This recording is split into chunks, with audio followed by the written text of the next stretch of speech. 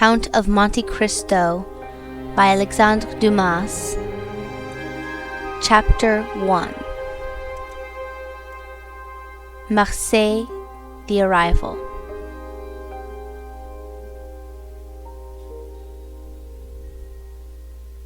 On the 24th of February, 1815, the lookout at Notre-Dame de la Garde signaled the three-master, the Pharaon, from Smyrna, Trieste, and Naples. As usual, a pilot put off immediately, and routing the Chateau d'If, got on board the vessel between Cape Morgan and Rion Island. Immediately, and according to custom, the ramparts of Fort Saint-Jean were covered with spectators. It is always an event at Marseille for a ship to come into port, especially when this ship, like the Pharaon, has been built, rigged, and laden in the old Fosse docks, and belongs to an owner of the city. The ship drew on, and had safely passed the strait which some volcanic shock has made between the Calazren and Jaros Islands, had doubled Pomègue, and approached the harbour under topsails, jib, and spanker, but so slowly and sedately that the idlers, with that instinct which is the forerunner of evil, asked one another what misfortune could have happened on board. However, those experienced in navigation saw plainly if any accident had occurred, it was not to the vessel herself, for she bore down with all the evidence of being skilfully handled, the anchor a cock-bill, the jib-boom guys already eased off, and standing by the side of the pilot, who was steering the Pharaon towards the narrow entrance of the inner port, was a young man who with activity and vigilant eye watched every motion of the ship and repeated every direction of the pilot. The vague disquietude which prevailed among the spectators had so much affected one of the crowd that he did not await the arrival of the vessel in harbour, but jumping into a small skiff, desired to be pulled alongside the Pharaon, which he reached as she rounded into La Réserve basin. When the young man on board saw this person approach, he left his station by the pilot, and hat in hand, leaned over the ship's bulwarks. He was a fine, tall, slim young fellow of 18 or 20, with black eyes and hair as dark as a raven's wing, and his whole appearance bespoke that calmness and resolution peculiar to men accustomed from their cradle to contend with danger. "Ah, is it you, Dantès?" cried the man in the skiff. "What's the matter, and why have you such an air of sadness aboard?" "A great misfortune, Monsieur Morel," replied the young man. "A great misfortune, for me especially. Off Civitavecchia we lost our brave captain Leclerc." "And the cargo?" inquired the owner, eagerly. "Is all safe, Monsieur Morel, and I think you will be satisfied on that head. But poor Captain Leclerc!" "What happened to him?" asked the owner, with an air of considerable resignation. "What happened to the worthy captain?" "He died." "Fell into the sea?" "No, sir. He died of brain fever in dreadful agony." Then, turning to the crew, he said, "Bear a hand there, to take in sail." All hands obeyed, and at once the 8 or 10 seamen who composed the crew sprang to their respective stations at the spanker brails, and out-haul, topsail sheets and halyards, the jib down-haul, and the topsail clew-lines and bunt-lines. The young sailor gave a look to see that his orders were promptly and accurately obeyed, and then turned again to the owner. "And how did this misfortune occur?" inquired the latter, resuming the interrupted conversation. "Alas, sir, in the most unexpected manner. After a long talk with the harbour-master, Captain Leclerc left Naples greatly disturbed in mind. In 24 hours he was attacked by a fever, and died 3 days afterwards. We performed the usual burial service, and he is at his rest, sewn up in his hammock with a 36-pound shot at his head and his heels off El Giglio Island. We bring to his widow his sword and cross of honour. It was worth while, truly, added the young man with a melancholy smile, to make war against the English for 10 years, and to die in his bed at last, like everybody else. Why, you see, Edmund, replied the owner, who appeared more comforted at every moment, we are all mortal, and the old must make way for the young. If not, there would be no promotion, and since you assure me that the cargo is all safe and sound, Monsieur Morel, take my word for it, and I advise you not to take 25,000 francs for the profits of the voyage. Then, as they were just passing the round tower, the young men shouted, Stand there to lower the topsails and jib! Brail up the spanker! The order was executed as promptly as it would have been on board a man of war. Let go, and clew up! At this last command all the sails were lowered, and the vessel moved almost imperceptibly onwards. Now, if you will come on board, Monsieur Morel, said Dantès, observing the owner's impatience, here is your supercargo, Monsieur Danglars, coming out of his cabin, who will furnish you with every particular. As for me, I must go look after the anchoring and dress the ship in mourning. The owner did not wait for a second invitation. He seized a rope which Dantès flung to him, and with an activity that would have done credit to a sailor, climbed up the side of the ship, while the young man, going to his task, left the conversation to Danglars, who now came towards the owner.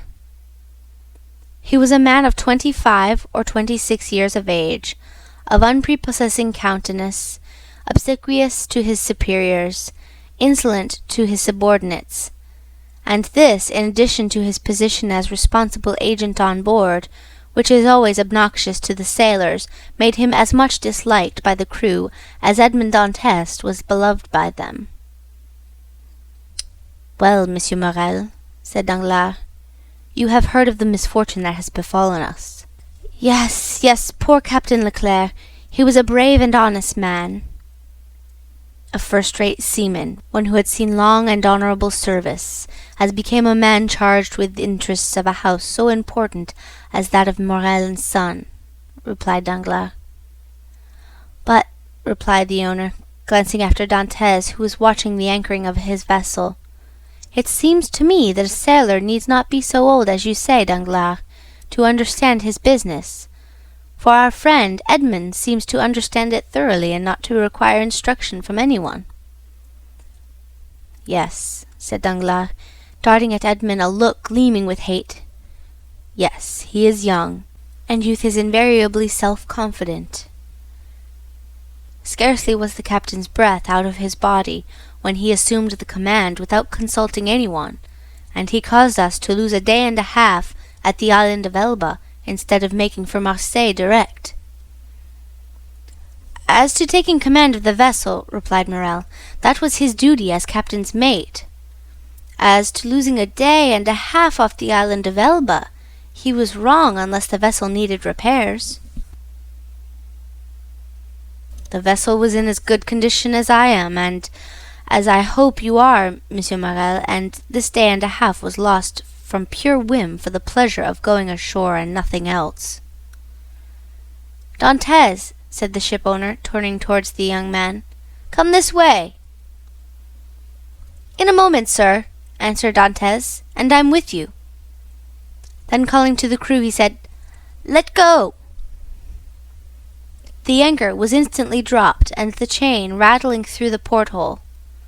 Dantès continued at his post in spite of the presence of the pilot, until this maneuver was completed, and then he added, "Half-mast the colours and square the yards."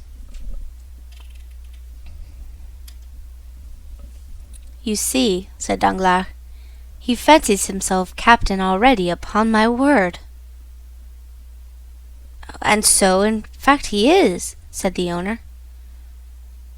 "Except your signature and your partner's, Monsieur Morel." "And why should he not have this?" asked the owner. "He is young, it is true, but he seems to me a thorough seaman, and of full experience." A cloud passed over Danglars' brow. "Your pardon, Monsieur Morel," said Dantès, approaching.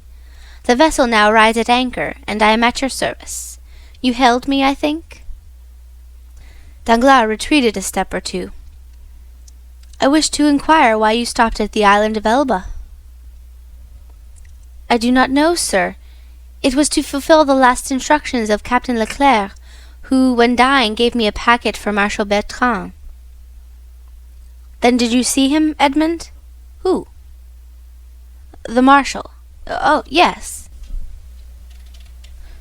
Morrel looked around him, and then, drawing Dantès on one side, he said suddenly, "And how is the Emperor?" "Very well, as far as I could judge from the sight of him." "You saw the Emperor, then?" "He entered the Marshal's apartment while I was there." "And you spoke to him?" "Why, it was he who spoke to me, sir," said Dantès with a smile. "And what did he say to you?" "Asked me questions about the vessel, the time she left Marseille, the course she had taken, and what was her cargo. I believe if she had not been laden, and I had been her master, he would have bought her. But I told him I was only mate, and that she belonged to the firm of Morel and Son." "Ah, yes," he said, "I know them. The Morels have been shipowners from father to son, and there was a Morel who served in the same regiment with me when I was in garrison at Valence." "Pardieu, and that is true!" cried the owner, greatly delighted. "And that was Policar Morel, my uncle, who was afterwards a captain. Dantès, you must tell my uncle that the Emperor remembered him, and you will see it will bring tears into the old soldier's eyes. Come, come," continued he, patting Edmond's shoulder kindly, "you did very right, Dantès, to follow Captain Leclerc's instructions, and touch at Elba, although if it were known that you had conveyed a packet to the Marshal, and had conversed with the Emperor, it might bring you into trouble." "How could that bring me into trouble, sir?" asked Dantès, "for I did not even know of what I was the bearer, and the Emperor merely made such inquiries as he would of the first comer. But pardon me, here are the health officers and the customs inspectors come alongside." And the young man went to the gangway. As he departed, Danglars approached and said, "Well, it appears that he has given you satisfactory reasons for his landing at Porto Ferrajo." "Yes, most satisfactory, my dear Danglars."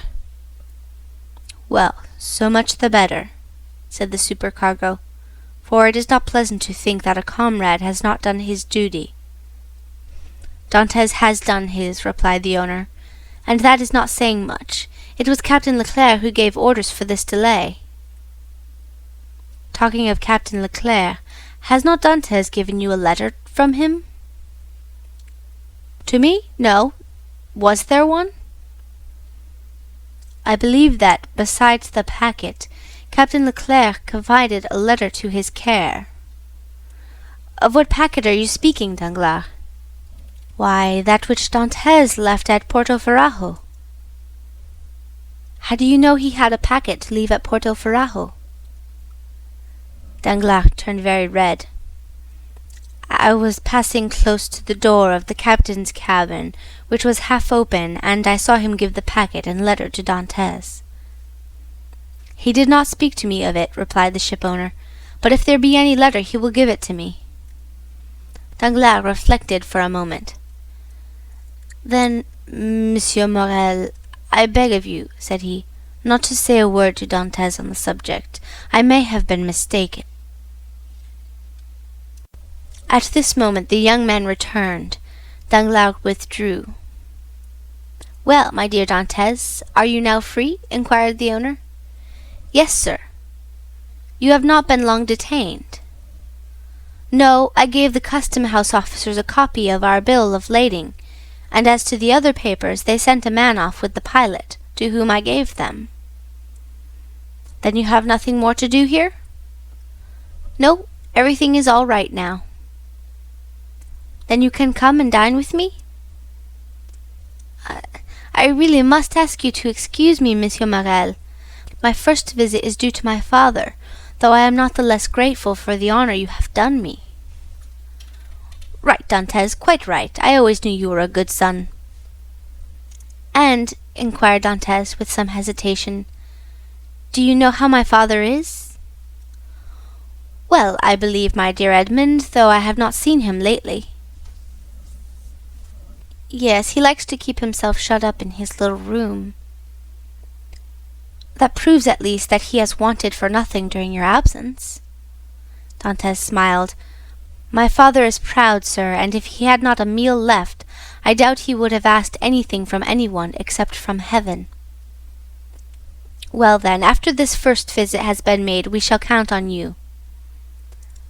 I must again excuse myself, Monsieur Morel, for after this first visit has been paid, I have another which I am most anxious to pay. True, Dantès, I forgot that there was at the Catalans someone who expects you no less impatiently than your father. The lovely Mercédès. Dantès blushed. Aha, said the shipowner, I am not in the least surprised, for she has been to me 3 times, inquiring if there were any news of the Pharaon. Peste, Edmund, you have a very handsome mistress. She is not my mistress, replied the young sailor gravely. She's my betrothed. Sometimes one and the same thing, said Morel with a smile. Not with us, sir, replied Dantès. Well, well, my dear Edmund, continued the owner, don't let me detain you. You have managed my affairs so well that I ought to allow you all the time you require for your own. Do you want any money? No, sir, I have all my pay to take, nearly 3 months' wages. You are a careful fellow, Edmund. Say, I have a poor father, sir. Yes, yes, I know how good a son you are. Now hasten away to see your father. I have a son too, and I should be very wroth with those who detained him from me after a 3 months' voyage. Then I have your leave, sir? Yes, if you have nothing more to say to me. Nothing. Captain Leclerc did not, before he died, give you a letter for me? He was unable to write, sir, but that reminds me that I must ask your leave of absence for some days. To get married? Yes, first, and then go to Paris. Very good. Have what time you require, Dantès. It will take quite 6 weeks to unload the cargo, and we cannot get you ready for sea until 3 months after that.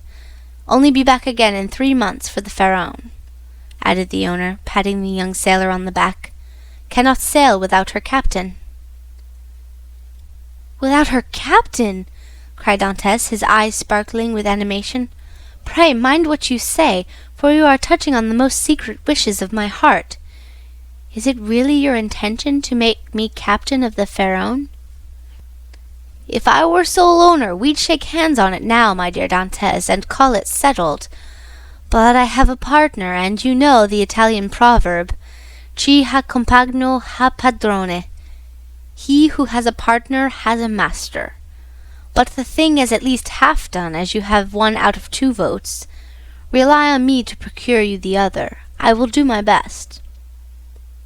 Ah, Monsieur Morel, exclaimed the young seaman, with tears in his eyes, and grasping the owner's hand. Monsieur Morel, I thank you in the name of my father and of Mercédès. That's all right, Edmund. There's a providence that watches over the deserving. Go to your father. Go and see Mercédès, and afterwards come to me. Shall I row you ashore? No, thank you. I shall remain and look over the accounts with Danglars. Have you been satisfied with him this voyage? That is, according to the sense you attach to the question, sir. Do you mean, is he a good comrade? No, for I think he never liked me since the day when I was silly enough, after a little quarrel we had, to propose to him to stop for 10 minutes at the island of Monte Cristo to settle the dispute, a proposition which I was wrong to suggest, and he quite right to refuse. If you mean as responsible agent when you ask me the question, I believe there is nothing to say against him, and that you will be content with the way in which he has performed his duty. But tell me, Dantès, if you had command of the Pharaon, should you be glad to see Danglars remain? Captain or mate, Monsieur Morel, I shall always have the greatest respect for those who possess the owner's confidence. That's right, Dantès. I see you are a thoroughly good fellow, and will detain you no longer. Go, for I see how impatient you are. Then I have leave? Go, I tell you. May I have the use of your skiff?" "Certainly." "Then for the present, Monsieur Morel, farewell, and 1,000 thanks." "I hope soon to see you again, my dear Edmund. Good luck to you." The young sailor jumped into the skiff and sat down in the stern sheets with the order that he be put ashore at La Canebière. The 2 oarsmen bent to their work, and the little boat glided away as rapidly as possible in the midst of the 1,000 vessels which choke up the narrow way which leads between the 2 rows of ships from the mouth of the harbour to the Quai d'Orléans.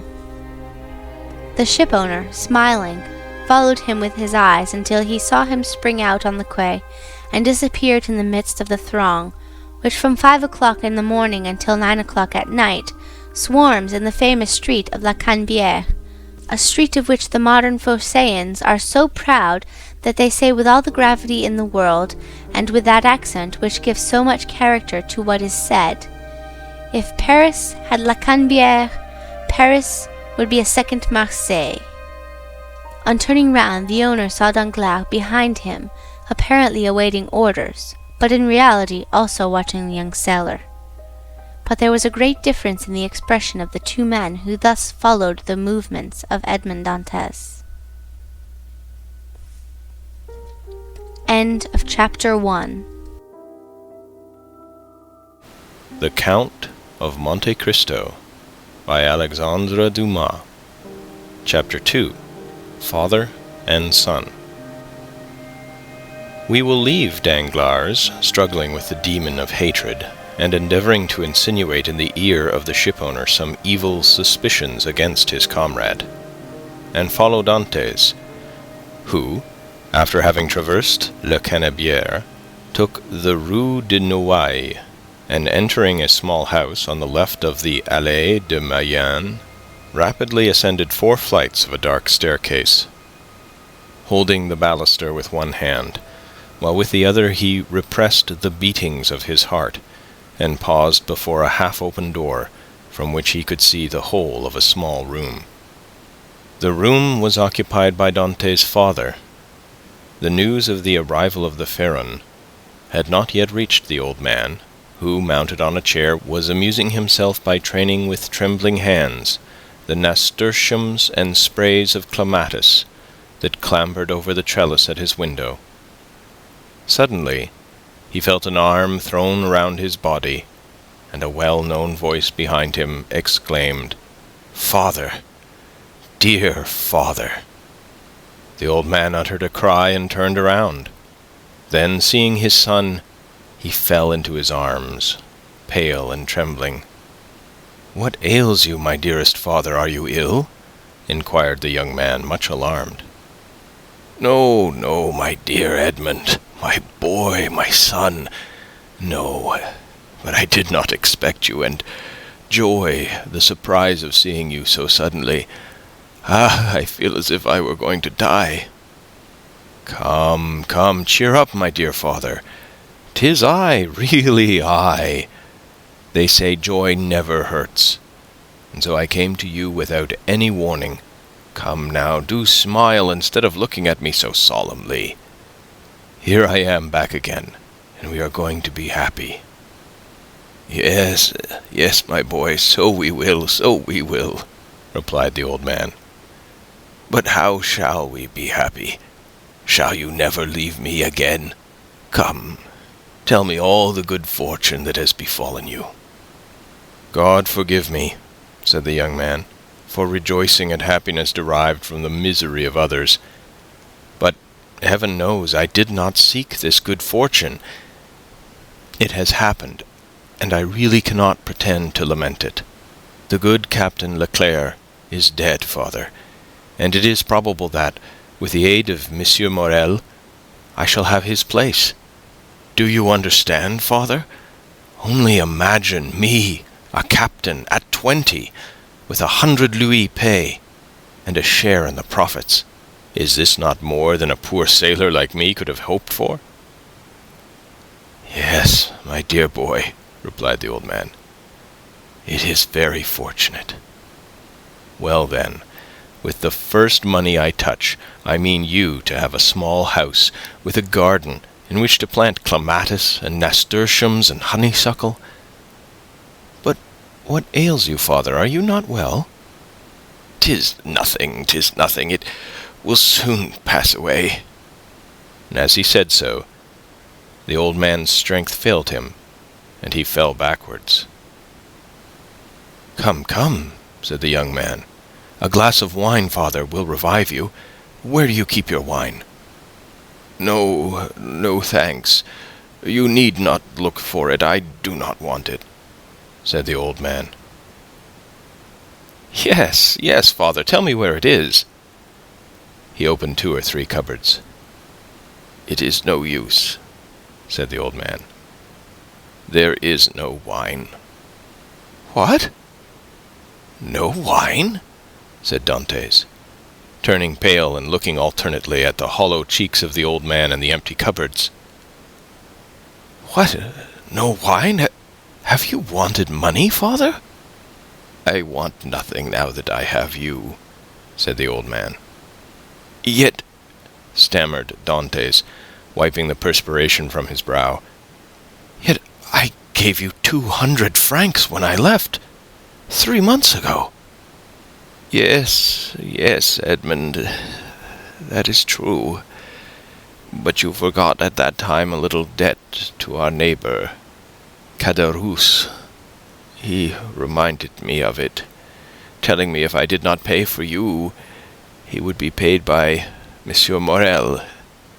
And so, you see, lest he might do you an injury." "Well?" "Why, I paid him."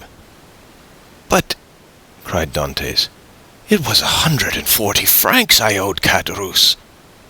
"Yes," stammered the old man. "And you paid him out of the 200 francs I left you?" The old man nodded.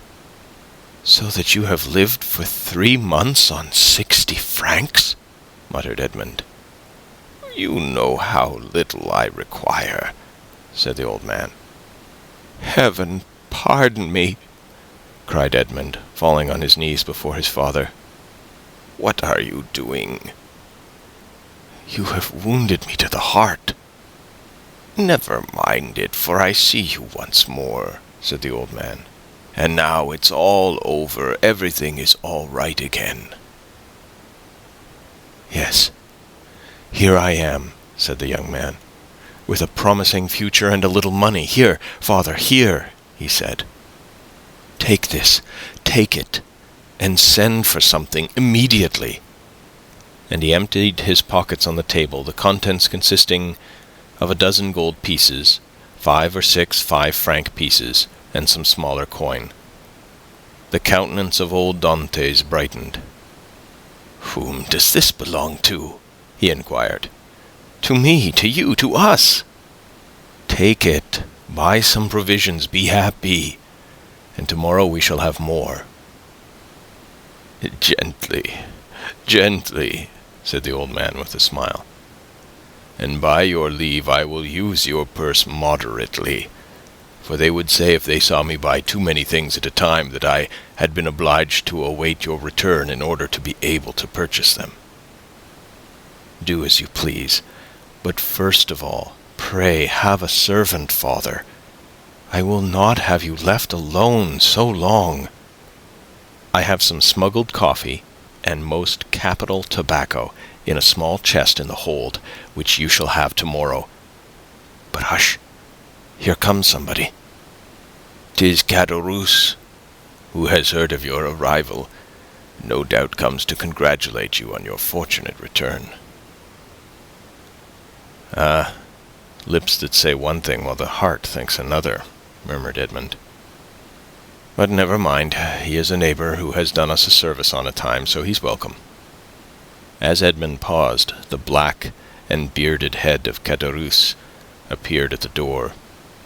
He was a man of 25 or 6, and held a piece of cloth, which, being a tailor, he was about to make into a coat lining. "What, is it you, Edmund, back again?" said he, with a broad Marseillaise accent, and a grin that displayed his ivory-white teeth. "Yes, as you see, neighbor Caderousse. and ready to be agreeable to you in any and every way," replied Dantès, but ill concealing his coldness under this cloak of civility. "Thanks, but fortunately I do not want for anything, and it chances that at times there are others who have need of me." Dantès made a gesture. "I do not allude to you, my boy. No, I lent you money and you returned it. That's like good neighbors, and we are quits." "We are never quits with those who oblige us," was Dante's reply. "For when we do not owe them money, we owe them gratitude." "Oh, what's the use of mentioning that? What is done is done. Let us talk of your happy return, my boy. I had gone on the quay to match a piece of mulberry cloth when I met friend Danglars. 'You at Marseille?' 'Yes,' says he. 'I thought you were at Smyrna.' 'I was, but am now back again.' 'And where is the dear boy, our little Edmund?' 'Why, with his father, no doubt,' replied Danglars, 'and so I came,' added Caderousse, 'as fast as I could to have the pleasure of shaking hands with a friend.' 'Worthy Caderousse,' said the old man, 'he is so much attached to us.' 'Yes, to be sure I am. I love and esteem you, because honest folks are so rare. But it seems you have come back rich, my boy,' continued the tailor, looking askance at the handful of gold and silver which Dantès had thrown on the table. The young man remarked the greedy glance which shone in the dark eyes of his neighbor. He said negligently, 'this money is not mine. I was expressing to my father my fears that he had wanted many things in my absence, and to convince me he emptied his purse on the table. Come, father,' added Dantès, 'put this money back in your box, unless neighbor Caderousse wants anything, and in that case it is at his service.' 'No, my boy, no,' said Caderousse. 'I am not in any want. Thank God, my living is suited to my means.' 'Keep your money, keep it, I say. One never has too much. But at the same time, my boy, I am as much obliged by your offer as if I took advantage of it.' 'It was offered with good will,' said Dantès. 'No doubt, my boy, no doubt. Well, you stand well with Monsieur Morel, I hear, you insinuating dog, you.' 'Monsieur Morel has always been exceedingly kind to me,' replied Dantès.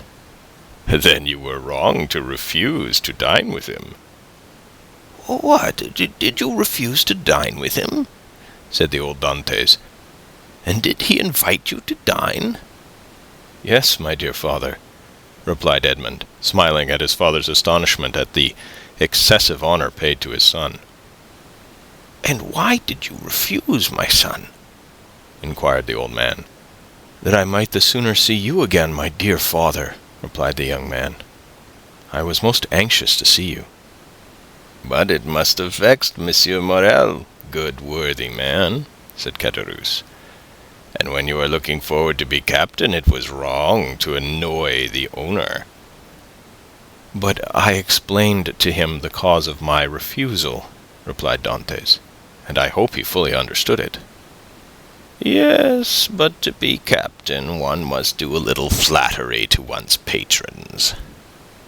'I hope to be captain without that,' said Dantès. 'So much the better, so much the better.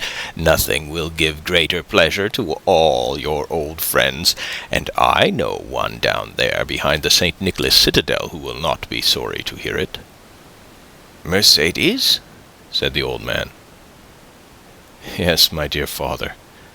And with your permission now I have seen you, and know you are well and have all you require, I will ask your consent to go and pay a visit to the Catalans.' 'Go, my dear boy,' said old Dantès, 'and heaven bless you and your wife, as it has blessed me and my son.' 'His wife!' said Caderousse. 'Why, how fast you go on, Father Dantès! She is not his wife yet, as it seems to me.' 'So, but according to all probability, she soon will be,' replied Edmund. Yes, yes, said Caderousse. But you are right to return as soon as possible, my boy. And why? Because Mercedes is a very fine girl, and fine girls never lack followers. She particularly has them by the dozens. Really, answered Edmund, with a smile which had in it traces of slight uneasiness. Ah, yes, continued Caderousse, and with capital offers, too. But you know you will be captain, and who could refuse you then? Meaning to say, replied Dantès with a smile which but ill concealed his trouble, that if I were not a captain. Eh? Said Caderousse, shaking his head. Come, said the sailor. I have a better opinion than you of women in general, and of Mercedes in particular, and I am certain that, captain or not, she will remain ever faithful to me. Oh, so much the better, so much the better, said Caderousse. When one is going to be married, there is nothing like implicit confidence. But never mind that, my boy. Go and announce your arrival, and let her know all your hopes and prospects. I will go directly, was Edmund's reply, and embracing his father and nodding to Caderousse, he left the apartment. Caderousse lingered for a moment, then, taking leave of old Dantès, he went downstairs to rejoin Danglars, who awaited him at the corner of the Rue Senac. Well, said Danglars, did you see him? I have just left him, answered Caderousse. Did he allude to his hope of being captain? He spoke of it as a thing already decided. Indeed, said Danglars. He is in too much hurry, it appears to me. Why, it seems Monsieur Morel has promised him the thing. So that he is quite elated about it? Why, yes. He is actually insolent over the matter, has already offered me his patronage as if he were a grand personage, and proffered me a loan of money as though he were a banker. Which you refused? Most assuredly, although I might easily have accepted it, for it was I who put into his hands the first silver he ever earned. But now Monsieur Dantès has no longer any occasion for assistance. He is about to become a captain. Pooh, said Danglars. He is not one yet. Ma foi, it will be as well if he is not, answered Caderousse. For if he should be, there will be really no speaking to him. If we choose, replied Danglars, he will remain what he is and perhaps become even less than he is. What do you mean? Nothing. I was speaking to myself. And is he still in love with the Catalane? Over head and ears, but unless I am much mistaken, there will be a storm in that quarter. Explain yourself. Why should I? It is more important than you think, perhaps. You do not like Dantès. I never like upstarts. Then tell me all you know about the Catalane. I know nothing for certain. Only I have seen things which induce me to believe, as I told you, that the future captain will find some annoyance in the vicinity of the Fayet infirmary. What have you seen? Come, tell me.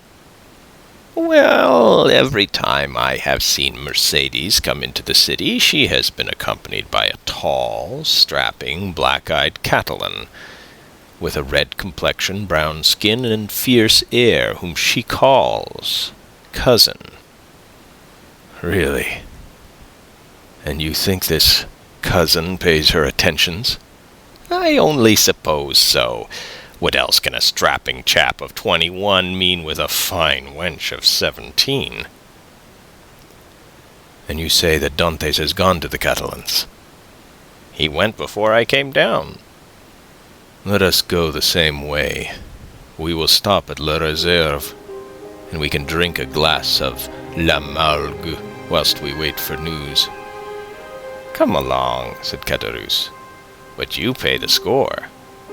Of course, replied Danglars, and going quickly to the designated place, they called for a bottle of wine and 2 glasses. Père Pamphile had seen Dantes pass not 10 minutes before, and assured that he was at the Catalans, they sat down under the budding foliage of the planes and sycamores, in the branches of which the birds were singing their welcome to one of the first days of spring. End of Chapter 2. The Count of Monte Cristo by Alexandre Dumas. Chapter 3. The Catalans. Beyond a bare, weather-worn wall, about 100 paces from the spot where the 2 friends sat looking and listening as they drank their wine, was the village of the Catalans. Long ago this mysterious colony quitted Spain and settled on the tongue of land on which it is to this day. Whence it came no one knew, and it spoke an unknown tongue. One of its chiefs, who understood Provençal, begged the commune of Marseille to give them this bare and barren promontory, where, like the sailors of old, they had run their boats ashore. The request was granted, and 3 months afterwards, around the 12 or 15 small vessels which had brought these gypsies of the sea, a small village sprang up. This village, constructed in a singular and picturesque manner, half Moorish, half Spanish, still remains, and is inhabited by descendants of the first comers, who speak the language of their fathers. For 3 or 4 centuries they have remained upon this small promontory, on which they had settled like a flight of sea-birds, without mixing with the Marseillaise population, intermarrying, and preserving their original customs and the costume of their mother country as they have preserved its language. Our readers will follow us along the only street of this little village, and enter with us one of the houses, which is sunburned to the beautiful dead-leaf colour peculiar to the buildings of the country, and within coated with whitewash, like a Spanish posada. A young and beautiful girl, with hair as black as jet, her eyes as velvety as the gazelle's, was leaning with her back against the wainscot, rubbing in her slender, delicately moulded fingers a bunch of heath blossoms, the flowers of which she was picking off and strewing on the floor.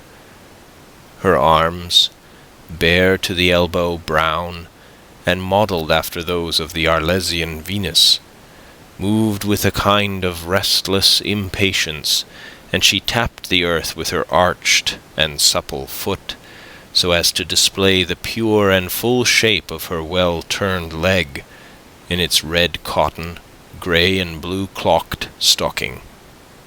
At 3 paces from her, seated in a chair which he balanced on 2 legs, leaning his elbow on an old worm-eaten table, was a tall young man of 20, or 22, who was looking at her with an air in which vexation and uneasiness were mingled. He questioned her with his eyes, but the firm and steady gaze of the young girl controlled his look. "You see, Mercedes," said the young man, "here is Easter come round again. Tell me, is this the moment for a wedding?" "I have answered you 100 times, Fernand, and really, you must be very stupid to ask me again." "Well, repeat it. Repeat it, I beg of you, that I may at last believe it. Tell me for the 100th time that you refuse my love, which had your mother's sanction. Make me understand once for all that you are trifling with my happiness, that my life or death are nothing to you. Ah, to have dreamed for 10 years of being your husband, Mercedes, and to lose that hope, which was the only stay of my existence." "At least it was not I who ever encouraged you in that hope, Fernand," replied Mercedes. "You cannot reproach me with the slightest coquetry.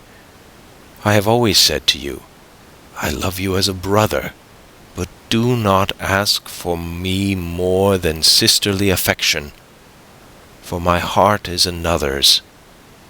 Is not this true, Fernand?" "Yes, that is very true, Mercedes," replied the young man. "Yes, you have been cruelly frank with me. But do you forget that it is among the Catalans a sacred law to intermarry?" "You mistake, Fernand. It is not a law, but merely a custom. And I pray of you, do not cite this custom in your favour. You are included in the conscription, Fernand, and are only at liberty on sufferance, liable at any moment to be called upon to take up arms. Once a soldier, what would you do with me, a poor orphan, forlorn, without fortune, with nothing but a half-ruined hut and a few ragged nets? The miserable inheritance left by my father to my mother, and by my mother to me. She has been dead a year. And you know, Fernand, I have subsisted almost entirely on public charity. Sometimes you pretend I am useful to you, and that is an excuse to share with me the produce of your fishing, and I accept it, Fernand, because you are the son of my father's brother, because we were brought up together, and still more because it would give you so much pain if I refuse. But I feel very deeply that this fish which I go and sell, and with the produce of which I buy the flax I spin, I feel very keenly, Fernand, that this is charity. And if it were, Mercedes, poor and lone as you are, you suit me as well as the daughter of the first ship owner or the richest banker of Marseille. What do such as we desire but a good wife and careful housekeeper? And where can I look for these better than in you?" "Fernand," answered Mercedes, shaking her head, "a woman becomes a bad manager, and who shall say she will remain an honest woman when she loves another man better than her husband? Rest content with my friendship, for I say once more, that is all I can promise, and I will promise no more than I can bestow." "I understand," replied Fernand. "You can endure your own wretchedness patiently, but you are afraid to share mine. Well, Mercedes, beloved by you, I would tempt fortune. You would bring me good luck, and I should become rich. I could extend my occupation as a fisherman, might get a place as clerk in a warehouse, and become, in time, a dealer myself." "You could do no such thing, Fernand. You are a soldier, and if you remain at the Catalans, it is because there is no war. So remain a fisherman, and contented with my friendship, as I cannot give you more." "Well, I will do better, Mercedes. I will be a sailor. Instead of the costume of our fathers, which you despise, I will wear a varnished hat, a striped shirt, and a blue jacket with an anchor on the buttons. Would not that dress please you?" "What do you mean?" asked Mercedes with an angry glance. "What do you mean? I do not understand you." "I mean, Mercedes, that you are thus harsh and cruel with me because you are expecting someone who is thus attired. But perhaps he whom you await is inconstant. Or if he is not, the sea is so to him." "Fernand," cried Mercedes, "I believed you were good-hearted, and I was mistaken. Fernand, you are wicked to call to your aid jealousy and the anger of God. Yes, I will not deny it. I do await, and I do love him of whom you speak. And if he does not return, instead of accusing him of the inconstancy which you insinuate, I will tell you that he died loving me, and me only." The young girl made a gesture of rage.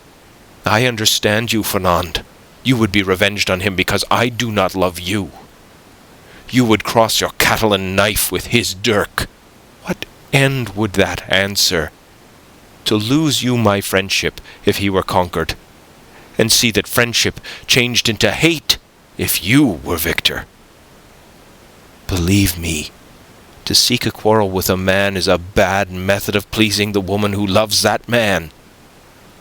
No, Fernand, you will not thus give way to evil thoughts. Unable to have me for your wife, you will content yourself with having me for your friend and sister.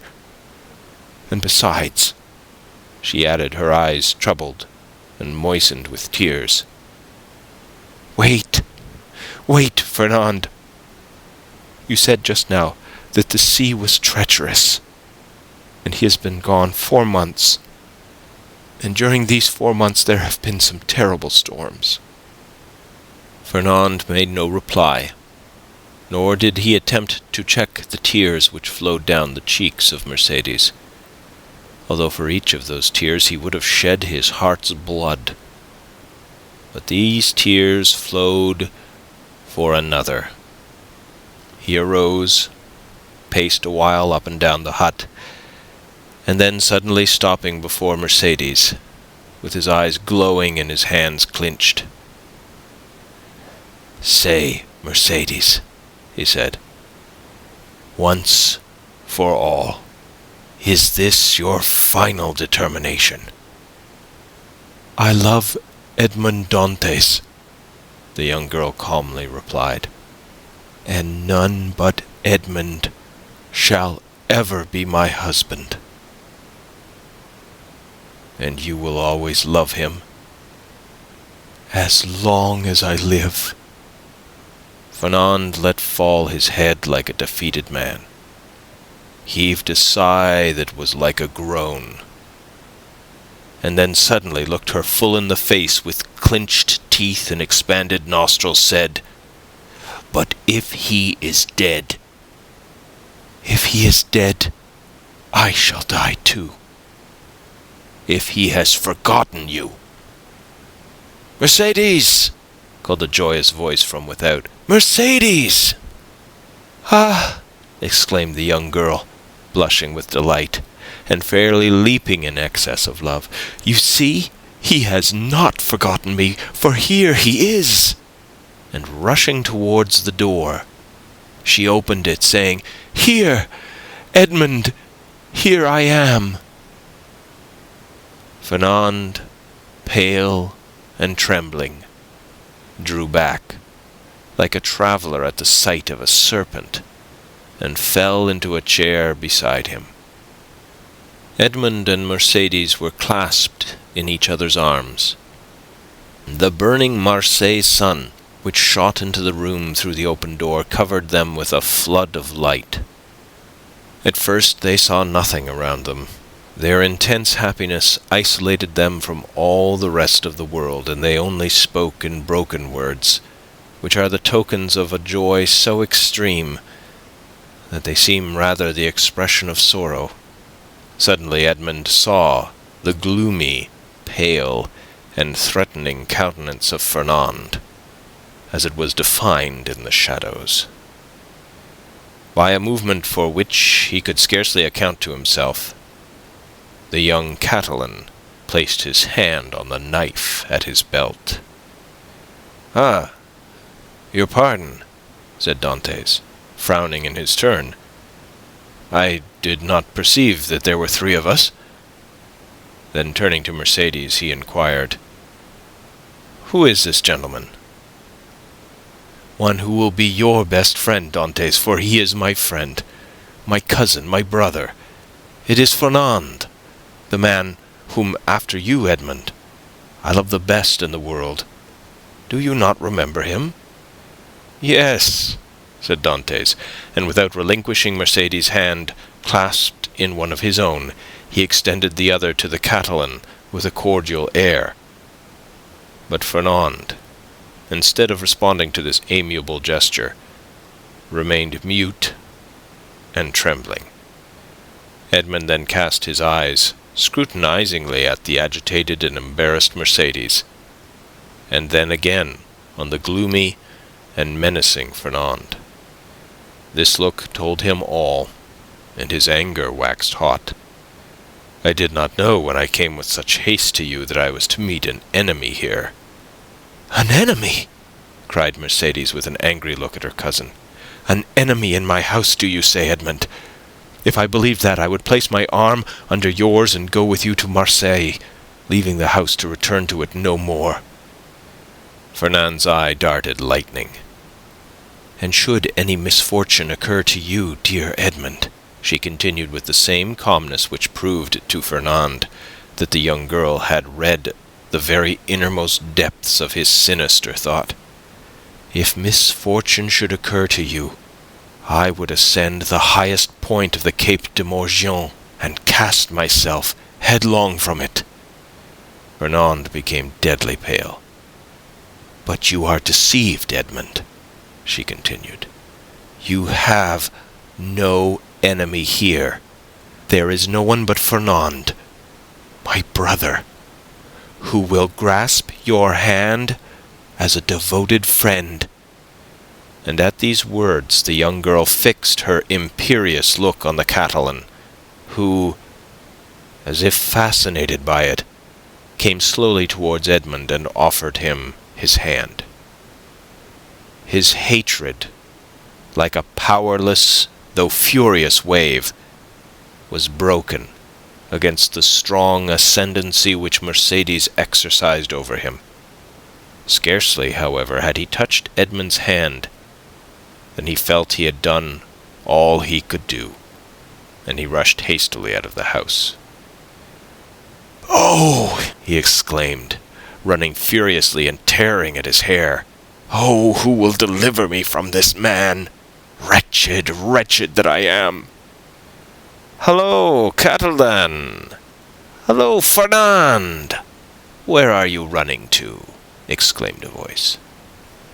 The young man stopped suddenly, looked around him, and perceived Caderousse sitting at table with Danglars under an arbor.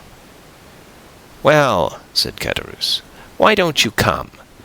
Are you really in such a hurry that you have no time to pass the time of day with your friends?" "Particularly when they have still a full bottle before them," added Danglars. Fernand looked at them both with a stupefied air, but did not say a word. "He seems besotted," said Danglars, pushing Caderousse with his knee.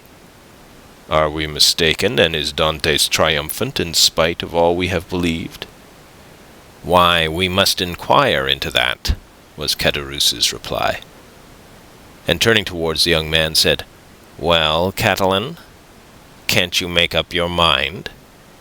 Fernand wiped away the perspiration steaming from his brow, and slowly entered the arbor, whose shade seemed to restore somewhat of calmness to his senses, and whose coolness somewhat of refreshment to his exhausted body.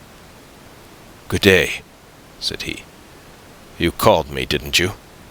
And he fell, rather than sat down, on one of the seats which surrounded the table. "I called you because you were running like a madman, and I was afraid you would throw yourself into the sea," said Caderousse, laughing. "Why, when a man has friends, they are not only to offer him a glass of wine, but, moreover, to prevent his swallowing 3 or 4 pints of water unnecessarily." Fernand gave a groan which resembled a sob, and dropped his head into his hands, his elbows leaning on the table. "Well, Fernand, I must say," said Caderousse, beginning the conversation with that brutality of the common people in which curiosity destroys all diplomacy, "you look uncommonly like a rejected lover." And he burst into a hoarse laugh. "Bah!" said Danglars.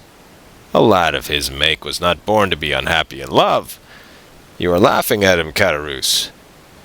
"No," he replied.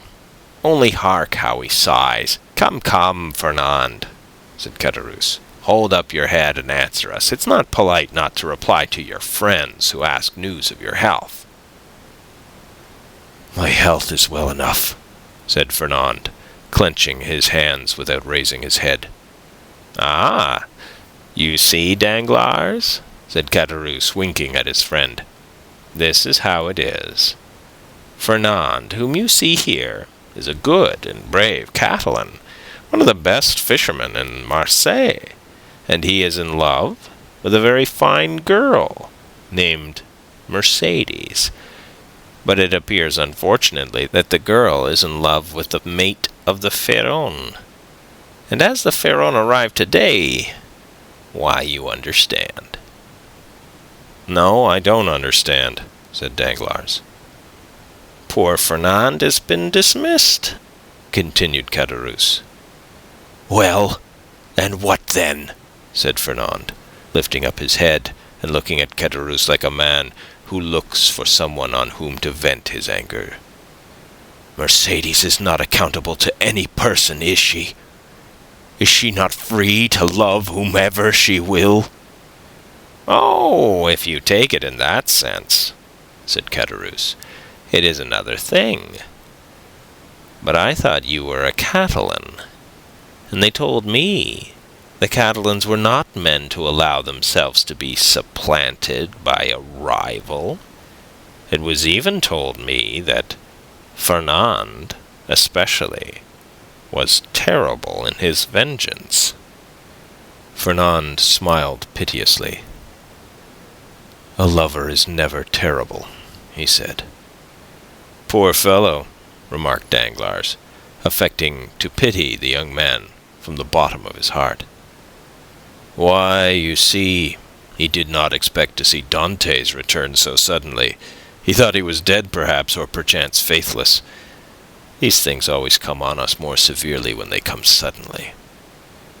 Ah, ma foi, under any circumstances, said Caderousse, who drank as he spoke, and on whom the fumes of the wine began to take effect.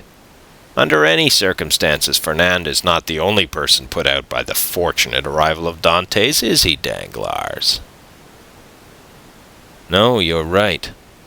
I should say that would bring him ill luck. Well, never mind, answered Caderousse, pouring out a glass of wine for Fernand and filling his own for the 8th or 9th time, while Danglars had merely sipped his. Never mind. In the meantime, he marries Mercedes, the lovely Mercedes. At least he returns to do that. During this time, Danglars fixed his piercing glance on the young man, on whose heart Caderousse's words fell like molten lead. And when is the wedding to be? He asked. Oh, it is not yet fixed, murmured Fernand. No, but it will be, said Caderousse, as surely as Dante's will be captain of the Pharaon. Danglars? Danglars shuddered at this unexpected attack and turned to Caderousse, whose countenance he scrutinized to try and detect whether the blow was premeditated. But he read nothing but envy in a countenance already rendered brutal and stupid by drunkenness. Well, said he, filling up the glasses, let us drink to Captain Edmond Dantes, husband of the beautiful Catalane. Caderousse raised his glass to his mouth with unsteady hand and swallowed the contents at a gulp. Fernand dashed his own on the ground. Stammered Caderousse. What do I see down there by the wall in the direction of the Catalans? Look, Fernand, your eyes are better than mine. I believe I see double. You know wine is a deceiver, but I should say it was two lovers walking side by side and hand in hand. Heaven forgive me, they do not know what we can see them, and they are actually embracing. Danglars did not lose one pang that Fernand endured. Do you know them, Fernand? He said. Yes, was the reply in a low voice. It is Edmund and Mercedes. "Ah, see there now," said Caderousse. "And I did not recognize them. Hello, Dantes! Hello, lovely damsel! Come this way and let us know when the wedding is to be, for Fernand here is so obstinate he will not tell us." "Hold your tongue, will you?" said Danglars, pretending to restrain Caderousse, who, with the tenacity of drunkards, leaned out of the arbour. "Try to stand upright and let the lovers make love without interruption. Look at Fernand and follow his example. He is well behaved." Fernand, probably excited beyond bearing, pricked by Danglars, as the bull is by the banderilleros, was about to rush out, for he had risen from his seat and seemed to be collecting himself to dash headlong upon his rival, when Mercedes, smiling and graceful, lifted up her lovely head and looked at them with her clear and bright eyes. At this, Fernand recollected her threat of dying if Edmund died, and dropped again heavily on his seat. Danglars looked at the two men, one after the other, the one brutalized by liquor, the other overwhelmed with love. "I shall get nothing from these fools," he muttered, "and I am very much afraid of being here between a drunkard and a coward. He's an envious fellow, making himself boozy on wine when he ought to be nursing his wrath, and here is a fool who sees the woman he loves stolen from under his nose and takes on like a big baby. Yet this Catalan has eyes that glisten like those of the vengeful Spaniards, Sicilians, and Calabrians, and the other has fists big enough to crush an ox at one blow. Unquestionably, Edmund's star is in the ascendant, and he will marry the splendid girl, and he will be captain too, and laugh at us all, unless..." A sinister smile passed over Danglars' lips. "Unless I take a hand in the affair," he added. "Hello!" continued Caderousse, half rising with his fist on the table. "Hello, Edmund! Do you not see your friends, or are you too proud to speak to them?" "No, my dear fellow," replied Dantes. "I am not proud, but I am happy, and happiness blinds, I think, more than pride." "Ah, very well, that's an explanation," said Caderousse. "How do you do, Madame Dantes?" Mercedes curtsied gravely and said, "That is not my name, and in my country it bodes ill fortune, they say, to call a young girl by the name of her betrothed before he becomes her husband. So call me Mercedes, if you please." "We must excuse our worthy neighbour Caderousse," said Dantes. "He is so easily mistaken." "So, then, the wedding is to take place immediately, Monsieur Dantes?" said Danglars, bowing to the young couple. "As soon as possible, Monsieur Danglars.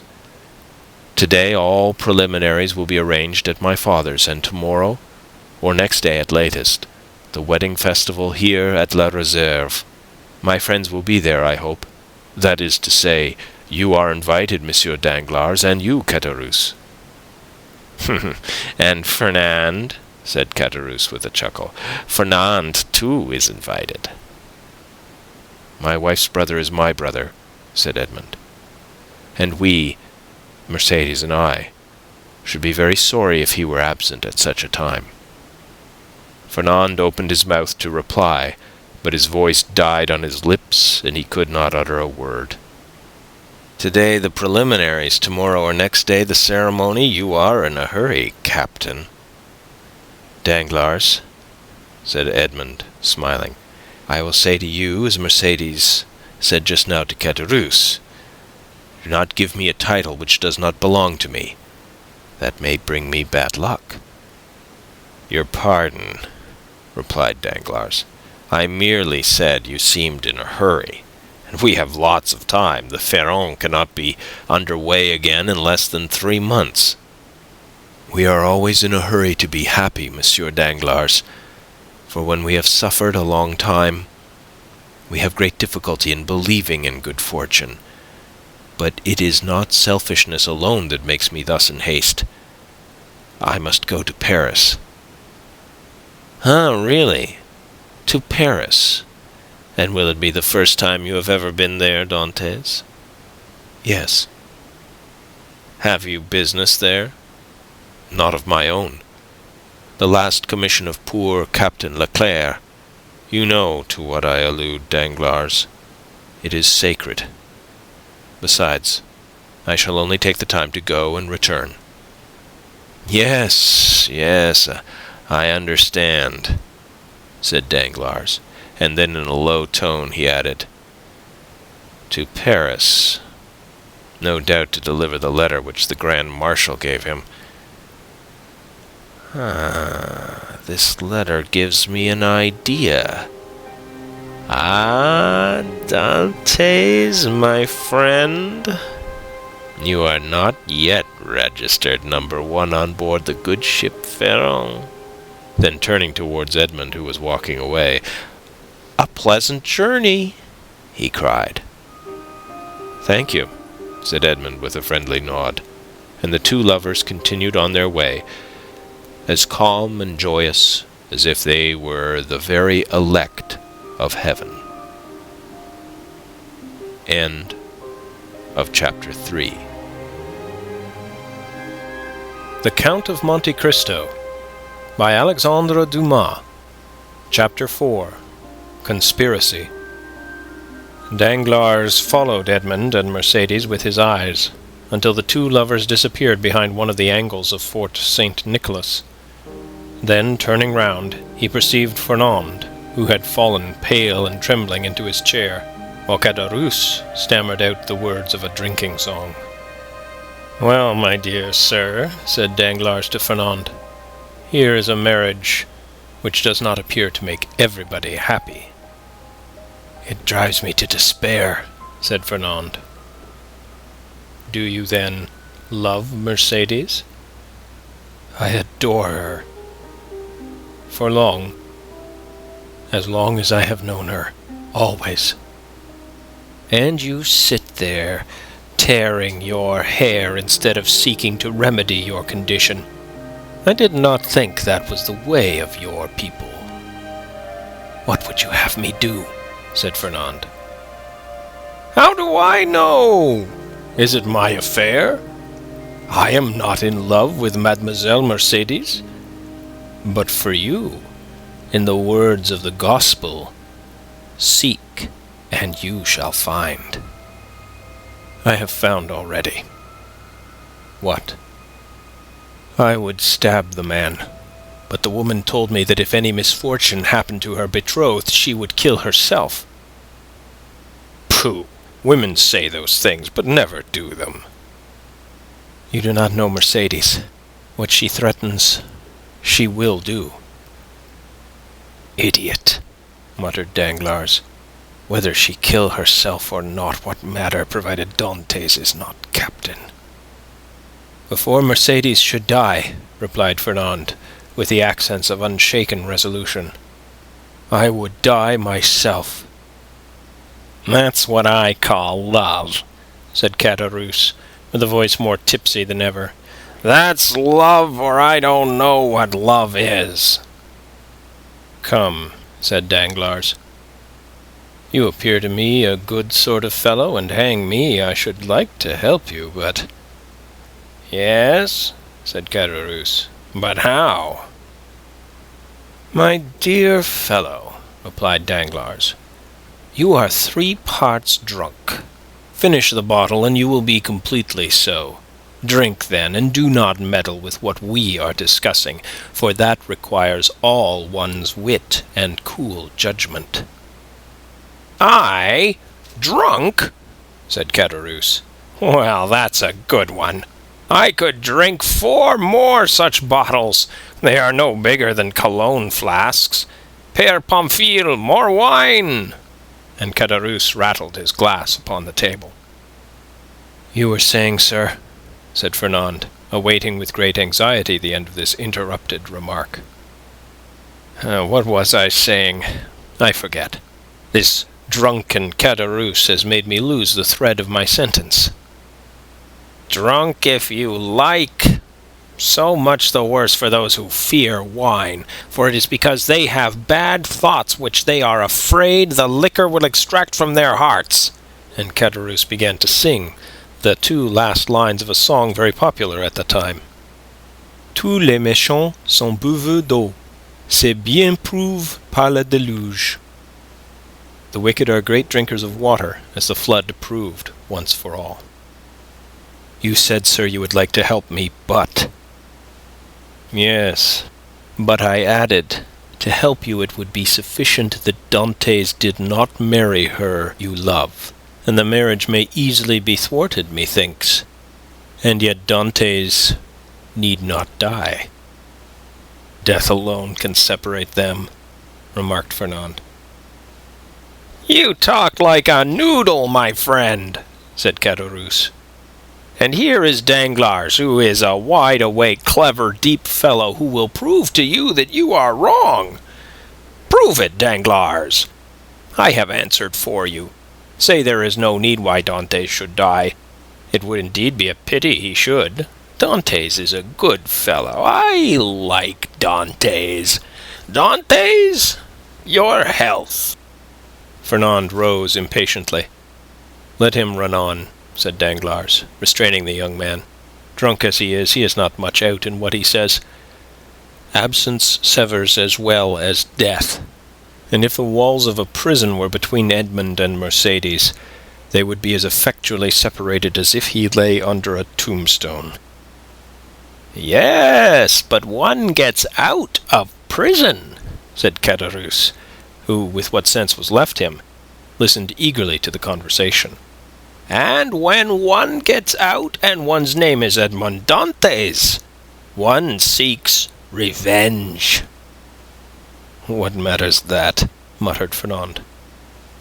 And why, I should like to know, persisted Caderousse. Should they put Dantes in prison? He has not robbed or killed or murdered. Hold your tongue, said Danglars. I won't hold my tongue, replied Caderousse. I say I want to know why they should put Dantes in prison. I like Dantes. Dantes, your health. And he swallowed another glass of wine. Danglars saw in the muddled look of the tailor the progress of his intoxication, and turning towards Fernand, said, Well, you understand there is no need to kill him. Certainly not. If, as you said just now, you have the means of having Dantes arrested. Have you that means? It is to be found for the searching. But why should I meddle in the matter? It is no affair of mine. I know not why you meddle, said Fernand, seizing his arm. But this I know. You have some motive of personal hatred against Dantes. For he who himself hates is never mistaken in the sentiment of others. I? Motives of hatred against Dantes? None, on my word. I saw you were unhappy, and your unhappiness interested me, that's all. But since you believe I act for my own account, adieu, my dear friend. Get out of the affair as best you may. And Danglars rose as if he meant to depart. No, no, said Fernand, restraining him. Stay. It is of very little consequence to me at the end of the matter whether you have any angry feeling or not against Dantes. I hate him. I confess it openly. Do you find the means, I will execute it. Provided it is not to kill the man, for Mercédès has declared she will kill herself if Dantes is killed. Caderousse, who had let his head drop to the table, now raised it, and looking at Fernand with his dull and fishy eyes, he said, Kill Dantes? Who talks of killing Dantes? I won't have him killed. I won't. He's my friend, and this morning offered to share his money with me as I shared mine with him. I won't have Dantes killed. I won't." "And who said a word about killing him, muddlehead?" replied Danglars. "We were merely joking. Drink to his health," he added, filling Caderousse's glass, "and do not interfere with us." "Yes, yes! Dante's good health," said Caderousse, emptying his glass. "Here's to his health, his health! Hurrah!" "But the means, said Fernand. "Have you not hit upon any?" asked Danglars. "No, you undertook to do so." "True," replied Danglars. "The French have the superiority over the Spaniards, that the Spaniards ruminate, while the French invent." "Do you invent, then?" said Fernand impatiently. "Waiter," said Danglars, "pen, ink, and paper."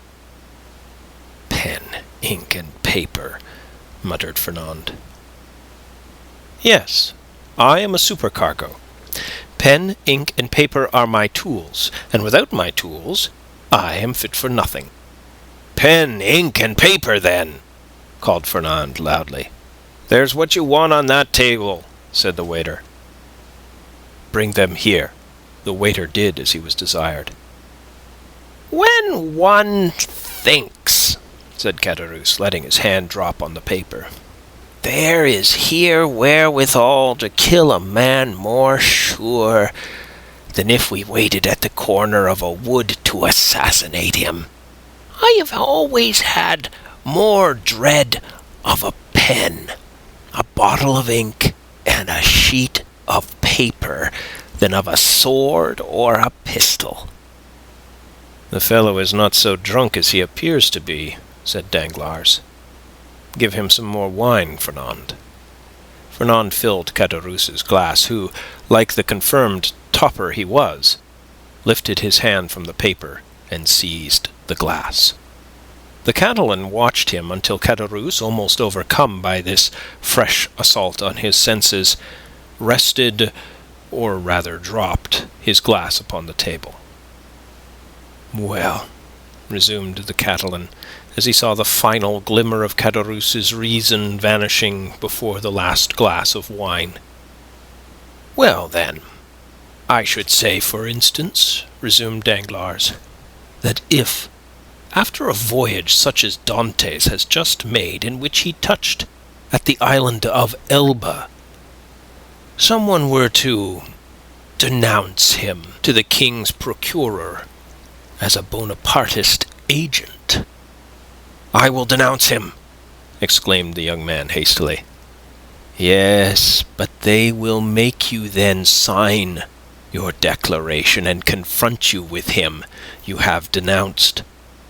I will supply you with the means of supporting your accusation, for I know the fact well.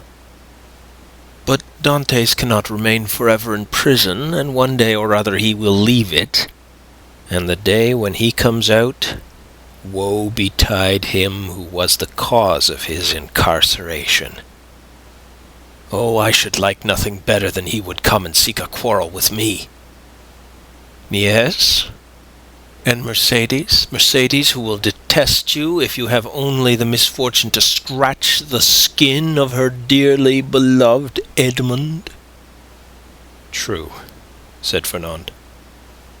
No, continued Danglars. "If we resolve on such a step, it would be much better to take, as I now do, this pen, dip it into this ink, and write, with the left hand, that the writing may not be recognized, the denunciation we propose." And Danglars, uniting practice with theory, wrote with his left hand, and in a writing reversed from his usual style, and totally unlike it, the following lines, which he handed to Fernand, and which Fernand read in an undertone. "The Honourable, the King's Attorney, is informed by a friend of the throne and religion that one Edmond Dantes, mate of the ship Pharaon, arrived this morning from Smyrna, after having touched at Naples and Portoferraro, has been entrusted by Murat with a letter for the usurper, and by the usurper with a letter for the Bonapartist committee in Paris. Proof of this crime will be found on arresting him, for the letter will be found upon him, or at his father's, or in his cabin on board the Pharaon." "Very good," resumed Danglars. "Now your revenge looks like common sense, for in no way can it revert to yourself, and the matter will thus work its own way. There is nothing to do now but fold the letter as I am doing, and write upon it, 'To the King's Attorney.' And that's all settled." And Danglars wrote the address as he spoke. "Yes, that's all settled," exclaimed Caderousse, who, by a last effort of intellect, had followed the reading of the letter, and instinctively comprehended all the misery which such a denunciation must entail. "Yes, and that's all settled. Only it will be an infamous shame." And he stretched out his hand to reach the letter. "Yes," said Danglars, taking it from beyond his reach, "and as what I say and do is merely in jest, and I, amongst the first and foremost, should be sorry if anything happened to Dantes, the worthy Dantes. Look here." And taking the letter, he squeezed it up in his hands and threw it into a corner of the arbor. "All right," said Caderousse. "Dantes is my friend, and I won't have him ill-used." "And who thinks of using him ill?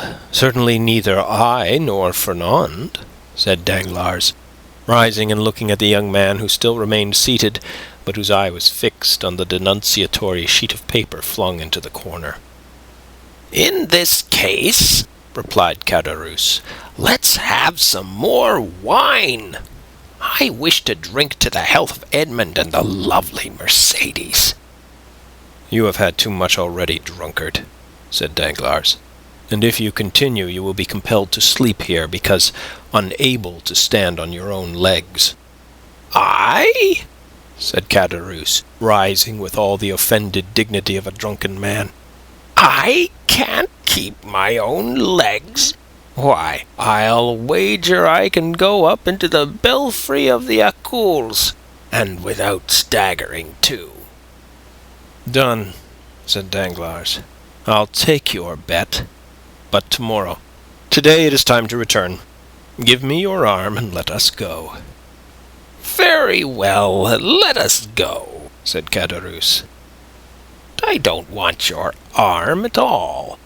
Come, Fernand, won't you return to Marseille with us?"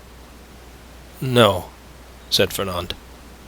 "I shall return to the Catalans." "You're wrong.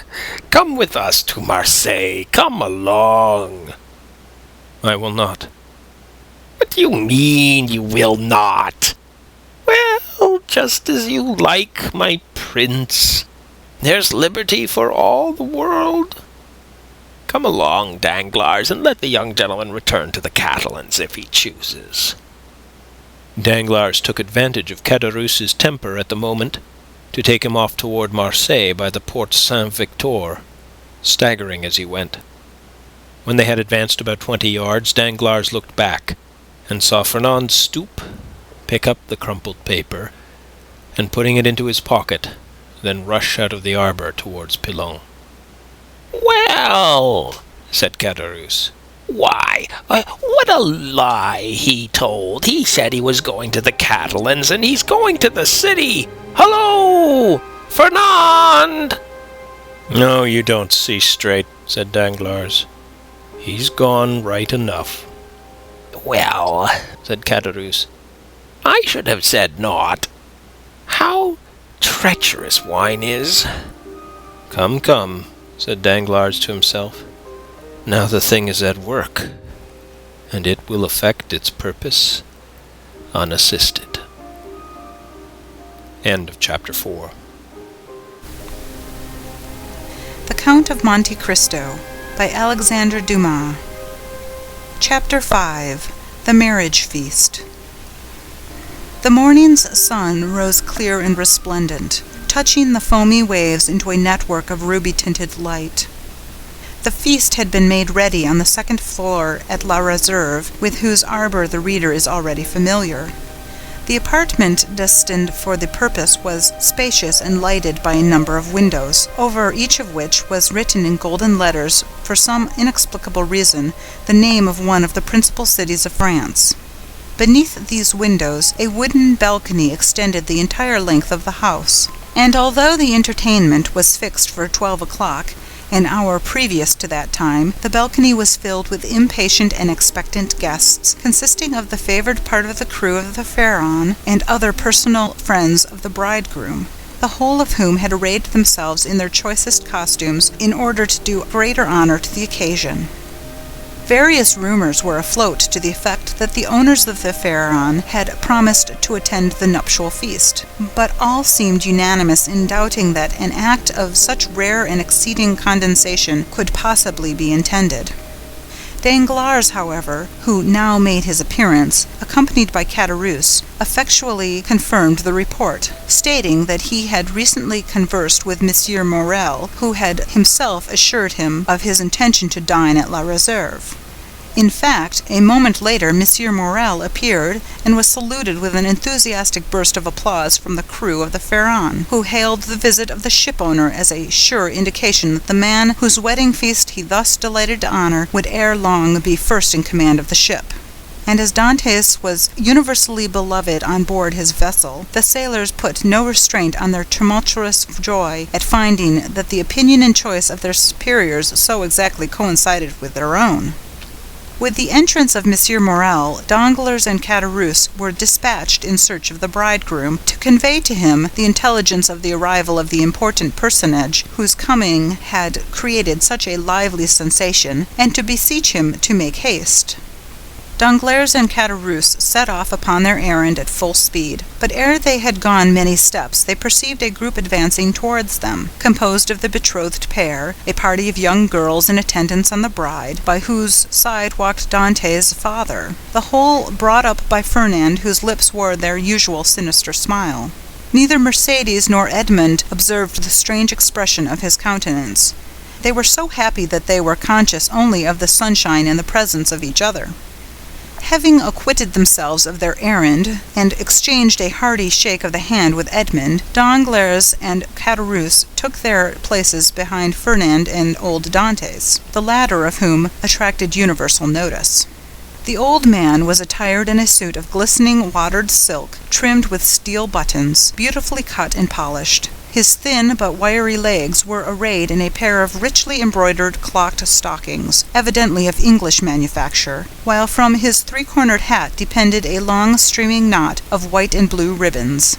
Thus he came along, supporting himself on a curiously carved stick, his aged countenance lit up with happiness, looking for all the world like one of the aged dandies of 1796, parading the newly opened gardens of the Tuileries and Luxembourg.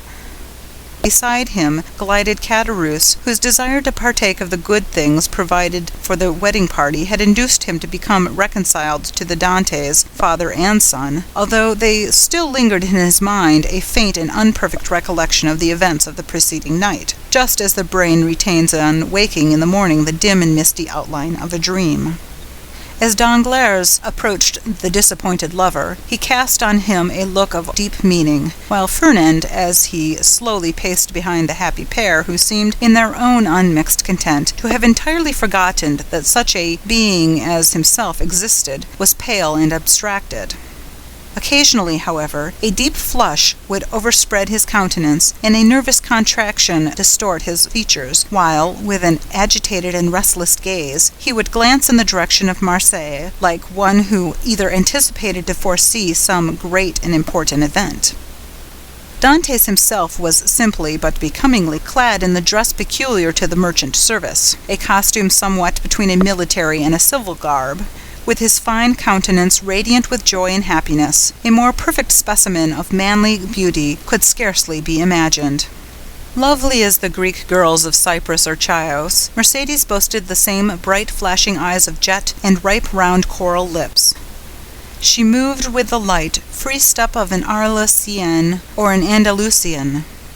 One more practiced in the art of great cities would have hid her blushes beneath a veil, or at least have cast down her thickly fringed lashes so as to have concealed the liquid luster of her animated eyes. But on the contrary, the delighted girl looked round her with a smile that seemed to say, "If you are my friends, rejoice with me, for I am very happy." As soon as the bridal party came in sight of La Réserve, Monsieur Morel descended and came forth to meet it, followed by the soldiers and sailors there assembled, to whom he had repeated the promise already given, that Dantes should be the successor of the late Captain Leclerc. Edmond, at the approach of his patron, respectfully placed the arm of his affianced bride within that of Monsieur Morel, who, forthwith, conducting her up the flight of wooden steps leading to the chamber in which the feast was prepared, was gaily followed by the guests, beneath whose heavy tread the slight structure creaked and groaned for the space of several minutes.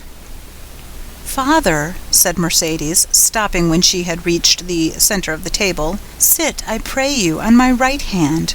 On my left I will place him who has ever been as a brother to me," pointing with a soft and gentle smile to Fernand, but her words and look seemed to inflict the direst torture on him, for his lips became ghastly pale, and even beneath the dark hue of his complexion the blood might be seen retreating as though some sudden pang drove it back to the heart.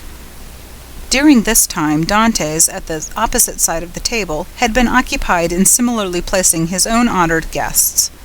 Monsieur Morel was seated at his right hand, Danglars at his left, while, at a sign from Edmond, the rest of the company ranged themselves as they found it most agreeable. Then they began to pass around the dusky piquant Arlesian sausages and lobsters in their dazzling red cuirasses, prawns of large size and brilliant color, the echinus with its prickly outside and dainty morsel within, the clovis, esteemed by the epicures of the South as more than rivaling the exquisite flavor of the oyster, all the delicacies, in fact, that are cast up by the wash of waters on the sandy beach, and styled by the grateful fishermen fruits of the sea. "A pretty silence, truly," said the old father of the bridegroom, as he carried to his lips a glass of wine of the hue and brightness of the topaz, and which had just been placed before Mercedes herself. "Now, would anybody think that this room contained a happy, merry party who desire nothing better than to laugh and dance the hours away?" "Ah," sighed Caderousse, "a man cannot always feel happy because he is about to be married." "The truth is," replied Dantes, "that I am too happy for noisy mirth. If that is what you meant by your observation, my worthy friend, you are right. Joy takes a strange effect at times. It seems to oppress us almost the same as sorrow." Danglars looked towards Fernand, whose excitable nature received and betrayed each fresh impression. "Why, what ails you?" asked he of Edmond. "Do you fear any approaching evil? I should say that you were the happiest man alive at this instant."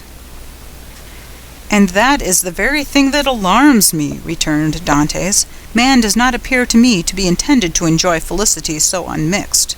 Happiness is like the enchanted palaces we read of in our childhood, where fierce, fiery dragons defend the entrance and approach, and monsters of all shapes and kinds requiring to be overcome ere victory is ours. I own that I am lost in wonder to find myself promoted to an honor of which I feel myself unworthy, that of being the husband of Mercedes." "Nay, nay," cried Caderousse, smiling, "you have not attained that honor yet. Mercedes is not yet your wife. Just assume the tone and manner of a husband, and see how she will remind you that your hour is not yet come." The bride blushed, while Fernand, restless and uneasy, seemed to start at every fresh sound, and from time to time wiped away the large drops of perspiration that gathered on his brow. "Well, never mind that, neighbor Caderousse. It is not worth while to contradict me for such a trifle as that. 'Tis true that Mercedes is not actually my wife, but," added he, drawing out his watch, "in an hour and a half she will be." A general exclamation of surprise ran around the table, with the exception of the elder Dantes, whose laugh displayed the still perfect beauty of his large white teeth. Mercedes looked pleased and gratified, while Fernand grasped the handle of his knife with a convulsive clutch. "In an hour?" inquired Danglars, turning pale. "How is that, my friend?" "Why, thus it is," replied Dantès.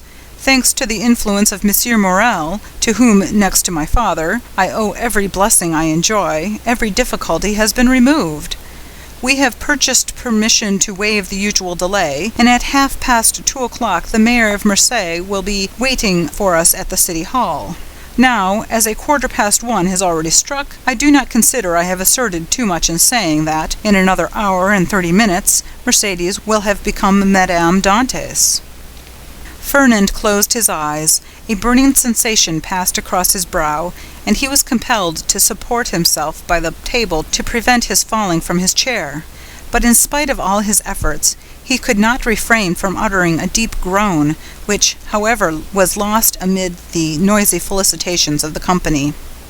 "Upon my word," cried the old man, "you make short work of this kind of affair. Arrived here only yesterday morning, and married today at 3:00. Commend me to a sailor for going the quick way to work." "But," asked Danglars in a timid tone, "how did you manage about the other formalities, the contract, the settlement?" "The contract," answered Dantès languidly, "it didn't take long to fix that. Mercedes has no fortune, I have none to settle on her. So, you see, our papers were quickly written out, and certainly do not come very expensive." This joke elicited a fresh burst of applause. "So that what we presume to be merely the betrothal feast turns out to be the actual wedding dinner," said Danglars.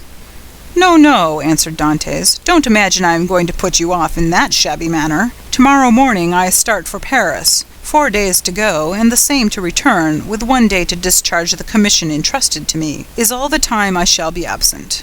I shall be back here by the 1st of March, and on the 2nd I give my real marriage feast." The prospect of fresh festivity redoubled the hilarity of the guests to such a degree that the elder Dantès, who, at the commencement of the repast, had commented upon the silence that prevailed, now found it difficult, amid the general din of voices, to obtain a moment's tranquillity in which to drink to the health and prosperity of the bride and bridegroom.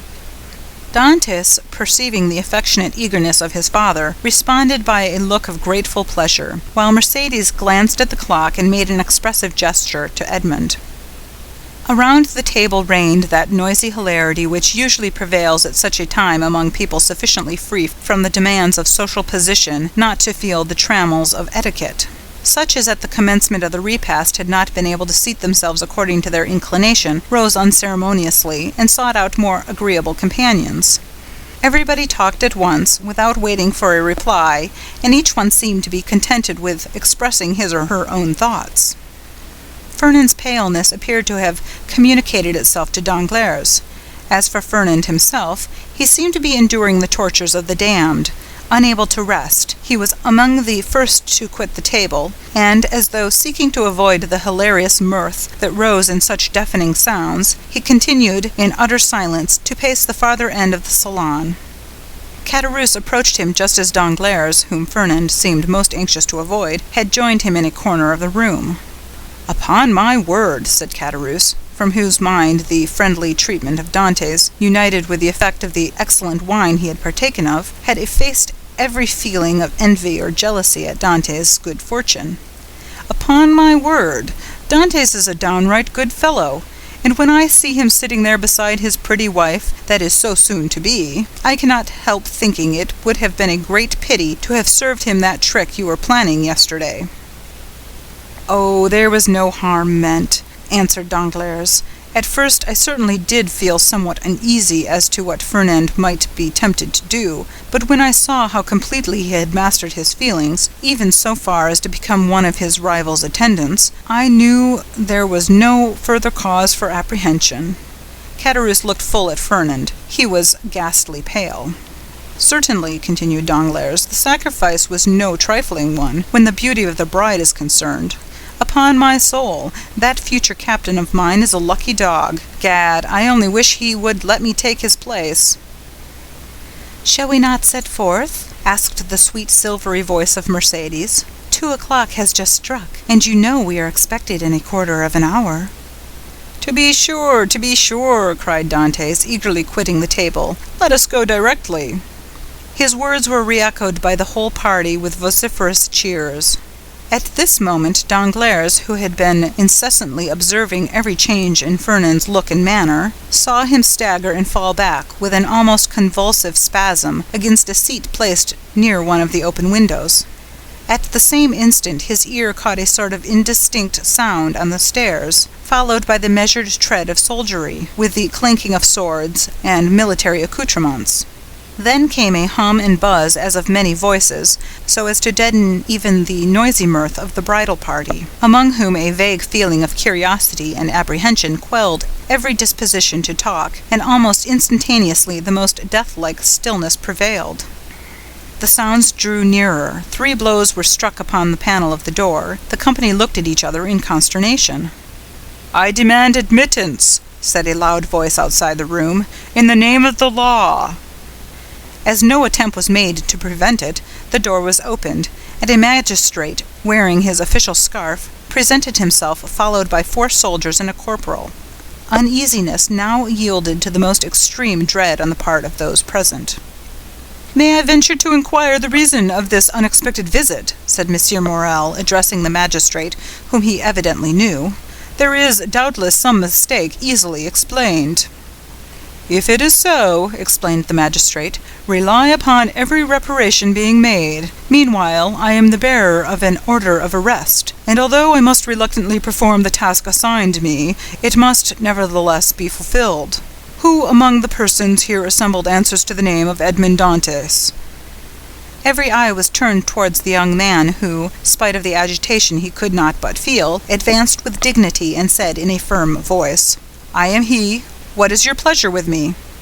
"Edmond Dantès," replied the magistrate, "I arrest you in the name of the law."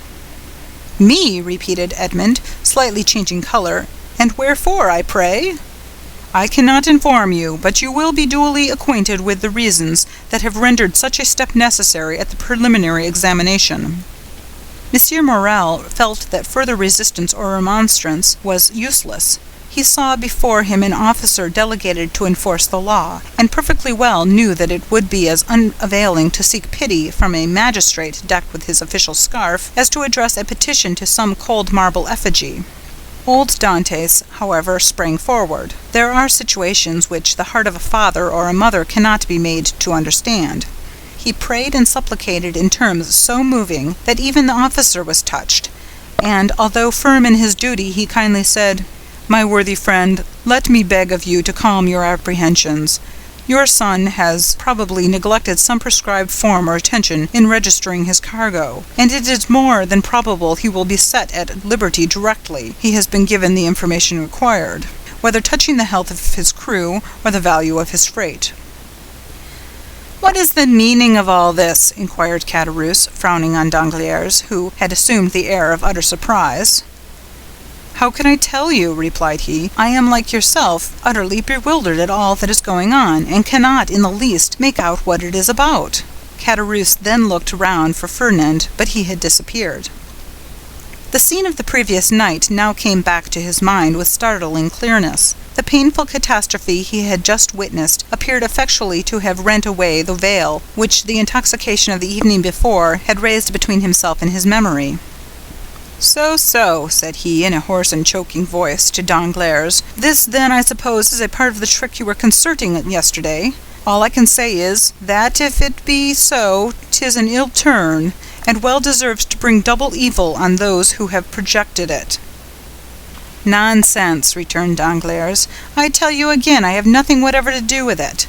Besides, you know very well that I tore that paper to pieces." "No, you did not," answered Caderousse. "You merely threw it by. I saw it lying in a corner." "Hold your tongue, you fool. What should you know about it? Why, you were drunk." "Where is Fernand?" inquired Caderousse. "How do I know?" replied Danglars. "Gone, as every prudent man ought to be, to look after his own affairs most likely. Never mind where he is. Let you and I go and see what is to be done for our poor friends." During this conversation, Dantes, after having exchanged a cheerful shake of the hand with all his sympathizing friends, had surrendered himself to the officer sent to arrest him, merely saying, "Make yourself quite easy, my good fellows, there's some little mistake to clear up, that's all, depend on it, and very likely I may not have to go so far as the prison to effect that." "Oh, to be sure," responded Danglars, who had now approached the group, "nothing more than a mistake, I feel quite certain." Dantes descended the staircase, preceded by the magistrate and followed by the soldiers. A carriage awaited him at the door. He got in, followed by 2 soldiers and the magistrate, and the vehicle drove off towards Marseille. "Adieu, adieu, dearest Edmund," cried Mercedes, stretching out her arm to him from the balcony. The prisoner heard the cry, which sounded like the sob of a broken heart, and leaning from the coach he called out, "Goodbye, Mercedes, we shall soon meet again." Then the vehicle disappeared round one of the turnings of Fort St. Nicholas. "Wait for me here, all of you," cried Monsieur Morel. "I will take the first conveyance I find and hurry to Marseille, whence I will bring you word how all is going on." "That's right," exclaimed a multitude of voices. "Go, and return as quickly as you can." This second departure was followed by a long and fearful state of terrified silence on the part of those who were left behind. The old father and Mercedes remained for some time apart, each absorbed in grief. But at length the 2 poor victims of the same blow raised their eyes, and with a simultaneous burst of feeling rushed into each other's arms. Meanwhile Fernand made his appearance, poured out for himself a glass of water with a trembling hand, then hastily swallowing it, went to sit down at the first vacant place. And this was, by mere chance, placed next to the seat on which Mercedes had fallen half fainting when released from the warm and affectionate embrace of old Dantes. Instinctively, Fernand drew back his chair. "He is the cause of all this misery, I am quite sure of it," whispered Caderousse, who had never taken his eyes off Fernand, to Danglars. "I don't think so," answered the other. "He's too stupid to imagine such a scheme. I only hope the mischief will fall upon the head of whoever wrought it." "You don't mention those who aided and abetted the deed," said Caderousse. "Surely," answered Danglars, "one cannot be held responsible for every chance arrow shot into the air." "You can, indeed, when the arrow lights pointed downward on somebody's head." Meantime, the subject of the arrest was being canvassed in every different form. "What think you, Danglars," said one of the party, turning towards him, "of this event?" "Why," replied he, "I think it just possible Dantes may have been detected with some trifling article on board ship, considered here as contraband." "But how could he have done so without your knowledge, Danglars, since you are the ship's supercargo?" "Why, as for that, I could only know what I was told respecting the merchandise with which the vessel was laden. I know she was loaded with cotton, and that she took in her freight at Alexandria from Prescott's warehouse, and at Smyrna from Pascal's. That is all I was obliged to know, and I beg I may not be asked for any further particulars." "Now I recollect," said the afflicted old father. "My poor boy told me yesterday he got a small case of coffee and another of tobacco for me." "There, you see," exclaimed Danglars, "now the mischief is out. Depend upon it, the custom-house people went rummaging about the ship in our absence, and discovered poor Dante's hidden treasures." Mercedes, however, paid no heed to this explanation of her lover's arrest. Her grief, which she had hitherto tried to restrain, now burst out in a violent fit of hysterical sobbing.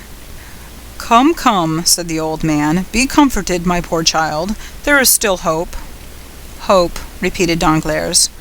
"Hope," faintly murmured Ferdinand, but the word seemed to die away on his pale, agitated lips, and a convulsive spasm passed over his countenance. "Good news! Good news!"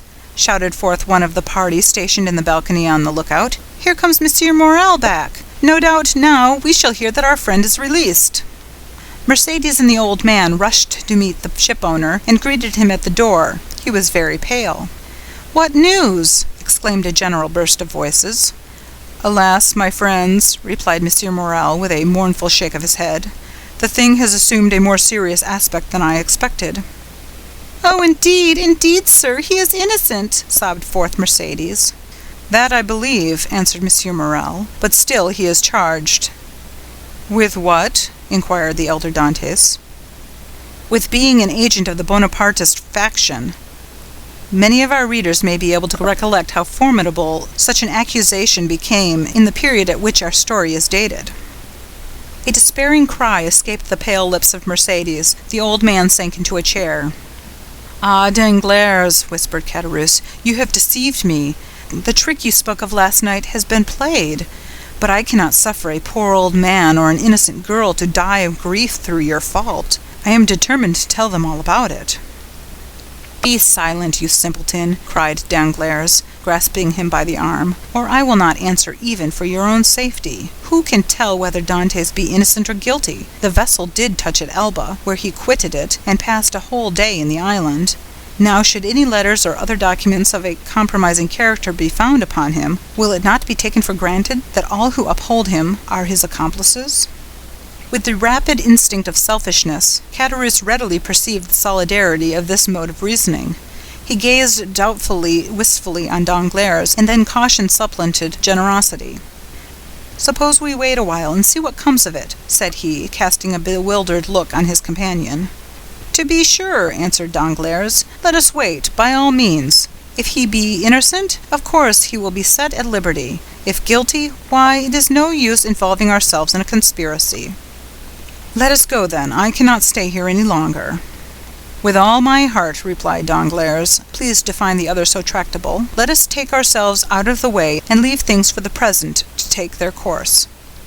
After their departure, Fernand, who had now again become the friend and protector of Mercédès, led the girl to her home, while the friends of Dantès conducted the now half-fainting man back to his abode. The rumor of Edmond's arrest as a Bonapartist agent was not slow in circulating throughout the city. "Could you ever have credited such a thing, my dear Danglars?" asked M. Morrel, as, on his return to the port, for the purpose of gleaning fresh tidings of Dantès from M. de Villefort, the assistant procureur, he overtook his supercargo in Caderousse. "Could you have believed such a thing possible?" "Why, you know I told you," replied Danglars, "that I considered the circumstance of his having anchored at the island of Elba as a very suspicious circumstance." "And did you mention these suspicions to any person besides myself?" "Certainly not," returned Danglars, then added in a low whisper, "You understand that, on account of your uncle, Monsieur Policar Morel, who served under the other government, and who does not altogether conceal what he thinks on the subject, you are strongly suspected of regretting the abdication of Napoleon.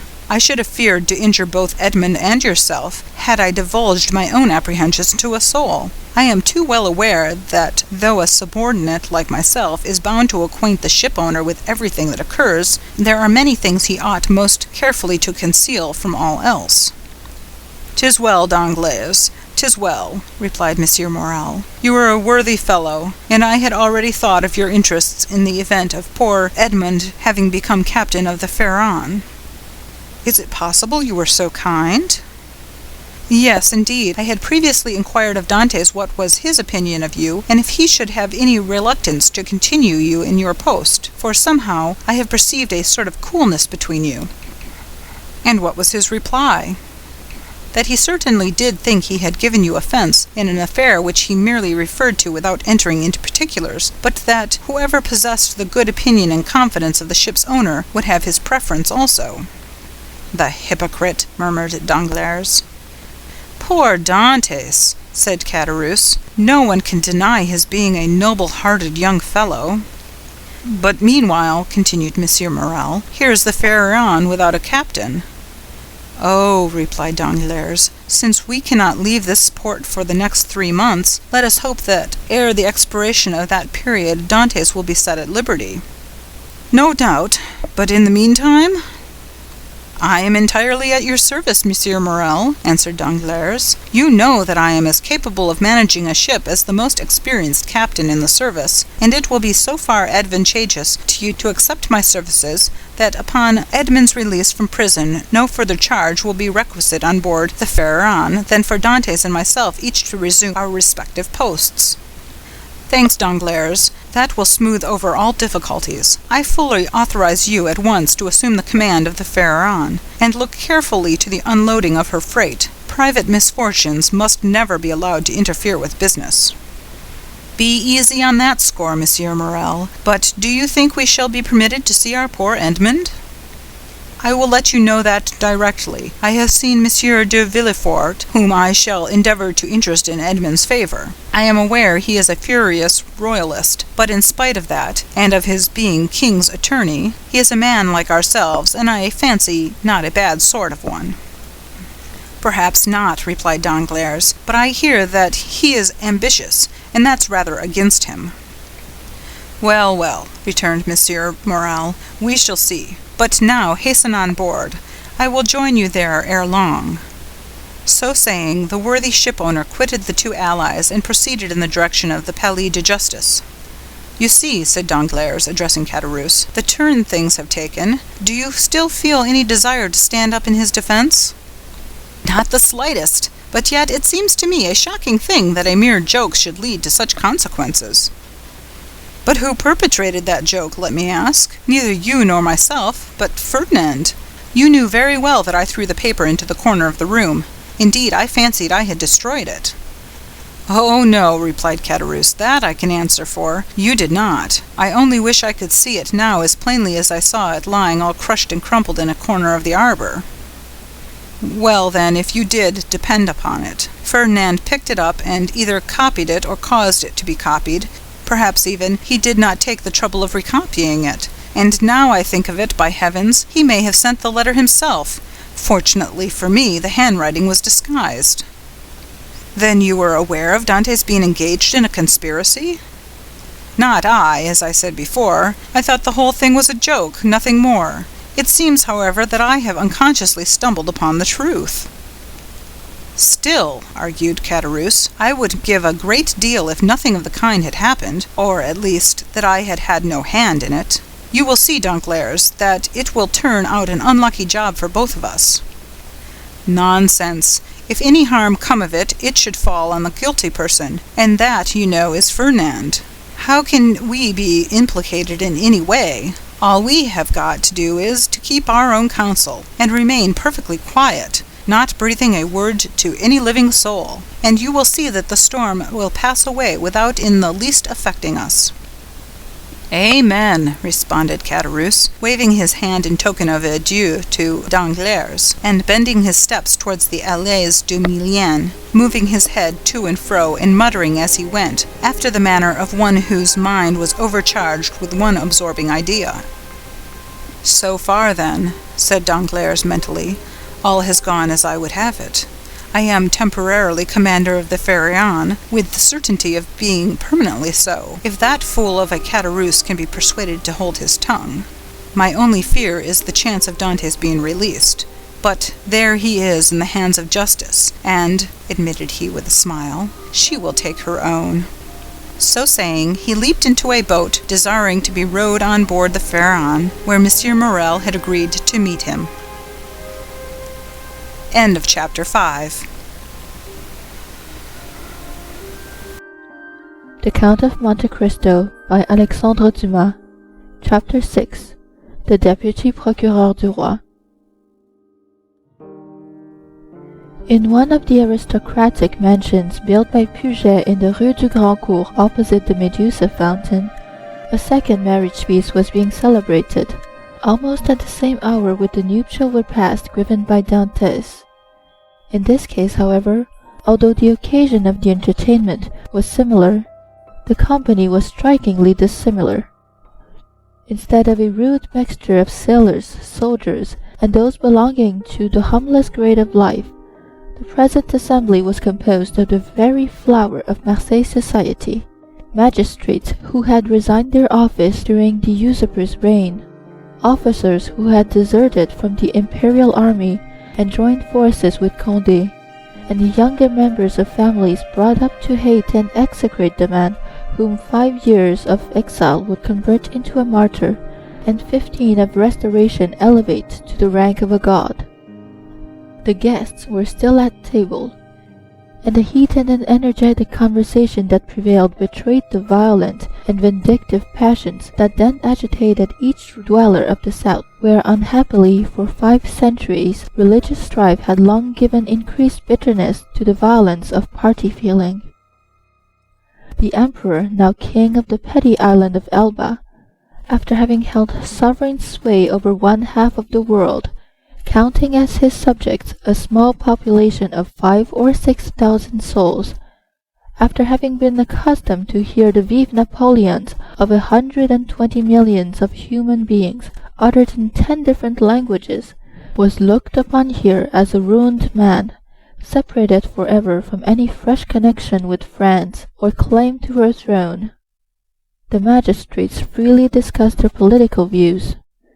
The military part of the company talked unreservedly of Moscow and Leipzig, while the women commented on the divorce of Josephine. It was not over the downfall of the man, but over the defeat of the Napoleonic idea that they rejoiced, and in this they foresaw for themselves the bright and cheering prospect of a revivified political existence. An old man, decorated with the cross of Saint Louis, now rose and proposed the health of King Louis XVIII. It was the Marquis de Saint-Méran. This toast, recalling at once the patient exile of Hartwell and the peace-loving King of France, excited universal enthusiasm. Glasses were elevated in the air à l'anglaise, and the ladies, snatching their bouquets from their fair bosoms, strewed the table with their floral treasures. In a word, an almost poetical fervour prevailed. "Ah," said the Marquise de Saint-Méran, a woman with a stern, forbidding eye, though still noble and distinguished in appearance, despite her 50 years. "Ah, these revolutionists, who have driven us from those very possessions they afterwards purchased for a mere trifle during the reign of terror, would be compelled to own, were they here, that all true devotion was on our side, since we were content to follow the fortunes of a falling monarch, while they, on the contrary, made their fortune by worshipping the rising sun. Yes, yes, they could not help admitting that the king, for whom we sacrificed rank, wealth, and station, was truly our Louis the well-beloved, while their wretched usurper has been, and ever will be, to them their evil genius, their Napoleon the accursed. Am I not right, Villefort?" "I beg your pardon, madame. I really must pray you to excuse me. But, in truth, I was not attending to the conversation." "Marquise, Marquise," interposed the old nobleman who had proposed the toast, "let the young people alone. Let me tell you, on one's wedding day, they are more agreeable subjects of conversation than dry politics." "Never mind, dearest mother," said a young and lovely girl, with a profusion of light brown hair, and eyes that seemed to float in liquid crystal. "'Tis all my fault for seizing upon Monsieur de Villefort, so as to prevent his listening to what you said. But there, now take him. He is your own for as long as you like. Monsieur Villefort, I beg to remind you my mother speaks to you." "If the Marquise will deign to repeat the words I but imperfectly caught, I shall be delighted to answer," said Monsieur de Villefort. "Never mind, Renée," replied the Marquise with a look of tenderness that seemed out of keeping with her harsh, dry features. "But, however all other feelings may be withered in a woman's nature, there is always one bright smiling spot in the desert of her heart, and that is the shrine of maternal love." "I forgive you. What I was saying, Villefort, was that the Bonapartists had not our sincerity, enthusiasm, or devotion." "They had, however, what supplied the place of those fine qualities," replied the young man, "and that was fanaticism. Napoleon is the Mahomet of the West, and is worshipped by his commonplace but ambitious followers, not only as a leader and lawgiver, but also as the personification of equality." "He!" cried the Marquise. "Napoleon the type of equality! For mercy's sake, then, what would you call Robespierre? Come, come, do not strip the latter of his just rights to bestow them on the Corsican, who to my mind has usurped quite enough. Nay, madame, I would place each of these heroes on his right pedestal, that of Robespierre on his scaffold in the Place Louis XV, that of Napoleon on the column of the Place Vendôme. The only difference consists in the opposite character of the equality advocated by these two men. One is the equality that elevates, the other is the equality that degrades. One brings a king within reach of the guillotine, the other elevates the people to a level with the throne. Observe, said Villefort, smiling, I do not mean to deny that both these men were revolutionary scoundrels, and that the 9th Thermidor and the 4th of April in the year 1814 were lucky days for France, worthy of being gratefully remembered by every friend to monarchy and civil order, and that explains how it comes to pass that, fallen as I trust he is forever, Napoleon has still retained a train of parasitical satellites. Still, Marquise, it has been so with other usurpers. Cromwell, for instance, who was not half so bad as Napoleon, had his partisans and advocates. Do you know, Villefort, that you are talking in a most dreadfully revolutionary strain? But I excuse it. It is impossible to expect the son of a Girondin to be free from a small spice of the old leaven. A deep crimson suffused the countenance of Villefort. "'Tis true, madame," answered he, "that my father was a Girondin, but he was not among the number of those who voted for the king's death. He was an equal sufferer with yourself during the reign of terror, and had well nigh lost his head on the same scaffold on which your father perished." "True," replied the Marquise, without wincing in the slightest degree at the tragic remembrance thus called up. "But bear in mind, if you please, that our respective parents underwent persecution and proscription from diametrically opposite principles, in proof of which I may remark that while my family remained among the stanchest adherents of the exiled princes, your father lost no time in joining the new government, and that while the citizen Noirtier was a Girondin, the Count Noirtier became a senator." "Dear mother," interposed Renée, "you know very well it was agreed that all these disagreeable reminiscences should forever be laid aside." "Suffer me also, madame," replied Villefort, "to add my earnest request to Mademoiselle de Mérange, that you will kindly allow the veil of oblivion to cover and conceal the past. What avails recrimination over matters wholly past recall? I have laid aside even the name of my father, and altogether disowned his political principles.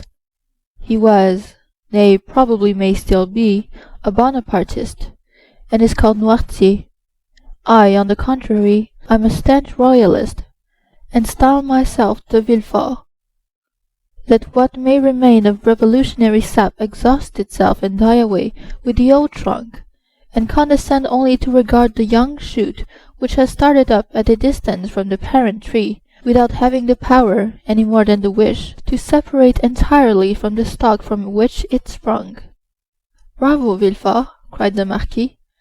"Excellently well said. Come now, I have hopes of obtaining what I have been for years endeavouring to persuade the Marquise to promise, namely, a perfect amnesty and forgetfulness of the past." "With all my heart," replied the Marquise. "Let the past be forever forgotten. I promise you it affords me as little pleasure to revive it as it does you. All I ask is, that Villefort will be firm and inflexible for the future in his political principles. Remember also, Villefort, that we have pledged ourselves to his Majesty for your fealty and strict loyalty, and that, at our recommendation, the king consented to forget the past, as I do." And here she extended to him her hand. "As I now do at your entreaty.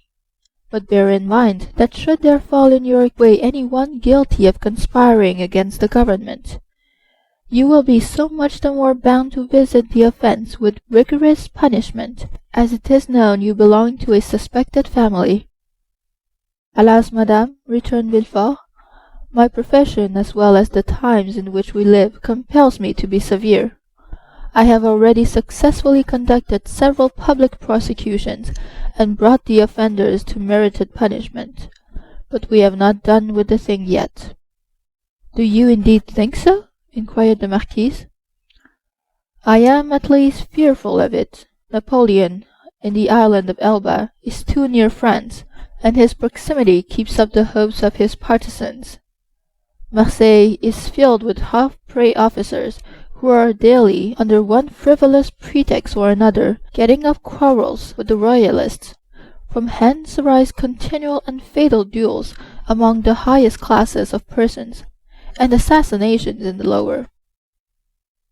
You have heard, perhaps, said the Comte de Salvieux, one of M. de Méran's oldest friends, and chamberlain to the Comte d'Artois, that the Holy Alliance purpose removing him from thence? Yes, they were talking about it when we left Paris, said M. de Saint-Méran. And where is it decided to transfer him? To Saint Helena. For heaven's sake, where is that? Asked the Marquise. An island situated on the other side of the equator, at least 2,000 leagues from here, replied the Count. So much the better. As Villefort observes, it is a great act of folly to have left such a man between Corsica, where he was born, and Naples, of which his brother-in-law is king, and face to face with Italy, the sovereignty of which he coveted for his son. Unfortunately, said Villefort, there are the treaties of 1814, and we cannot molest Napoleon without breaking those compacts. Oh, well, we shall find some way out of it, responded M. de Salvieux. There wasn't any trouble over treaties when it was a question of shooting the poor Duc d'Enghien. Well, said the Marquise, it seems probable that, by the aid of the Holy Alliance, we shall be rid of Napoleon, and we must trust to the vigilance of M. de Villefort to purify Marseille of his partisans. The king is either a king or no king. If he be acknowledged a sovereign of France, he should be upheld in peace and tranquillity, and this can best be effected by employing the most inflexible agents to put down every attempt at conspiracy. 'Tis the best and surest means of preventing mischief. Unfortunately, madame, answered Villefort, the strong arm of the law is not called upon to interfere until the evil has taken place. Then all he has got to do is to endeavour to repair it. Nay, madame, the law is frequently powerless to effect this. All it can do is to avenge the wrong done. Oh, Monsieur de Villefort, cried the beautiful young creature, daughter to the Comte de Salvieux, and a cherished friend of Mademoiselle de Saint-Méran, do try and get up some famous trial while we are at Marseille. I never was in a law court. I am told it is so very amusing.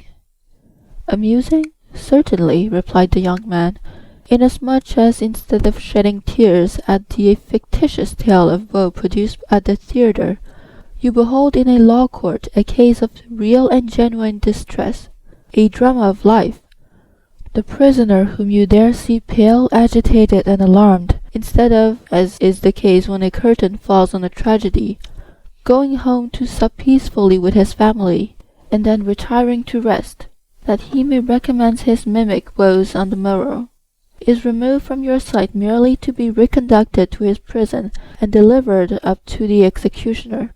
I leave you to judge how far your nerves are calculated to bear you through such a scene.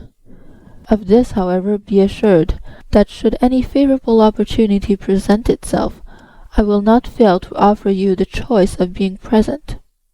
For shame, Monsieur de Villefort, said Renée, becoming quite pale. Don't you see how you're frightening us? And yet you laugh.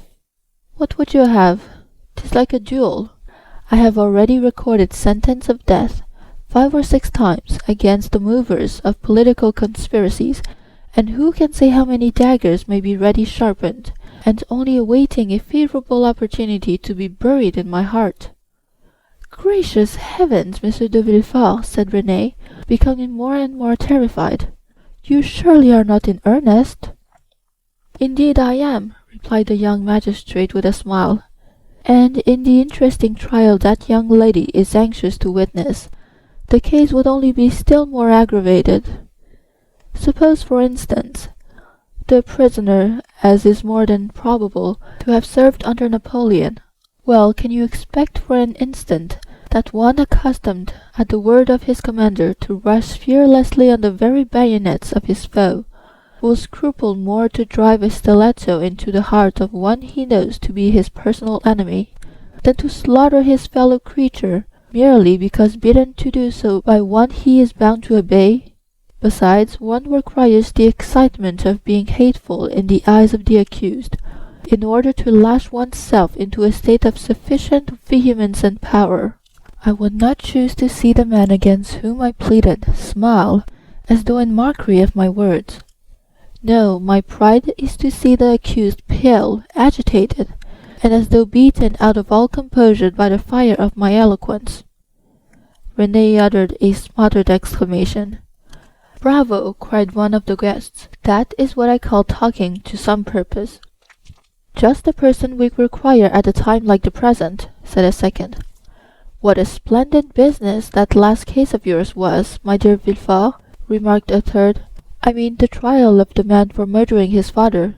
Upon my word, you killed him ere the executioner had laid his hand upon him." "Oh, as for parricides and such dreadful people as that," interposed Renee, "it matters very little what is done to them.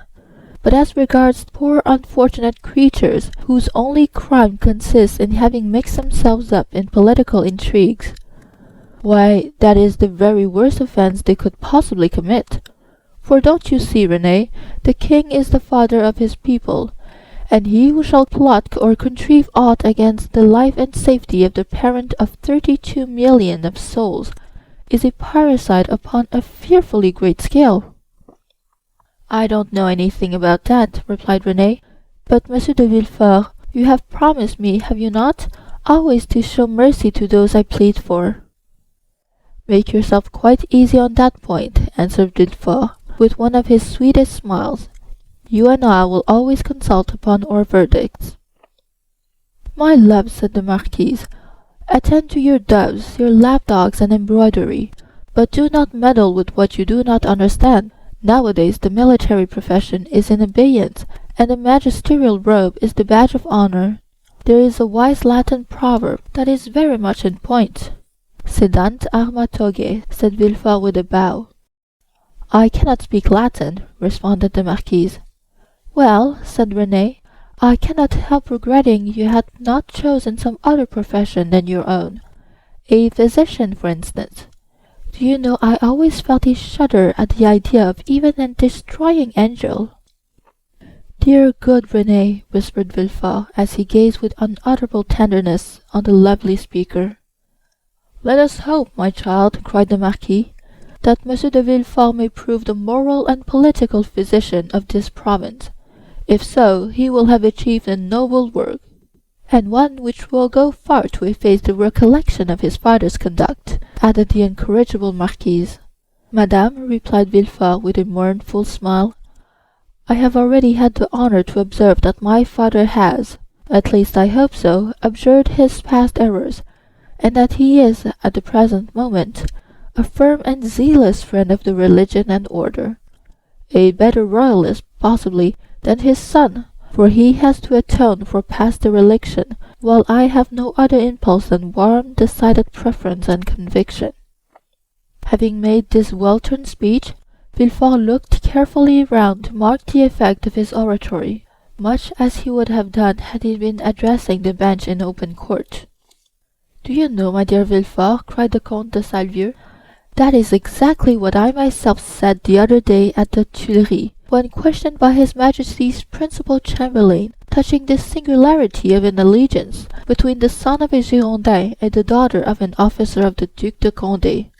And I assure you he seemed fully to comprehend that this mode of reconciling political differences was based upon sound and excellent principles. Then the king, who, without our suspecting it, had overheard our conversation, interrupted us by saying, 'Villefort,' observe that the king did not pronounce the word Noirtier, but on the contrary placed considerable emphasis on that of Villefort. 'Villefort,' said his Majesty, 'is a young man of great judgment and discretion, who will be sure to make a figure in his profession. I like him much, and it gave me great pleasure to hear that he was about to become the son-in-law of the Marquis and Marquise de Saint-Méran. I should myself have recommended the match, had not the noble Marquis anticipated my wishes by requesting my consent to it.'" Is it possible the king could have condescended so far as to express himself so favourably of me?" asked the enraptured Villefort. "I give you his very words, and if the Marquis chooses to be candid, he will confess that they perfectly agree with what his Majesty said to him when he went 6 months ago to consult him upon the subject of your espousing his daughter." "That is true," answered the Marquis. "How much do I owe this gracious prince? What is there I would not do to evince my earnest gratitude?" "That is right," cried the Marquise. "I love to see you thus. Now then, were a conspirator to fall into your hands, he would be most welcome." "For my part, dear mother," interposed Renée, "I trust your wishes will not prosper, and that Providence will only permit petty offenders, poor debtors, and miserable cheats to fall into Monsieur de Villefort's hands. Then I shall be contented. Just the same as though you prayed that a physician might only be called upon to prescribe for headaches, measles, and the sting of wasp, or any other slight affection of the epidermis. If you wish to see me, the king's attorney, you must desire for me some of those violent and dangerous diseases, from the cure of which so much honour redounds to the physician." At this moment, and as though the utterance of Villefort's wish had sufficed to effect its accomplishment, a servant entered the room, and whispered a few words in his ear. Villefort immediately rose from table, and quitted the room upon the plea of urgent business. He soon, however, returned, his whole face beaming with delight. Renée regarded him with fond affection, and certainly his handsome features, lit up as they then were with more than usual fire and animation, seemed formed to excite the innocent admiration with which she gazed on her graceful and intelligent lover. "You were wishing just now," said Villefort, addressing her, "that I were a doctor instead of a lawyer. Well, I at least resemble the disciples of Louis-Philippe in one thing, that of not being able to call a day my own, not even that of my betrothal." "And wherefore were you called away just now?" asked Mademoiselle de Saint-Méran with an air of deep interest. "For a very serious matter, which bids fair to make work for the executioner." "How dreadful!" exclaimed Renée, turning pale. "Is it possible?" burst simultaneously from all who were near enough to the magistrate to hear his words. "Why, if my information proved correct, a sort of Bonaparte conspiracy had just been discovered." "Can I believe my ears?" cried the Marquise. "I will read you the letter containing the accusation, at least," said Villefort. "The king's attorney is informed by a friend to the throne and the religious institutions of his country that one named Edmond Dantès, mate of the ship Pharaon, this day arrived from Smyrna, after having touched at Naples and Porto Ferrajo, has been the bearer of a letter from Murat to the usurper, and again taken charge of another letter from the usurper to the Bonapartist club in Paris. Ample corroboration of this statement may be obtained by arresting the above-mentioned Edmond Dantès, who either carries the letter for Paris about with him, or has it at his father's abode. Should it not be found in the possession of father or son, then it will assuredly be discovered in the cabin belonging to the said Dantès on board the Pharaon." "But," said Renée, "this letter, which after all is but an anonymous scrawl, is not even addressed to you, but to the king's attorney." "True, but that gentleman being absent, his secretary, by his orders, opened his letters. Thinking this one of importance, he sent for me, but not finding me, took upon himself to give the necessary orders for arresting the accused party." "Then the guilty person is absolutely in custody?" said the Marquise. "Nay, my dear mother, say the accused person. You know we cannot yet pronounce him guilty." "He is in safe custody," answered Villefort, "and rely upon it, if the letter is found, he will not be likely to be trusted abroad again, unless he goes forth under the especial protection of the headsman." "And where is the unfortunate being?" asked Renée. "He is at my house." "Come, come, my friend," interrupted the Marquise, Do not neglect your duty to linger with us. You are the king's servant, and must go wherever that service calls you." "Oh, Villefort," cried Renée, clasping her hands and looking toward her lover with piteous earnestness, "be merciful on this day of our betrothal." The young man passed round to the side of the table, where the fair pleader sat, and leaning over her chair said tenderly, "To give you pleasure, my sweet Renée, I promise you to show all the lenity in my power. But if the charges brought against this Bonapartist hero prove correct, why then you really must give me leave to order his head to be cut off." Renée shuddered. "Never mind that foolish girl, Villefort," said the Marquise. "She will soon get over these things." So saying, Madame de Saint-Méran extended her dry bony hand to Villefort, who, while imprinting a son-in-law's respectful salute on it, looked at Renée as much as to say, "I must try and fancy 'tis your dear hand I kiss, as it should have been." "These are mournful auspices to accompany a betrothal," sighed poor Renée. "Upon my words, child," exclaimed the angry Marquise, "your folly exceeds all bounds. I should be glad to know what connection there can possibly be between your sickly sentimentality and the affairs of state." "Oh, mother," murmured Renée. "Nay, madame, I pray you pardon this little traitor. I promise you that to make up for her want of loyalty, I will be most inflexibly severe." Then casting an expressive glance at his betrothed, which seemed to say, "Fear not, for your dear sake my justice shall be tempered with mercy," and receiving a sweet and approving smile in return, Villefort quitted the room. End of chapter 6.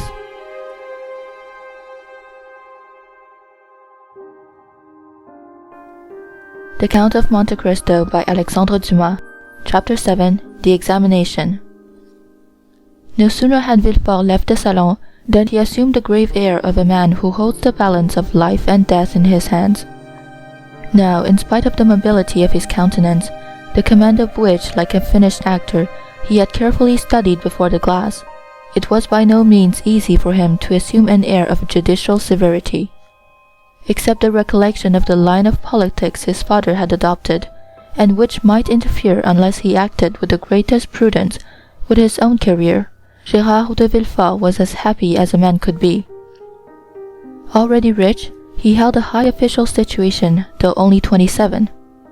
He was about to marry a young and charming woman, whom he loved, not passionately, but reasonably, as became a deputy attorney of the king. And besides her personal attractions, which were very great, Mademoiselle de Saint-Méran's family possessed considerable political influence, which they would, of course, exert in his favor. The dowry of his wife amounted to 50,000 crowns, and he had besides the prospect of seeing her fortune increased to 500,000 at her father's death. These considerations naturally gave Villefort a feeling of such complete felicity that his mind was fairly dazzled in its contemplation. At the door he met the commissary of police, who was waiting for him. The sight of this officer recalled Villefort from the third heaven to earth. He composed his face, as we have before described, and said, "I have read the letters, sir, and you have acted rightly in arresting this man. Now inform me what you have discovered concerning him and the conspiracy." "We know nothing as yet of the conspiracy, monsieur. All the papers found have been sealed up and placed on your desk. The prisoner himself is named Edmond Dantès, mate on board the Three Masters de Pharaon, trading in cotton with Alexandria and Smyrna, and belonging to Morel and Son, of Marseille. Before he entered the merchant service, has he ever served in the marines?" "Oh, no, monsieur, he is very young." "How old?" 19 or 20 at the most." At this moment, and as Villefort had arrived at the corner of the Rue des Conseils, a man who seemed to have been waiting for him approached. It was Monsieur Morel. "Ah, Monsieur de Villefort," cried he, "I am delighted to see you. Some of your people have committed the strangest mistake. They have just arrested Edmond Dantès, mate of my vessel." "I know it, monsieur," replied Villefort, "and I am now going to examine him." "Oh," said Morel, carried away by his friendship, "you do not know him, and I do. He is the most estimable, the most trustworthy creature in the world, and I will venture to say there is not a better seaman in all the merchant service. Oh, Monsieur de Villefort, I beseech your indulgence for him." Villefort, as we have seen, belonged to the aristocratic party at Marseilles, Morel to the plebeian. The first was a royalist, the other suspected of Bonapartism. Villefort looked disdainfully at Morel, and replied, "You are aware, monsieur, that a man may be estimable and trustworthy in private life, and the best seaman in the merchant service, and yet be, politically speaking, a great criminal, is it not true?" The magistrate laid emphasis on these words, as if he wished to apply them to the owner himself, while his eyes seemed to plunge into the heart of one who, interceding for another, had himself need of indulgence. Morel reddened, for his own conscience was not quite clear on politics. Besides, what Dantès had told him of his interview with the Grand Marshal, and what the Emperor had said to him, embarrassed him. He replied, however, "I entreat you, Monsieur de Villefort, be as you always are kind and equitable, and give him back to us soon." This gave us sounded revolutionary in the deputy's ears. Ah, murmured he, "is Dantès then a member of some Carbonari society, that his protector thus employs the collective form? He was, if I recollect, arrested in a tavern, in company of a great many others." Then he added, "Monsieur, you may rest assured I shall perform my duty impartially, and that if he be innocent, you shall not have appealed to me in vain. Should he, however, be guilty, in this present epoch, immunity would furnish a dangerous example, and I must do my duty." As he had now arrived at the door of his own house, which adjoined the Palais de Justice, he entered after having coldly saluted the shipowner, who stood, as if petrified, on the spot where Villefort had left him. The antechamber was full of police agents and gendarmes, in the midst of whom, carefully watched, but calm and smiling, stood the prisoner. Villefort traversed the antechamber, cast a side glance at Dantès, and taking a packet which a gendarme offered him, disappeared, saying, "Bring the prisoner." Rapid as had been Villefort's glance, it had served to give him an idea of the man he was about to interrogate. He had recognized intelligence in the high forehead, courage in the dark eye and bent brow, and frankness in the thick lips that showed a set of pearly teeth. Villefort's first impression was favorable, but he had been so often warned to mistrust first impulses, that he applied the maxim to the impression, forgetting the difference between the two words. He stifled, therefore, the feelings of compassion that were rising, composed his features, and sat down, grim and sombre, at his desk. An instant after Dantès entered. He was pale but calm and collected, and saluting his judge with easy politeness, looked round for a seat, as if he had been in M. Morel's salon. It was then that he encountered the first time Villefort's look, that look peculiar to the magistrate, who, while seeming to read the thoughts of others, betrays nothing of his own. "Who and what are you?" demanded Villefort, turning over a pile of papers containing information relative to the prisoner that a police agent had given to him on his entry, and that already in an hour's time had swelled to voluminous proportions, thanks to the corrupt espionage of which the accused is always made the victim. "My name is Edmond Dantès," replied the young man calmly. "I am mate of the Pharaon, belonging to Messieurs Morel and Son." "Your age?" continued Villefort. 19, returned Dantès. "What were you doing at the moment you were arrested?" "I was at the festival of my marriage, monsieur," said the young man, his voice slightly tremulous. So great was the contrast between that happy moment and the painful ceremony he was now undergoing. So great was the contrast between the sombre aspect of Monsieur de Villefort and the radiant face of Mercédès. "You were at the festival of your marriage," said the deputy, shuddering in spite of himself. "Yes, monsieur. I am on the point of marrying a young girl I have been attached to for 3 years." Villefort, impassive as he was struck with this coincidence, and the tremulous voice of Dantès, surprised in the midst of his happiness, struck a sympathetic chord in his own bosom. He also was on the point of being married, and he was summoned from his own happiness to destroy that of another. This philosophic reflection, thought he, will make a great sensation at M. de Saint Méran's, and he arranged mentally, while Dantès awaited further questions, the antithesis by which orators often create a reputation for eloquence. When the speech was arranged, Villefort turned to Dantès. "Go on, sir," said he. "What would you have me say?" "Give all the information in your power." "Tell me on which point you desire information, and I will tell all I know. Only," added he with a smile, "I warn you I know very little. Have you served under the usurper? I was about to be mustered into the Royal Marines when he fell." "It is reported your political opinions are extreme," said Villefort, who had never heard anything of the kind, but was not sorry to make this inquiry, as if it were an accusation. "My political opinions," replied Dantès. "Alas, sir, I never had any opinions.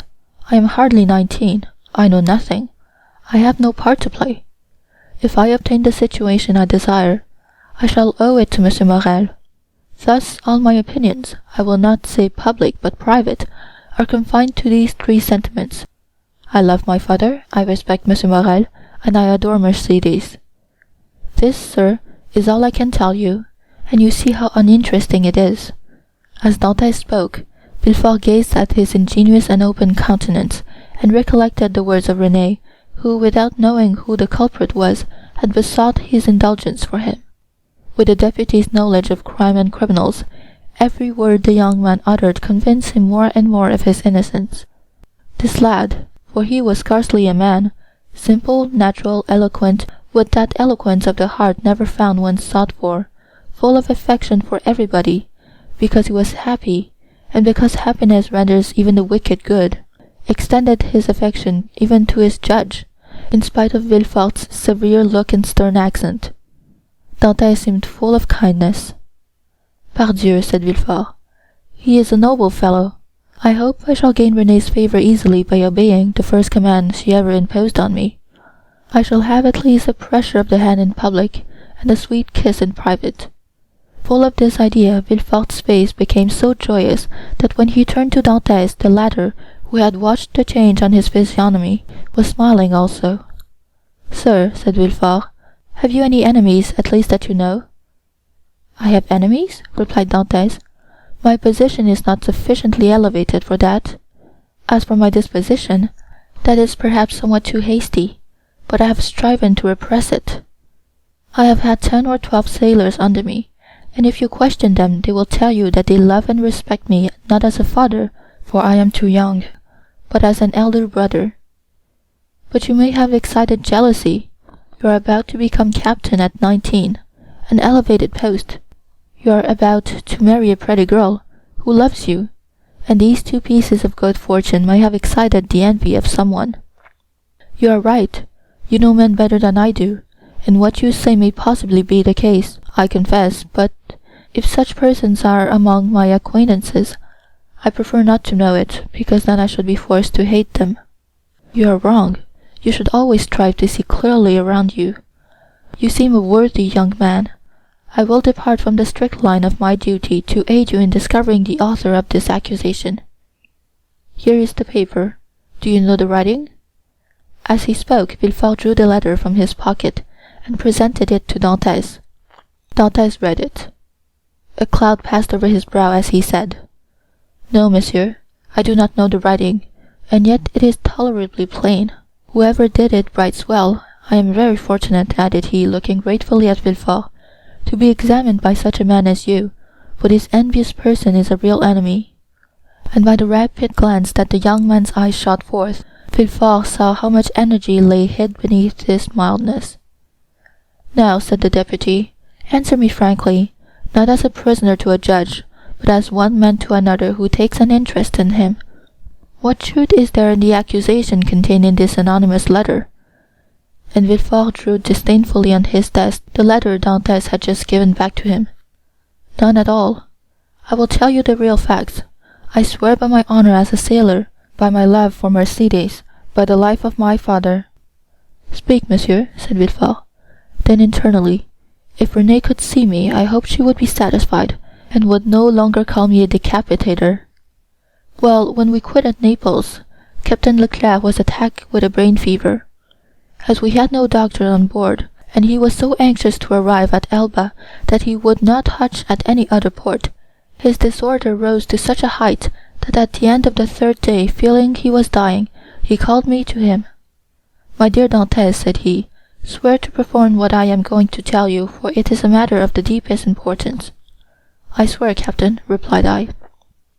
"Well, as after my death the command devolves on you as mate, assume the command and bear up for the island of Elba. Disembark at Porto Ferrajo. Ask for the Grand Marshal, give him this letter. Perhaps they will give you another letter, and charge you with a commission. You will accomplish what I was to have done, and derive all the honor and profit from it." "I will do it, Captain, but perhaps I shall not be admitted to the Grand Marshal's presence as easily as you expect." "Here is a ring that will obtain audience of him, and remove every difficulty," said the captain. At these words he gave me a ring. It was time. 2 hours after he was delirious. The next day he died. "And what did you do then?" "What I ought to have done, and what every one would have done in my place. Everywhere the last requests of a dying man are sacred, but with a sailor the last requests of his superior are commands. I sailed for the island of Elba, where I arrived the next day. I ordered everybody to remain on board, and went on shore alone. As I had expected, I found some difficulty in obtaining access to the Grand Marshal, but I sent the ring I had received from the captain to him, and was instantly admitted. He questioned me concerning Captain Leclerc's death, and, as the latter had told me, gave me a letter to carry on to a person in Paris. I undertook it because it was what my captain had bade me to do. I landed here, regulated the affairs of the vessel, and hastened to visit my affianced bride, whom I found more lovely than ever. Thanks to Monsieur Morel, all the forms were got over. In a word, I was, as I told you, at my marriage feast, and I should have been married in an hour, and tomorrow I intended to start for Paris had I not been arrested on this charge which you as well as I now see to be unjust." "Ah," said Villefort, "this seems to me the truth. If you have been culpable it was imprudence, and this imprudence was in obedience to the orders of your captain. Give up this letter you have brought from Elba, and pass your word you will appear should you be required, and go and rejoin your friends." "Am I free then, sir?" cried Dantès joyfully. "Yes, but first give me this letter. You have it already, for it was taken from me, with some others which I see in that packet." "Stop a moment," said the deputy, as Dantès took his hat and gloves. "To whom is it addressed?" "To Monsieur Noirtier, Rue Coq-Héron, Paris." Had a thunderbolt fallen into the room, Villefort could not have been more stupefied. He sank into his seat, and hastily turned over the packet, drew forth the fatal letter, at which he glanced with an expression of terror. "Monsieur Noirtier, Rue Coq-Héron, number 13, murmured he, growing still paler. "Yes," said Dantès. "Do you know him?" "No," replied Villefort. "A faithful servant of the king does not know conspirators." "It is a conspiracy, then?" asked Dantès, who, after believing himself free, now began to feel a tenfold alarm. "I have, however, already told you, sir, I was entirely ignorant of the contents of the letter." "Yes, but you knew the name of the person to whom it was addressed," said Villefort. "I was forced to read the address to know to whom to give it." "Have you shown this letter to anyone?" asked Villefort, becoming still more pale. "To no one, on my honor."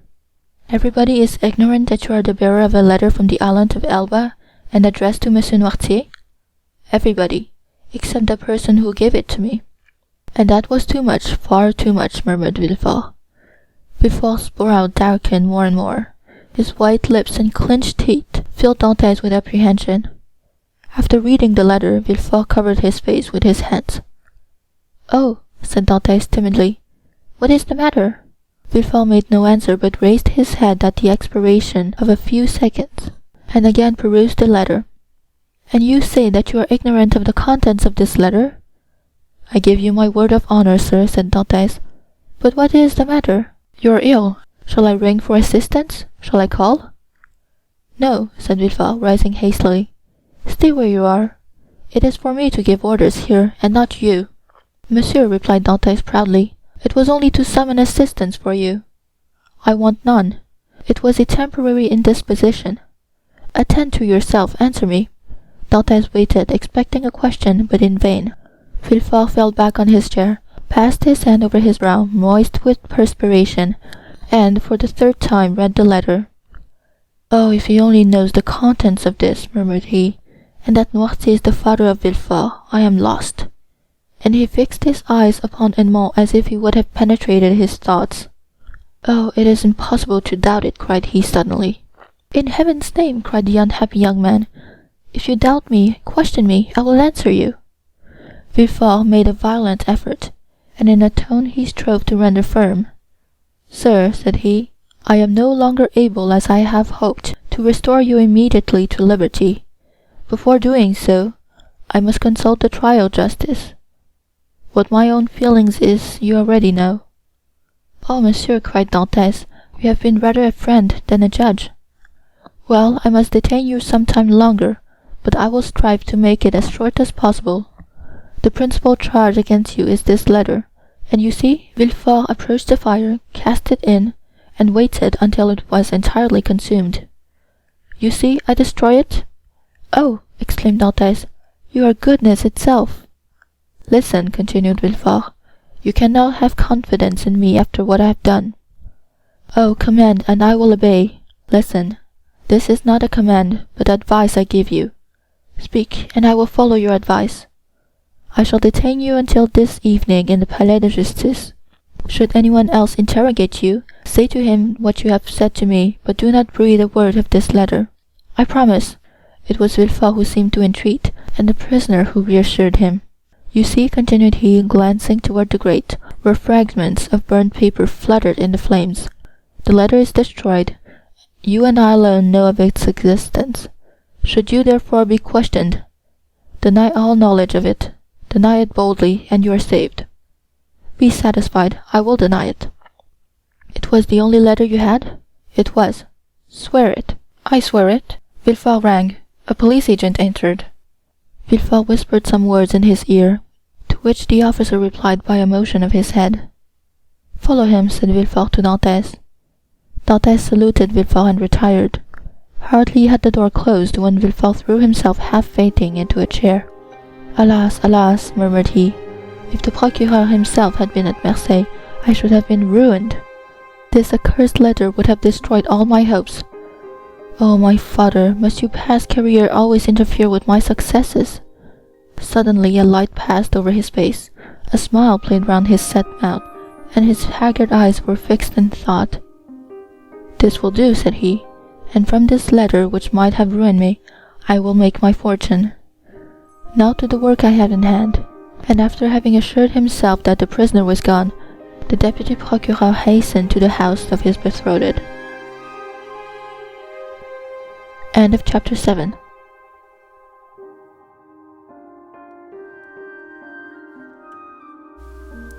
The Count of Monte Cristo by Alexandre Dumas. Chapter 8. The Château d'If. The commissary of police, as he traversed the antechamber, made a sign to two gendarmes, who placed themselves one on Dante's right and the other on his left. A door that communicated with the Palais de Justice was opened, and they went through a long range of gloomy corridors, whose appearance might have made even the boldest shudder. The Palais de Justice communicated with the prison, a sombre edifice that from its grated windows looked on the clock tower of the Écoles. After numberless windings, Dante saw a door with an iron wicket. The commissary took up an iron mallet and knocked thrice, every blow seeming to Dante as if struck on his heart. The door opened, the two gendarmes gently pushed him forward, and the door closed with a loud sound behind him. The air he inhaled was no longer pure, but thick and mephitic. He was in prison. He was conducted to a tolerably neat chamber, but grated and barred, and its appearance, therefore, did not greatly alarm him. Besides, the words of Villefort, who seemed to interest himself so much, resounded still in his ears like a promise of freedom. It was 4 o'clock when Dante was placed in this chamber. It was, as we have said, the 1st of March, and the prisoner was soon buried in darkness. The obscurity augmented the acuteness of his hearing. At the slightest sound he rose and hastened to the door, convinced they were about to liberate him. But the sound died away, and Dante sank again into his seat.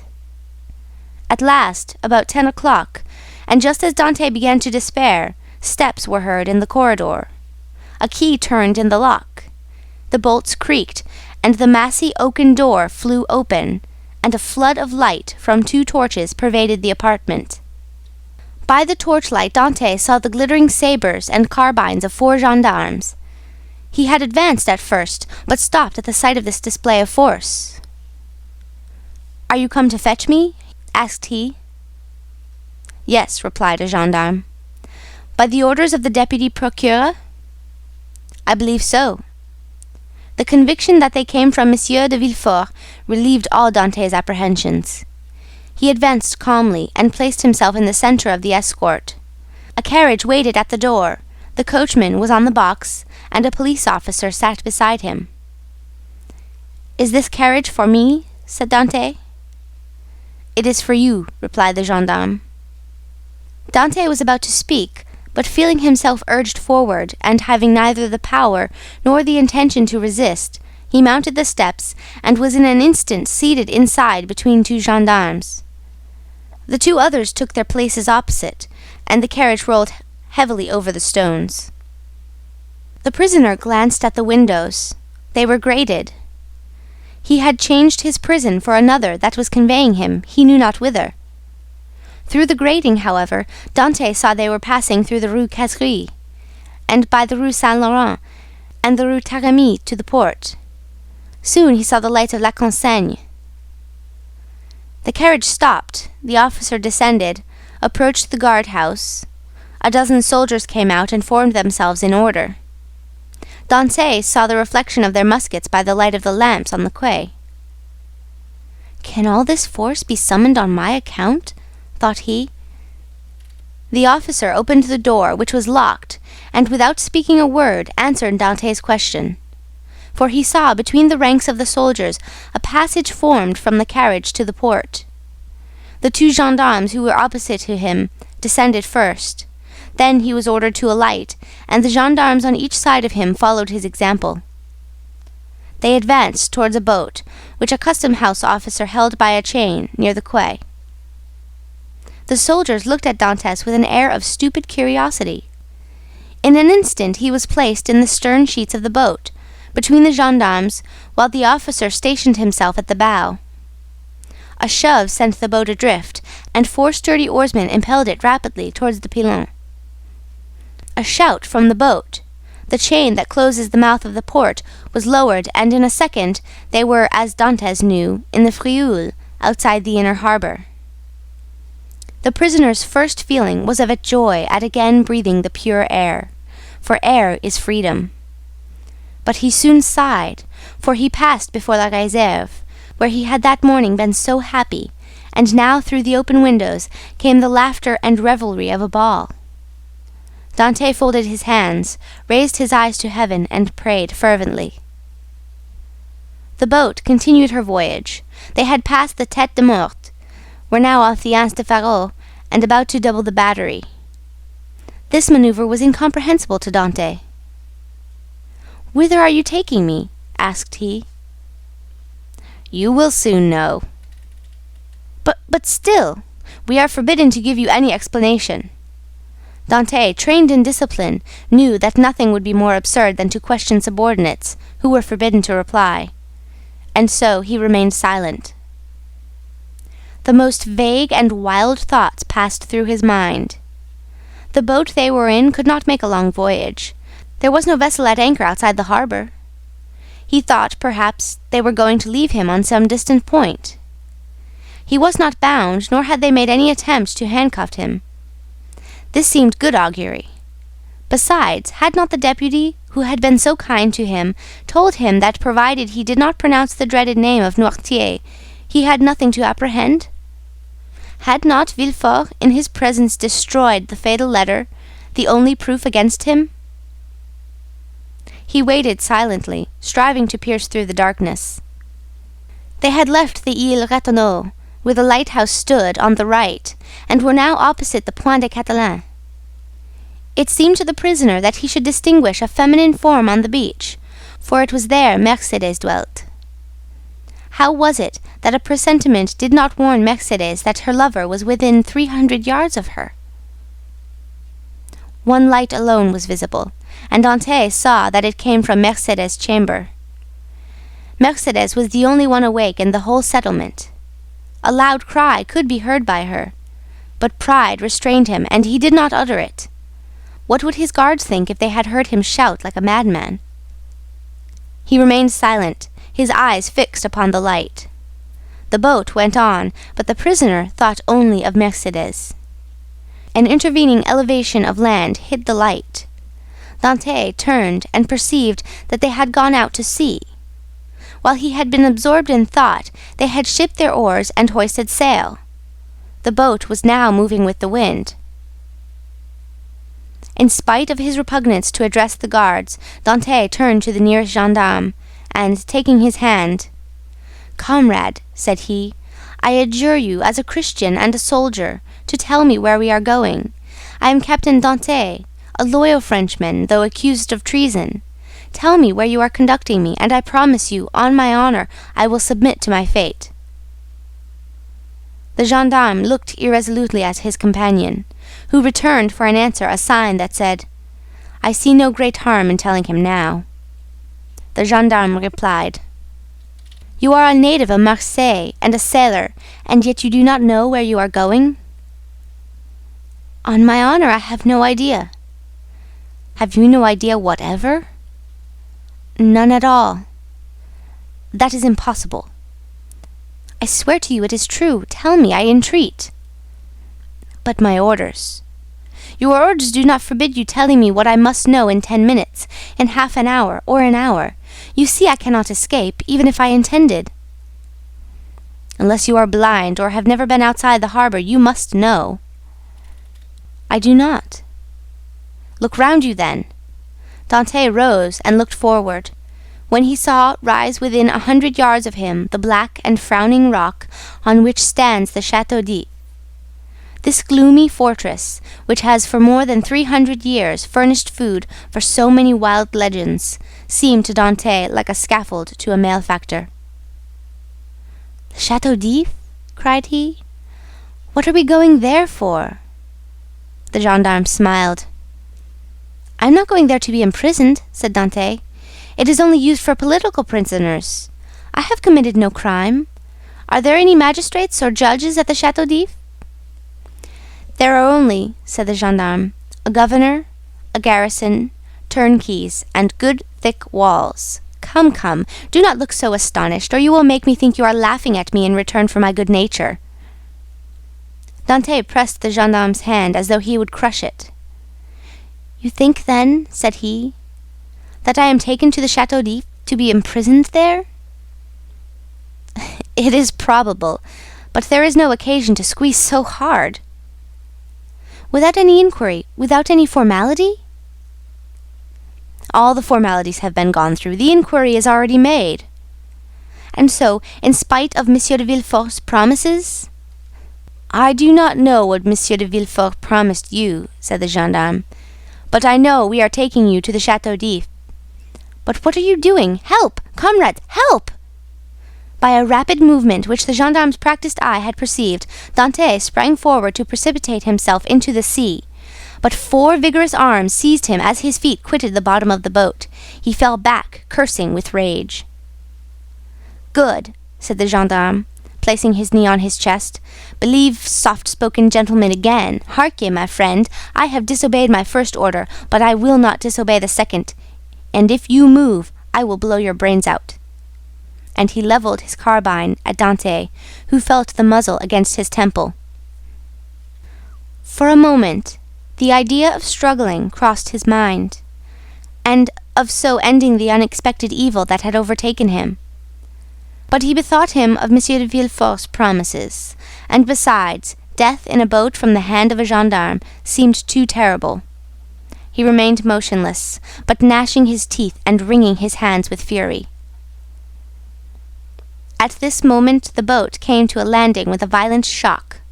One of the sailors leaped on shore. A cord creaked as it ran through a pulley, and Dante guessed they were at the end of the voyage, and that they were mooring the boat.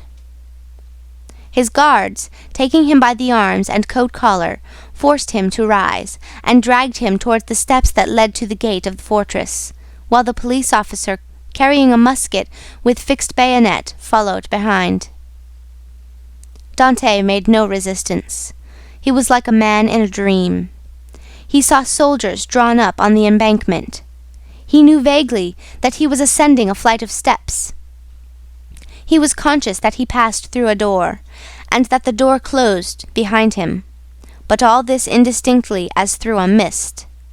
He did not even see the ocean, that terrible barrier against freedom which the prisoners look upon with utter despair. They halted for a minute, during which he strove to collect his thoughts. He looked around. He was in a court surrounded by high walls. He heard the measured tread of sentinels, and as they passed before the light, he saw the barrels of their muskets shine. They waited upwards of 10 minutes. Certain Dante could not escape, the gendarmes released him. They seemed awaiting orders. The orders came. "Where is the prisoner?" said a voice. "Here," replied the gendarmes. "Let him follow me, I will take him to his cell."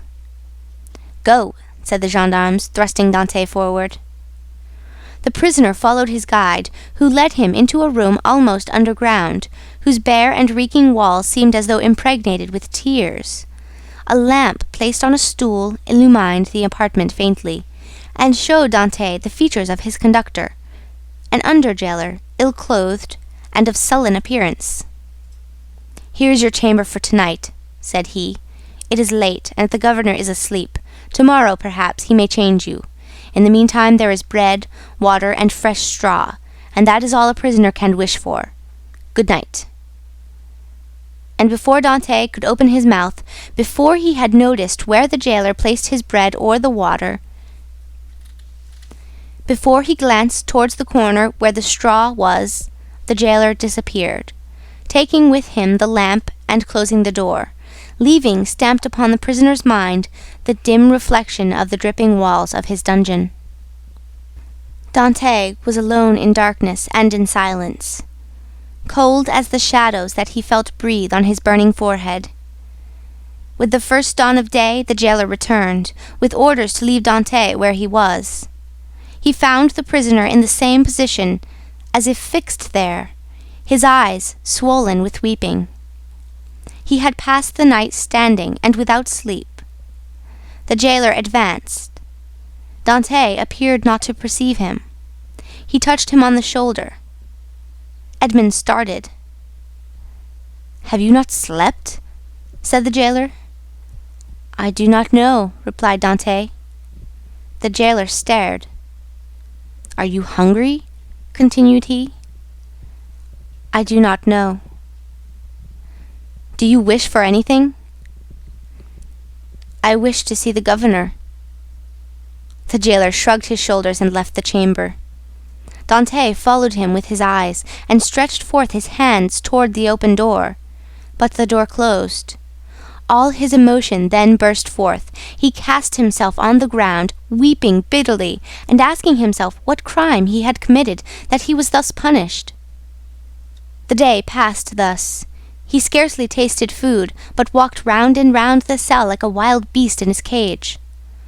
One thought in particular tormented him, namely that, during his journey hither, he had sat so still, whereas he might 12 times have plunged into the sea, and thanks to his powers of swimming for which he was famous, have gained the shore, concealed himself until the arrival of a Genoese or Spanish vessel, escaped to Spain or Italy, where Mercedes and his father could have joined him. He had no fears as to how he should live. Good seamen are welcome everywhere. He spoke Italian like a Tuscan and Spanish like a Castilian. He would have been free and happy with Mercedes and his father, whereas now he was confined in the Château d'If, that impregnable fortress, ignorant of the future destiny of his father and Mercedes. And all this because he had trusted to Villefort's promise. The thought was maddening, and Dante threw himself furiously down on his straw. The next morning, at the same hour, the jailer came again. "Well," said the jailer, "are you more reasonable today?" Dante made no reply. "Come, cheer up. Is there anything that I can do for you?" "I wish to see the governor." "I have already told you, it is impossible." "Why so?" "Because it is against prison rules, and prisoners must not even ask for it." "What is allowed, then?" "Better fare, if you pay for it, books, and leave to walk about." "I do not want books. I am satisfied with my food, and do not care to walk about. But I wish to see the governor." "If you worry me by repeating the same thing, I will not bring you any more to eat." "Well, then," said Edmund, "if you do not, I shall die of hunger, that is all." The jailer saw by his tone he would be happy to die, and as every prisoner is worth 10 sous a day to his jailer, he replied in a more subdued tone, "What you ask is impossible, but if you are very well behaved you will be allowed to walk about, and some day you will meet the governor, and if he chooses to reply, that is his affair." "But," asked Dante, "how long shall I have to wait?" "A month, 6 months, a year." "It is too long a time. I wish to see him at once." "Ah," said the jailer, "do not always brood over what is impossible, or you will be mad in a fortnight." "You think so?"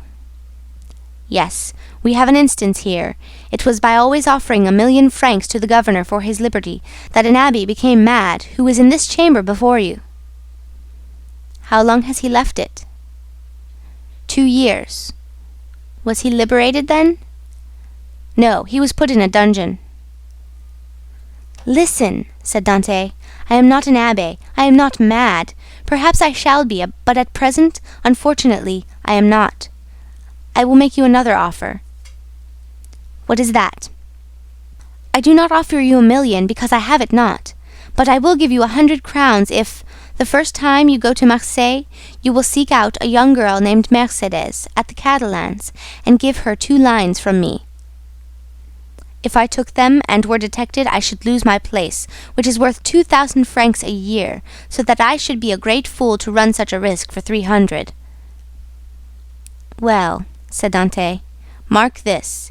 If you refuse at least to tell Mercedes I am here, I will some day hide myself behind the door, and when you enter I will dash out your brains with this stool." "Threats!" cried the jailer, retreating and putting himself on the defensive. "You are certainly going mad. The abbé began like you, and in 3 days you will be like him, mad enough to tie up, but fortunately there are dungeons here." Dante whirled the stool round his head. All right," said the jailer, "all right. Since you will have it so, I will send word to the governor."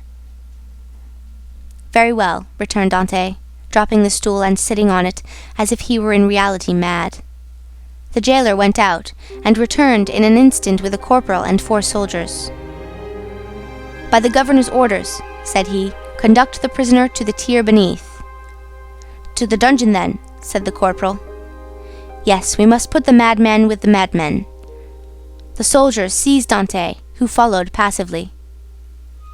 He descended 15 steps, and the door of a dungeon was opened, and he was thrust in.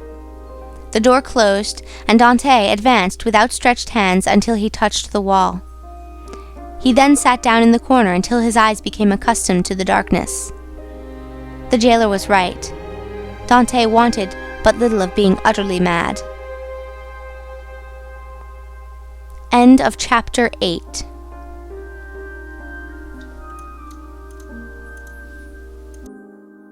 The Count of Monte Cristo by Alexandre Dumas. Chapter 9. The evening of the betrothal.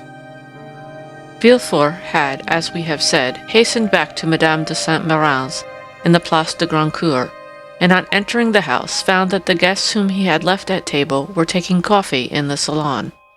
Renée was, with all the rest of the company, anxiously awaiting him, and his entrance was followed by a general exclamation. "Well, Decapitator, guardian of the state, royalist, Brutus, what is the matter? said one. "Speak out." "Are we threatened with a fresh reign of terror?" asked another. "Has the Corsican ogre broken loose?" cried a third. "Marquise," said Villefort, approaching his future mother-in-law, "I request your pardon for thus leaving you. Will the Marquis honor me by a few moments' private conversation?" "Ah, it is really a serious matter, then?" asked the Marquis, remarking the cloud on Villefort's brow. "So serious that I must take leave of you for a few days.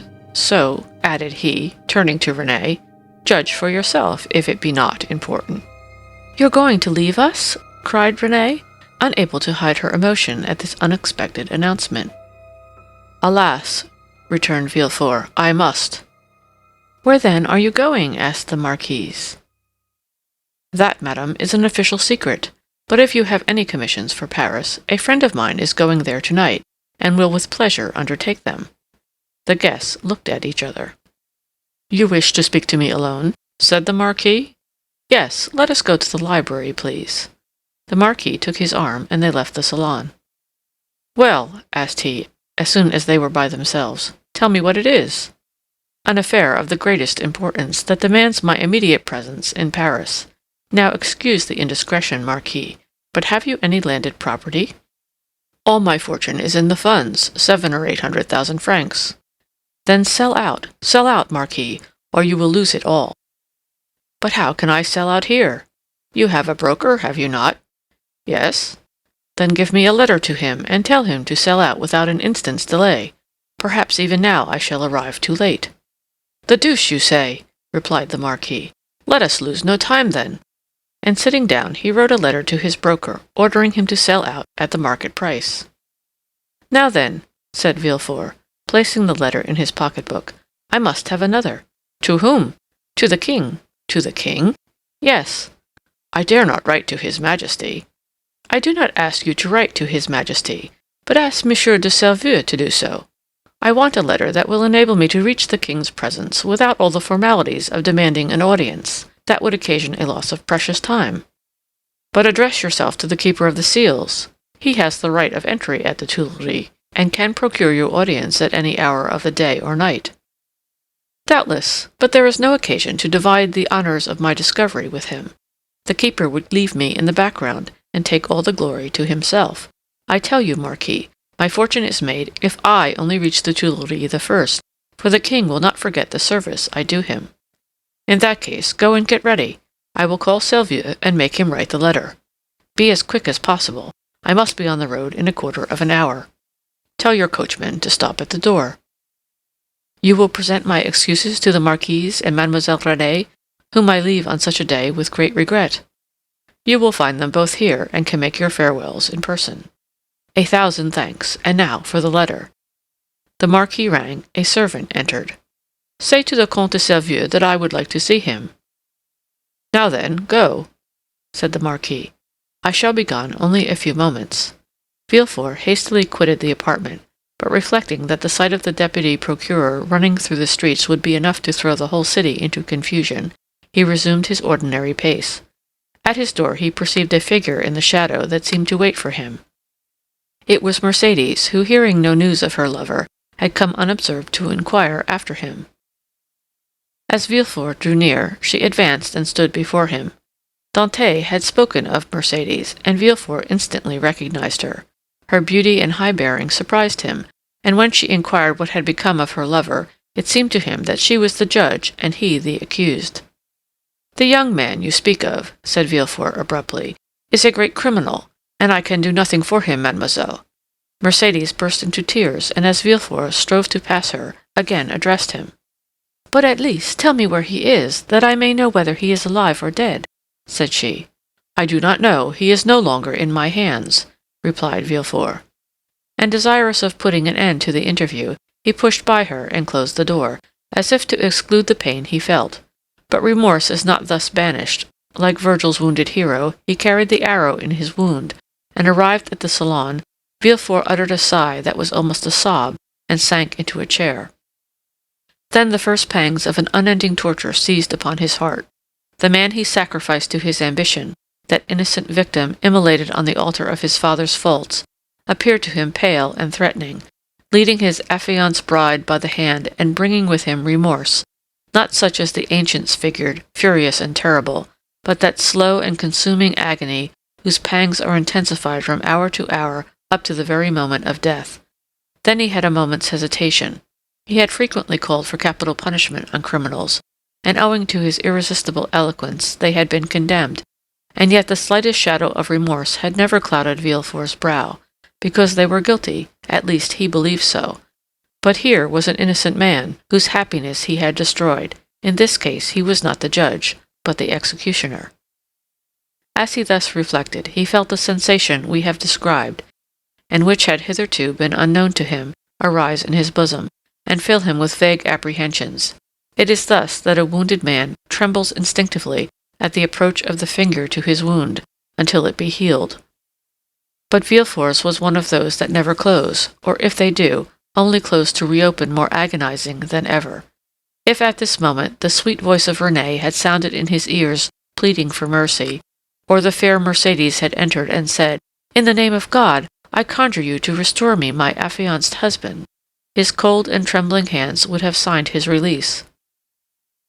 But no voice broke the stillness of the chamber, and the door was opened only by Villefort's valet, who came to tell him that the travelling carriage was in readiness.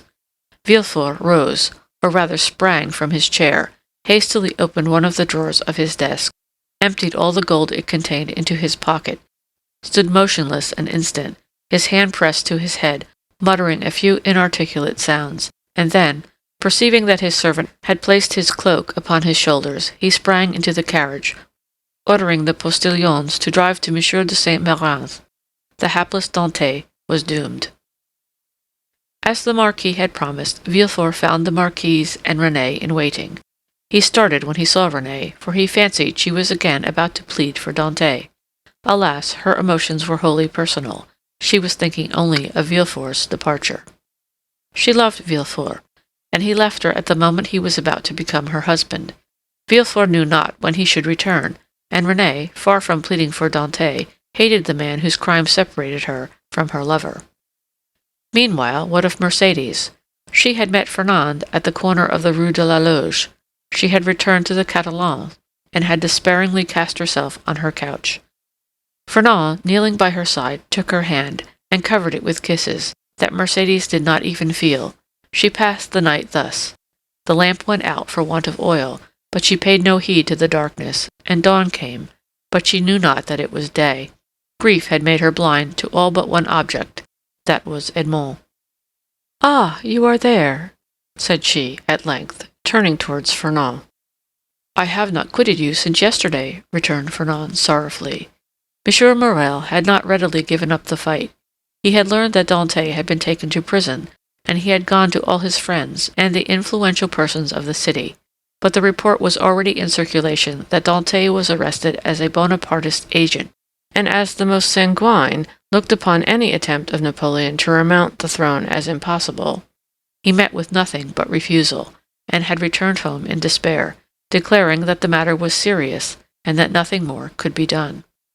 Caderousse was equally restless and uneasy, but instead of seeking, like M. Morel, to aid Dante, he had shut himself up with 2 bottles of black currant brandy in the hope of drowning reflection. But he did not succeed, and became too intoxicated to fetch any more drink, and yet not so intoxicated as to forget what had happened. With his elbows on the table, he sat between the 2 empty bottles, while spectres danced in the light of the unsnuffed candle. Spectres such as Hoffmann strews over his punch-drunk pages, like black, fantastic dust. Danglars alone was content and joyous. He had got rid of an enemy, and made his own situation on the Pharaon secure. Danglars was one of those men born with a pen behind the ear and an inkstand in place of a heart. Everything with him was multiplication or subtraction. The life of a man was to him of far less value than a numeral, especially when, by taking it away, he could increase the sum total of his own desires. He went to bed at his usual hour and slept in peace. Villefort, after receiving M. de Saveur's letter, embraced Renée, kissed the Marquise's hand, and shaken that of the Marquis, started for Paris along the Aix road. Old Dante was dying with anxiety to know what had become of Edmond. but we know very well what had become of Edmond. End of chapter 9.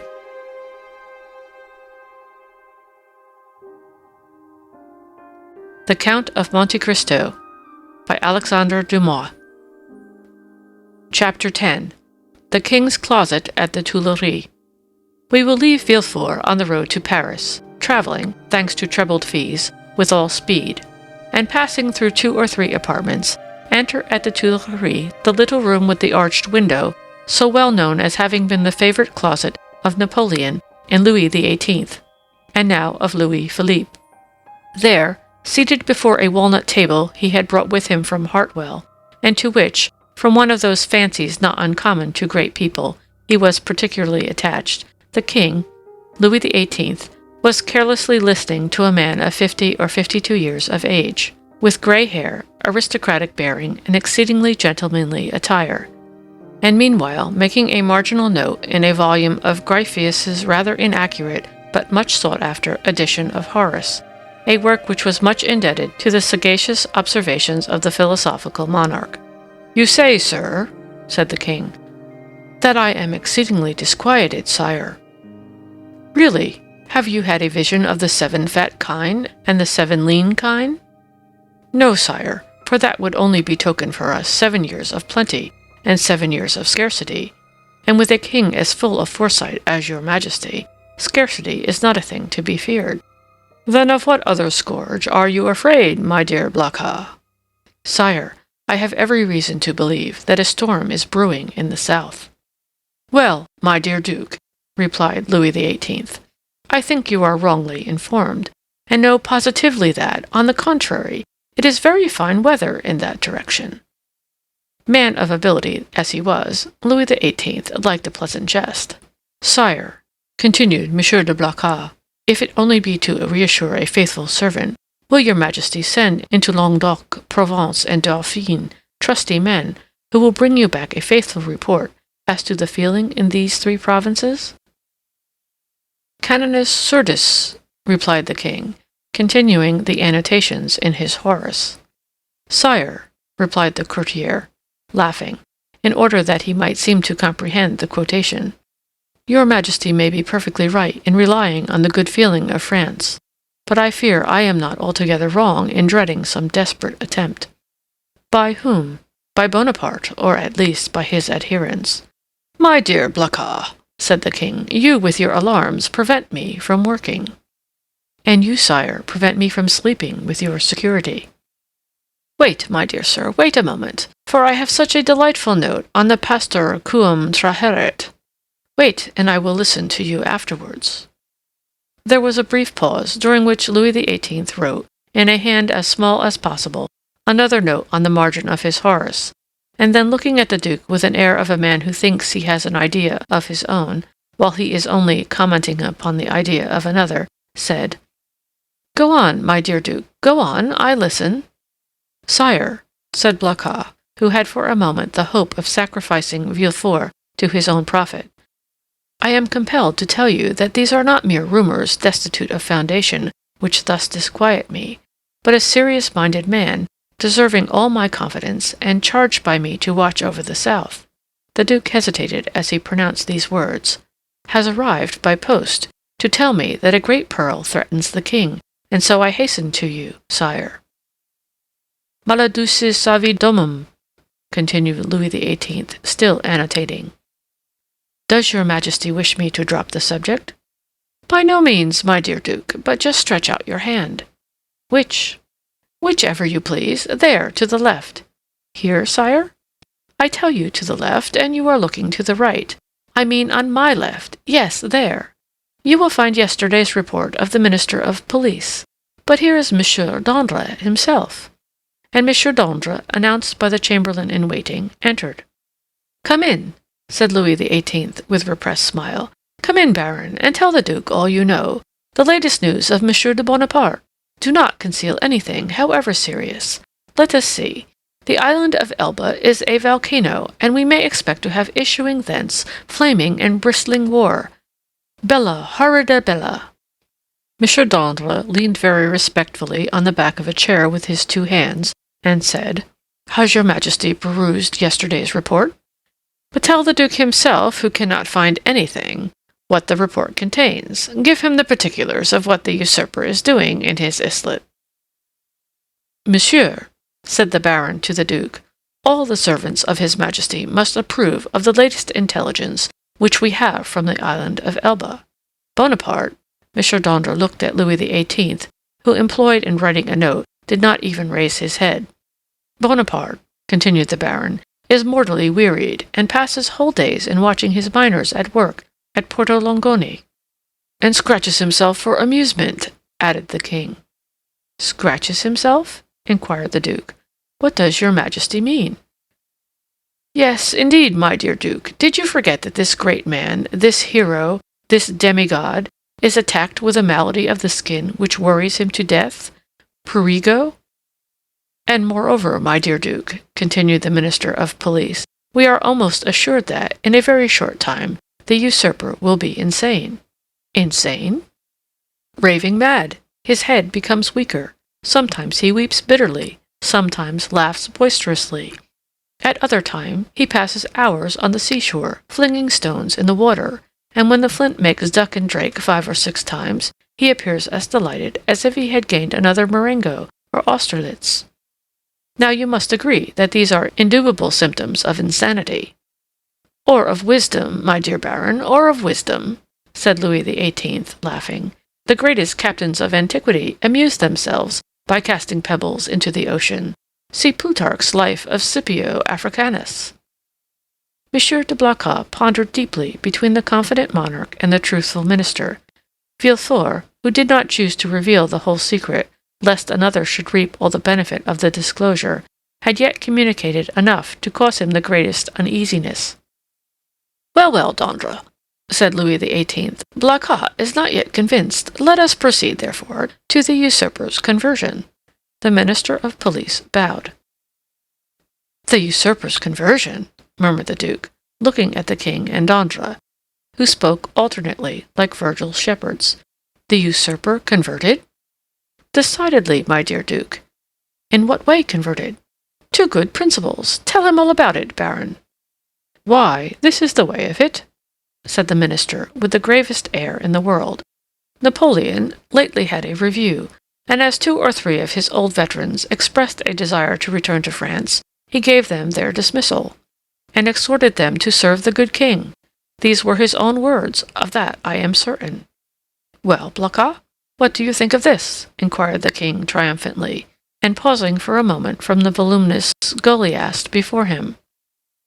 "I say, sire, that the Minister of Police is greatly deceived, or I am, and as it is impossible it can be the Minister of Police, as he has the guardianship of the safety and honor of your Majesty, it is probable that I am in error. However, sire, if I might advise, your Majesty will interrogate the person of whom I spoke to you, and I will urge your Majesty to do him this honor." "Most willingly, Duke. Under your auspices I will receive any person you please, but you must not expect me to be too confiding. Baron, have you any report more recent than this dated the 20th February? This is the 4th of March." "No, sire, but I am hourly expecting one. It may have arrived since I left my office." "Go thither, and if there be none, well, well," continued Louis XVIII, "make one. That is the usual way, is it not?" And the king laughed facetiously. "Oh, sire," replied the minister, "we have no occasion to invent any. Every day our desks are loaded with most circumstantial denunciations, coming from hosts of people who hope for some return for services which they seek to render, but cannot. They trust to fortune, and rely upon some unexpected event in some way to justify their predictions." "Well, sir, go," said Louis XVIII, "and remember that I am waiting for you." "I will but go and return, sire. I shall be back in 10 minutes." "And I, sire," said Monsieur de Blacas, "will go and find my messenger." "Wait, sir, wait," said Louis XVIII. "Really, Monsieur de Blacas, I must change your armorial bearings. I will give you an eagle with outstretched wings, holding in its claws a prey which tries in vain to escape, and bearing this device: Tenax."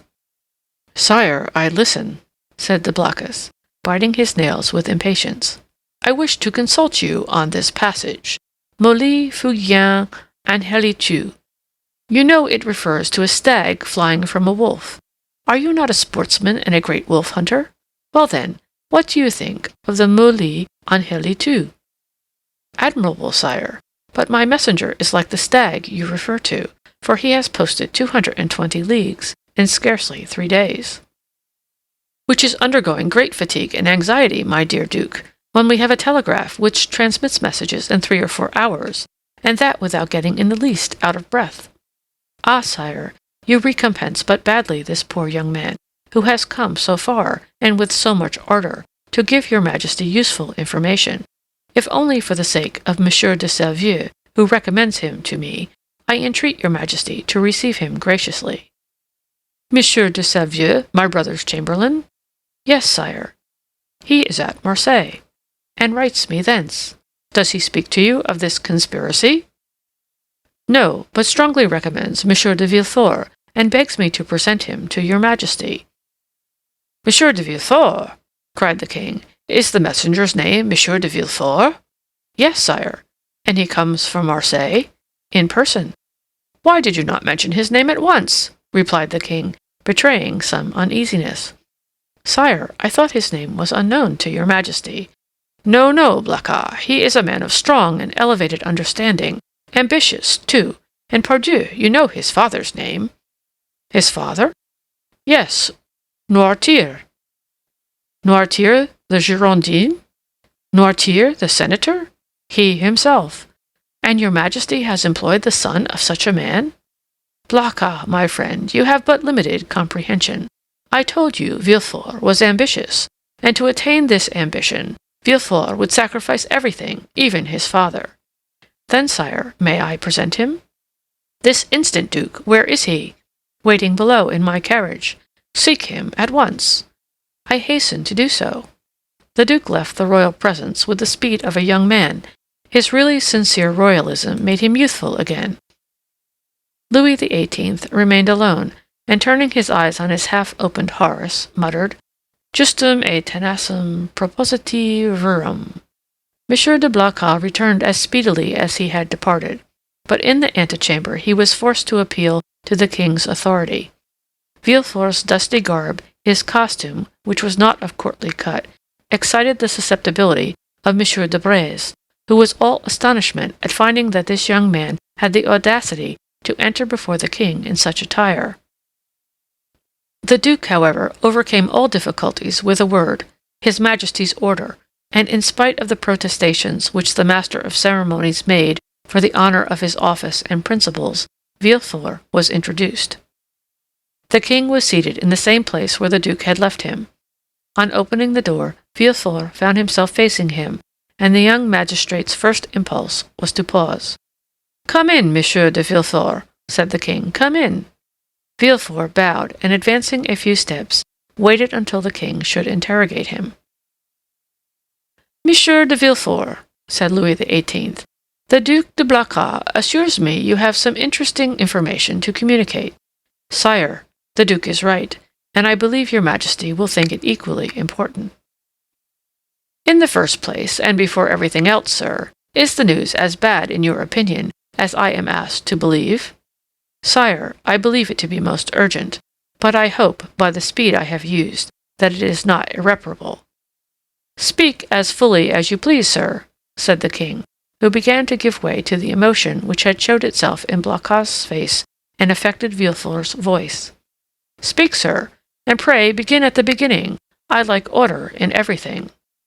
"Sire," said Villefort, "I will render a faithful report to your Majesty, but I must entreat your forgiveness if my anxiety leads to some obscurity in my language." A glance at the king after this discreet and subtle exordium assured Villefort of the benignity of his august auditor, and he went on. "Sire, I have come as rapidly to Paris as possible to inform your Majesty that I have discovered, in the exercise of my duties, not a commonplace and insignificant plot, such as is every day got up in the lower ranks of the people and in the army, but an actual conspiracy, a storm which menaces no less than your Majesty's throne. Sire, the usurper is arming 3 ships. He meditates some project. which, however mad, is yet, perhaps, terrible. At this moment he will have left Elba, to go whither I know not, but assuredly to attempt a landing either at Naples or on the coast of Tuscany, or perhaps on the shores of France. Your Majesty is well aware that the sovereign of the island of Elba has maintained his relations with Italy and France? I am, sir, said the king, much agitated, and recently we have had information that the Bonapartist clubs have had meetings in the Rue Saint-Jacques. But proceed, I beg of you. How did you obtain these details? Sire, they are the results of an examination which I have made of a man of Marseille, whom I have watched for some time, and arrested on the day of my departure. This person, a sailor of turbulent character, and whom I suspected of Bonapartism, has been secretly to the island of Elba. There he saw the Grand Marshal, who charged him with an oral message to a Bonapartist in Paris, whose name I could not extract from him. But this mission was to prepare men's minds for a return. It is the man who says this, sire, a return which will soon occur. And where is this man? In prison, sire. And the matter seems serious to you? So serious, sire, that when the circumstance surprised me in the midst of a family festival, on the very day of my betrothal, I left my bride and friends, postponing everything, that I might hasten to lay at your Majesty's feet the fears which impressed me and the assurance of my devotion. True, said Louis XVIII, was there not a marriage engagement between you and Mademoiselle de Saint-Méran, daughter of one of your Majesty's most faithful servants? Yes, yes, but let us talk of this plot, Monsieur de Villefort. Sire, I fear it is more than a plot. I fear it is a conspiracy. A conspiracy in these times, said Louis XVIII, smiling, is a thing very easy to meditate, but more difficult to conduct to an end, inasmuch as, re-established so recently on the throne of our ancestors, we have our eyes open at once upon the past, the present, and the future. For the last 10 months my ministers have redoubled their vigilance in order to watch the shore of the Mediterranean. If Bonaparte landed at Naples, the whole coalition would be on foot before he could even reach Piemonte. If he land in Tuscany, he will be in an unfriendly territory. If he land in France, it must be with a handful of men, and the result of that is easily foretold, execrated as he is by the population. Take courage, sir, but at the same time rely on our royal gratitude. Ah, here is Monsieur d'Andre, cried the Blacas. At this instant the Minister of Police appeared at the door, pale, trembling, and as if ready to faint. Villefort was about to retire, but Monsieur de Blacas, taking his hand, restrained him. End of chapter 10.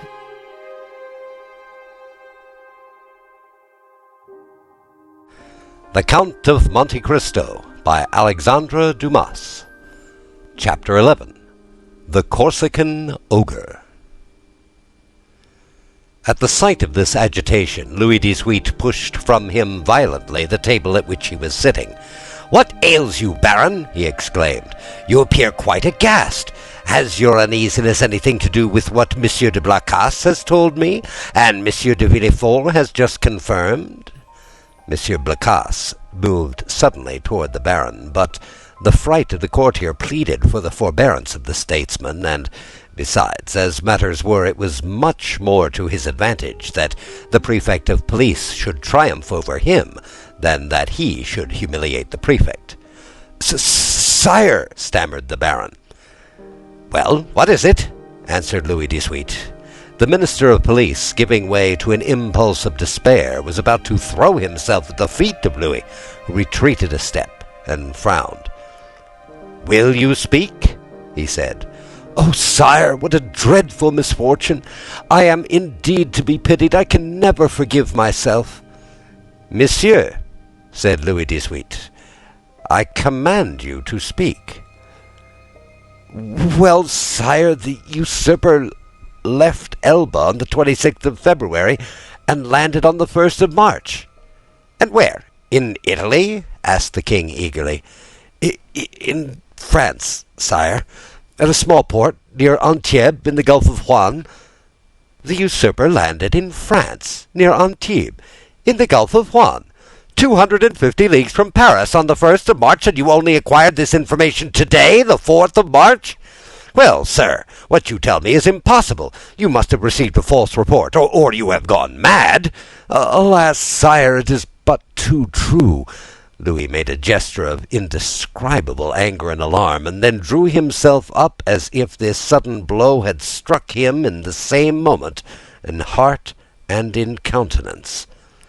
"In France!" he cried. "The usurper in France! Then they did not watch over this man. Who knows? They were perhaps in league with him." "Oh, sire!" exclaimed the Duc de Blacas. "Monsieur d'André is not a man to be accused of treason. Sire, we have all been blind, and the Minister of Police has shared this general blindness, that is all." "But," said Villefort, and then, suddenly checking himself, he was silent. Then he continued, "Your pardon, sire," he said, bowing. "My zeal carried me away. Will your Majesty deign to excuse me?" "Speak, sir. Speak boldly," replied Louis. "You alone forewarned us of the evil. Now try to aid us with the remedy." "Sire," said Villefort, "the usurper is detested in the south, and it seems to me that if he ventured into the south it would be easy to raise Languedoc and Provence against him." "Yes, assuredly," replied the minister, "but he is advancing by Gap and Sisteron." "Advancing? He is advancing!" said Louis XVIII. "Is he then advancing on Paris?" The Minister of Police maintained a silence which was equivalent to a complete avowal. "And Dauphine, sir?" inquired the king of Villefort. "Do you think it's possible to rouse that as well as Provence?" "Sire, I am sorry to tell your Majesty a cruel fact, but the feeling in Dauphine is quite the reverse of that in Provence or Languedoc. The mountaineers are Bonapartists, sire." "Then," murmured Louis, "he was well informed. How many men had he with him?" "I do not know, sire," answered the Minister of Police. "What? You do not know? Have you neglected to obtain information on that point? Of course it is of no consequence," he added, with a withering smile. "Sire, it was impossible to learn. The dispatch simply stated the fact of the landing and the route taken by the usurper." "And how did this dispatch reach you?" inquired the king. The minister bowed his head, while a deep color overspread his cheeks. He stammered out, "By the telegraph, sire." Louis XVIII advanced a step, and folded his arms over his chest, as Napoleon would have done.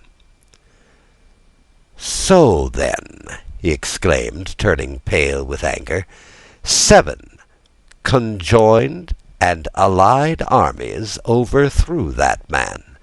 A miracle of heaven replaced me on the throne of my fathers after 25 years of exile. I have, during those 25 years, spared no pains to understand the people of France and the interests which were confided to me. And now, when I see the fruition of my wishes almost within reach, the power I hold in my hands bursts and shatters me to atoms. Sire, it is a fatality," murmured the minister, feeling the pressure of the circumstances, however light a thing to destiny, was too much for any human strength to endure.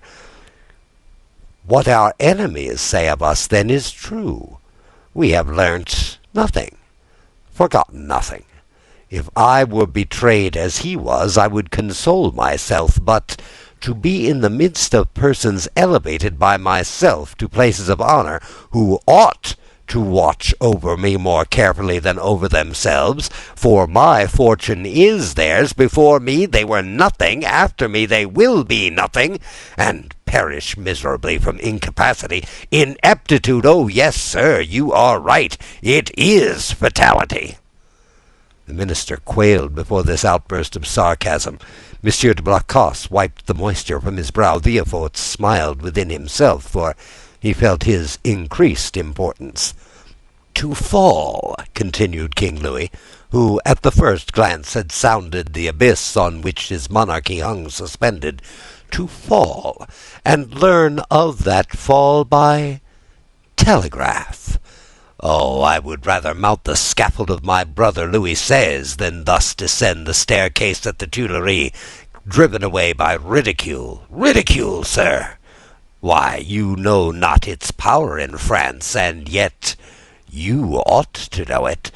Sire, sire, murmured the minister, for pity's approach, Monsieur de Villefort, resumed the king, addressing the young man who, motionless and breathless, was listening to a conversation upon which depended the destiny of a kingdom.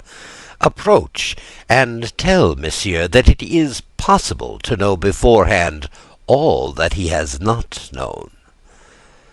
Sire, it was really impossible to learn the secrets which that man concealed from all the world. Really impossible. Yes, that is a great word, sir. Unfortunately, there are great words, as there are great men. I have measured them. Really impossible for a minister who has an office, agents, spies, and 1,500,000 francs for Secret Service money to know what is going on at 60 leagues from the coast of France. Well, then, see, here is a gentleman who had none of these resources at his disposal. A gentleman, only a simple magistrate, who has learned more than you with all your police, and would have saved my crown if, like you, he had had the power of directing a telegraph. The look of the minister of police was turned with concentrated spite on Villefort, who bent his head in modest triumph. I do not mean that for you, Blacas, continued Louis XVIII. For if you have discovered nothing, at least you have had the good sense to persevere in your suspicions. Any other than yourself would have considered the disclosure of Monsieur de Villefort insignificant, or else dictated by venial ambition. These words were an allusion to the sentiments which the Minister of Police had uttered with so much confidence an hour before. Villefort understood the king's intent. Any other person would perhaps have been overcome by such an intoxicating draught of praise, but he feared to make for himself a mortal enemy of the police minister, although he saw that d'André was irrevocably lost.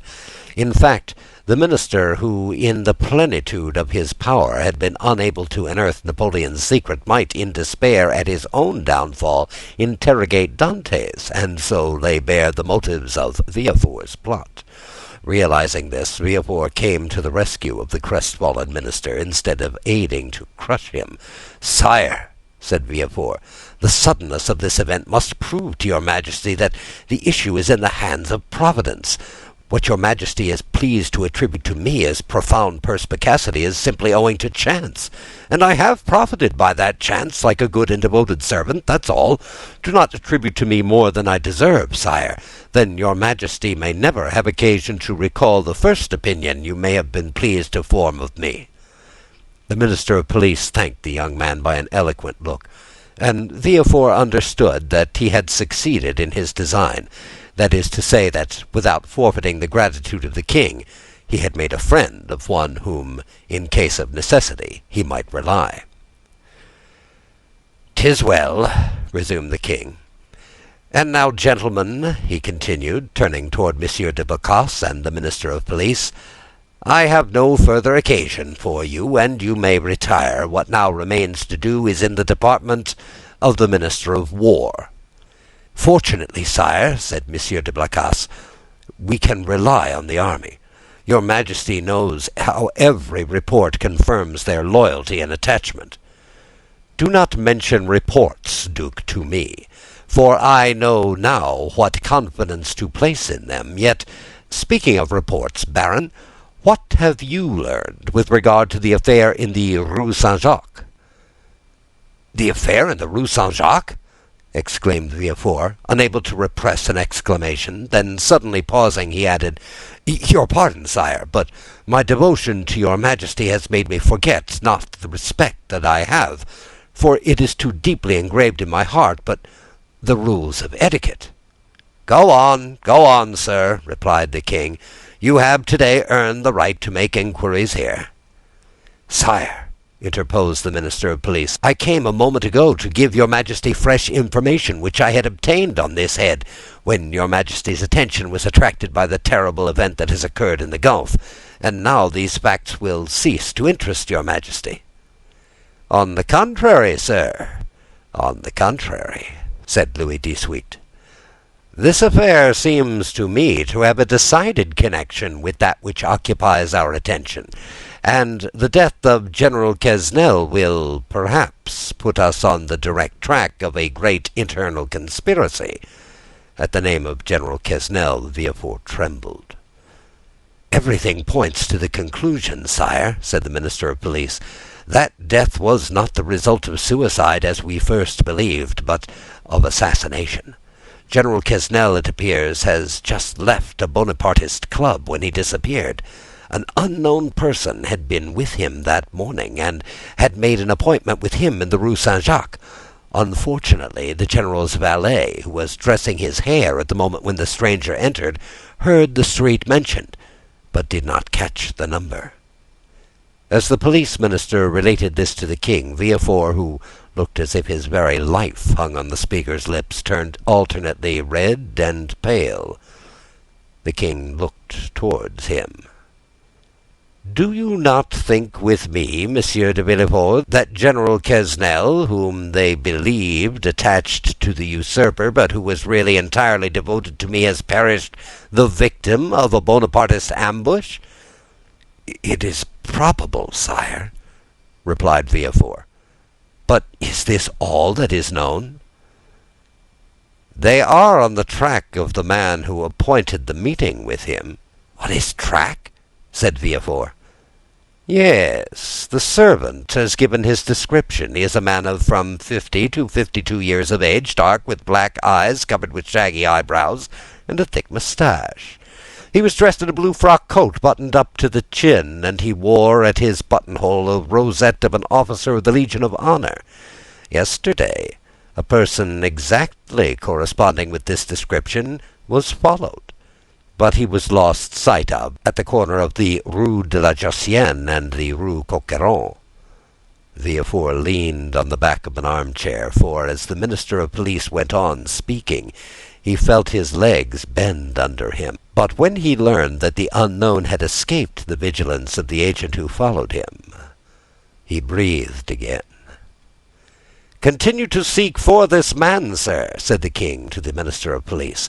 "For if, as I am all but convinced, General Quesnel, who would have been so useful to us at this moment, has been murdered, his assassins, Bonapartists or not, shall be cruelly punished."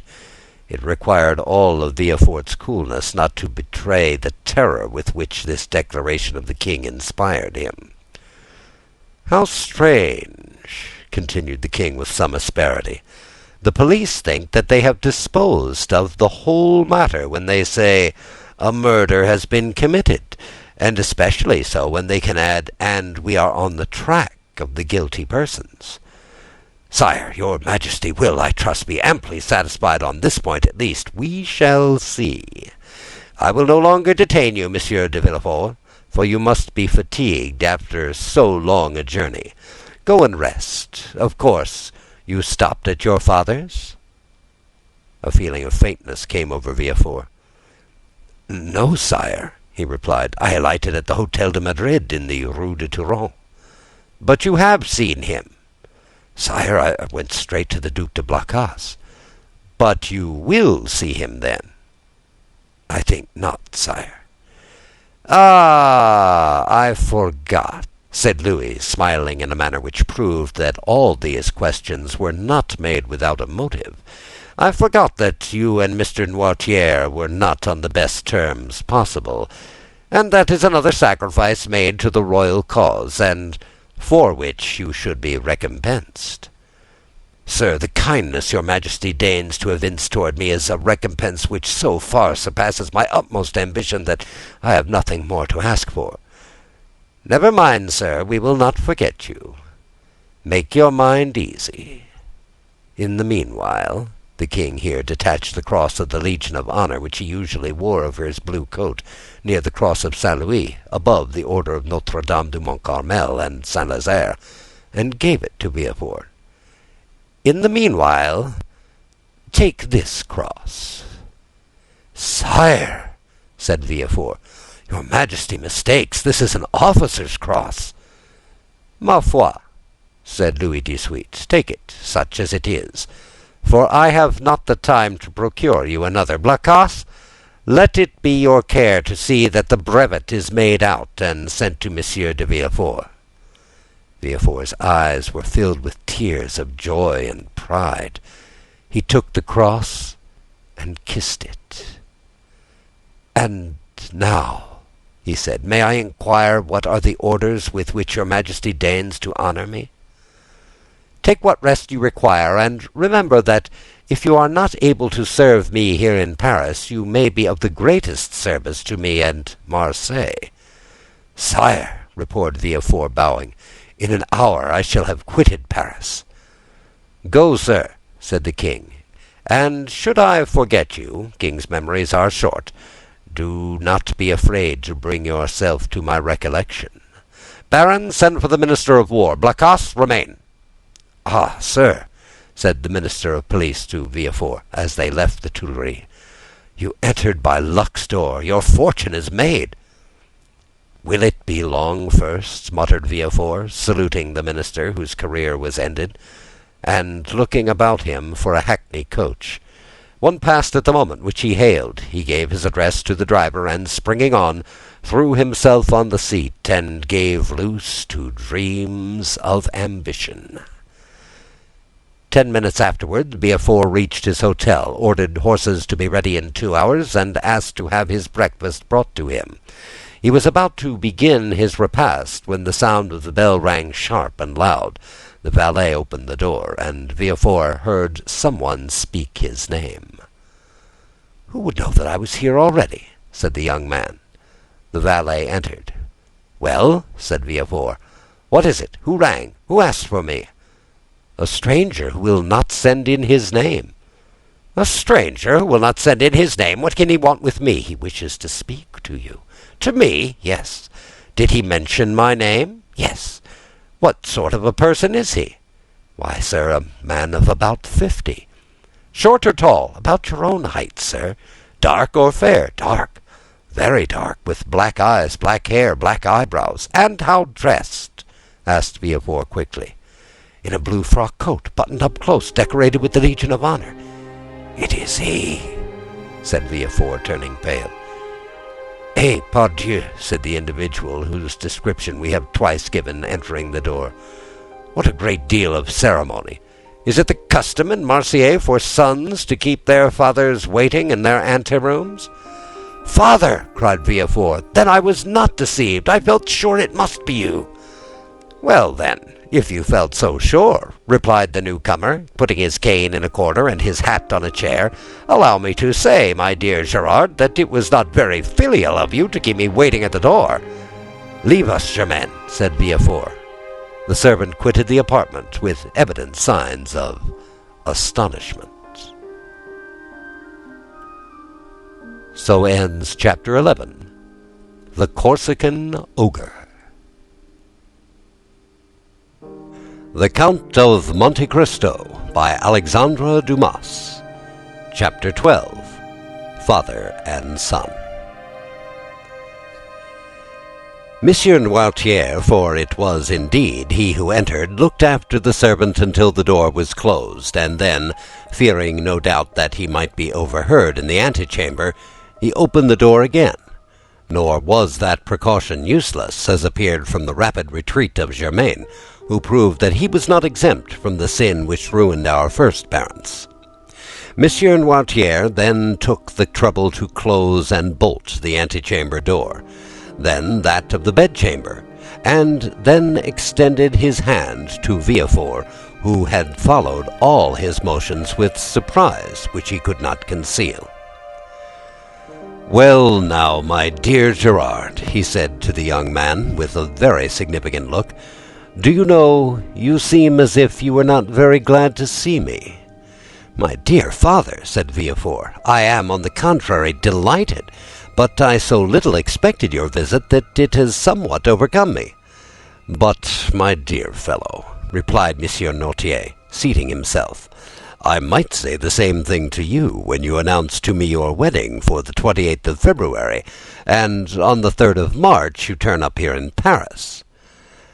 "And if I have come, my dear father," said Gerard, drawing closer to Monsieur Noirtier, "do not complain, for it is for you that I came, and my journey will be your salvation." "Ah, indeed," said Monsieur Noirtier, stretching himself out at his ease in the chair. "Really, pray tell me all about it, for it must be interesting." "Father, have you heard speak of a certain Bonapartist club in the Rue Saint-Jacques?" "Number 53, yes, I am vice-president." "Father, your coolness makes me shudder." "Why, my dear boy? When a man has been proscribed by the mountaineers, has escaped from Paris in a hay-cart, has been hunted over the plains of Bordeaux by Robespierre's bloodhounds, he becomes accustomed to most things. But go on. What about the club in the Rue Saint-Jacques?" "Why, they induced General Quesnel to go there, and General Quesnel, who quitted his own house at 9 o'clock in the evening, was found the next day in the Seine." "And who told you this fine story?" "The king himself." "Well, then, in return for your story," continued Noirtier, "I will tell you another. My dear father, I think I already know what you are about to tell me." "Ah, you have heard of the landing of the Emperor?" "Not so loud, father, I entreat of you, for your own sake as well as mine. Yes, I heard the news, and knew it even before you could, for 3 days ago I posted from Marseilles to Paris with all possible speed, half desperate at the enforced delay." "3 days ago? You are crazy. Why, 3 days ago the Emperor had not yet landed."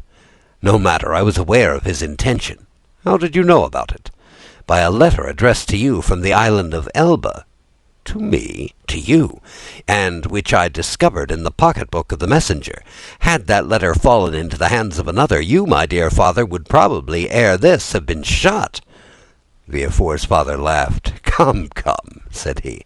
"Will the Restoration adopt imperial methods so promptly? Shot, my dear boy? What an idea! Where is the letter you speak of? I know you too well to suppose you would allow such a thing to pass you." "I burnt it for fear that even a fragment should remain, for that letter must have led to your condemnation." "And the destruction of your future prospects," replied Noirtier. "Yes, I can easily comprehend that, but I have nothing to fear while I have you to protect me." "I do better than that, sir. I save you." "You do? Why, really, the thing comes more and more dramatic. Explain yourself." "I must refer again to the club in the Rue Saint-Jacques." "It appears that this club is rather a bore to the police. Why didn't they search more vigilantly? They would have found—" "They have not found, but they are on the track." "Yes, that is the usual phrase. I'm quite familiar with it. When the police is at fault, it declares that it is on the track, and the government patiently awaits the day when it comes to say, with a sneaking air, that the track is lost. Yes, but they have found a corpse. The general has been killed, and in all countries they call that a murder." "A murder, do you call it? Why, there is nothing to prove that the general was murdered. People are found every day in the Seine, having thrown themselves in, or having been drowned from not knowing how to swim." "Father, you know very well that the general was not a man to drown himself in despair, and people do not bathe in the Seine in the month of January. No, do not be deceived. There was murder in every sense of the word." "And who thus designated it?" "The king himself." "The king? I thought he was a philosopher enough to allow that there was no murder in politics. In politics, my dear fellow, you know as well as I do, there are no men but ideas, no feelings but interests. In politics, we do not kill a man, we only remove an obstacle, that is all. Would you like to know how matters have progressed? Well, I will tell you.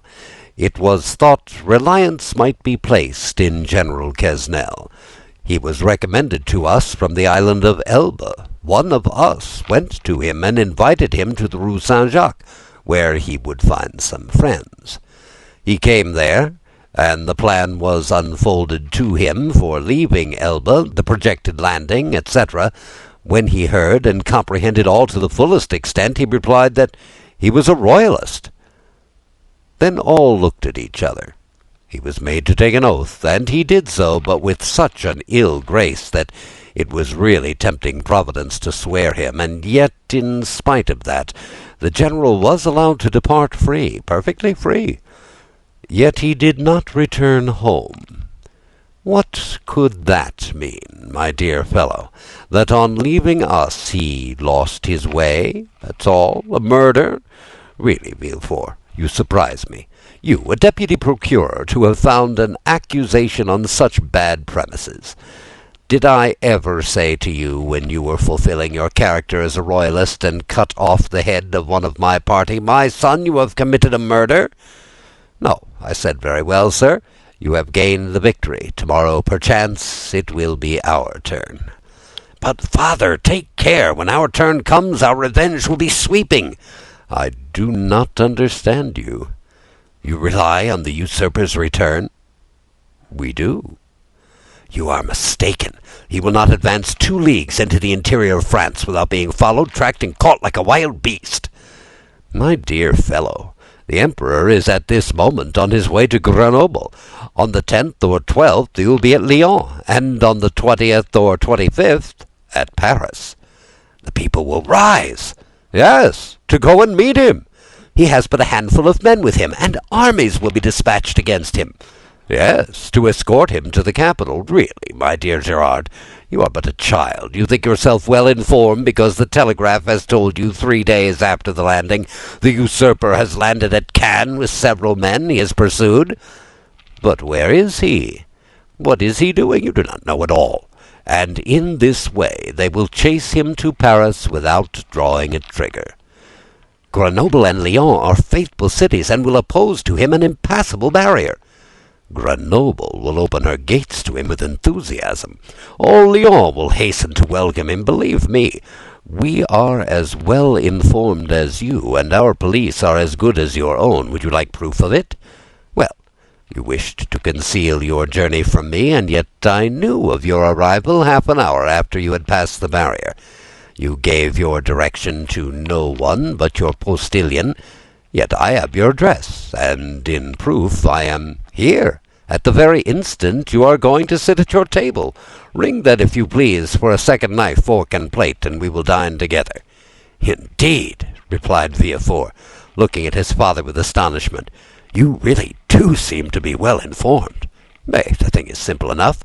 You who are in power have only the means that money produces. We who are in expectation have those which devotion prompts." "Devotion," said Villefort with a sneer. "Yes, devotion, for that is, I believe, the phrase for hopeful ambition." And Villefort's father extended his hand to the bell-rope to summon the servant whom his son had not called. Villefort caught his arm. "Wait, my dear father," said the young man. "One word more." "Say on." "However stupid the royalist police may be, they do know one terrible thing." "What is that?" "The description of the man who, on the morning of the day when General Quesnel disappeared, presented himself at his house." "Oh, the admirable police have found that out, have they? And what may be that description?" "Dark complexion, hair, eyebrows, and whiskers, black, blue frock coat, buttoned up to the chin, rosette of an officer of the Legion of Honor in his buttonhole, a hat with a wide brim, and a cane." Ah, that's it, is it?" said Noirtier. "And why, then, have they not laid hands on him?" "Because yesterday or the day before they lost sight of him at the corner of the Rue Coqueron." "Didn't I say that your police were good for nothing?" "Yes, but they may catch him yet." "True," said Noirtier, looking carelessly around him, "true. If this person were not on his guard, as he is," and he added with a smile, "he will consequently make a few changes in his personal appearance." At these words he rose and put off his frock coat and cravat, went towards a table on which lay his son's toilet articles, lathered his face, took a razor, and with a firm hand cut off the compromising whiskers. Villefort watched him with alarm not devoid of admiration. His whiskers cut off, Noirtier gave another turn to his hair, took, instead of his black cravat, a colored neckerchief which lay at the top of an open portmanteau, put on, in lieu of his blue and high-buttoned frock-coat, a coat of Villefort's of dark brown, and cut away in front, tried on before a glass with a narrow-brimmed hat of his son's, which appeared to fit him perfectly, and, leaving his cane in the corner where he had deposited it, took up a small bamboo switch, and cut the air with it once or twice, and walked about with that easy swagger which was one of his principal characteristics. "Well," he said, turning toward his wondering son, when the disguise was completed, "well, do you think your police will recognize me now?" "No, father," stammered Villefort. "At least, I hope not." "And now, my dear boy," continued Noirtier, "I rely on your prudence to remove all the things which I leave in your care." "Oh, rely on me," said Villefort. Yes, and now I believe you are right, and that you have really saved my life. Be assured I will return the favor hereafter." Villefort shook his head. "You are not convinced yet.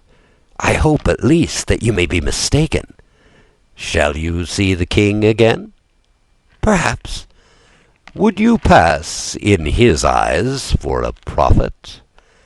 "Prophets of evil are not in favor at the court, father." "True, but some day they do them justice, and supposing a second restoration, you would then pass for a great man."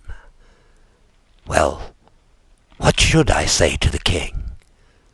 "Say this to him: 'Sire, you are deceived as to the feeling in France as to the opinions of the towns and the prejudices of the army. He whom in Paris you call the Corsican ogre, who at Nevers is styled the usurper, is already saluted as Bonaparte in Lyons, and emperor in Grenoble. You think he is tracked, pursued, captured. He is advancing as rapidly as his own eagles.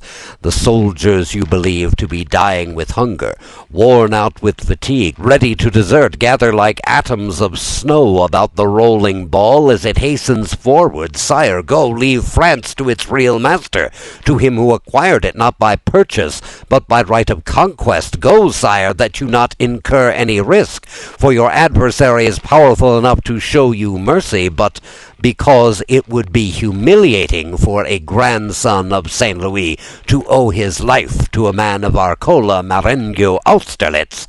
Tell him this, Gerard, or rather, tell him nothing. Keep your journey a secret. Do not boast of what you have come to Paris to do, or have done. Return with all speed. Enter Marseille at night, and your house by the back door, and there remain, quiet, submissive, secret, and above all inoffensive, for this time I swear to you, we shall act like powerful men who know their enemies. Go, my son, go, my dear Gerard, and by your obedience to my paternal orders, or, if you prefer it, friendly counsels, we will keep you in your place. This will be, answered Noirtier with a smile, one means by which you may a second time save me, if the political balance should some day take another turn, and cast you aloft while hurling me down. Adieu, my dear Gerard, and at your next journey alight at my door." Noirtier left the room when he had finished, with the same calmness that had characterized him during the whole of his remarkable and trying conversation. Villefort, pale and agitated, ran to the window, put aside the curtain, and saw him pass, cool and collected, by 2 or 3 ill-looking men at the corner of the street, who were there, perhaps, to arrest a man with black whiskers and a blue frock-coat and a hat with a broad brim. Villefort stood watching, breathless, until his father had disappeared at the Rue Bussy. Then he turned to the various articles he had left behind him, put the black cravat and blue frock-coat at the bottom of the portmanteau, threw the hat into a dark closet, broke the cane into small bits and flung it in the fire, put on his travelling cap, and, calling his valet, checked with a look the 1,000 questions he was ready to ask, paid the bill, sprang into his carriage, which was ready, learned at Lyons that Bonaparte had entered Grenoble, and, in the midst of the tumult which prevailed along the road, at length reached Marseilles, a prey to all the hopes and fears which enter into the heart of a man with ambition and its first successes. So ends Chapter 12, Father and Son. The Count of Monte Cristo by Alexandre Dumas. Chapter 13, The 100 Days. Monsieur Noirtier was a true prophet, and things progressed rapidly as he had predicted. Everyone knows the history of the famous return from Elba, a return which was unprecedented in the past and will probably remain without a counterpart in the future. Louis XVI made but a faint attempt to parry this unexpected blow. The monarchy he had scarcely reconstructed tottered on its precarious foundation, and at a sign from the emperor the incongruous structure of ancient prejudices and new ideas fell to the ground. Villefort, therefore, gained nothing save the king's gratitude, which was rather likely to injure him at the present time, and the cross of the Legion of Honor, which he had the prudence not to wear, although Monsieur de Blacas had duly forwarded the brevet. Napoleon would doubtless have deprived Villefort of his office had it not been for Noirtier, who was all-powerful at the court, and thus the Girondin of '93 and the Senator of 1806 protected him who so lately had been his protector. All Villefort's influence barely enabled him to stifle the secret Dantes had so nearly divulged. The king's procureur alone was deprived of his office, being suspected of royalism.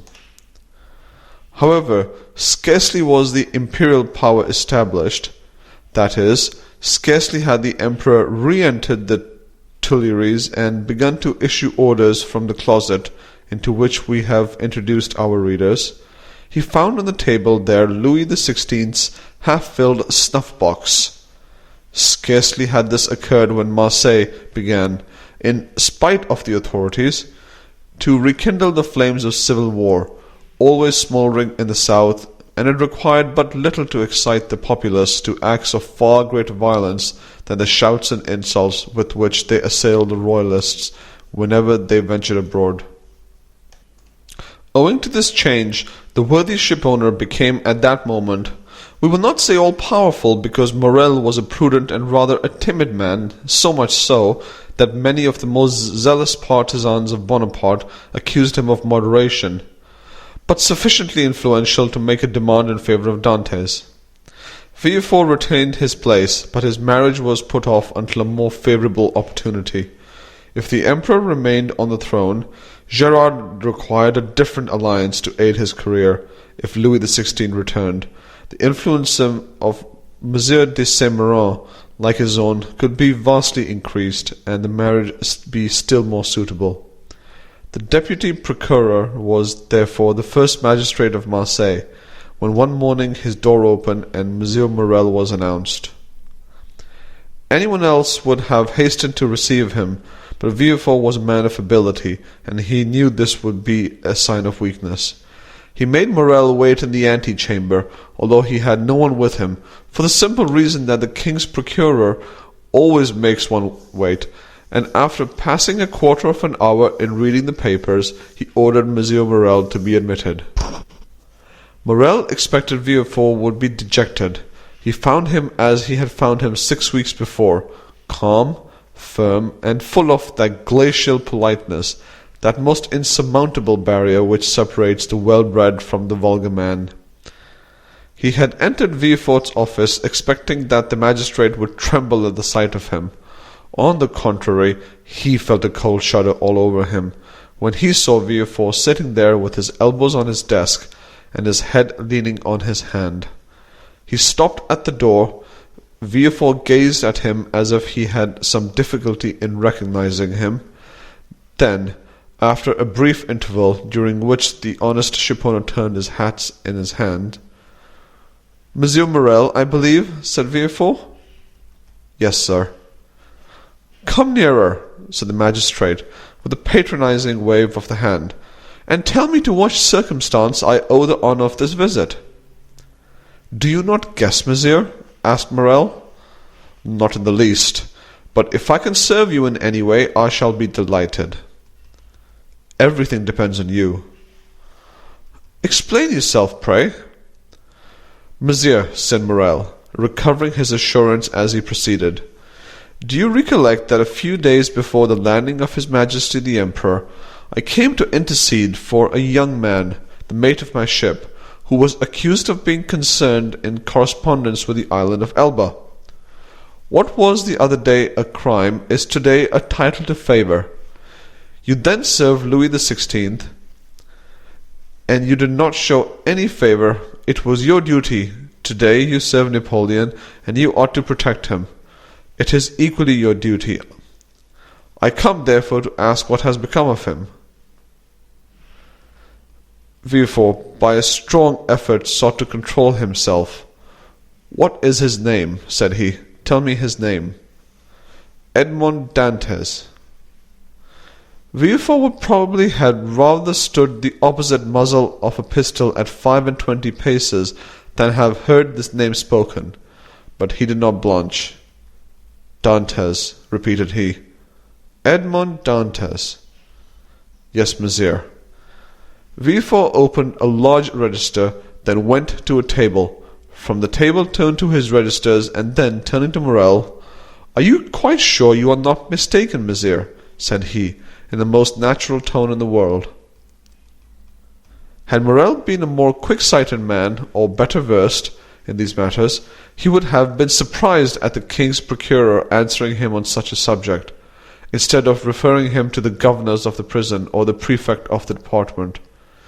But Morel, disappointed in his expectations of exciting fear, was conscious only of the other's condescension. Villefort had calculated rightly. "No," said Morel, "I am not mistaken. I have known him for 10 years, the last 4 of which he was in my service. Do not you recollect? I came about 6 weeks ago to plead for clemency, as I come today to plead for justice. You received me very coldly. Oh, the royalists were very severe with the Bonapartists in those days."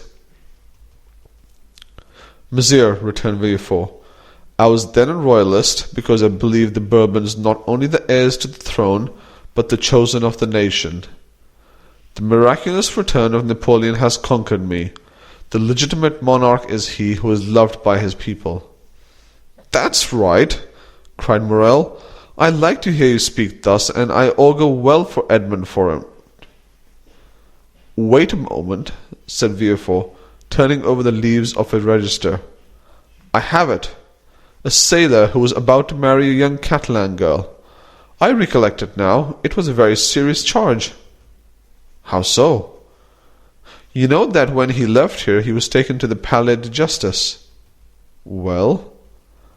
"I made my report to the authorities at Paris, and a week after he was carried off." "Carried off?" said Morel. "What can they have done with him?" "Oh, he has been taken to Fenestrelles, to Pignerol, or to the St. Margaret Islands. Some fine morning he will return to take command of your vessel." "Come when he will, it shall be kept for him. But how is it he is not already returned? It seems to me the first care of government should be to set at liberty those who have suffered for their adherence to it." "Do not be too hasty, Monsieur Morel," replied Villefort. "The order of imprisonment came from high authority, and the order for his liberation must proceed from the same source, and, as Napoleon has scarcely been reinstated a fortnight, the letters have not yet been forwarded." "But," said Morel, "is there no way of expediting all these formalities, of releasing him from arrest?" "There has been no arrest." "How?" "It is sometimes essential to government to cause a man's disappearance without leaving any traces, so that no written forms or documents may defeat their wishes." "It might be so under the Bourbons, but at present—" It has always been so, my dear Morel, since the reign of Louis XIV. The Emperor is more strict in prison discipline than even Louis himself, and the number of prisoners whose names are not on the register is incalculable. Had Morel even any suspicions, so much kindness would have dispelled them. "Well, Monsieur de Villefort, how would you advise me to act?" asked he. "Petition the minister." "Oh, I know what that is. The minister receives 200 petitions every day, and does not read 3. "That is true, but he will read a petition countersigned and presented by me." "And will you undertake to deliver it?" "With the greatest pleasure. Dantès was then guilty, and now he is innocent, and it is as much my duty to free him as it was to condemn him." Villefort thus forestalled any danger of an inquiry, which, however improbable it might be, if it did take place, would leave him defenceless. "But how shall I address the minister?" "Sit down there," said Villefort, giving up his place to Morel, "and write what I dictate." "Will you be so good?" "Certainly. But lose no time. We have lost too much already." "That is true. Only think what the poor fellow may even now be suffering." Villefort shuddered at the suggestion, but he had gone too far to draw back. Dantès must be crushed to gratify Villefort's ambition. Villefort dictated a petition in which, from an excellent intention no doubt, Dantès' patriotic services were exaggerated, and he was made out one of the most active agents of Napoleon's return. It was evident that at the sight of this document the minister would instantly release him. The petition finished, Villefort read it aloud. "That will do," said he. "Leave the rest to me." "Will the petition go soon?" "Today." "Countersigned by you?" "The best thing I can do will be to certify the truth of the contents of your petition." And, sitting down, Villefort wrote the certificate at the bottom. Dantès remained a prisoner, and heard not the noise of the fall of Louis XVIII's throne, or the still more tragic destruction of the empire. Twice during the 100 days had Morel renewed his demand, and twice had Villefort soothed him with promises. At last there was Waterloo, and Morel came no more. He had done all that was in his power, and any fresh attempt would only compromise him uselessly. Louis XVIII remounted the throne. Villefort, to whom Marseille had become filled with remorseful memories, sought and obtained the situation of king's procurer at Toulouse, and a fortnight afterwards he married Mademoiselle de Saint-Méran, whose father now stood higher at court than ever. And so Dantès, after the 100 days and after Waterloo, remained in his dungeon, forgotten of earth and heaven. Danglars comprehended the full extent of the wretched fate that overwhelmed Dantès, and when Napoleon returned to France, he, after the manner of mediocre minds, deemed the coincidence a degree of providence. But when Napoleon returned to Paris, Danglars' heart failed him, and he lived in constant fear of Dantès' return on a mission of vengeance. He therefore informed M. Morel of his wish to quit the sea, and obtained a recommendation from him to a Spanish merchant, into whose service he entered at the end of March, that is, 10 or 12 days after Napoleon's return. He then left for Madrid and was heard no more of. Fernand understood nothing except that Dantès was absent. What had become of him he cared not to inquire. Only, during the respite the absence of his rival afforded him, he reflected, partly on the means of deceiving Mercédès as to the cause of his absence, partly on plans of emigration and abduction, as from time to time he sat and motionless on the summit of Cape Pharo, at the spot from whence Marseille and the Catalans are visible, watching for the apparition of a young and handsome man, who was for him also the messenger of vengeance. Fernand's mind was made up. He would shoot Dantès and then kill himself. But Fernand was mistaken. A man of his disposition never kills himself, for he constantly hopes. During this time the Empire made its last conscription, and every man in France capable of bearing arms rushed to obey the summons of the Emperor. Fernand departed with the rest, bearing with him the terrible thought that while he was away, his rival would perhaps return and marry Mercédès. Had Fernand really meant to kill himself, he would have done so when he parted from Mercédès. His devotion and the compassion he showed for her misfortunes produced the effect they always produce on noble minds. Mercédès had always had a sincere regard for Fernand, and this was now strengthened by gratitude. "My brother," said she, as she placed his knapsack on his shoulders, "be careful of yourself, for if you are killed, I shall be alone in this world." These words carried a ray of hope into Fernand's heart. Should Dantes not return, Mercédès might one day be his. Mercédès was left alone to face with the vast plain that had never seemed so barren, and the sea that had never seemed so vast. Bathed in tears, she wandered about the Catalan village. Sometimes she stood mute and motionless as a statue, looking towards Marseille. At other times, gazing on the sea, and debating as to whether it were not better to cast herself into the abyss of the ocean, and thus end her woes.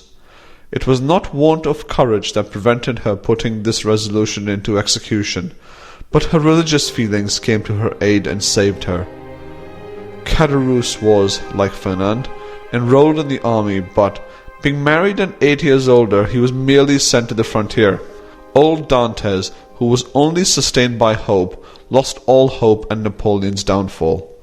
5 months after he had been separated from his son, and almost at the hour of his arrest, he bequeathed his last in Mercédès' arms. Monsieur Morel paid the expenses of his funeral, and a few small debts the old poor man had contracted. There was more than benevolence in this action, there was courage. The South was aflame, and to assist, even on his deathbed, the father of so dangerous a Bonapartist as Dantes was stigmatized as a crime. End of chapter 13.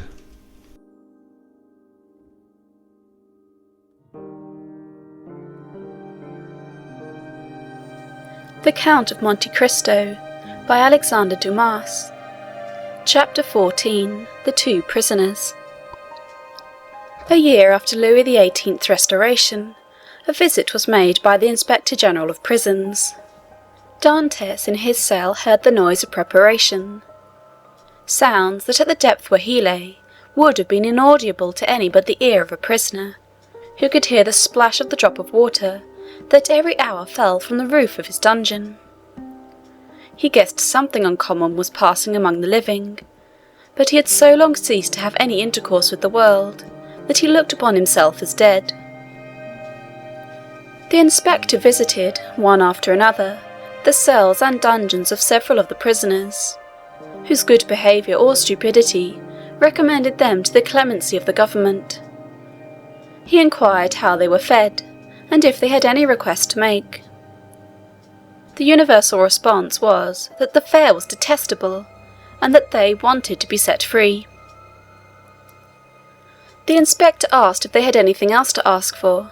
They shook their heads. What could they desire beyond their liberty? The inspector turned smilingly to the governor.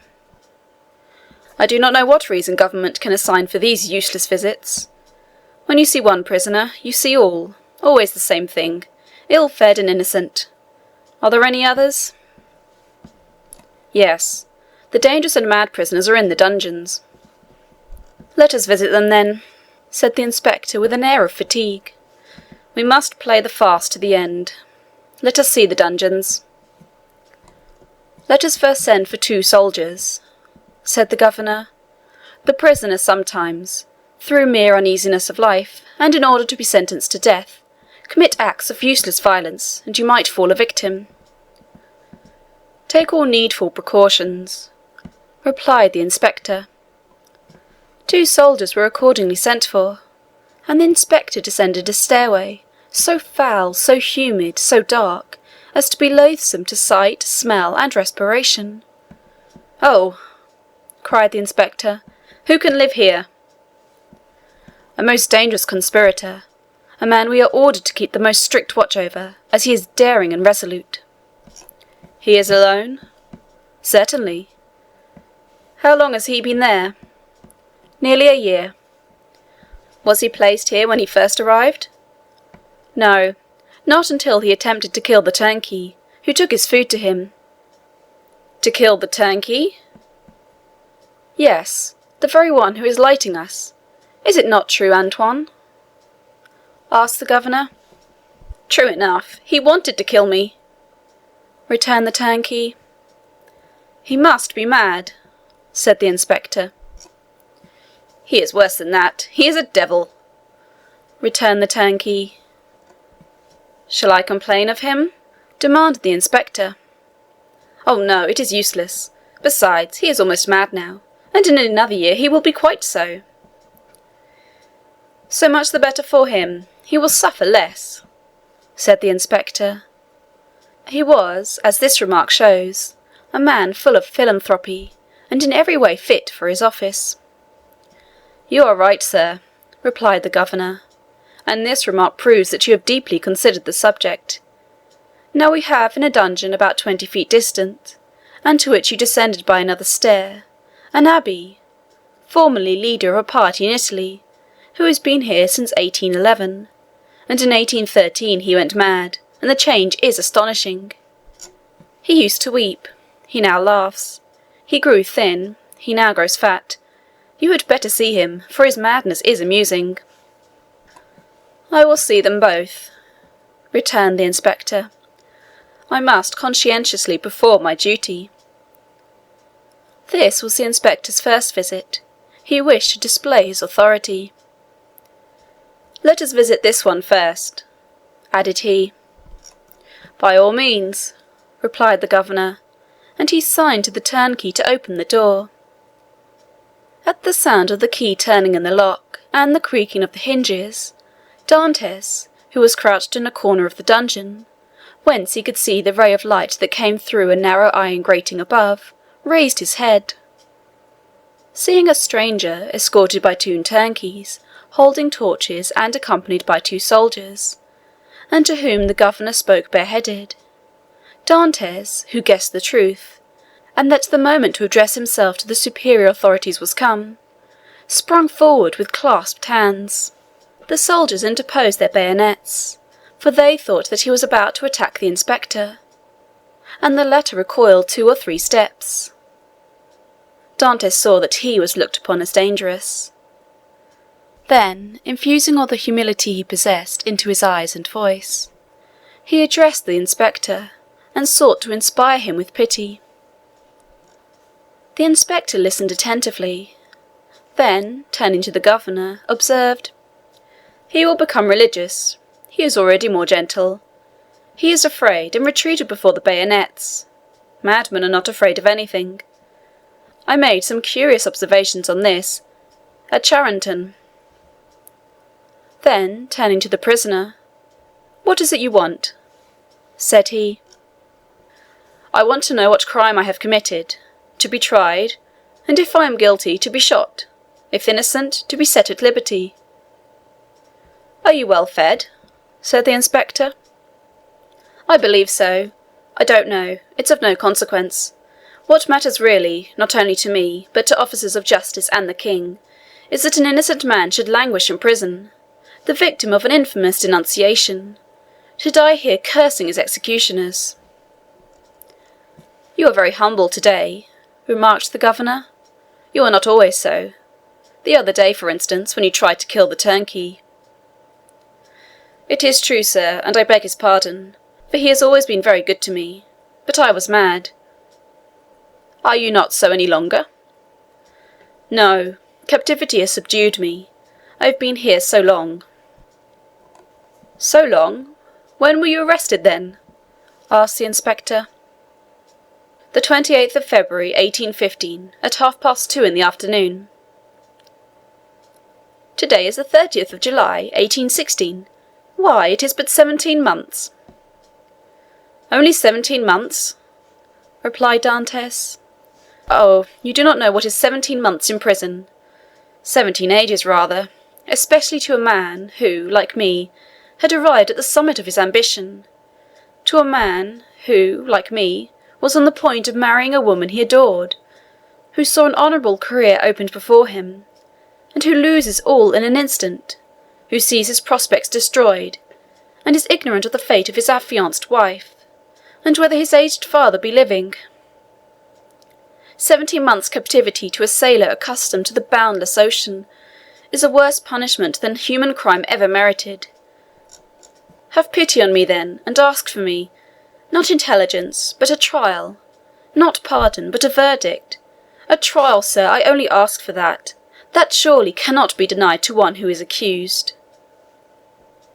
"We shall see," said the inspector, turning to the governor. "On my word, the poor devil touches me. You must show me the proofs against him." "Certainly, but you will find terrible charges." "Monsieur," continued Dantès, "I know it is not in your power to release me, but you can plead for me. You can have me tried, and that is all I ask. Let me know my crime and the reason why I am condemned. Uncertainty is worse than all." "Go on with the lights," said the inspector. "Monsieur," cried Dantès, "I can tell by your voice you are touched with pity. Tell me at least a hope." "I cannot tell you that," replied the inspector. "I can only promise to examine into your case." "Oh, I am free! Then I am saved!" "Who arrested you?" "Monsieur Villefort. See him and hear what he says." "Monsieur Villefort is no longer at Marseilles. He is now at Toulouse." "I am no longer surprised at my detention," murmured Dantès, "since my only protector is removed." "Had Monsieur de Villefort any cause of personal dislike to you?" "None. On the contrary, he was very kind to me." "I can, then, rely on the notes he has left concerning you?" "Entirely." "That is well. Wait patiently, then." Dantès fell on his knees and prayed earnestly. The door closed, but this time a fresh inmate was left with Dantès. Hope. "Will you see the register at once?" asked the governor, "or proceed to the other cell?" "Let us visit them all," said the inspector. "If I once went up those stairs, I should never have the courage to come down again."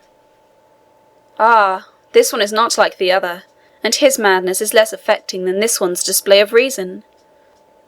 What is his folly? He fancies he possesses an immense treasure. The first year he offered government 1,000,000 of francs for his release, the second 2, the third 3, and so on progressively. He is now in his 5th year of captivity. He will ask to speak to you in private, and offer you 5 millions. "How curious! What is his name?" "The Abbé Faria." "Number 27," said the inspector. "It is here. Unlock the door, Antoine." The turnkey obeyed, and the inspector gazed curiously into the chamber of the mad abbé. In the centre of the cell, in a circle traced with a fragment of plaster detached from the wall, sat a man whose tattered garments scarcely covered him.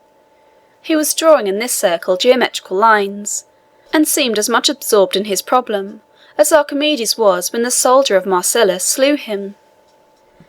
He did not move at the sound of the door, and continued his calculations, until the flash of the torches lighted up with an unwonted glare the sombre walls of his cell. Then, raising his head, he perceived with astonishment the number of persons present. He hastily seized the coverlet of his bed and wrapped it round him. "What is it you want?" said the inspector. "I, monsieur?" replied the abbé with an air of surprise. "I want nothing." "You do not understand," continued the inspector.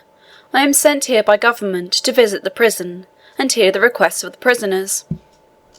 "Oh, that is different," cried the abbé, "and we shall understand each other, I hope." "There now," whispered the governor, "it is just as I told you." "Monsieur," continued the prisoner, "I am the Abbé Ferrari, born at Rome. I was for 20 years Cardinal Spada's secretary. I was arrested, why I know not, toward the beginning of the year 1811. Since then I have demanded my liberty from the Italian and French government." Why from the French government? Because I was arrested at Piombino, and I presume that, like Milan and Florence, Piombino has become the capital of some French department. Ah, said the inspector, you have not heard the latest news from Italy? My information dates from the day on which I was arrested, returned the Abbé Ferrara, and as the Emperor had created the kingdom of Rome for his infant son, I presume that he has realized the dream of Machiavelli and Caesar Borgia, which was to make Italy a united kingdom. Monsieur, returned the inspector, Providence has changed this gigantic plan you advocate so warmly. It is the only means of rendering Italy strong, happy, and independent. Very possibly, only I am not come to discuss politics, but to inquire if you have anything to ask or to complain of. The food is the same as in other prisons.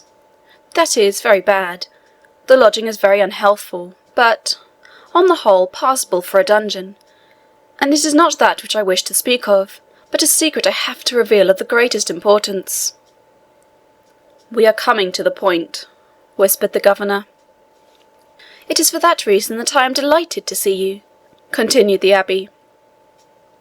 Although you have disturbed me in a most important calculation, which, if it succeed, would possibly change Newton's system. Could you allow me a few words in private? What did I tell you? Said the governor. You knew him, returned the inspector with a smile. What you ask is impossible, monsieur, continued he, addressing Ferraria. But, said the abbé, I would speak to you of a large sum amounting to 5 millions. The very sum you named, whispered the inspector in his turn. However, continued Ferraria, seeing that the inspector was about to depart, it is not absolutely necessary for us to be alone. The governor can be present. Unfortunately, said the governor, I know beforehand what you are about to say. It concerns your treasures, does it not? Ferraria fixed his eyes on him with an expression that would have convinced anyone else of his sanity. Of course, said he. Of what else should I speak? Mr. Inspector, continued the governor, I can tell you the story as well as he, for it has been dined in my ears for the last 4 or 5 years. That proves, returned the abbé, that you are like those of Holy Writ, who having ears hear not, and having eyes see not. My dear sir, the government is rich and does not want your treasures, replied the inspector. Keep them until you are liberated. The abbé's eyes glistened. He seized the inspector's hand. But what if I am not liberated? Cried he, and am detained here until my death? This treasure will be lost. Had not government better profit by it? I will offer 6 millions, and I will content myself with the rest, if they will only give me my liberty. On my word, said the inspector in a low tone, had I not been told beforehand that this man was mad, I should believe what he says. I am not mad, replied Ferraria, with the acuteness of hearing peculiar to prisoners. The treasure I speak of really exists, and I offer to sign an agreement with you, in which I promise to lead you to the spot where you shall dig, and if I deceive you, bring me here again. I ask no more. The governor laughed. Is the spot far from here? 100 leagues. It is not ill planned, said the governor. If all the prisoners took it into their heads to travel 100 leagues, and their guardians consented to accompany them, they would have a capital chance of escaping. The scheme is well known, said the inspector, and the abbé's plan has not even the merit of originality. Then, turning to Ferraria, I inquired if you were well fed, said he. Swear to me, replied Ferraria, to free me if what I tell you prove true, and I will stay here while you go to the spot. Are you well fed? Repeated the inspector. Monsieur, you run no risk, for, as I told you, I will stay here, so there is no chance of my escaping. You do not reply to my question, replied the inspector impatiently. "Nor you to mine," cried the abbé. "You will not accept my gold. I will keep it for myself. You refuse me my liberty. God will give it me." And the abbé, casting away his coverlet, resumed his place and continued his calculations. "What is he doing there?" said the inspector. "Counting his treasures," replied the governor. Ferrari replied to this sarcasm with a glance of profound contempt. The turnkey closed the door behind them. "He was wealthy once, perhaps," said the inspector. "Or dreamed he was, and awoke mad." "After all," said the inspector, "if he had been rich, he would not have been here." So the matter ended for the Abbé Ferraria. He remained in his cell, and this visit only increased the belief of his insanity. Caligula or Nero, those treasure-seekers, those desirers of the impossible, would have accorded to the poor wretch, in exchange for his wealth, the liberty he so earnestly prayed for. But the kings of modern times, restrained by the limits of mere probability, have neither courage nor desire. They fear the ear that hears their orders, and the eye that scrutinises their actions. Formerly they believed themselves sprung from Jupiter, and shielded by their birth, but nowadays they are not inviolable. It has always been against the policy of despotic governments to suffer the victims of their persecutions to reappear.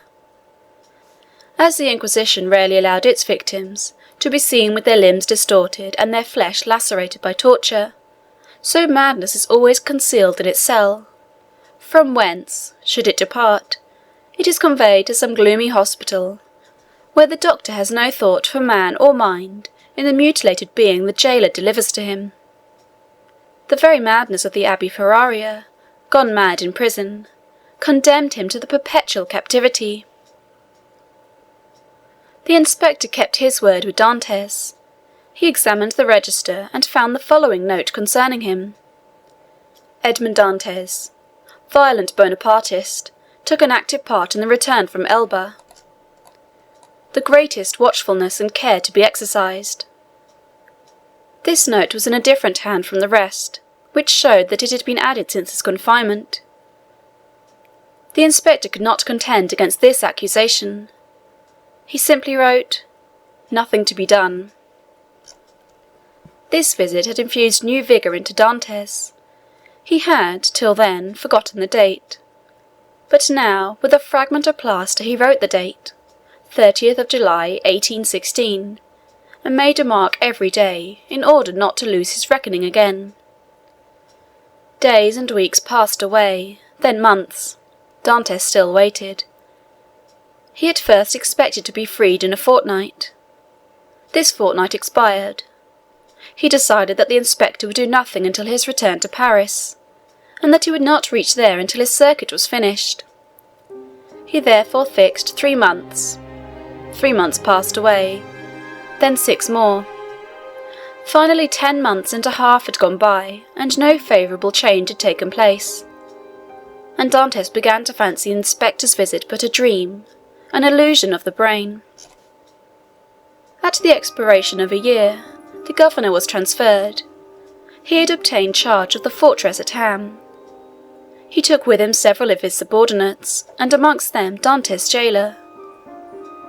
A new governor arrived. It would have been too tedious to acquire the names of the prisoners. He learned their numbers instead. This horrible place contained 50 cells.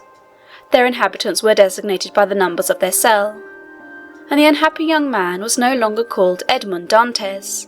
He was now number 34. End of chapter 14.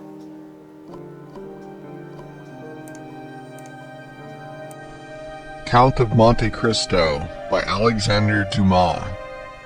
Chapter 15. Number 34 and number 27. Dante passed through all the stages of torture natural to prisoners in suspense.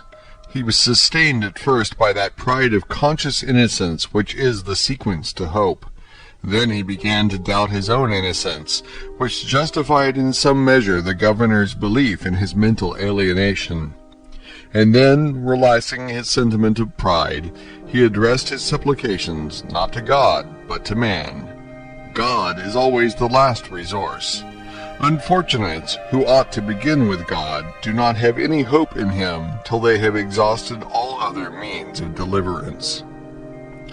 Dante asked to be removed from his present dungeon into another, for a change, however disadvantageous, was still a change, and would afford him some amusement. He entreated to be allowed to walk about, to have fresh air, books, and writing materials. His requests were not granted, but he went on asking all the same.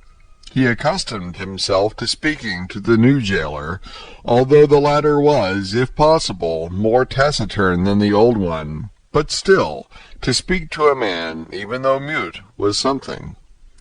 Dante spoke for the sake of hearing his own voice. He had tried to speak when alone, but the sound of his voice terrified him. Often before his captivity, Dante's mind had revolted at the idea of assemblages of prisoners made up of thieves, vagabonds, and murderers. He now wished to be amongst them, in order to see some other face besides that of his jailer. He sighed for the galleys with the infamous costume, the chain, and the brand on the shoulder. The galley slaves breathed the fresh air of heaven and saw each other. They were very happy. He besought the jailer one day to let him have a companion, were it even the mad abbé. The jailer, though rough and hardened by the constant sight of so much suffering, was yet a man. At the bottom of his heart he had often had a feeling of pity for this unhappy young man who suffered so, and he laid the request of number 34 before the governor. But the latter sapiently imagined that Dante wished to conspire or attempt an escape, and refused his request. Dante had exhausted all human resources, and he then turned to God. All the pious ideas that had been so long forgotten returned. He recollected the prayers his mother had taught him, and discovered a new meaning in every word. For in prosperity prayers seem but a mere medley of words, until misfortune comes, and the unhappy sufferer first understands the meaning of the sublime language in which he invokes the pity of heaven. He prayed and prayed aloud, no longer terrified at the sound of his own voice, for he fell into a sort of ecstasy. He laid every action of his life before the Almighty, proposed tasks to accomplish, and at the end of every prayer introduced the entreaty oftener addressed to man than to God, "Forgive us our trespasses, as we forgive them that trespass against us." Yet, in spite of his earnest prayers, Dante remained a prisoner. Then gloom settled heavily upon him. Dante was a man of great simplicity of thought, and without education. He could not, therefore, in the solitude of his dungeon, traverse in mental vision the history of the ages, bring to life the nations that had perished, and rebuild the ancient cities so vast and stupendous in the light of the imagination, and that pass before the eye, glowing with celestial colors in Martin's Babylonian pictures.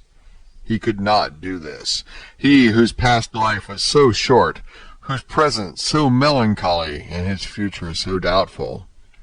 19 years of light to reflect upon in eternal darkness. No distraction could come to his aid. His energetic spirit, that would have exulted in thus revisiting the past, was imprisoned like an eagle in a cage.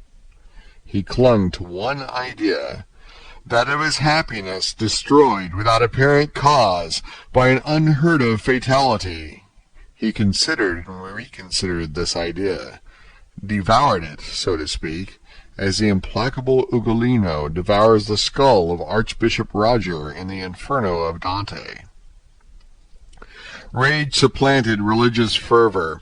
Dante uttered blasphemies that made his jailer recoil with horror, dashed himself furiously against the walls of his prison, wreaked his anger upon everything, and chiefly upon himself, so that the least thing, a grain of sand, a straw, or a breath of air that annoyed him, led to paroxysms of fury. Then the letter that Villefort had showed to him recurred to his mind, and every line gleamed forth in fiery letters on the wall like the many tekel upharsin of Belshazzar. He told himself that it was the enmity of man, and not the vengeance of heaven, that had thus plunged him into the deepest misery. He consigned his unknown persecutors to the most horrible tortures he could imagine, and found them all insufficient, because after torture came death, and after death, if not repose, at least the boon of unconsciousness. By dint of constantly dwelling on the idea that tranquillity was death, and if punishment were the end in view, other tortures than death must be invented, he began to reflect on suicide. Unhappy he who, on the brink of misfortune, broods over ideas like these. Before him is a dead sea that stretches in azure calm before the eye. But he who unwarily ventures within its embrace finds himself struggling with a monster that would drag him down to perdition. Once thus ensnared, unless the protecting hand of God snatch him thence, all is over, and his struggles but tend to hasten his destruction. This state of mental anguish is, however, less terrible than the sufferings that precede or the punishment that possibly will follow. There is a sort of consolation at the contemplation of the yawning abyss, at the bottom of which lie darkness and obscurity. Edmund found some solace in these ideas. All his sorrows, all his sufferings, with their train of gloomy spectres, fled from his cell when the angel of death seemed about to enter. Dante reviewed his past life with composure, and, looking forward with terror to his future existence, chose that middle line that seemed to afford him a refuge. "Sometimes," said he, "in my voyages, when I was a man and commanded other men, I have seen the heavens overcast, the sea rage and foam, the storm arise, and like a monstrous bird, beating the two horizons with its wings. Then I felt that my vessel was a vain refuge, that trembled and shook before the tempest. Soon the fury of the waves and the sight of the sharp rocks announced the approach of death, and death then terrified me, and I used all my skill and intelligence as a man and a sailor to struggle against the wrath of God. But I did so because I was happy, because I had not courted death, because to be cast upon a bed of rocks and seaweed seemed terrible, because I was unwilling that I, a creature made for the service of God, should serve for food to the gulls and ravens. But now it is different. I have lost all that bound me to life. Death smiles and invites me to repose. I die after my own manner. I die exhausted and broken-spirited, as I fall asleep when I have paced 3,000 times round my cell."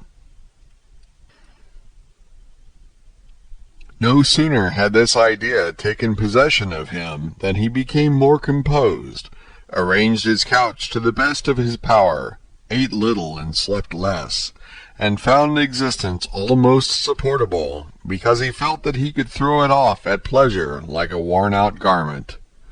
Two methods of self-destruction were at his disposal. He could hang himself with his handkerchief to the window bars, or refuse food and die of starvation. But the first was repugnant to him. Dante has always entertained the greatest horror of pirates who are hung up to the yardarm. He would not die by what seemed an infamous death. He resolved to adopt the second, and began that day to carry out his resolve. Nearly 4 years had passed away. At the end of the second he had ceased to mark the lapse of time. Dante said, "I wish to die," and had chosen the manner of his death. and fearful of changing his mind, he had taken an oath to die. "When my morning and evening meals are brought," thought he, "I will cast them out of the window, and they will think that I have eaten them." He kept his word.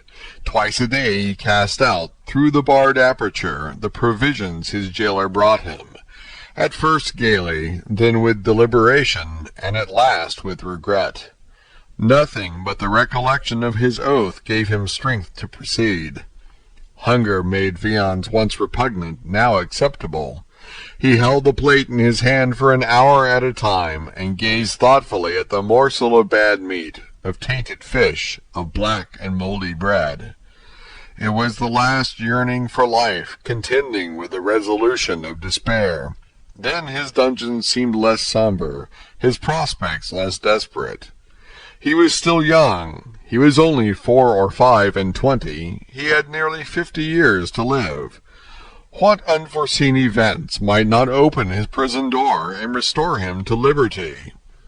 Then he raised to his lips the repast that, like a voluntary Tantalus, he refused himself. But he thought of his oath, and he would not break it. He persisted until at last he had not sufficient strength to rise and cast his supper out of the loophole. The next morning he could not see or hear. The jailer feared he was dangerously ill. Edmund hoped he was dying.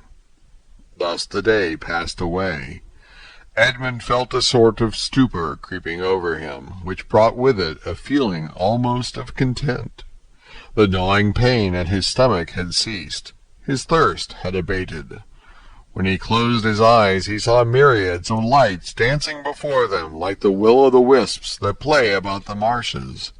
It was the twilight of that mysterious country called death. Suddenly, about 9 o'clock in the evening, Edmund heard a hollow sound in the wall against which he was lying.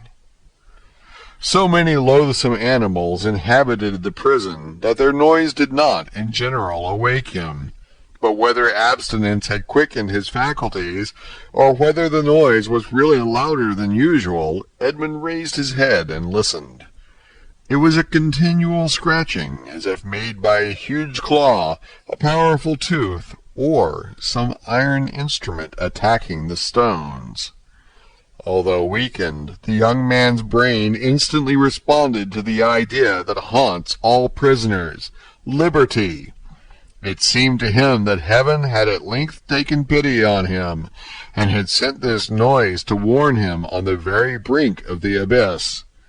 Perhaps one of those beloved ones he had so often thought of was thinking of him, and striving to diminish the distance that separated them. No, doubtless he was deceived, and it was but one of those dreams that forerun death. Edmund still heard the sound. It lasted nearly 3 hours. He then heard a noise of something falling, and all was silent. Some hours afterwards it began again, nearer and more distinct. Edmund was intensely interested. Suddenly the jailer entered. For a week since he had resolved to die, and during the 4 days that he had been carrying out his purpose, Edmund had not spoken to the attendant, had not answered him when he inquired what was the matter with him, and turned his face to the wall when he looked too curiously at him. But now the jailer might hear the noise and put an end to it, and so destroy a ray of something like hope that soothed his last moments. The jailer brought him his breakfast.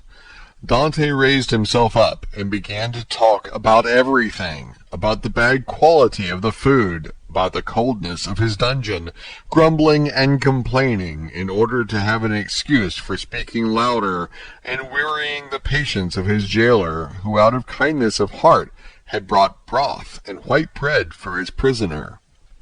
Fortunately, he fancied that Dante was delirious, and placing the food on the rickety table, he withdrew. Edmund listened, and the sound became more and more distinct. "There can be no doubt about it," thought he. "It is some prisoner who is striving to obtain his freedom. Oh, if I were only there to help him." Suddenly another idea took possession of his mind, so used to misfortune that it was scarcely capable of hope. The idea that the noise was made by workmen the governor had ordered to repair the neighboring dungeon. It was easy to ascertain this, but how could he risk the question? It was easy to call his jailer's attention to the noise and watch his countenance as he listened, but might he not by this means destroy hopes far more important than the short-lived satisfaction of his own curiosity? Unfortunately, Edmund's brain was still so feeble that he could not bend his thoughts to anything in particular. He saw but one means of restoring lucidity and clearness to his judgment. He turned his eyes towards the soup which the jailer had brought, rose, staggered towards it, raised the vessel to his lips, and drank off the contents with a feeling of indescribable pleasure. He had often heard that shipwrecked persons had died through having eagerly devoured too much food. Edmund replaced on the table the bread he was about to devour and returned to his couch. He did not wish to die. He soon felt that his ideas became again collected. He could think, and strengthen his thoughts by reasoning. Then he said to himself, "I must put this to the test, but without compromising anybody. If it is a workman, I need but knock against the wall, and he will cease to work, in order to find out who is knocking and why he does so. But as his occupation is sanctioned by the governor, he will soon resume it. If, on the contrary, it is a prisoner, the noise I make will alarm him. He will cease, and not begin again until he thinks every one is asleep." Edmund rose again, but this time his legs did not tremble, and his sight was clear. He went to a corner of his dungeon, detached a stone, and with it knocked against the wall where the sound came. He struck thrice. At the first blow the sound ceased as if by magic. Edmund listened intently. An hour passed, 2 hours passed, and no sound was heard from the wall. All was silent there. Full of hope, Edmund swallowed a few mouthfuls of bread and water, and, thanks to the vigor of his constitution, found himself well nigh recovered.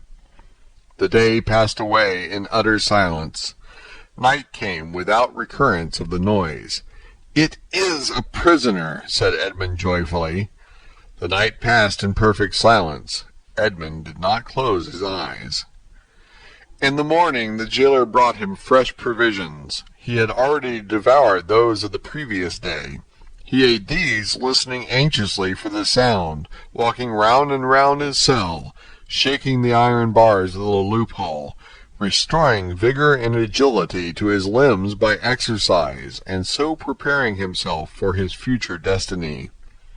At intervals he listened to learn if the noise had not begun again, and grew impatient at the prudence of the prisoner, who did not guess he had been disturbed by a captive as anxious for liberty as himself.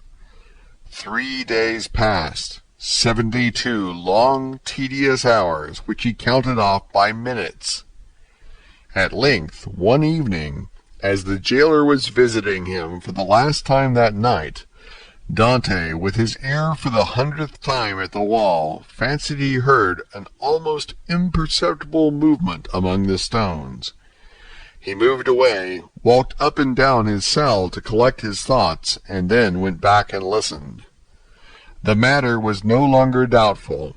Something was at work on the other side of the wall.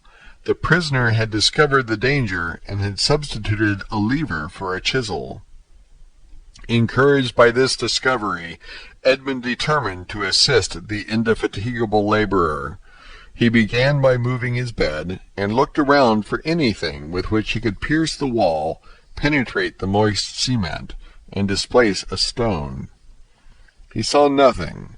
He had no knife or sharp instrument. The window grating was of iron, but he had too often assured himself of its solidity. All his furniture consisted of a bed, a chair, a table, a pail, and a jug. The bed had iron clamps, but they were screwed to the wood, and it would have required a screwdriver to take them off. The table and chair had nothing. The pail had once possessed a handle, but that had been removed. Dante had but one resource, which was to break the jug, and with one of the sharp fragments attack the wall. He let the jug fall on the floor, and it broke in pieces. Dante concealed 2 or 3 of the sharpest fragments in his bed, leaving the rest on the floor. The breaking of his jug was too natural an accident to excite suspicion. Edmund had all the night to work in, but in the darkness he could not do much, and he soon felt that he was working against something very hard. He pushed back his bed and waited for day. All night he heard the subterranean workmen, who continued to mine his way. Day came. The jailer entered. Dante told him that the jug had fallen from his hands while he was drinking, and the jailer went grumblingly to fetch another, without giving himself the trouble to remove the fragments of the broken one. He returned speedily, advised the prisoner to be more careful, and departed. Dante heard joyfully the key grate in the lock. He listened until the sound of steps died away, and then, hastily displacing his bed, saw by the faint light that penetrated into his cell that he had labored uselessly the previous evening in attacking the stone instead of removing the plaster that surrounded it. The damp had rendered it friable, and Dante was able to break it off, in small morsels, it is true, but at the end of half an hour he had scraped off a handful. A mathematician might have calculated that in 2 years, supposing that the rock was not encountered, a passage 20 feet long and 2 feet broad might be formed. The prisoner reproached himself with not having thus employed the hours he had passed in vain hopes, prayer, and despondency. During the 6 years that he had been imprisoned, what might he not have accomplished? In 3 days he had succeeded, with the utmost precaution, in removing the cement and exposing the stonework. The wall was built of rough stones, among which, to give strength to the structure, blocks of hewn stone were at intervals embedded. It was one of these he had uncovered, and which he must remove from its socket. Dante strove to do this with his nails, but they were too weak. The fragments of the jug broke, and after an hour of useless toil he paused. Was he to be thus stopped at the beginning, and was he to wait inactive until his fellow workman had completed his task? Suddenly an idea occurred to him. He smiled, and the perspiration dried on his forehead. The jailer always brought Dante's soup in an iron saucepan. This saucepan contained soup for both prisoners, for Dante had noticed that it was either quite full or half empty, according as the turnkey gave it to him or to his companion first. The handle of this saucepan was of iron. Dante would have given 10 years of his life in exchange for it. The jailer was accustomed to pour the contents of the saucepan into Dante's plate, and Dante, after eating his soup with a wooden spoon, washed the plate, which thus served for every day. Now, when evening came, Dante put his plate on the ground near the door. The jailer, as he entered, stepped on it and broke it. This time he could not blame Dante. He was wrong to leave it there, but the jailer was wrong not to have looked before him. The jailer therefore only grumbled. Then he looked about for something to pour the soup into. Dante's entire dinner service consisted of one plate. There was no alternative. "Leave the saucepan," said Dante. "You can take it away when you bring me my breakfast." This advice was to the jailer's taste, as it spared him the necessity of making another trip. He left the saucepan. Dante was beside himself with joy. He rapidly devoured his food, and after waiting an hour, lest the jailer should change his mind in return, he removed his bed, took the handle of the saucepan, inserted the point between the hewn stone and rough stones of the wall, and employed it as a lever. A slight oscillation showed Dante that all went well. At the end of an hour, the stone was extricated from the wall, leaving a cavity 1.5 feet in diameter. Dante carefully collected the plaster, carried it into the corner of his cell, and covered it with earth. Then, wishing to make the best use of his time while he had the means of labor, he continued to work without ceasing. At the dawn of day he replaced the stone, pushed his bed against the wall, and lay down. The breakfast consisted of a piece of bread. The jailer entered and placed the bread on the table. "Well, don't you intend to bring me another plate?" said Dante. "No," replied the turnkey.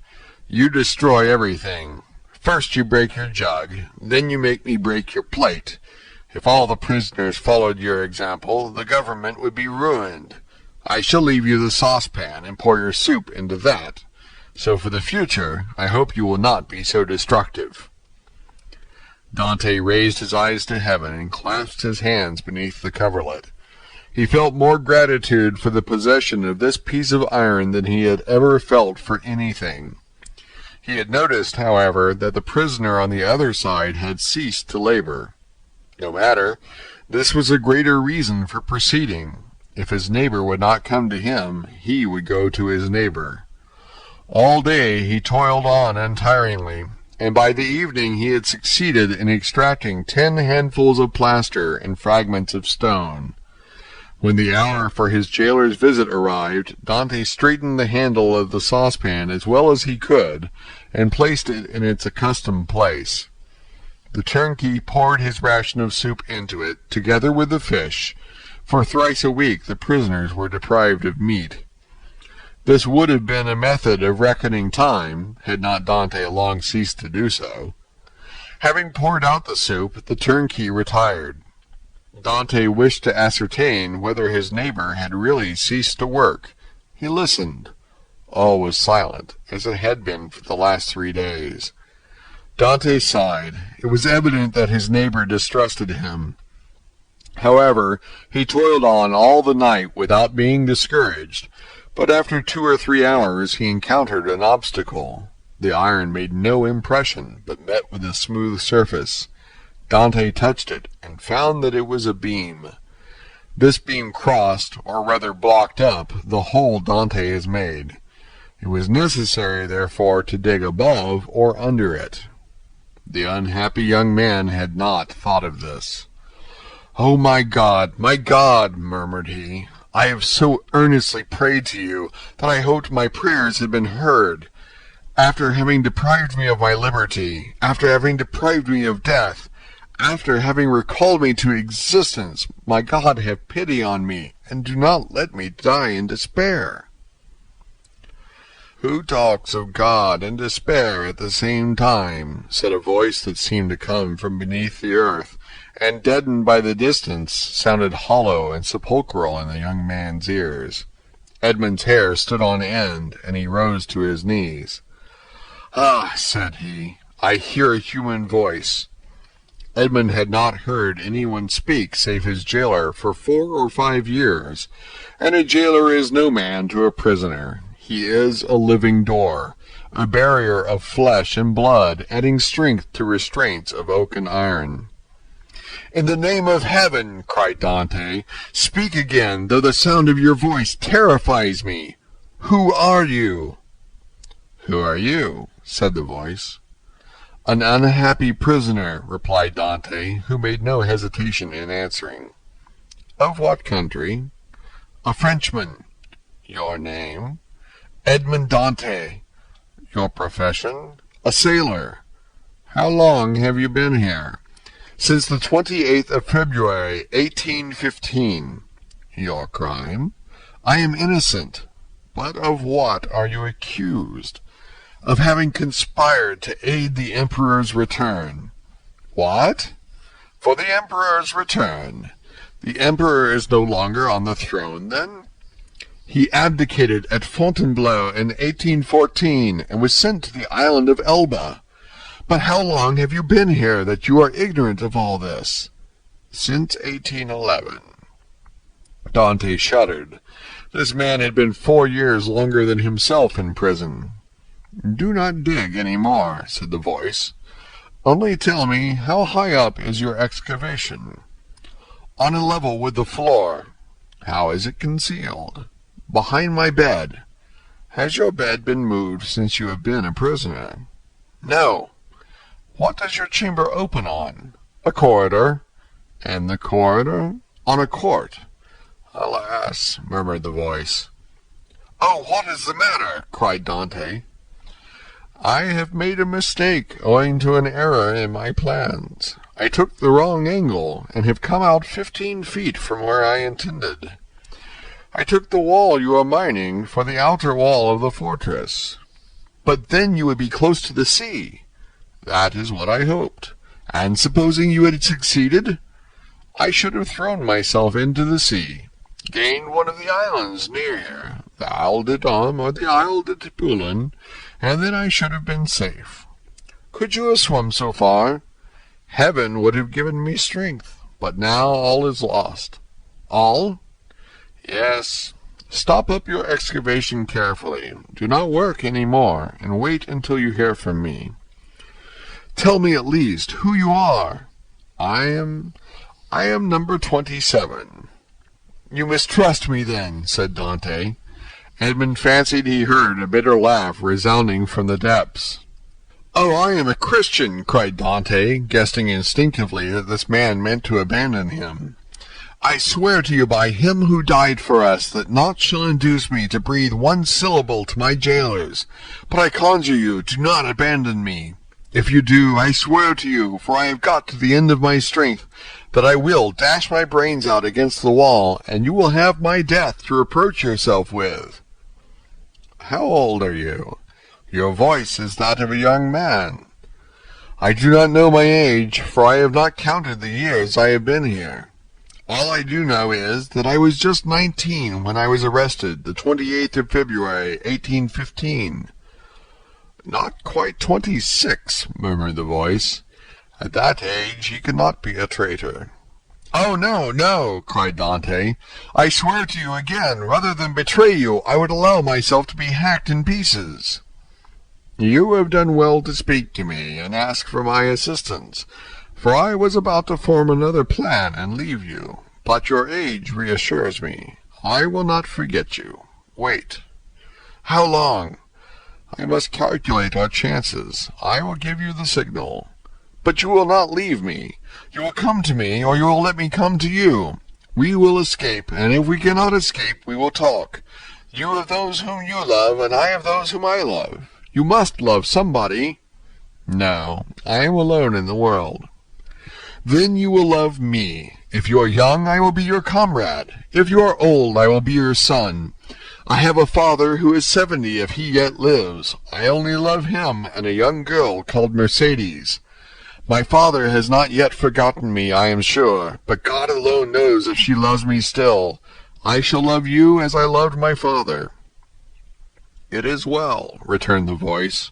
"Tomorrow." These few words were uttered with an accent that left no doubt of his sincerity. Dante rose, dispersed the fragments with the same precaution as before, and pushed his bed back against the wall. He then gave himself up to his happiness. He would no longer be alone.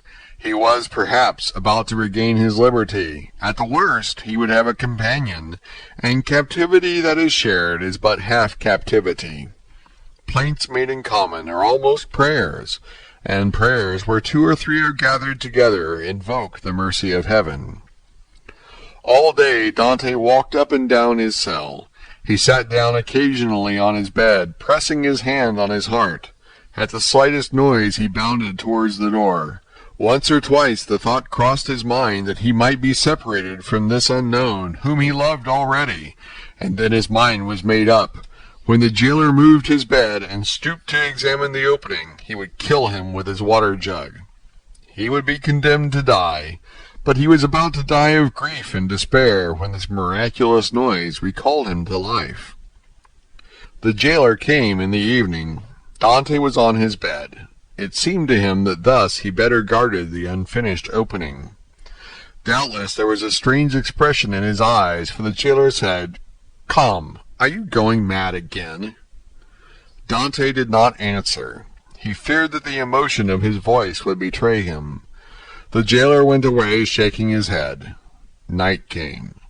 Dante hoped that his neighbor would profit by the silence to address him, but he was mistaken. The next morning, however, just as he removed his bed from the wall, he heard 3 knocks. He threw himself on his knees. "Is it you?" said he. "I am here." "Is your jailer gone?" "Yes," said Dante. "He will not return until the evening, so that we have 12 hours before us." "I can work, then," said the voice. "Oh, yes, yes, this instant, I entreat you." In a moment, that part of the floor on which Dante was resting his 2 hands, as he knelt with his head in the opening, suddenly gave way. He drew back smartly, while a mass of stones and earth disappeared in a hole that opened beneath the aperture he himself had formed. Then from the bottom of this passage, the depth of which it was impossible to measure, he saw appear, first the head, then the shoulders, and lastly the body of a man who sprang lightly into his cell. End of chapter 15.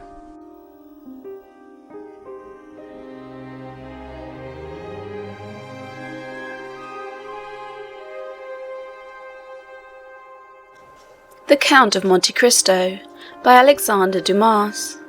Chapter 16. A learned Italian. Seizing in his arms the friend so long and ardently desired, Dantès almost carried him towards the window, in order to obtain a better view of his features by the aid of the imperfect light that struggled through the grating. He was a man of small stature, with hair bleached rather by suffering and sorrow than by age. He had a deep-set, penetrating eye, almost buried beneath the thick grey eyebrow, and a long, and still black, beard reaching down to his breast. His thin face, deeply furrowed by care, and the bold outline of his strongly marked features, betokened a man more accustomed to exercise his mental faculties than his physical strength. Large drops of perspiration were now standing on his brow, while the garments that hung about him were so ragged that one could only guess at the pattern upon which they had originally been fashioned. The stranger might have numbered 60 or 65 years, but a certain briskness and appearance of vigour in his movements made it probable that he was aged more from captivity than the course of time. He received the enthusiastic greeting of his young acquaintance with evident pleasure, as though his chilled affections were rekindled and invigorated by his contact with one so warm and ardent. He thanked him with grateful cordiality for his kindly welcome, although he must at that moment have been suffering bitterly to find another dungeon where he had fondly reckoned on discovering a means of regaining his liberty. "Let us first see," said he, "whether it is possible to remove the traces of my entrance here. Our future tranquillity depends upon our jailers being entirely ignorant of it." Advancing to the opening, he stooped and raised the stone easily in spite of its weight. Then, fitting it into its place, he said, "You removed this stone very carelessly, but I suppose you had no tools to aid you." "Why," exclaimed Dantès with astonishment, "do you possess any?" "I made myself some, and with the exception of a file, I have all that are necessary, a chisel, pincers, and lever." "Oh, how I should like to see these products of your industry and patience." "Well, in the first place, here is my chisel." So saying, he displayed a sharp, strong blade, with a handle made of beechwood. "And with what did you contrive to make that?" inquired Dantès. "With one of the clamps of my bedstand, and this very tool has sufficed me to hollow out the road by which I came hither, a distance of about 50 feet. 50 feet! responded Dantès, almost terrified. "Do not speak so loud, young man. Don't speak so loud. It frequently occurs in a state prison like this, that persons are stationed outside the doors of the cells, purposely to overhear the conversation of the prisoners. But they believe I am shut up alone here." "That makes no difference." Are you saying that you dug your way a distance of 50 feet to get here? I do. That is about the distance that separates your chamber from mine. Only, unfortunately, I did not curve right, for want of the necessary geometric instruments to calculate my scale of proportion. Instead of taking an ellipse of 40 feet, I made it 50. I expected, as I told you, to reach the outer wall, pierce through it, and throw myself into the sea. I have, however, kept along the corridor in which your chamber opens, instead of going beneath it. My labour is all in vain, for I find that the corridor looks into a courtyard filled with soldiers. That's true, said Dantès, but the corridor you speak of only bounds one side of my cell. There are 3 others. Do you know anything of their situation? This one is built against the solid rock, and it would take 10 experienced miners, duly furnished with the requisite tools, as many years to perforate it. This adjoins the lower part of the governor's apartments, and were we to work our way through, we should only get into some lock-up cells, where we must necessarily be recaptured. The 4th and last side of your cell faces on... Stop a minute. Now where does it face? The wall of which he spoke was the one in which was fixed the loophole by which light was admitted to the chamber. This loophole, which gradually diminished in size as it approached the outside, to an opening through which a child could not have passed, was, for better security, furnished with 3 iron bars, so as to quiet all apprehensions, even in the mind of the most suspicious jailer, as to the possibility of a prisoner's escape. As the stranger asked the question, he dragged the table beneath the window. "Climb up," said he to Dantès. The young man obeyed, mounted on the table, and, divining the wishes of his companion, placed his back securely against the wall, and held out both hands. The stranger, whom as yet Dantès knew only by the number of his cell, sprang up with an agility by no means to be expected in a person of his years, and, light and steady on his feet as a cat or a lizard, climbed from the table to the outstretched hands of Dantès, and from them to his shoulders. Then, bending double, for the ceiling of the dungeon prevented him from holding himself erect, he managed to slip his head between the upper bars of the window, so as to be able to command a perfect view from top to bottom. An instant afterwards he hastily drew back his head, saying, "I thought so," and sliding from the shoulders of Dantès as dexterously as he had descended, he nimbly leaped from the table to the ground. "What was it that you thought?" asked the young man anxiously, in his turn descending from the table. The elder prisoner pondered the matter. "Yes," said he at length, "it is so. This side of your chamber looks out upon a kind of open gallery, where patrols are continually passing, and sentries keep watch day and night." "Are you quite sure of that?" "Certain. I saw the soldier's shape and the top of his musket. That made me draw my head in so quickly, for I was frightful he might also see me." "Well?" inquired Dantès. "You perceive then the utter impossibility of escaping through your dungeon?" "Then," pursued the young man eagerly, "then," answered the elder prisoner, "the will of God will be done." And as the old man slowly pronounced those words, an air of profound resignation spread itself over his careworn countenance. Dantès gazed on the man who could thus philosophically resign hopes so long and ardently nourished, with an astonishment mingled with admiration. "Tell me, I entreat of you, who and what you are," said he at length. "Never have I met with so remarkable a person as yourself."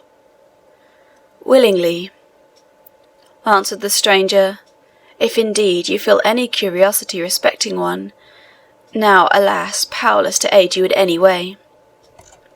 "Say not so. You can counsel and support me by the strength of your own powerful mind. Pray let me know who you really are." The stranger smiled a melancholy smile. "Then listen," said he. "I am the Abbé Faria, and have been imprisoned, as you know, in this Chateau d'Ilf since the year 1811, previously to which I had been confined for 3 years in the fortress of Fenestrella. In the year 1811 I was transferred to Piedmont in France. It was at this period I learned that the destiny which seemed subservient to every wish formed by Napoleon had bestowed on him a son, named King of Rome even in his cradle. I was very far then from expecting the change you have just informed me of, namely, that 4 years afterwards this colossus of power would be overthrown. Then who reigns in France at this moment? Napoleon II? No, Louis XVIII. The brother of Louis XVII? How inscrutable are the ways of Providence! For what great and mysterious purpose has it pleased Heaven to abase the man once so elevated, and rise up him who was so abased? Dantès' whole attention was riveted on a man who could thus forget his own misfortunes, while occupying himself with the destinies of others. "Yes, yes," continued he, "'twill be the same as it were in England. After Charles I, Cromwell; after Cromwell, Charles II, and then James II, and then some son-in-law or relation, some Prince of Orange, a stadtholder, who becomes a king. Then new concessions to the people, then a constitution, then liberty. Ah, my friend," said the abbé, turning towards Dantès, and surveying him with the kindling gaze of a prophet, "you are young, you will see all this come to pass." "Probably, if I ever get out of prison." "True," replied Faria. "We are prisoners, but I forget this sometimes, and there are even moments when my mental vision transports me beyond these walls, and I fancy myself at liberty." "But wherefore are you here?" "Because in 1807 I dreamed of the very plan Napoleon tried to realize in 1811. Because, like Machiavelli, I desired to alter the political face of Italy, and instead of allowing it to be split up into a quantity of petty principalities, each held by some weak or tyrannical ruler, I sought to form one large, compact, and powerful empire.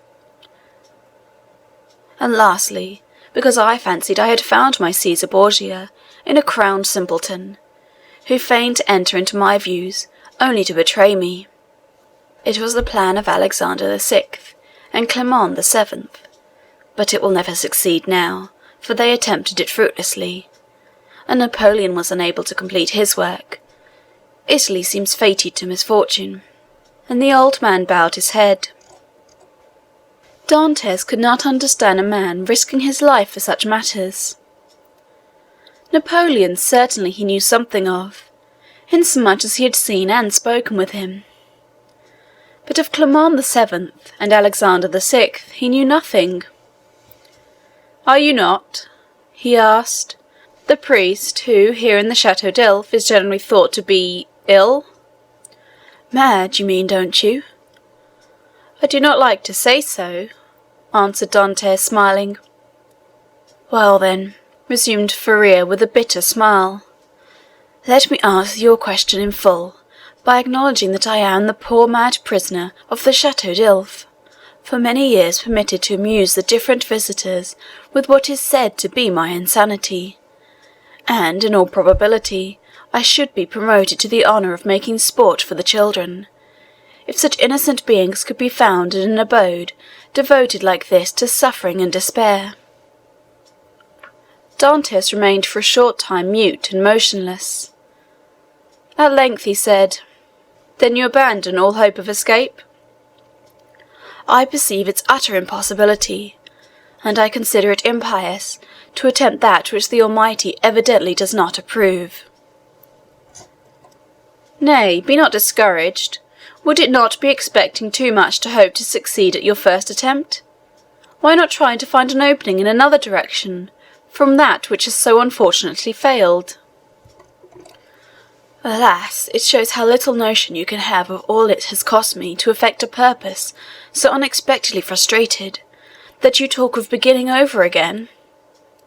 In the first place, I was 4 years making the tools I possess, and have been 2 years scraping and digging out earth, hard as granite itself. Then what toil and fatigue has it not been to remove huge stones I should once have deemed impossible to loosen?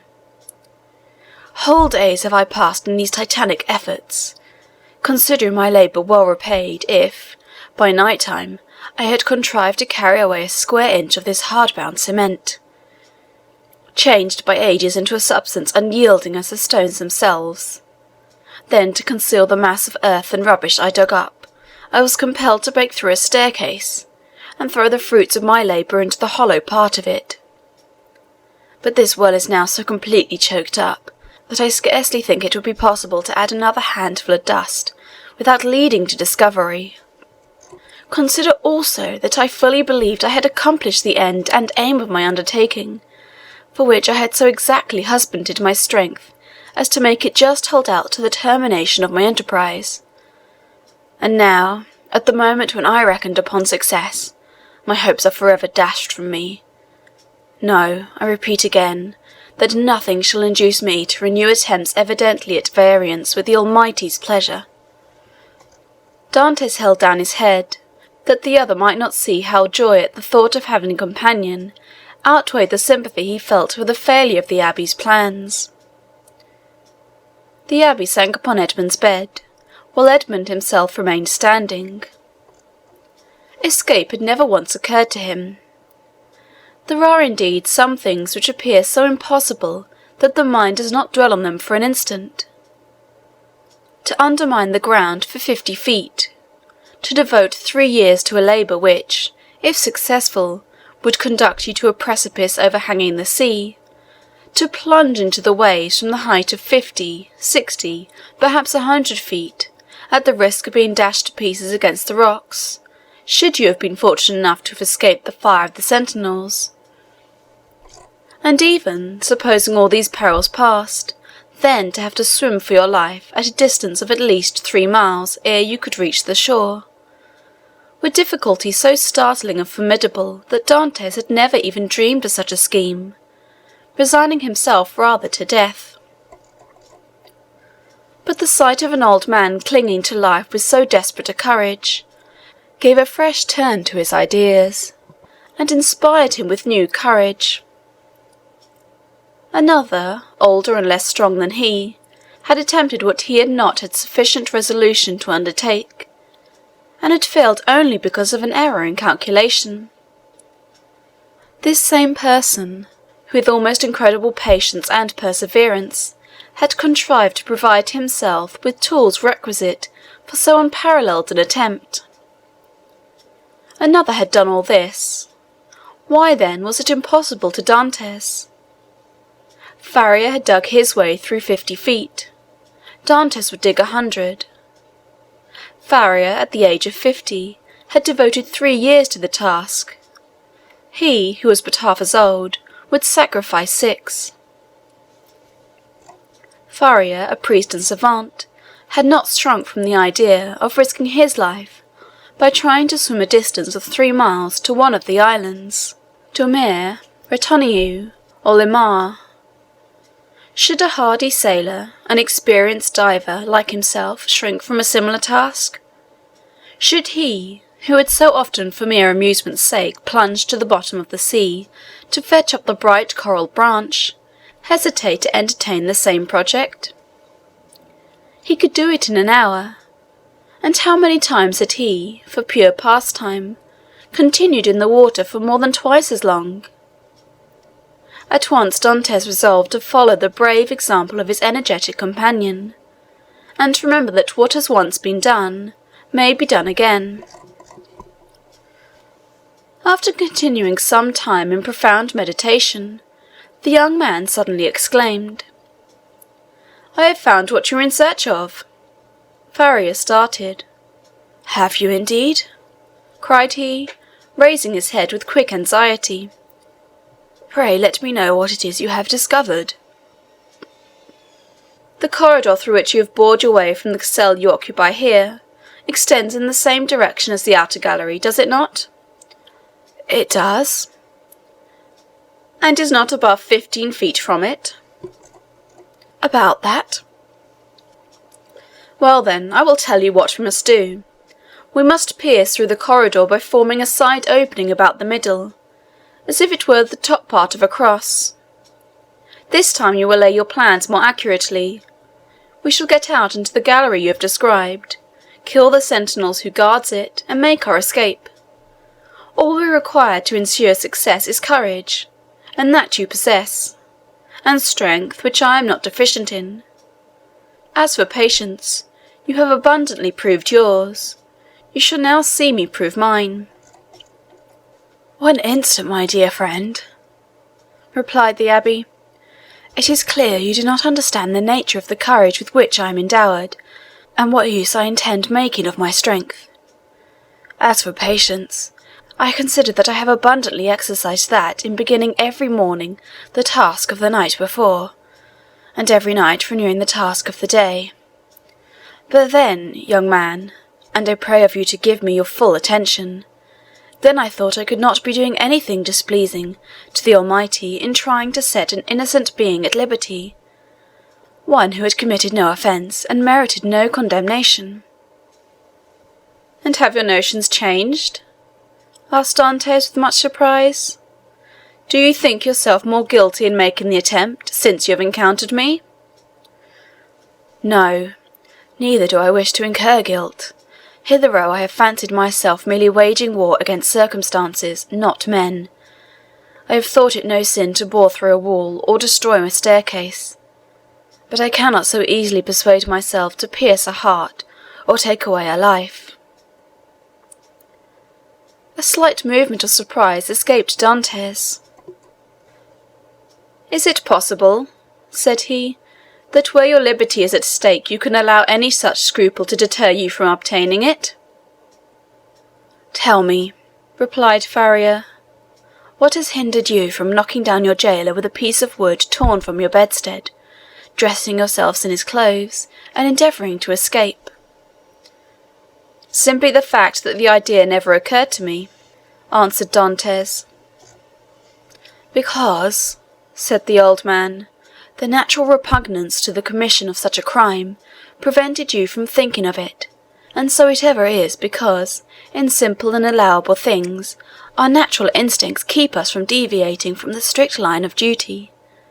The tiger, whose nature teaches him to delight in shedding blood, needs but the sense of smell to show him when his prey is within his reach, and by following this instinct he is enabled to measure the leap necessary to permit him to spring on his victim. But man, on the contrary, loathes the idea of blood. It is not alone that the laws of social life inspire him with the shrinking dread of taking life. His natural construction and physiological formation. Dantès was confused and silent at this explanation of the thoughts which had unconsciously been working in his mind, or rather soul. For there are two distinct sorts of ideas, those that proceed from the head and those that emanate from the heart. "Since my imprisonment," said Faria, "I have thought over all the most celebrated cases of escape on record. They have rarely been successful. Those that have been crowned with full success have been long meditated upon and carefully arranged. Such, for instance, as the escape of the Duc de Buffon from the Château de Vincennes, that of the Abbé Dubequie from Fort-l'Évêque, of Latude from the Bastille.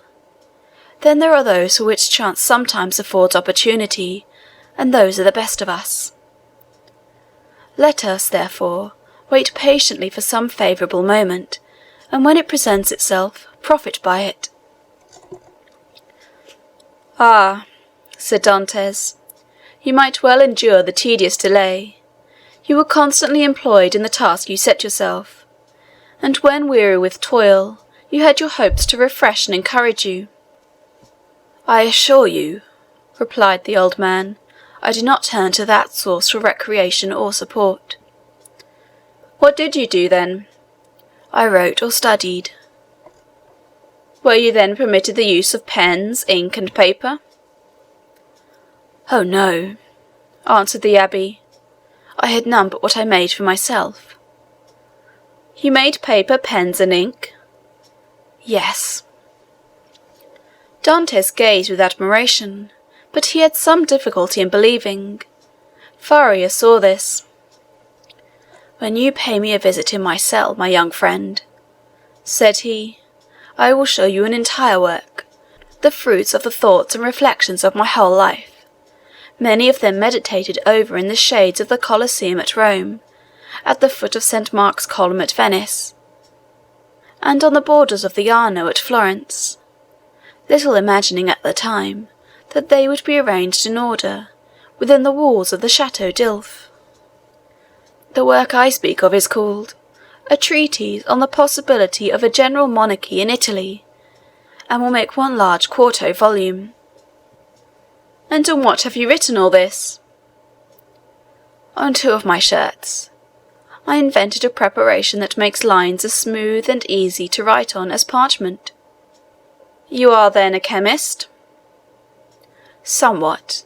I know Lavoisier, and was the intimate friend of Cabanis." "But for such works you must have needed books. Had you any?"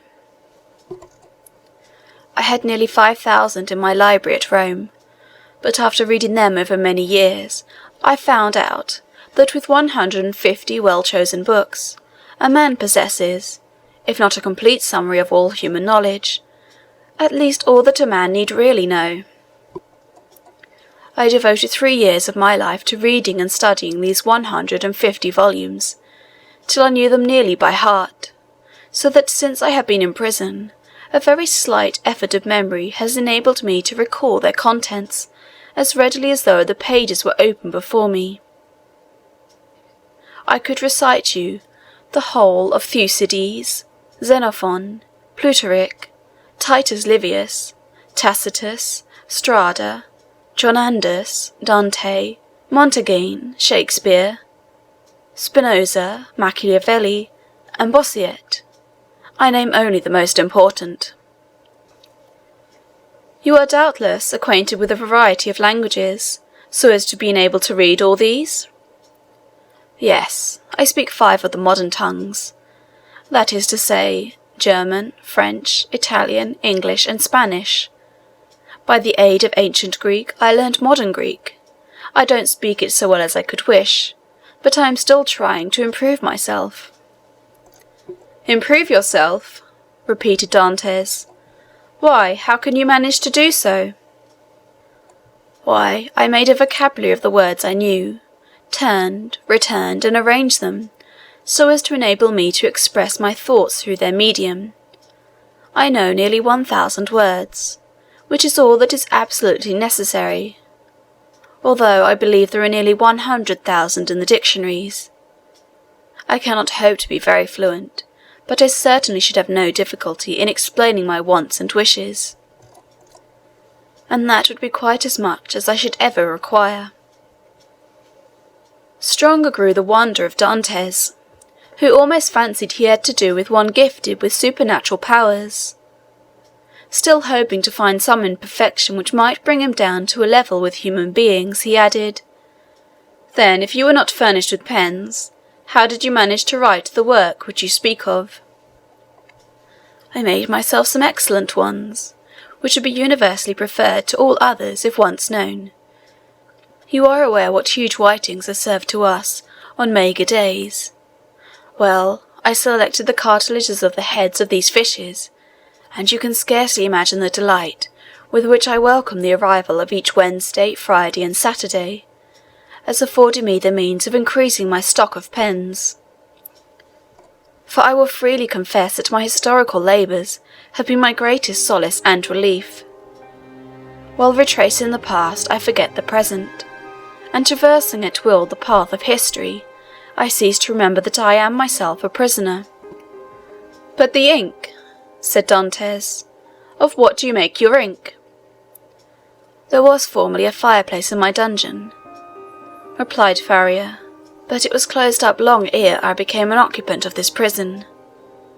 Still, it must have been many years in use, for it was thickly covered with a coating of soot.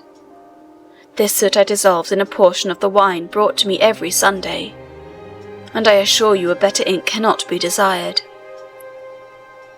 For very important notes, for which closer attention is required, I pricked one of my fingers, and wrote with my own blood.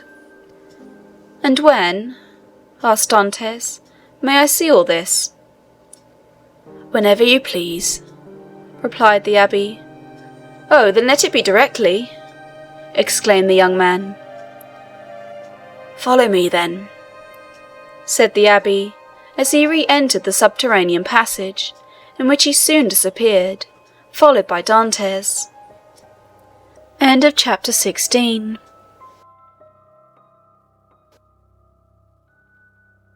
The Count of Monte Cristo by Alexandre Dumas. Chapter 17. The Abbé's Chamber.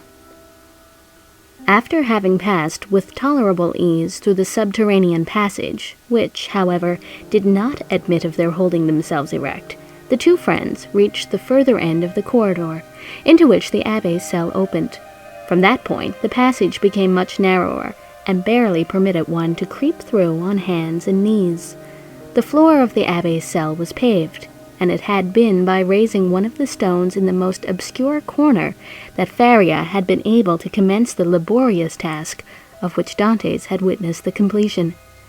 As he entered the chamber of his friend, Dantès cast around one eager and searching glance in quest of the expected marvels, but nothing more than common met his view.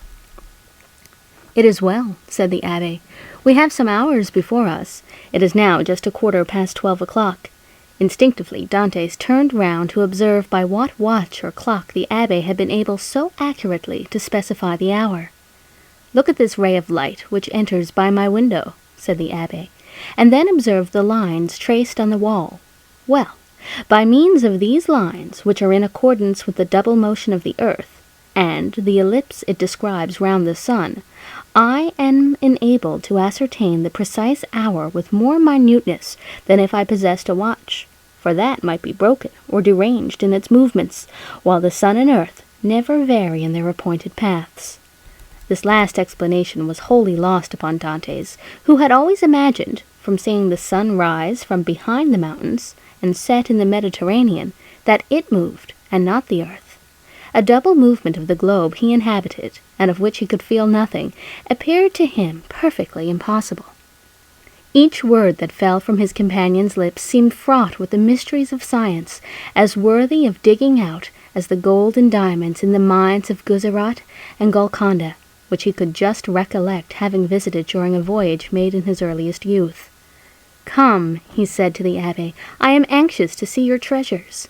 The abbé smiled, and proceeding to the disused fireplace, raised, by the help of his chisel, a long stone, which had doubtless been the hearth, beneath which was a cavity of considerable depth, serving as a safe depository of the articles mentioned to Dantès. "What do you wish to see first?" asked the abbé. "Oh, your great work on the monarchy of Italy." Faria then drew forth from his hiding-place 3 or 4 rolls of linen, laid one over the other, like folds of papyrus. These rolls consisted of slips of cloth, about 4 inches wide and 18 long. They were all carefully numbered and closely covered with writing, so legible that Dantès could easily read it, as well as make out the sense, it being in Italian, a language he, as a Provençal, perfectly understood. "There," he said. "There is the work complete. I wrote the word fini at the end of the 68th strip about a week ago. I have torn up 2 of my shirts, and as many handkerchiefs as I was master of, to complete the precious pages. Should I ever get out of prison, and find in all Italy a printer courageous enough to publish what I have composed, my literary reputation is forever secured." "I see," answered Dantès. "Now let me behold the curious pens with which you have written your work." "Look," said Faria, showing to the young man a slender stick about 6 inches long, and much resembling the size of the handle of a fine painting brush, to the end of which was tied by a piece of thread one of those cartilages of which the abbé had before spoken to Dantès. It was pointed and divided at the nib like an ordinary pen. Dantès examined it with intense admiration, then looked around to see the instrument with which it had been shaped so correctly into form. "Ah, yes," said Faria, "the penknife. That's my masterpiece. I made it, as well as this larger knife, out of an old iron candlestick. The penknife was sharp and keen as a razor. As for the other knife, it would serve a double purpose, and with it one could cut and thrust." Dantes examined the various articles shown to him with the same attention that he had bestowed on the curiosities and strange tools exhibited in the shops at Marseilles, as the works of the savages in the South Seas from whence they had been brought by the different trading vessels. "As for the ink," said Faria, "I told you how I managed to obtain that, and I only just make it from time to time as I require it." "One thing still puzzles me," observed Dantes, "and that is how you managed to do all this by daylight." "I worked at night also," replied Faria. "Night? Why, for heaven's sake, are your eyes like cats that you can see to work in the dark?" "Indeed they are not, but God has supplied man with the intelligence that enables him to overcome the limitations of natural conditions. I furnished myself with a light." "You did? Pray tell me how." "I separated the fat from the meat served to me, melted it, and so made oil. Here is my lamp." So saying, the abbé exhibited a sort of torch very similar to those used in public illuminations. "But light?" "Here are 2 flints and a piece of burnt linen." "And matches?"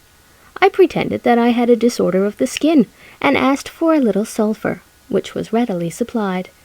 Dantes laid the different things he had been looking at on the table, and stood with his head drooping on his breast, as though overwhelmed by the perseverance and strength of Faria's mind. "You have not seen all yet," continued Faria, "for I did not think it wise to trust all my treasures in the same hiding-place. Let us shut this one up." They put the stone back in its place. The abbé sprinkled a little dust over it to conceal the traces of it having been removed, rubbed his foot well on it to make it assume the same appearance as the other, and then, going towards his bed, he removed it from the spot it stood in. Behind the head of the bed, and concealed by a stone fitting in so closely as to defy all suspicion, was a hollow space, and in this space a ladder of cords between 25 and 30 feet in length. Dantes closely and eagerly examined it. He found it firm, solid, and compact enough to bear any weight. "Who supplied you with the materials for making this wonderful work?" "I tore up several of my shirts, and ripped out the seams in the sheets of my bed, during my 3 years' imprisonment at Fenestrelle, and when I was removed to the Château d'If, I managed to bring the ravellings with me, so that I have been able to finish my work here." "And was it not discovered that your sheets were unhemmed?" "Oh, no, for when I had taken out the thread I required, I hemmed the edges over again." "With what?" "With this needle," said the abbé, as opening his ragged vestments, he showed Dantes a long, sharp fishbone, with a small perforated eye for the thread, a small portion of which still remained in it. "I once thought," continued Faria, "of removing these iron bars, and letting myself down from the window, which, as you see, is somewhat wider than yours, although I should have enlarged it still more preparatory to my flight.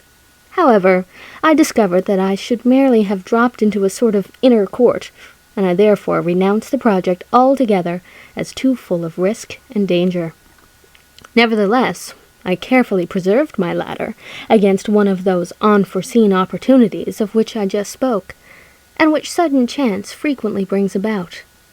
While affecting to be deeply engaged in examining the ladder, the mind of Dantes was, in fact, busily occupied by the idea that a person so intelligent, ingenious, and clear-sighted as the abbé might probably be able to solve the dark mystery of his own misfortunes, where he himself could see nothing. "What are you thinking of?" asked the abbé smilingly, inputting the deep abstraction in which his visitor was plunged to the excess of his awe and wonder. "I was reflecting, in the first place," replied Dantes, "upon the enormous degree of intelligence and ability you must have employed to reach the high perfection to which you have attained. What would you not have accomplished if you had been free? Possibly nothing at all. The overflow of my brain would probably, in a state of freedom, have evaporated in 1,000 follies. Misfortune is needed to bring to light the treasures of the human intellect. Compression is needed to explode gunpowder. Captivity has brought my mental faculties to a focus, and you are well aware that from the collision of clouds, electricity is produced. From electricity, lightning. From lightning, illumination. No, replied Dantes, I know nothing. Some of your words are to me quite empty of meaning. You must be blessed indeed to possess the knowledge you have. The abbé smiled.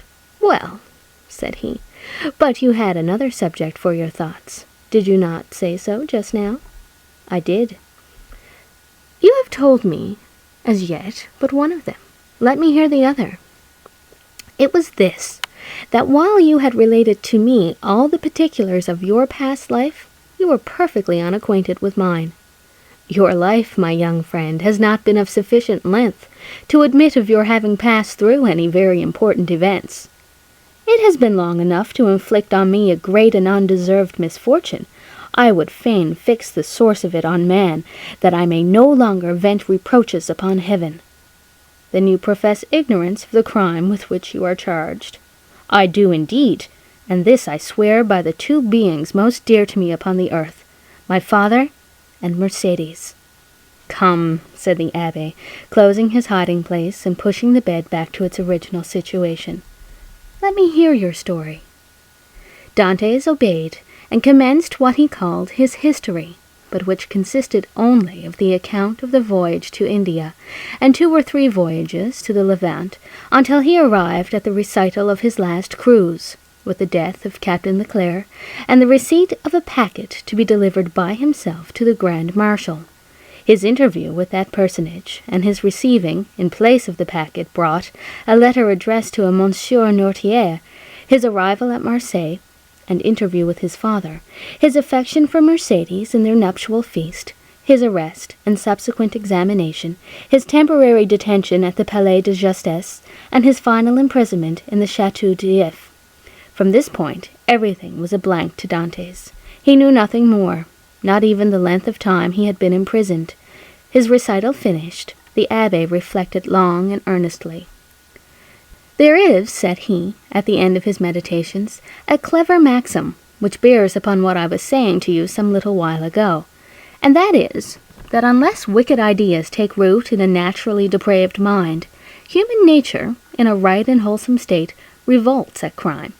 Still, from an artificial civilization have originated wants, vices, and false tastes, which occasionally become so powerful as to stifle within us all good feelings, and ultimately to lead us into guilt and wickedness.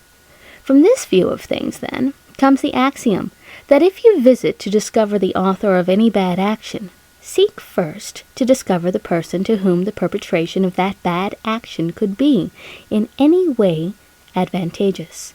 Now, to apply it in your case, to whom could your disappearance have been serviceable? To no one, by heaven. I was a very insignificant person. Do not speak thus, for your reply evinces neither logic nor philosophy.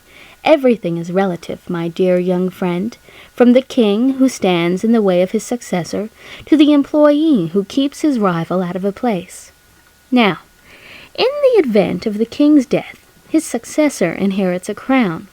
When the employee dies, the supernumerary steps into his shoes and receives his salary of 12,000 livres. Well, these 12,000 livres are his civil list, and are as essential to him as the 12 millions of a king.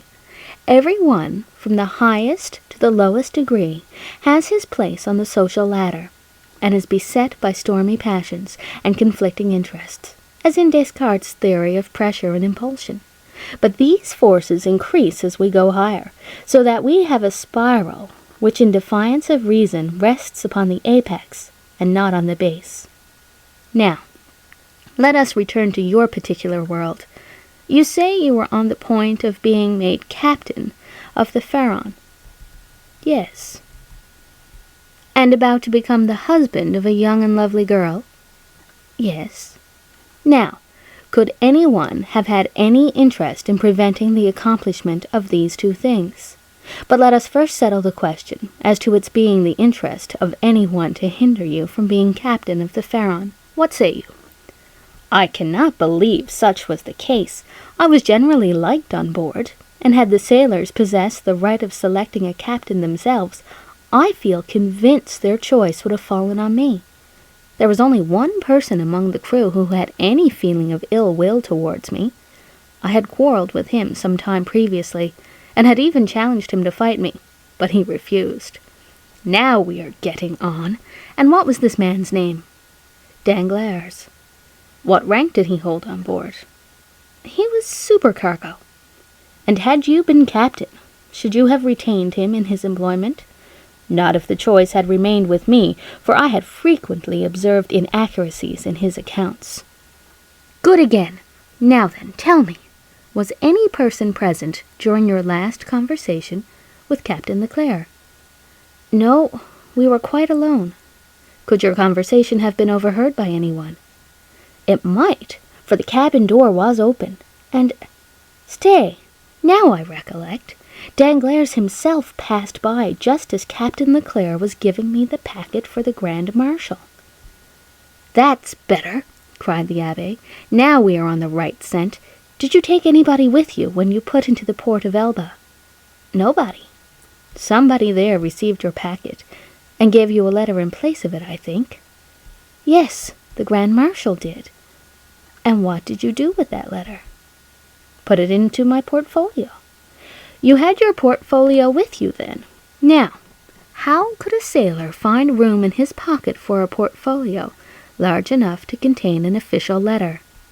You are right. It was left on board. Then it was not till your return to the ship that you put the letter in the portfolio. No.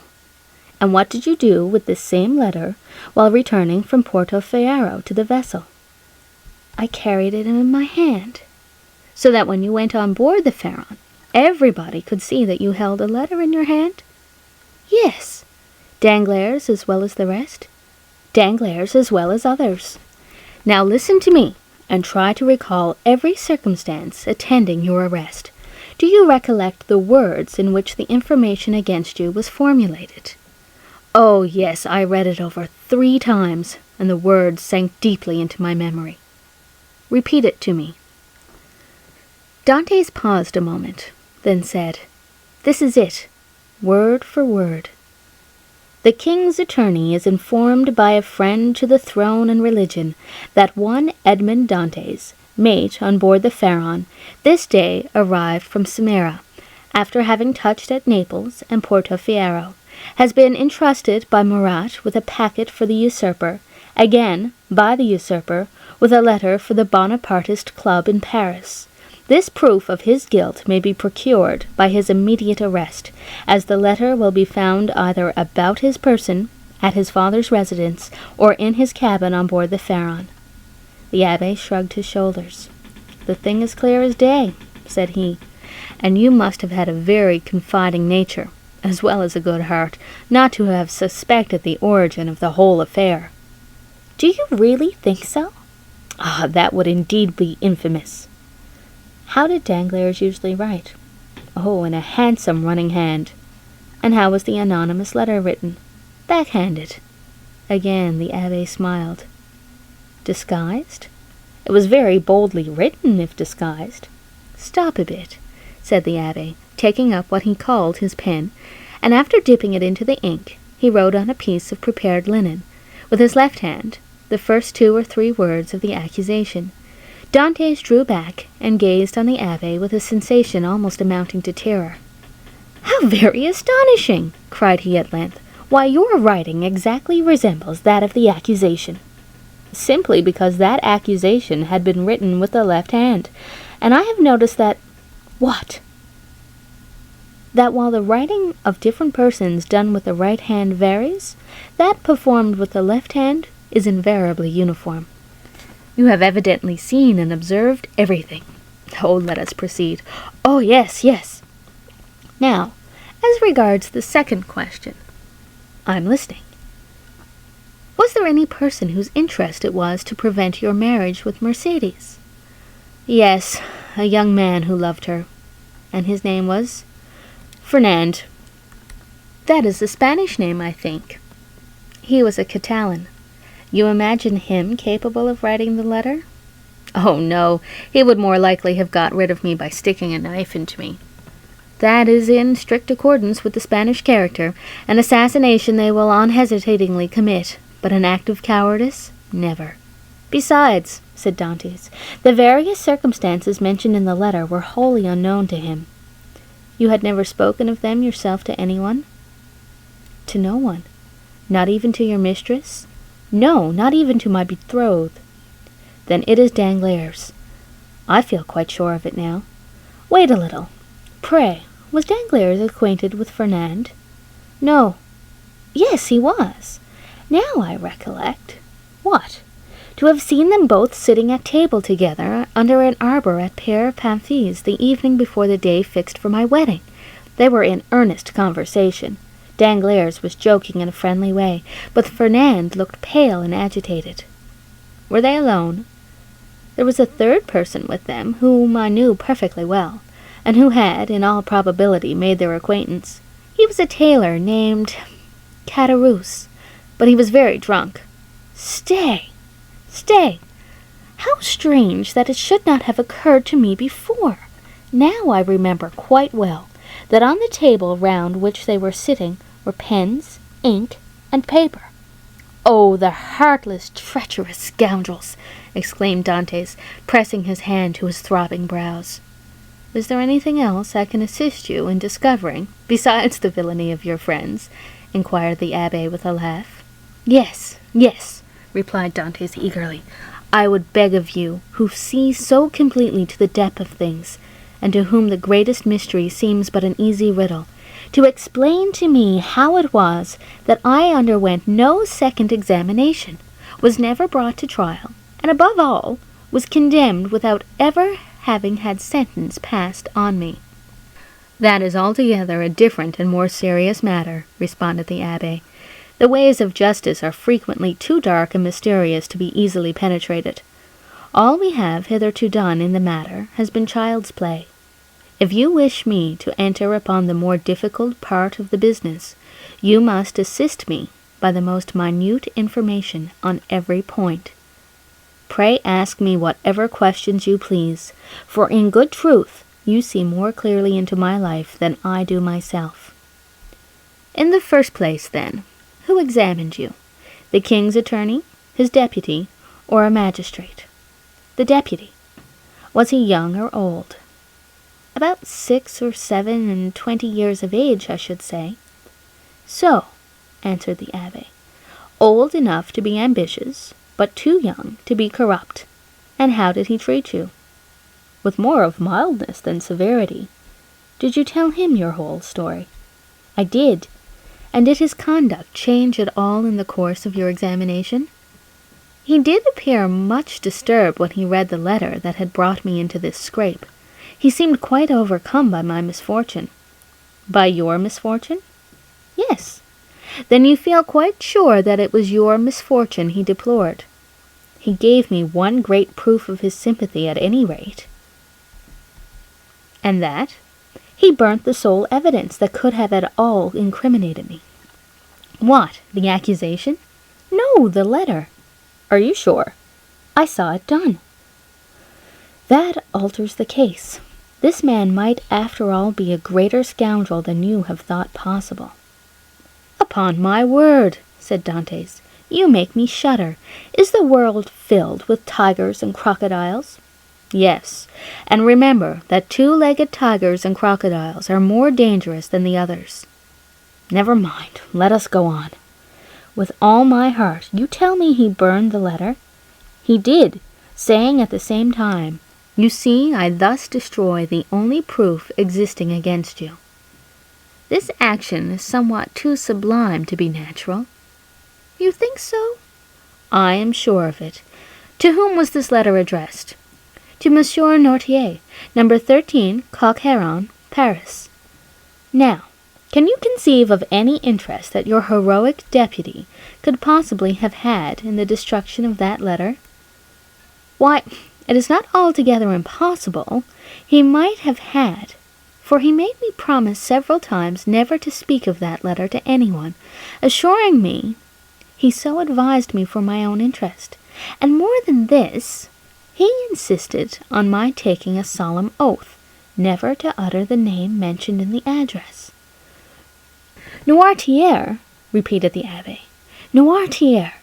I knew a person of that name at the Count of the Queen of Etruria, a Noirtier, who had been a Girondin during the Revolution. What was your deputy called? De Villefort. The Abbé burst into a fit of laughter, while Dantes gazed on him in utter astonishment. What ails you? He said at length. Do you see that ray of sunlight? I do. Well, the whole thing is more clear to me than that sunbeam is to you. Poor fellow, you poor young man, and you tell me this magistrate expressed great sympathy and commiseration for you? He did. And the worthy man destroyed your compromising letter? Yes. Why, you poor, short-sighted simpleton, can you not guess who this Noirtier was, whose very name he was so careful to keep concealed? Noirtier was his father. Had a thunderbolt fallen at the feet of Dantes, or hell opened its yawning gulf before him, he could not have been more completely transfixed with horror than he was at the sound of these unexpected words. Starting up, he clasped his hands around his head as though to prevent his very brain from bursting, and exclaimed, His father! His father! Yes, his father, replied the Abbé. His right name was Noirtier de Villefort. At this instant a bright light shot through the mind of Dantes, and cleared up all that had been dark and obscure before. The change that had come over Villefort during the examination, the destruction of the letter, the exacted promise, the almost supplicating tones of the magistrate, who seemed rather to implore mercy than to pronounce punishment, all returned with a stunning force to his memory. He cried out, and staggered against the wall like a drunken man. Then he hurried to the opening that led from the Abbé's cell to his own, and said, I must be alone to think over all this. When he regained his dungeon, he threw himself on his bed, where the turnkey found him in the evening visit, sitting with fixed gaze and contracted features, dumb and motionless as a statue. During these hours of profound meditation, which to him had seemed only minutes, he had formed a fearful resolution, and bound himself to its fulfillment by a solemn oath. Dantes was at length roused from his reverie by the voice of Faria, who, having also been visited by his jailer, had come to invite his fellow-sufferer to share his supper. The reputation of being out of his mind, though harmlessly, and even amusingly so, had procured for the Abbé unusual privileges. He was supplied with bread of a finer, whiter quality than the usual prison fare, and even regaled each Sunday with a small quantity of wine. Now this was a Sunday, and the Abbé had come to ask his young companion to share the luxuries with him. Dantes followed. His features were no longer contracted, and now wore their usual expression. But there was that in his whole appearance that bespoke one who had come to a fixed and desperate resolve. Faria bent on him his penetrating eye. I regret now, said he, having helped you in your late inquiries, or having given you the information I did. Why so? Inquired Dantes. Because it has instilled a new passion in your heart, that of vengeance. Dantes smiled. Let us talk of something else, said he. Again the Abbé looked at him, then mournfully shook his head, but in accordance with Dantes' request, he began to speak of other matters. The elder prisoner was one of those persons whose conversation, like that of all who have experienced many trials, contained many useful and important hints, as well as sound information. But it was never egotistical, for the unfortunate man never alluded to his own sorrows. Dantes listened with admiring attention to all he said. Some of his remarks corresponded with what he already knew, or applied to the sort of knowledge his nautical life had enabled him to acquire. A part of the good Abbe's words, however, were wholly incomprehensible to him, but, like the aurora which guides the navigator in northern latitudes, opened new vistas to the inquiring mind of the listener, and gave fantastic glimpses of new horizons, enabling him justly to estimate the delight an intellectual mind would have in following one so richly gifted as Faria along the heights of truth, where he was so much at home. "You must teach me a small part of what you know," said Dantes, "if only to prevent your growing weary of me. I can well believe that so learned a person as yourself would prefer absolute solitude to being tormented with the company of one as ignorant and uninformed as myself. If you will only agree to my request, I promise you never to mention another word about escaping."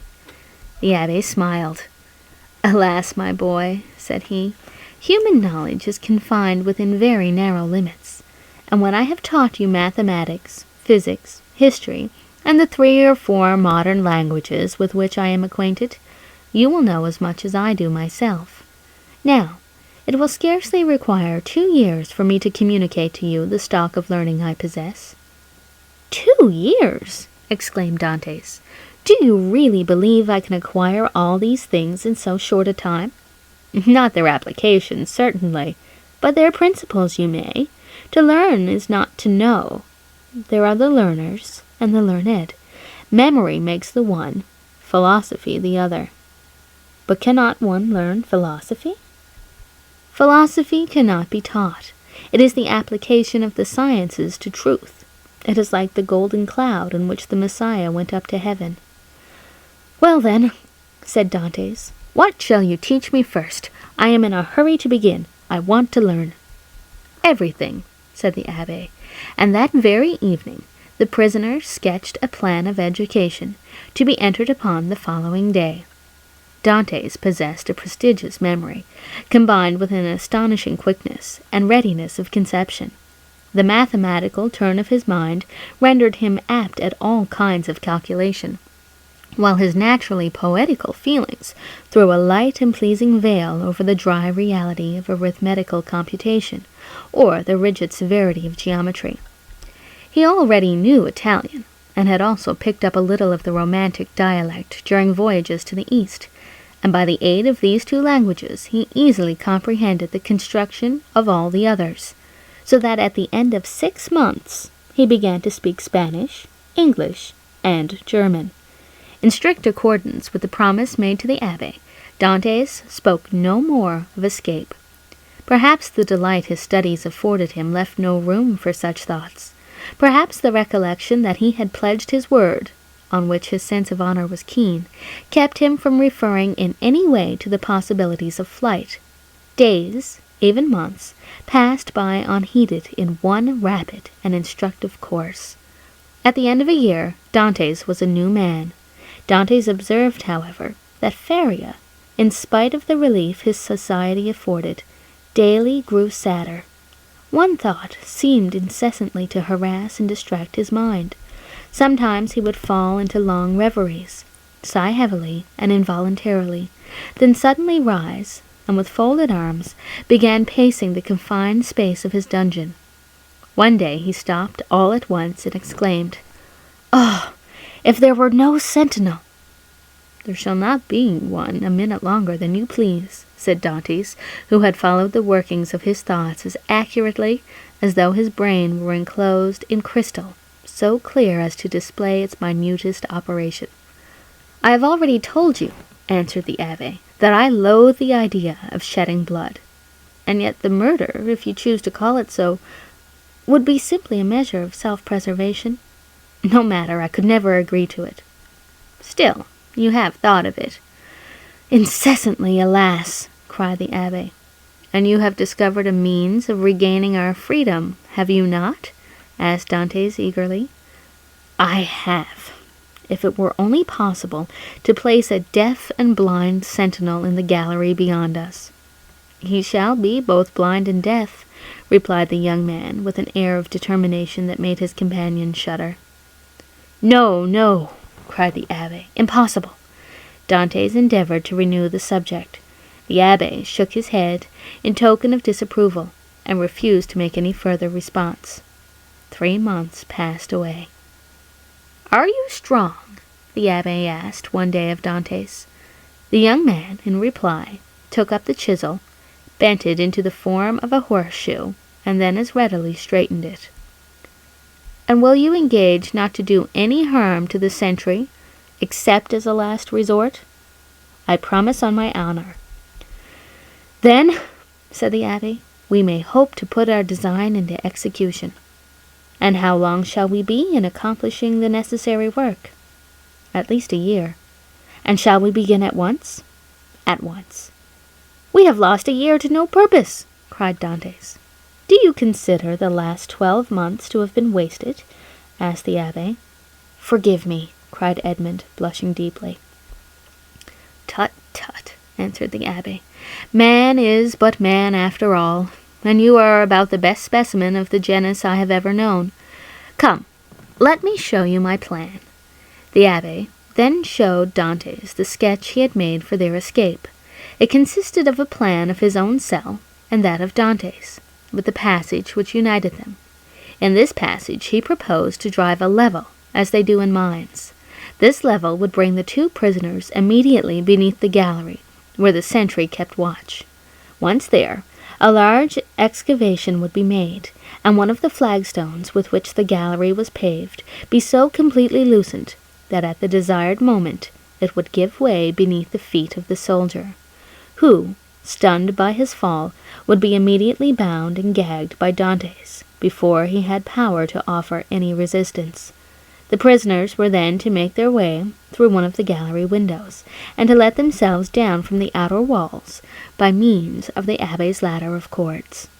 Dante's eyes sparkled with joy, and he rubbed his hands with delight at the idea of a plan so simple, yet apparently so certain to succeed. That very day the miners began their labors, with a vigor and alacrity proportionate to their long rest from fatigue and their hopes of ultimate success. Nothing interrupted the progress of the work, except the necessity that each was under of returning to his cell in anticipation of the turnkey's visit. They had learned to distinguish the almost imperceptible sound of his footsteps as he descended towards their dungeons, and happily never failed of being prepared for his coming.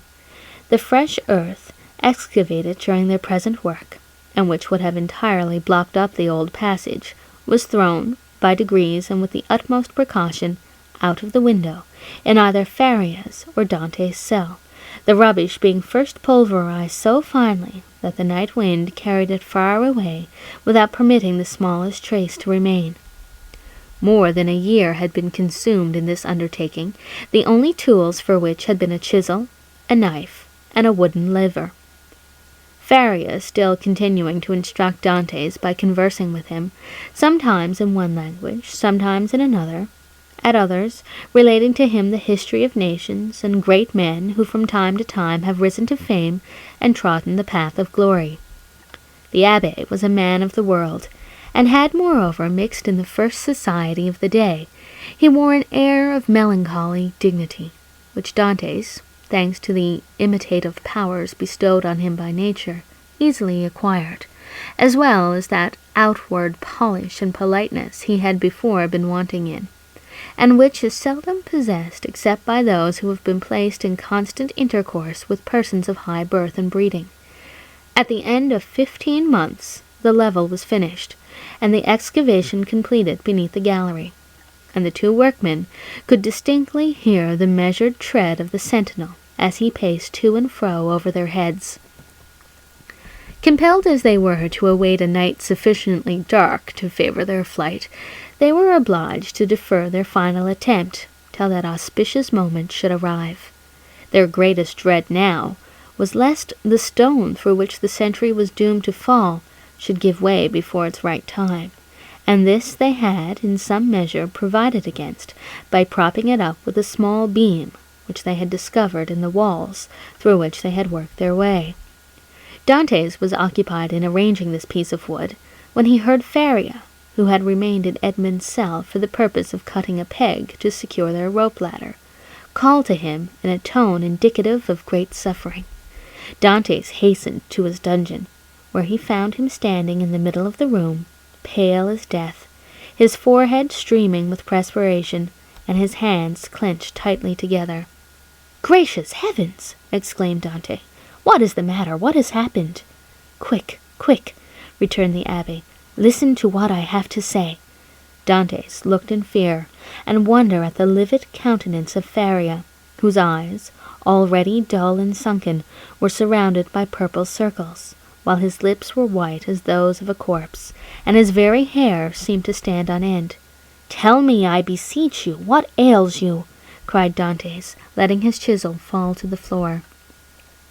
"Alas," faltered out the abbé, "all is over with me. I am seized with a terrible, perhaps mortal illness. I can feel that the paroxysm is fast approaching. I had a similar attack the year previous to my imprisonment. This malady admits but of one remedy. I will tell you what that is. Go into my cell as quickly as you can. Draw out one of the feet that support the bed. You will find it has been hollowed out for the purpose of containing a small phial. You will see they're half filled with a red-looking fluid. Bring it to me. Or rather, no. I may be found here, therefore help me back to my room while I have the strength to drag myself along. Who knows what may happen, or how long the attack may last?" In spite of the magnitude of the misfortune which thus suddenly frustrated his hopes, Dantès did not lose his presence of mind, but descended into the passage, dragging his unfortunate companion with him. Then, half carrying, half supporting him, he managed to reach the abbé's chamber, when he immediately laid the sufferer on his bed. "Thanks," said the poor abbé, shivering as though his veins were filled with ice. "I am about to be seized with a fit of catalepsy. When it comes to its height, I shall probably lie still and motionless, as though dead, uttering neither sigh nor groan. On the other hand, the symptoms may be much more violent, and cause me to fall into fearful convulsions, foam at the mouth, and cry out loudly. Take care my cries are not heard, for if they are, it is more than probable I should be removed to another part of the prison, and we be separated forever. When I become quite motionless, cold, and rigid as a corpse, then, and not before, be careful about this, force open my teeth with a knife, pour from 8 to 10 drops of the liquor contained in the phial down my throat, and I may perhaps revive." "Perhaps!" exclaimed Dantès in grief-stricken tones. "Help! Help!" cried the abbé. I die." So sudden and violent was the fit that the unfortunate prisoner was unable to complete the sentence. A violent convulsion shook his whole frame. His eyes stared from their sockets, his mouth was drawn on one side, his cheeks became purple. He struggled, foamed, dashed himself about, and uttered the most dreadful cries, which, however, Dantès prevented from being heard by covering his head with the blanket. The fit lasted 2 hours. Then, more helpless than an infant, and colder and paler than marble, more crushed and broken than a reed trampled underfoot, he fell back, doubled up in one last convulsion, and became as rigid as a corpse. Edmund waited till life seemed extinct in the body of his friend.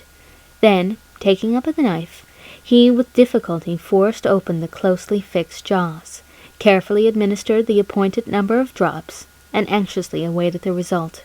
An hour passed away, and the old man gave no sign of returning animation. Dantès began to fear he had delayed too long ere he administered the remedy, and thrusting his hands into his hair, continued gazing on the lifeless features of his friend. At length, a slight colour tinged the livid cheeks.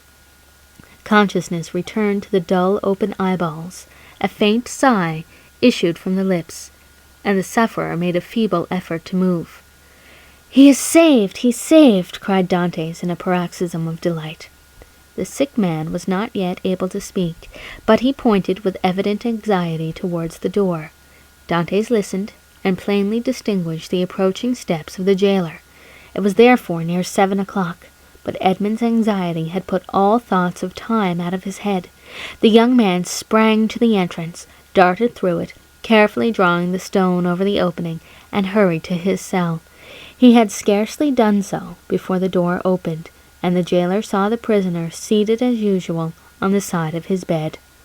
Almost before the key had turned in the lock, and before the departing steps of the jailer had died away in the long corridor he had to traverse, Dantes, whose restless anxiety concerning his friend left him no desire to touch the food brought him, hurried back to the abbé's chamber, and raising the stone by pressing his head against it, was soon beside the sick man's couch. Faria had now fully regained his consciousness, but he still lay helpless and exhausted. "I did not expect to see you again," he said feebly to Dantes. "And why not?" asked the young man. "Did you fancy yourself dying?" "No, I had no such idea. But knowing that all was ready for flight, I thought you might have made your escape." The deep glow of indignation suffused the cheeks of Dantes. "Without you? Did you really think me capable of that?" "At least," said the abbé, "I now see how wrong such an opinion would have been. Alas, alas, I am fearfully exhausted and debilitated by this attack." "Be of good cheer," replied Dantes. "Your strength will return." And as he spoke, he seated himself near the bed beside Faria, and took his hands. The abbé shook his head. "The last attack I had," said he, "lasted but half an hour, and after it I was hungry, and got up without help. Now I can move neither my right arm nor leg, and my head seems uncomfortable, which shows that there has been a suffusion of blood on the brain. The third attack will either carry me off, or leave me paralyzed for life." "No!" cried Dantes. "You are mistaken. You will not die, and your third attack, if indeed you should have another, will find you at liberty. We shall save you another time, as we have done this, only with a better chance of success, because we shall be able to command every requisite assistance." "My good Edmund," answered the abbé, "be not deceived. The attack, which has just passed away, condemns me forever to the walls of a prison. None can fly from a dungeon who cannot walk." "Well, we will wait. A week, a month, 2 months if need be, and meanwhile your strength will return. Everything is in readiness for our flight, and we can select any time we choose. As soon as you feel able to swim, we will go." "I shall never swim again," replied Faria. "This arm is paralyzed, not for a time, but forever. Lift it, and judge if I am mistaken." The young man raised the arm, which fell back by its own weight, perfectly inanimate and helpless. A sigh escaped him. "You are convinced now, Edmund, are you not?" asked the abbé. "Depend upon it, I know what I say. Since the first attack I experienced of this malady, I have continually reflected on it. Indeed, I expected it, for it is a family inheritance. Both my father and grandfather died of it in a third attack. The physician who prepared for me the remedy I have twice successfully taken was no other than the celebrated Cabanis, and he predicted a similar end for me." "The physician may be mistaken," exclaimed Dantes. "And as for your poor arm, what difference will that make? I can take you on my shoulders, and swim for both of us." "My son," said the abbé, "you, who are a sailor and a swimmer, must know as well as I do that a man so loaded would sink before he had done 50 strokes. Cease, then, to allow yourself to be duped by vain hopes that even your own excellent heart refuses to believe in. Here I shall remain till the hour of my deliverance arrives, and that, in all human probability, will be the hour of my death. As for you, who are young and active, delay not on my account, but fly. Go. I give you back your promise." "It is well," said Dantes. "Then I shall also remain." Then, rising and extending his hand with an air of solemnity over the old man's head, he slowly added, "By the blood of Christ, I swear never to leave you while you live." Faria gazed fondly on his noble-minded, single-hearted, high-principled young friend, and read in his countenance ample confirmation of the sincerity of his devotion and the loyalty of his purpose. "Thanks," murmured the invalid, extending one hand. "I accept. You may one of these days reap the reward of your disinterested devotion, but as I cannot, and you will not, quit this place, it becomes necessary to fill up the excavation beneath the soldiers' gallery. You might, by chance, hear the hollow sound of his footsteps, and call the attention of his officer to the circumstance. That would bring about a discovery which would inevitably lead to our being separated. Go, then, and set about this work, in which unhappily I can offer you no assistance. Keep at it all night if necessary, and do not return here tomorrow, till after the jailer has visited me. I shall have something of the greatest importance to communicate to you." Dantès took the hand of the abbé in his, and affectionately pressed it. Faria smiled encouragingly on him, and the young man retired to his task, in the spirit of obedience and respect which he had sworn to show towards his aged friend. End of chapter 17.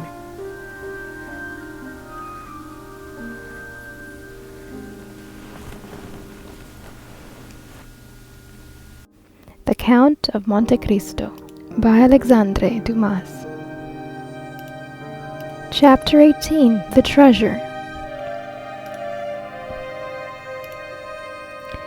When Dantès returned next morning to the chamber of his companion in captivity, he found Faria seated and looking composed. In the ray of light which entered by the narrow window of his cell, he held open in his left hand, of which alone it will be recollected he retained the use, a sheet of paper which, from being constantly rolled into a small compass, had the form of a cylinder, and was not easily kept open. He did not speak, but showed the paper to Dantès. "What is that?" he inquired. "Look at it," said the abbé with a smile. "I have looked at it with all possible attention," said Dantès, "and I only see a half-burnt paper, on which are traces of Gothic characters inscribed with a peculiar kind of ink." "This paper, my friend," said Faria, "I may now avow to you, since I have the proof of your fidelity. This paper is my treasure, of which, from this day forth, 1/2 belongs to you." The sweat started forth on Dantès' brow. Until this day, and for how long a time, he had refrained from talking of the treasure, which had brought upon the abbé the accusation of madness. With his instinctive delicacy, Edmond had preferred avoiding any touch on this painful chord, and Faria had been equally silent. He had taken the silence of the old man for a return to reason, and now these few words uttered by Faria, after so painful a crisis, seemed to indicate a serious relapse into mental alienation. "Your treasure?" stammered Dantès. Faria smiled. "Yes," said he. "You have indeed a noble nature, Edmond, and I see by your paleness and agitation what is passing in your heart at this moment. No, be assured I am not mad. This treasure exists, Dantès, and if I have not been allowed to possess it, you will. Yes, you. No one would listen or believe me, because everyone thought me mad. But you, who must know that I am not, listen to me, and believe me so afterwards, if you will." "Alas," murmured Edmund to himself, "this is a terrible relapse. There was only this blow wanting." Then he said aloud, "My dear friend, your attack has, perhaps, fatigued you. Had you not better repose a while? Tomorrow, if you will, I will hear your narrative, but today I wish to nurse you carefully. Besides," he said, "a treasure is not a thing we need hurry about." "On the contrary, it is a matter of the utmost importance, Edmond," replied the old man. "Who knows if tomorrow, or the next day after, the third attack may not come on, and then must not all be over? Yes, indeed, I have often thought with a bitter joy that these riches, which would make the wealth of a dozen families, will be forever lost to those men who persecute me. This idea was one of vengeance to me, and I tasted it slowly, in the night of my dungeon and the despair of my captivity. But now I have forgiven the world for the love of you, now that I see you young and with a promising future, Now that I think of all that may result to you in the good fortune of such a disclosure, I shudder at any delay, and tremble lest I should not assure to one as worthy as yourself the possession of so vast an amount of hidden wealth." Edmond turned away his head with a sigh. "You persist in your incredulity, Edmond," continued Faria. "My words have not convinced you. I see you require proofs. Well, then, read this paper, which I have never shown to any one." "To-morrow, my dear friend," said Edmond, desirous of not yielding to the old man's madness. "I thought it was understood that we should not talk of that until to-morrow." "Then we will not talk of it until to-morrow, but read this paper to-day." "I will not irritate him," thought Edmund, and taking the paper, of which half was wanting, having been burnt, no doubt, by some accident, he read, "This treasure, which may amount to 2 of Roman crowns in the most distant A of the second opening, declared to belong to him alone, heir, 25th April, 1490. "Well," said Faria, when the young man had finished reading it. "Why," replied Dantès, "I see nothing but broken lines and unconnected words which are rendered illegible by fire." "Yes, to you, my friend, who read them for the first time, but not for me, who have grown pale over them by many nights' study, and have reconstructed every phrase, completed every thought." "And do you believe you have discovered the hidden meaning?" "I am sure I have, and you shall judge for yourself, but first listen to the history of this paper." "Silence!" exclaimed Dantès. "Steps approach. I go. Adieu." And Dantès, happy to escape the history and explanation which would be sure to confirm his belief in his friend's mental instability, glided like a snake along the narrow passage, while Faria, restored by his alarm into a certain amount of activity, pushed the stone into place with his foot and covered it with a mat in order the more effectually to avoid discovery. It was the governor who, hearing of Faria's illness from the jailer, had come in person to see him. Faria sat up to receive him, avoiding all gestures in order that he might conceal from the governor the paralysis that had already half stricken him with death.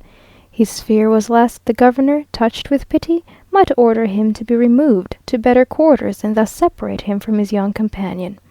But fortunately this was not the case, and the governor left him convinced that the poor madman, for whom in his heart he felt a kind of affection, was only troubled with a slight indisposition. During this time Edmond, seated on his bed with his head in his hands, tried to collect his scattered thoughts.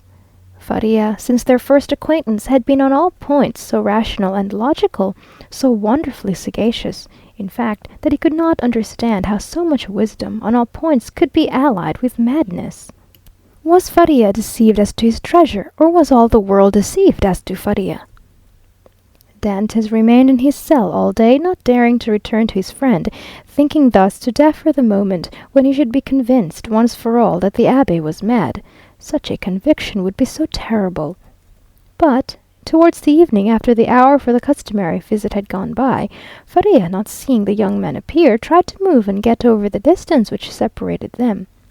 Edmond shuddered when he heard the painful efforts which the old man made to drag himself along. His leg was inert, and he could no longer make use of one arm. Edmond was obliged to assist him, for otherwise he would not have been able to enter by the small aperture which led to Dantès' chamber. "Here I am, pursuing you remorselessly," he said, with a benignant smile. "You thought to escape my munificence, but it is in vain. Listen to me." Edmond saw there was no escape, and placing the old man on his bed, he seated himself on the stool beside him. "You know," said the abbé, "that I was the secretary and intimate friend of Cardinal Spada, the last of the princes of that name. I owe to this worthy lord all the happiness I ever knew.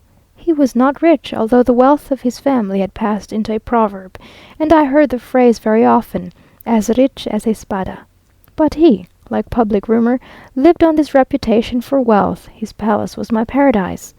I was tutor to his nephews who are dead, and when he was alone in the world, I tried by absolute devotion to his will to make up to him all he had done for me during 10 years of unremitting kindness." The cardinal's house had no secrets for me. I had often seen my noble patron annotating ancient volumes and eagerly searching amongst dusty family manuscripts. One day, when I was reproaching him for his unavailing searches, and deploring the prostration of mind that followed them, he looked at me and, smiling bitterly, opened a volume relating to the history of the city of Rome. There, in the 20th chapter of the life of Pope Alexander VI, were the following lines which I can never forget. The great wars of Romagna had ended. Cesar Borgia, who had completed his conquest, had need of money to purchase all Italy. The Pope had also need of money to bring matters to an end with Louis XII. King of France was formidable, still in spite of his recent reverses, and it was necessary, therefore, to have recourse to some profitable scheme, which was a matter of great difficulty in the impoverished condition of exhausted Italy. His Holiness had an idea. He determined to make 2 cardinals. By choosing 2 of the greatest personages of Rome, especially rich men, this was the return the Holy Father looked for. In the first place, he could sell the great appointments and splendid offices which the cardinals already held, and then he had the 2 hats to sell besides. There was a third point in view, which will appear hereafter. The Pope and Cesar Borgia first found the 2 future cardinals. They were Giovanni Rospigliosi, who held 4 of the highest dignities of the Holy See, and Cesar Spada, one of the noblest and richest of the Roman nobility. Both felt the high honor of such a favor from the Pope. They were ambitious, and Cesar Borgia soon found purchasers for their appointments.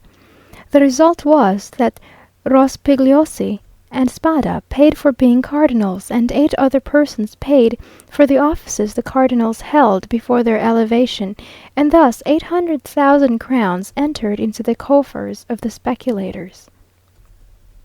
It is time now to proceed to the last part of the speculation.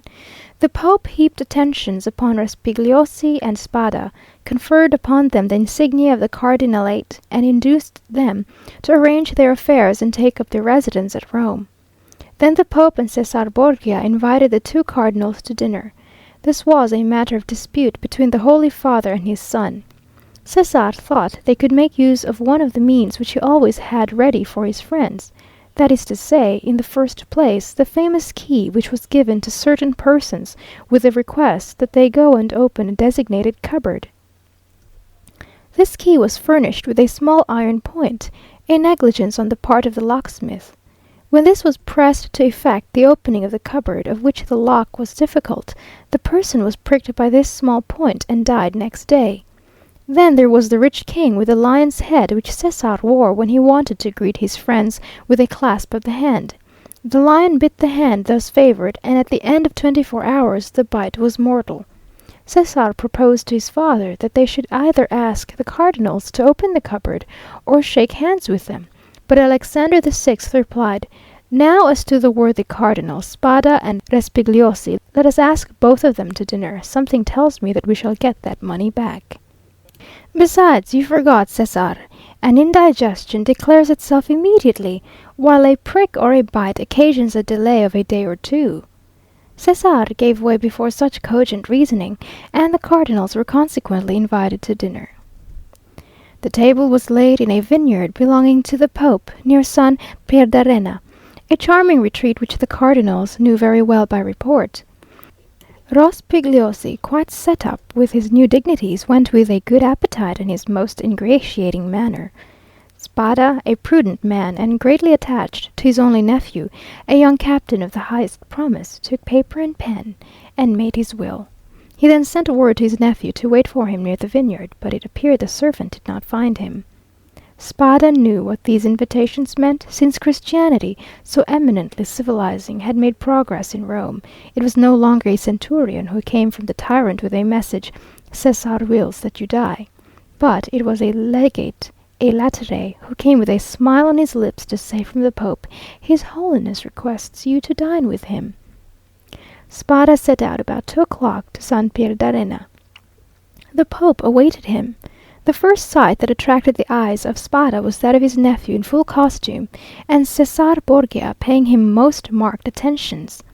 Spada turned pale, as Cesare looked at him with an ironical air which proved that he had anticipated all, and that the snare was well spread. They began dinner, and Spada was only able to inquire of his nephew if he had received his message.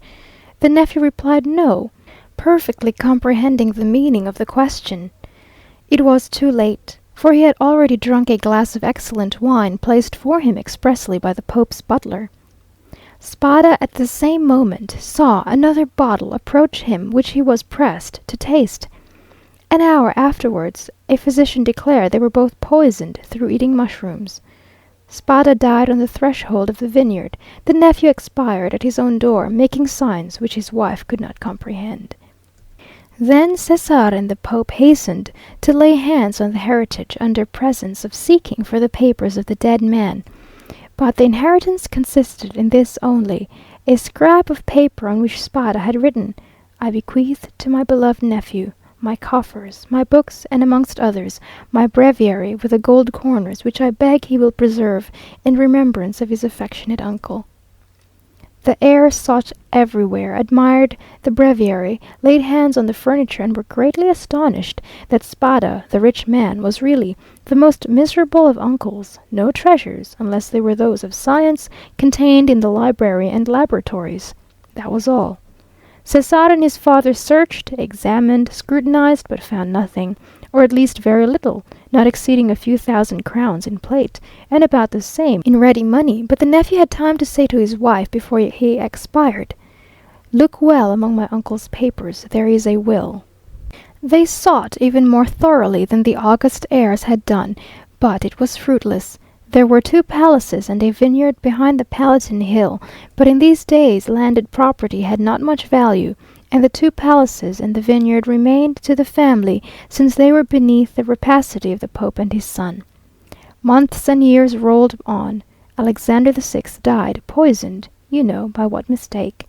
Cesare, poisoned at the same time, escaped by shedding his skin like a snake, but the new skin was spotted by the poison till it looked like a tiger's.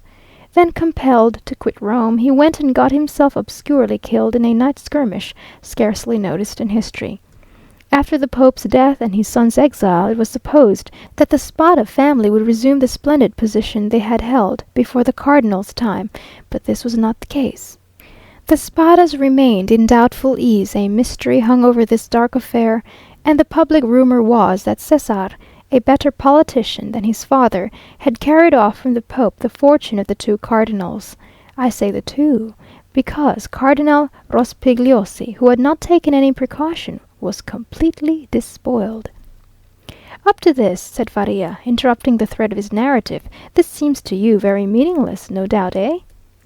"Oh, my friend," cried Dantès, "on the contrary, it seems as if I were reading a most interesting narrative. Go on, I beg of you." "I will. The family began to get accustomed to their obscurity. Years rolled on, and amongst the descendants some were soldiers, others diplomatists, some churchmen, some bankers, some grew rich, and some were ruined. I come now to the last of the family whose secretary I was, the Count of Spada. I had often heard him complain of the disproportion of his rank with his fortune, and I advised him to invest all he had in an annuity. He did so, and thus doubled his income. The celebrated breviary remained in the family, and was in the Count's possession. It had been handed down from father to son, for the singular clause of the only will that had been found had caused it to be regarded as a genuine relic, preserved in the family with superstitious veneration. It was an illuminated book, with beautiful Gothic characters, and so weighty with gold, that a servant always carried it before the cardinal on days of great solemnity. At the sight of papers of all sorts, titles, contracts, parchments, which were kept in the archives of the family, all descending from the poisoned cardinal, I in my turn examined the immense bundles of documents like 20 servitors, stewards, secretaries before me, but in spite of the most exhaustive researches, I found nothing. Yet I had even written a precise history of the Borgia family, for the sole purpose of assuring myself whether any increase of fortune had occurred to them on the death of the Cardinal Cesare Spada, but could only trace the acquisition of the property of the Cardinal Rospigliosi, his companion in misfortune. I was then almost assured that the inheritance had neither profited the Borgias nor the family, but had remained unpossessed, like the treasures of the Arabian Nights, which slept in the bosom of the earth under the eyes of the genii.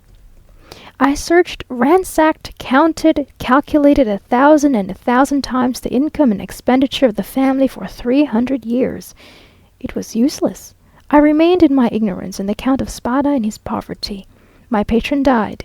He had reserved from his annuity his family papers, his library, composed of 5,000 volumes, and his famous breviary.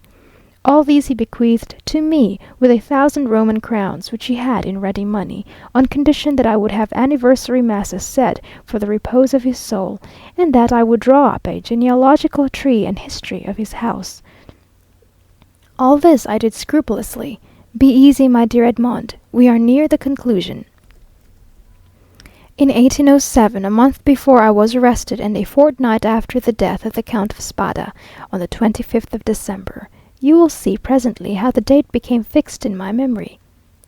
I was reading for the 1,000th time the papers I was arranging, for the palace was sold to a stranger, and I was going to leave Rome and settle at Florence, intending to take with me 12,000 francs I possessed, my library, and the famous breviary, when, tired with my constant labor at the same thing, and overcome by a heavy dinner I had eaten, my head dropped on my hands, and I fell asleep about 3 o'clock in the afternoon. I awoke as the clock was striking 6. I raised my head. I was in utter darkness. I rang for a light, but as no one came, I determined to find one for myself.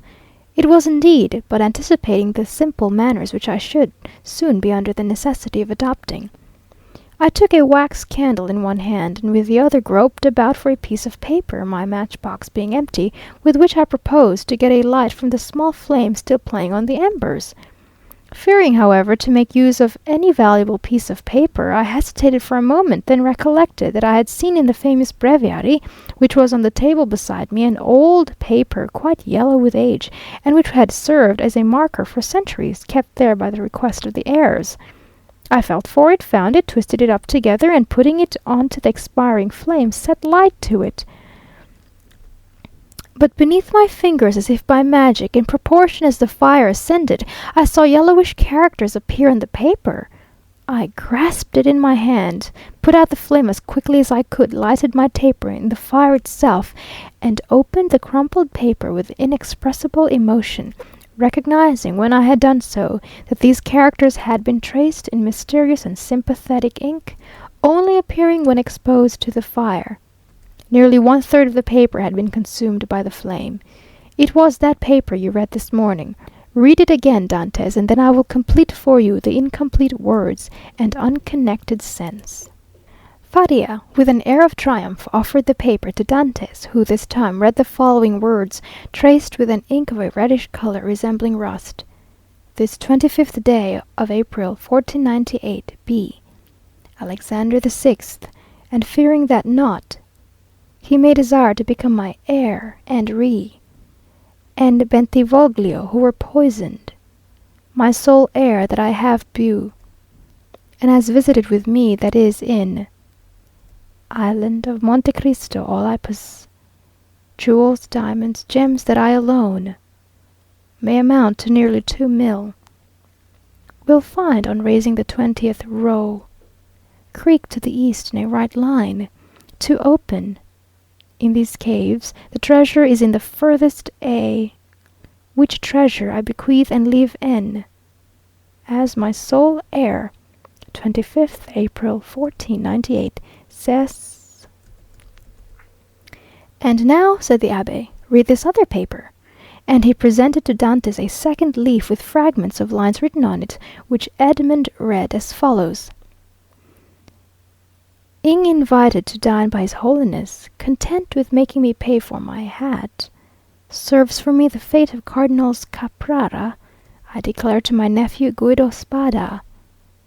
Read in a place he knows, the caves of the small. Est of ingots, gold, money? Know of the existence of this treasure, which, lions of Roman crowns, and which he, ick from the small, ings have been made, Engel in the second, tire to him, our spada." Faria followed him with an excited look. "And now," he said, when he saw that Dantès had read the last line, "put the two fragments together and judge for yourself." Dantès obeyed, and the conjointed pieces gave the following: "This 25th day of April, 1498, being invited to dine by His Holiness Alexander VI, and fearing that not content with making me pay for my hat, he may desire to become my heir, and reserves for me the fate of Cardinals Caprara and Bentivoglio, who were poisoned, I declare to my nephew Guido Spada, my sole heir, that I have buried in a place he knows and has visited with me, that is, in the caves of the small island of Monte Cristo, all I possessed of ingots, gold, money, jewels, diamonds, gems, that I alone know of the existence of this treasure, which may amount to nearly 2 millions of Roman crowns, and which he will find on raising the 20th rock from the small creek to the east in a right line. 2 openings have been made in these caves. The treasure is in the furthest angle in the second, which treasure I bequeath and leave entire to him as my sole heir. 25th April, 1498. Cesar Spada." "Well, do you comprehend now?" inquired Faria. "It is the declaration of Cardinal Spada, and the will so long sought for," replied Edmond, still incredulous. "Yes, 1,000 times, yes." "And who completed it as it now is?" "I did.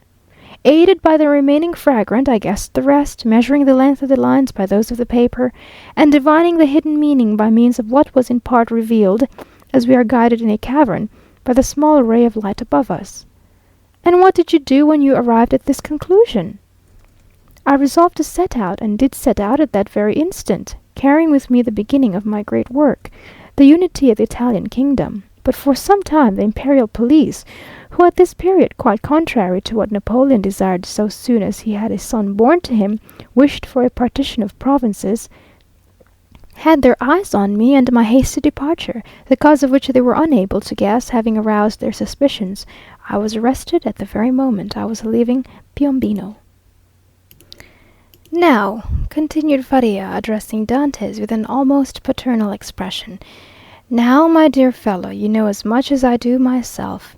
If we ever escape together, half this treasure is yours. If I die here and you escape alone, the whole belongs to you." "But," inquired Dantès, hesitating, "has this treasure no more legitimate possessor in the world than ourselves?" "No, no, be easy on that score. The family is extinct.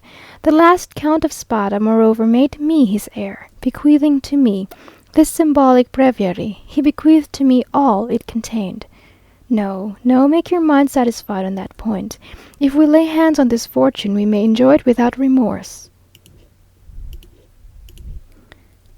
"And you say this treasure amounts to 2 millions of Roman crowns, nearly 13 millions of our money.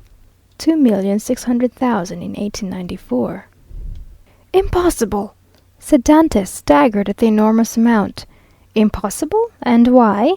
asked the old man. "The Spada family was one of the oldest and most powerful families of the 15th century, and in those times, when other opportunities for investment were wanting, such accumulations of gold and jewels were by no means rare. There are at this day Roman families perishing of hunger, though possessed of nearly 1 million in diamonds and jewels handed down by entail, and which they cannot touch." Edmund thought he was in a dream. He wavered between incredulity and joy. "I have only kept this secret so long from you," continued Faria, "that I might test your character, and then surprise you. Had we escaped before my attack of catalepsy, I should have conducted you to Monte Cristo. Now," he added with a sigh, "it is you who will conduct me thither. Well, Dantès, you do not thank me?"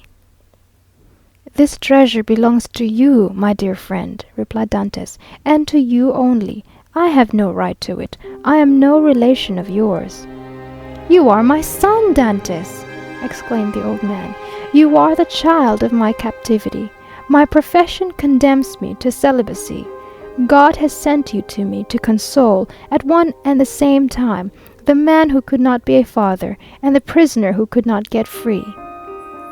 And Faria extended the arm, of which alone the use remained to him, to the young man, who threw himself upon his neck and wept. End of chapter 18. The Treasure.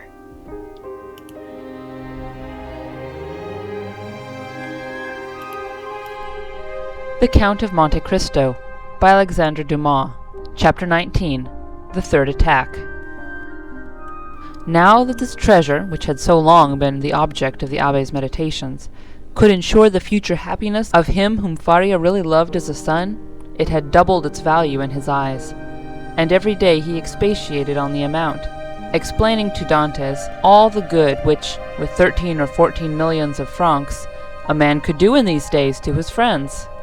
And then Dantès' countenance became gloomy, for the oath of vengeance he had taken recurred to his memory, and he reflected how much ill in these times a man with 13 or 14 millions could do to his enemies. The Abbé did not know the island of Monte Cristo, but Dantès knew it, and had often passed it, situated 25 miles from Pianosa, between Corsica and the island of Elba, and had once touched there. This island was, always had been, and still is, completely deserted. It is a rock of almost conical form, which looks as though it had been thrust up by volcanic force from the depth to the surface of the ocean. Dantès drew a plan of the island for Faria, and Faria gave Dantès advice as to the means he should employ to recover the treasure. But Dantès was far from being as enthusiastic and confident as the old man. It was past a question now that Faria was not a lunatic, and the way in which he had achieved the discovery, which had given rise to the suspicion of his madness, increased Edmond's admiration of him. But at the same time, Dantès could not believe that the deposit, supposing it had ever existed, still existed, and though he considered the treasure as by no means chimerical, he yet believed it was no longer there. However, as if fate resolved on depriving the prisoners of their last chance, and making them understand that they were condemned to perpetual imprisonment, a new misfortune befell them. The gallery on the sea-side, which had long been in ruins, was rebuilt. They had repaired it completely, and stopped up with vast masses of stone the hole Dantès had partly filled in. But for this precaution, which it will be remembered the Abbé had made to Edmond, the misfortune would have been still greater, for their attempt to escape would have been detected, and they would undoubtedly have been separated. Thus a new, a stronger, and more inexorable barrier was interposed to cut off the realization of their hopes. "You see," said the young man, with an air of sorrowful resignation to Faria, "that God deems it right to take from me any claim to merit for what you call my devotion to you. I have promised to remain forever with you, and now I could not break my promise if I would. The treasure will be no more mine than yours, and neither of us will quit this prison. But my real treasure is not that, my dear friend, which awaits me beneath the sombre rocks of Monte Cristo. It is your presence, our living together 5 or 6 hours a day, in spite of our jailers. It is the rays of intelligence you have elicited from my brain, the languages you have implanted in my memory, and which have taken root there with all their philological ramifications. These different sciences that you have made so easy to me by the depth of the knowledge you possess of them, and the clearness of the principles to which you have reduced them. This is my treasure, my beloved friend, and with this you have made me rich and happy. Believe me, and take comfort. This is better for me than tons of gold and cases of diamonds, even were they not as problematical as the clouds we see in the morning floating over the sea, which we take for terra firma, and which evaporate and vanish as we draw near to them. To have you as long as possible near me, to hear your eloquent speech, which embellishes my mind, strengthens my soul, and makes my whole frame capable of great and terrible things. If I should ever be free, so fills my whole existence that the despair to which I was just on the point of yielding when I knew you has no longer any hold over me, and this my fortune, not chimerical but actual, I owe you my real good, my present happiness, and all the sovereigns of the earth, even Caesar Borgia himself, could not deprive me of this. Thus, if not actually happy, yet the days these two unfortunates passed together went quickly. Faria, who for so long a time had kept silence as to the treasure, now perpetually talked of it. As he had prophesied would be the case, he remained paralyzed in the right arm and the left leg, and had given up all hope of ever enjoying it himself.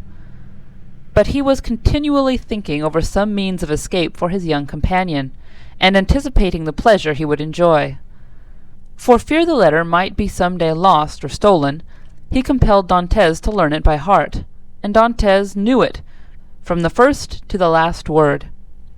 Then he destroyed the second portion, assured that if the first were seized, no one would be able to discover its real meaning. Whole hours sometimes passed while Faria was giving instructions to Dantès, instructions which were to serve him when he was at liberty. Then, once free, from the day and hour and moment he was so, he could have but one only thought, which was to gain Monte Cristo by some means, and remain there alone under some pretext which would arouse no suspicions, and once there, to endeavour to find the wonderful caverns, and search in the appointed spot, be it remembered, being the farthest angle in the second opening. In the meanwhile the hours passed, if not rapidly, at least tolerably. Faria, as we have said, without having recovered the use of his hand and foot, had regained all the clearness of his understanding, and had gradually, besides the moral instructions we have detailed, taught his youthful companion the patient and sublime duty of a prisoner, who learns to make something from nothing. They were thus perpetually employed, Faria, that he might not see himself grow old, Dantès, for fear of recalling the almost extinct past which now only floated in his memory like a distant light wandering in the night. So life went on for them as it does for those who are not victims of misfortune, and whose activities glide along mechanically and tranquilly beneath the eye of Providence. But beneath this superficial calm there were in the heart of the young man, and perhaps in that of the old man, many repressed desires, many stifled sighs, which found vent when Faria was left alone, and when Edmond returned to his cell. One night Edmond awoke suddenly, believing that he heard some one calling him. He opened his eyes upon utter darkness. His name, or rather a plaintive voice, which essayed to pronounce his name, reached him.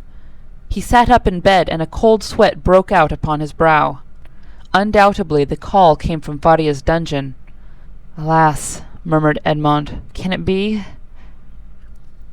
He moved his bed, drew up the stone, rushed into the passage, and reached the opposite extremity.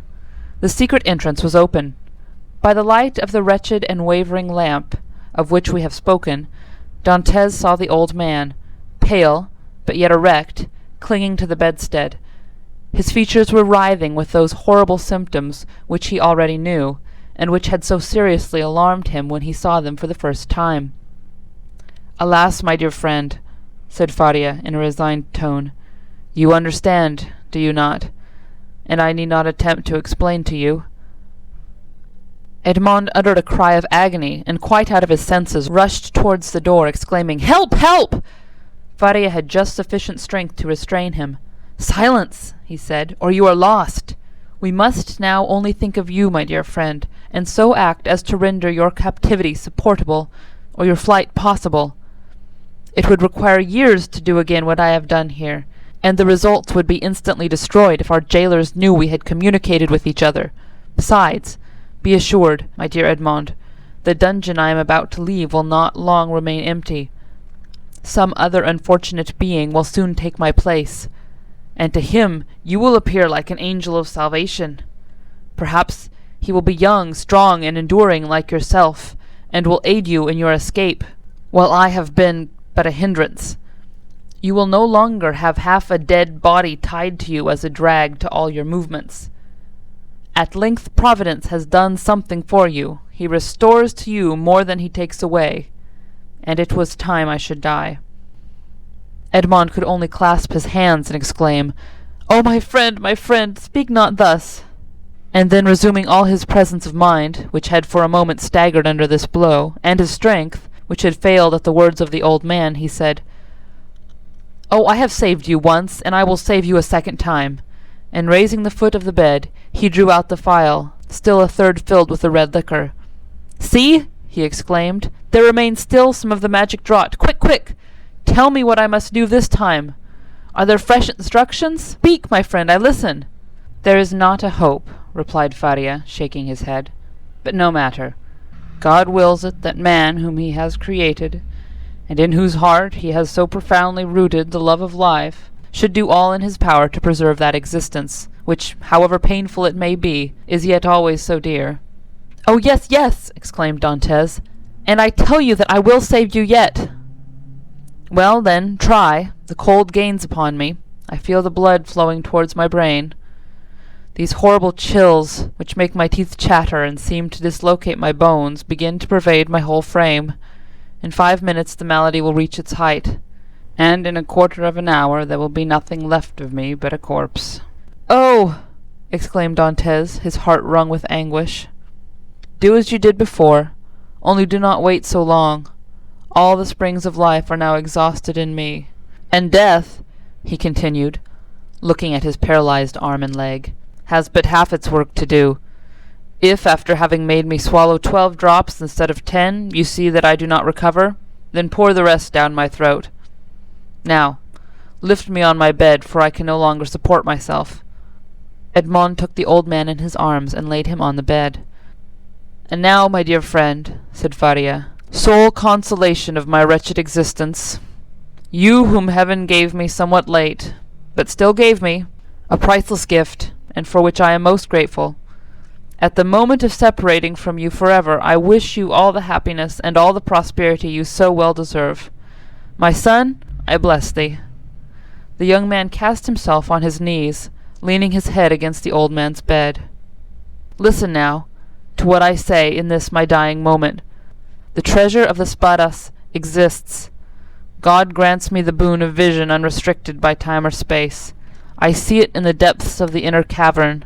My eyes pierce the inmost recesses of the earth and are dazzled at the sight of so much riches. If you do escape, remember that the poor abbé, whom all the world called mad, was not so. Hasten to Monte Cristo. Avail yourself of the fortune, for you have indeed suffered long enough." A violent convulsion attacked the old man. Dantès raised his head and saw Faria's eyes injected with blood. It seemed as if a flow of blood had ascended from the chest to the head. "Adieu, adieu," murmured the old man, clasping Edmond's hand convulsively. "Adieu!" "Oh, no, no, not yet!" he cried. "Do not forsake me! Oh, succor him! Help! Help! Help!" "Hush! Hush!" murmured the dying man. "That they may not separate us if you save me."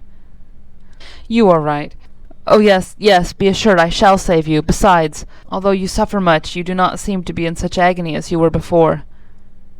"Do not mistake. I suffer less, because there is in me less strength to endure. At your age, we have faith in life. It is the privilege of youth to believe and hope, but old men see death more clearly.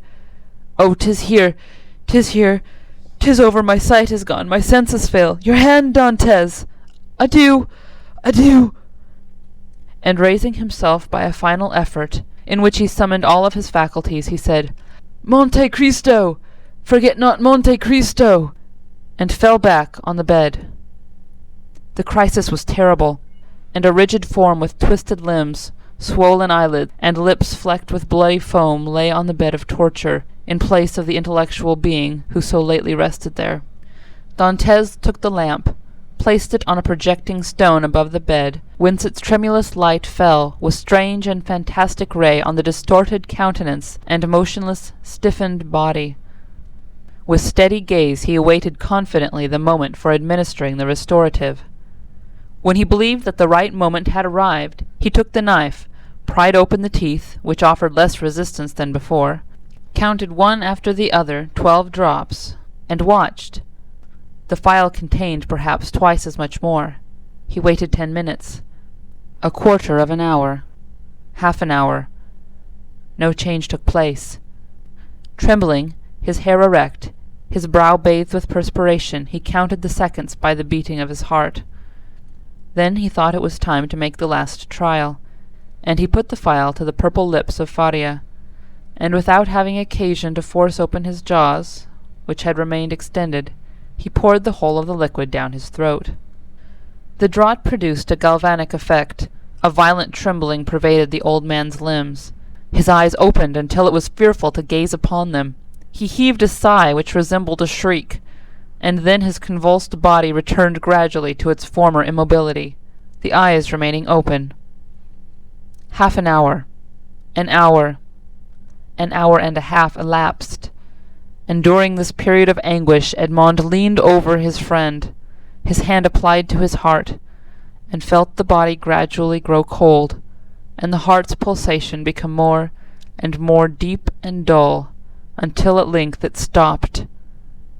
The last movement of the heart ceased. The face became livid. The eyes remained open, but the eyeballs were glazed. It was 6 o'clock in the morning. The dawn was just breaking, and its feeble ray came into the dungeon and paled the ineffectual light of the lamp. Strange shadows passed over the countenance of the dead man, and at times gave it the appearance of life. While the struggle between day and night lasted, Dantès still doubted, but as soon as the daylight gained the preeminence, he saw that he was alone with a corpse. Then an invincible and extreme terror seized upon him, and he dared not again press the hand that hung out of bed. He dared no longer to gaze on those fixed and vacant eyes, which he tried many times to close, but in vain. They opened again as soon as shut. He extinguished the lamp, carefully concealed it, and then went away, closing as well as he could the entrance to the secret passage by the large stone as he descended. It was time, for the jailer was coming. On this occasion he began his round at Dantès' cell, and on leaving him he went on to Faria's dungeon, taking thither breakfast and some linen. Nothing betokened that the man knew anything of what had occurred. He went on his way. Dantès was then seized with an indescribable desire to know what was going on in the dungeon of his unfortunate friend. He therefore returned by the subterraneous gallery, and arrived in time to hear the exclamations of the turnkey, who called out for help. Other turnkeys came, and then was heard the regular tramp of soldiers. Last of all came the governor. Edmond heard the creaking of the bed as they moved the corpse, heard the voice of the governor, who asked them to throw water on the dead man's face, and seeing that, in spite of this application, the prisoner did not recover, they sent for the doctor. The governor then went out, and words of pity fell on Dantès' listening ears, mingled with brutal laughter. "Well, well," said the one, "the madman has gone to look after his treasure. Good journey to him. With all his millions, he will not have enough to pay for his shroud," said another. "Oh," added a third voice, "the shrouds of Chateau d'If are not dear." "Perhaps," said one of the previous speakers, "as he was a churchman, they may go to some expense on his behalf. They may give him the honours of the sack." Edmund did not lose a word, but comprehended very little of what was said. The voices soon ceased, and it seemed to him as if every one had left the cell. Still, he dared not to enter, as they might have left some turnkey to watch the dead. He remained, therefore, mute and motionless, hardly venturing to breathe. At the end of an hour he heard a faint noise, which increased. It was the governor who returned, followed by the doctor and other attendants. There was a moment's silence. It was evident that the doctor was examining the dead body. The inquiries soon commenced. The doctor analyzed the symptoms of the malady to which the prisoner had succumbed, and declared that he was dead. Questions and answers followed in a nonchalant manner that made Dantès indignant, for he felt that all the world should have for the poor abbé a love and respect equal to his own. "I am very sorry for what you tell me," said the governor, replying to the assurance of the doctor, "that the old man is really dead, for he was a quiet, inoffensive prisoner, happy in his folly, and required no watching." "Ah," added the turnkey, "there was no occasion for watching him. He would have stayed here 50 years, I'll answer for it, without any attempt to escape." "Still," said the governor. "I believe it would be requisite, notwithstanding your certainty, and not that I doubt your science, but in discharge of my official duty, that we should be perfectly assured that the prisoner is dead." There was a moment of complete silence, during which Dantès, still listening, knew that the doctor was examining the corpse a second time. "You may make your mind easy," said the doctor. "He is dead. I will answer for that." "You know, sir," said the governor, persisting, "that we are not content in such cases as this with such a simple examination. In spite of all appearances, be so kind, therefore, as to finish your duty by fulfilling the formalities described by law." "Let the irons be heated," said the doctor. "But really it is a useless precaution." This order to heat the irons made Dantès shudder. He heard hasty steps, the creaking of a door, people going and coming, and some minutes afterwards he entered, saying, "Here's a brazier, lighted." There was a moment's silence, and then was heard the crackling of burning flesh, of which the peculiar and nauseous smell penetrated even behind the wall where Dantès was listening in horror. The perspiration poured forth upon the young man's brow, and he felt as if he should faint. "You see, sir, he really is dead," said the doctor. "This burn in the heel is decisive. The poor fool is cured of his folly, and delivered from his captivity." "Wasn't his name Faria?" inquired one of the officers who accompanied the governor. "Yes, sir, and, as he said, it was an ancient name. He was, too, very learned, and rational enough on all points which did not relate to his treasure, but on that, indeed, he was intractable." "It is a sort of malady which we call monomania," said the doctor. "You never had anything to complain of?" said the governor to the jailer who had charge of the abbé. "Never, sir," replied the jailer. "Never. On the contrary, he sometimes amused me very much by telling me stories. One day, too, when my wife was ill, he gave me a prescription which cured her." Ah, said the doctor. "I did not know that I had a rival. But I hope, governor, that you will show him all proper respect." Yes, make your mind easy. He shall be decently interred in the newest sack we can find. Will that satisfy you?" "Must this last formality take place in your presence, sir?" inquired a turnkey. "Certainly, but make haste. I cannot stay here all day." Other footsteps, going and coming, were now heard, and a moment afterwards the noise of rustling canvas reached Dantès' ears. The bed creaked, and the heavy footfall of a man who lifts a weight sounded on the floor. Then the bed again creaked under the weight deposited upon it. "This evening," said the governor. "Will there be any mass?" asked one of the attendants. "That is impossible," replied the governor. "The chaplain of the chateau came to me yesterday to beg for leave of absence, in order to take a trip to Jerez for a week. I told him I would attend to the prisoners in his absence. If the poor abbé had not been in such a hurry, he might have had his requiem." "Pooh, said the doctor, with the impiety usual in persons of his profession. "He is a churchman.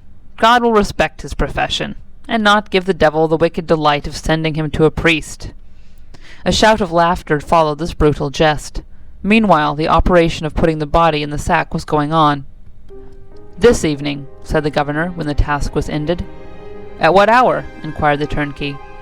"Why, about 10 or 11 o'clock." "Shall we watch by the corpse?" "Of what use would it be? Shut the dungeon as if he were alive. That is all." Then the steps retreated, and the voices died away in the distance. The noise of the door, with its creaking hinges and bolts, ceased, and a silence more sombre than that of solitude ensued, the silence of death, which was all-pervasive and struck its icy chill to the very soul of Dantès. Then he raised the flagstone cautiously with his head, and looked carefully around the chamber. It was empty, and Dantès emerged from the tunnel. End of chapter 19.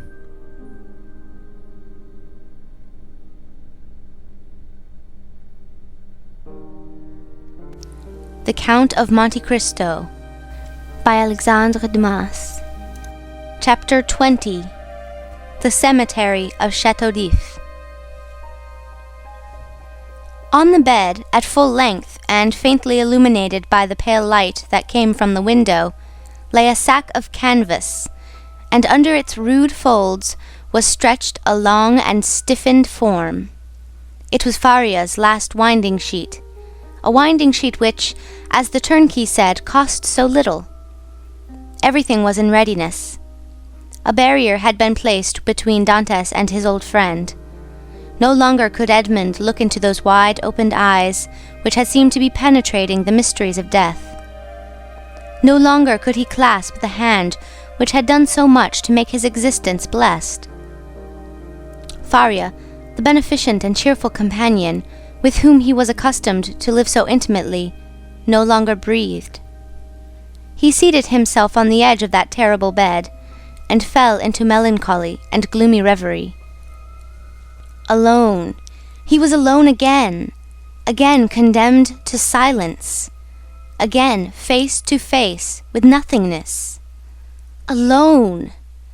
Never again to see the face, never again to hear the voice of the only human being who united him to earth.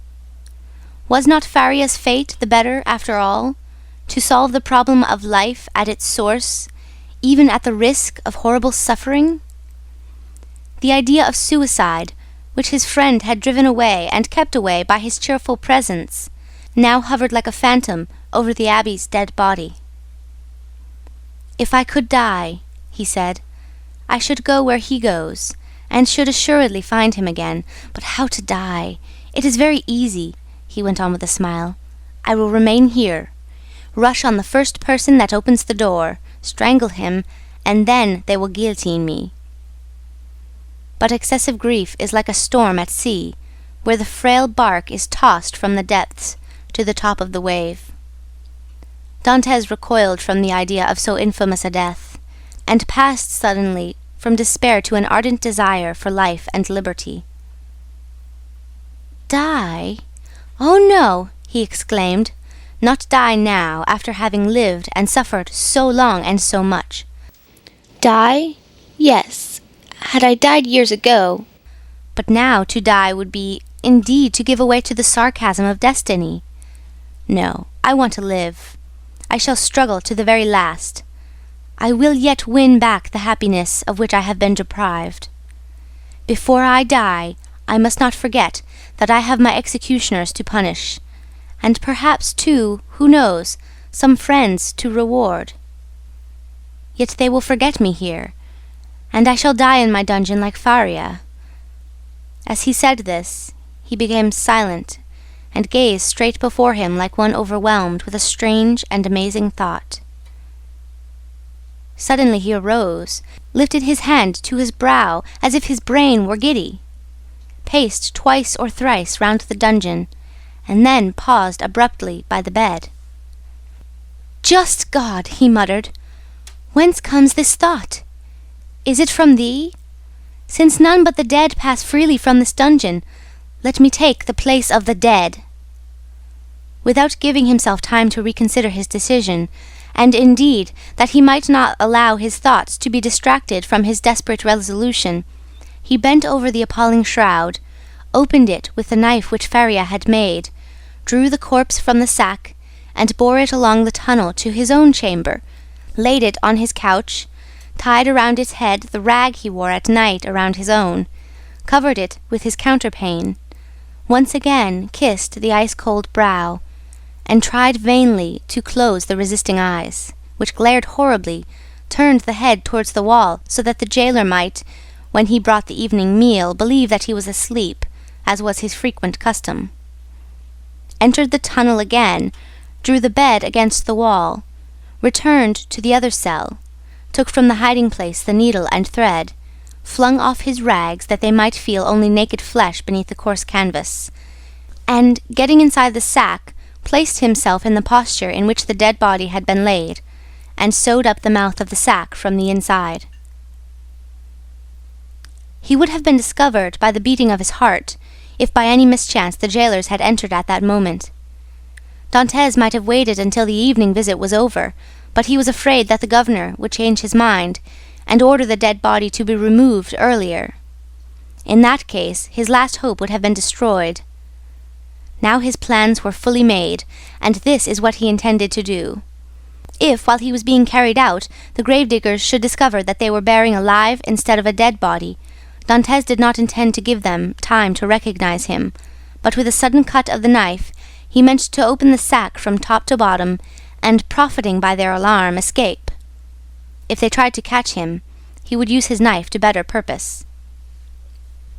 If they took him to the cemetery and laid him in a grave, he would allow himself to be covered with earth, and then, as it was night, the gravediggers could scarcely have turned their backs before he would have worked his way through the yielding soil and escaped. He hoped that the weight of the earth would not be so great that he could not overcome it. If he was detected in this and the earth proved too heavy, he would be stifled, and then, so much the better, all would be over. Dantès had not eaten since the preceding evening, but he had not thought of hunger, nor did he think of it now. His situation was too precarious to allow him even time to reflect on any thought but one. The first risk that Dantès ran was that the jailer, when he brought him his supper at 7 o'clock, might perceive the change that had been made. Fortunately, 20 times at least, from misanthropy or fatigue, Dantès had received his jailer in bed, and then the man placed his bread and soup on the table, and went away without saying a word. This time, the jailer might not be as silent as usual, but speak to Dantès, and seeing that he received no reply, go to the bed, and thus discover all. When 7 o'clock came, Dantès' agony really began.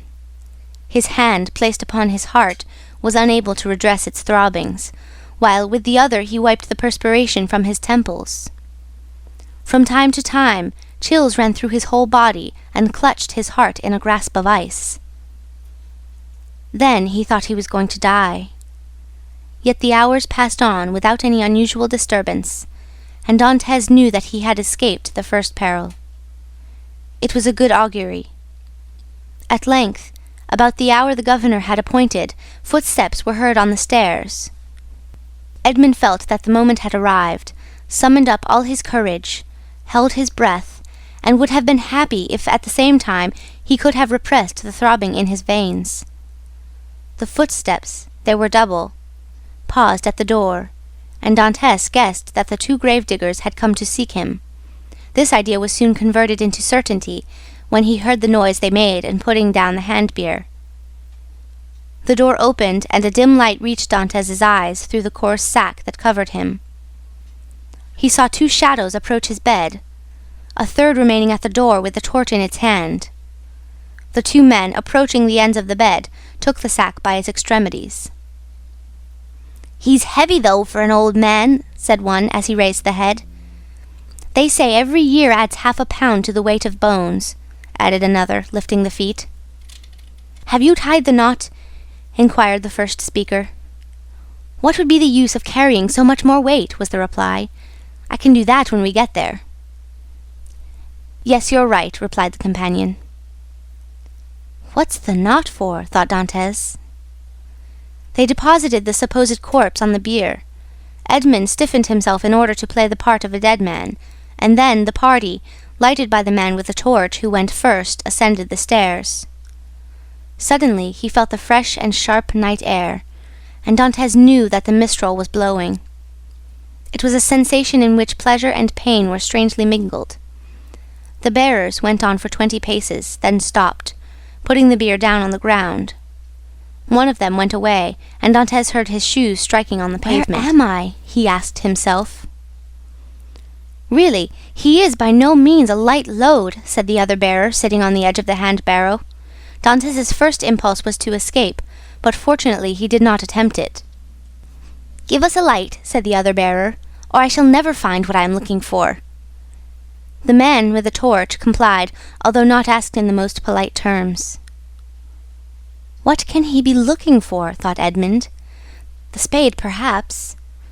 An exclamation of satisfaction indicated that the gravedigger had found the object of his search. "Here it is at last," he said, "not without some trouble, though." "Yes," was the answer, "but it has lost nothing by waiting."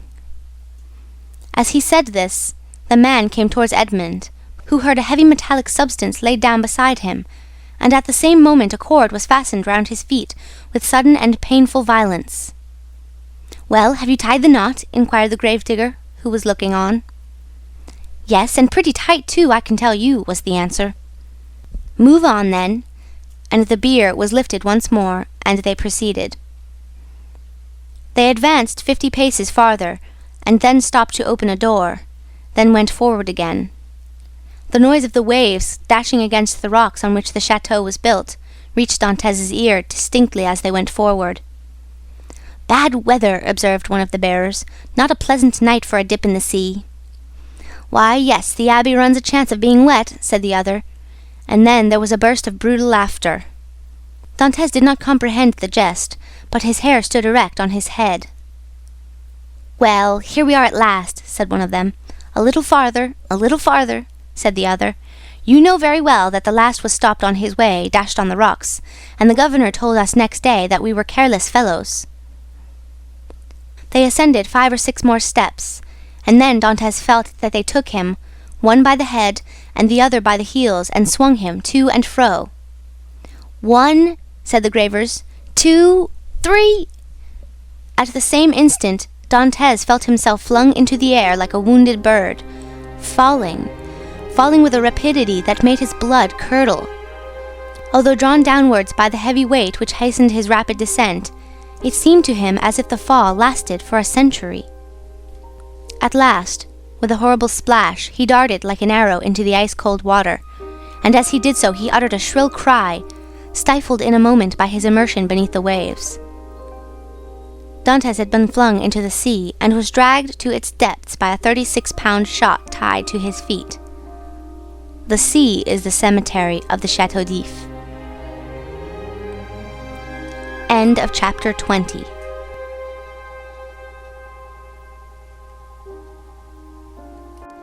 The Count of Monte Cristo by Alexandre Dumas. Chapter 21. The Island of Tiboulin. Dantès, although stunned and almost suffocated, had sufficient presence of mind to hold his breath, and as his right hand, prepared as he was for every chance, held his knife open, he rapidly ripped up the sack, extricated his arm, and then his body. But in spite of all his efforts to free himself from the shot, he felt it dragging him down, still lower. He then bent his body, and by a desperate effort severed the cord that bound his legs, at the moment when it seemed as if he were actually strangled.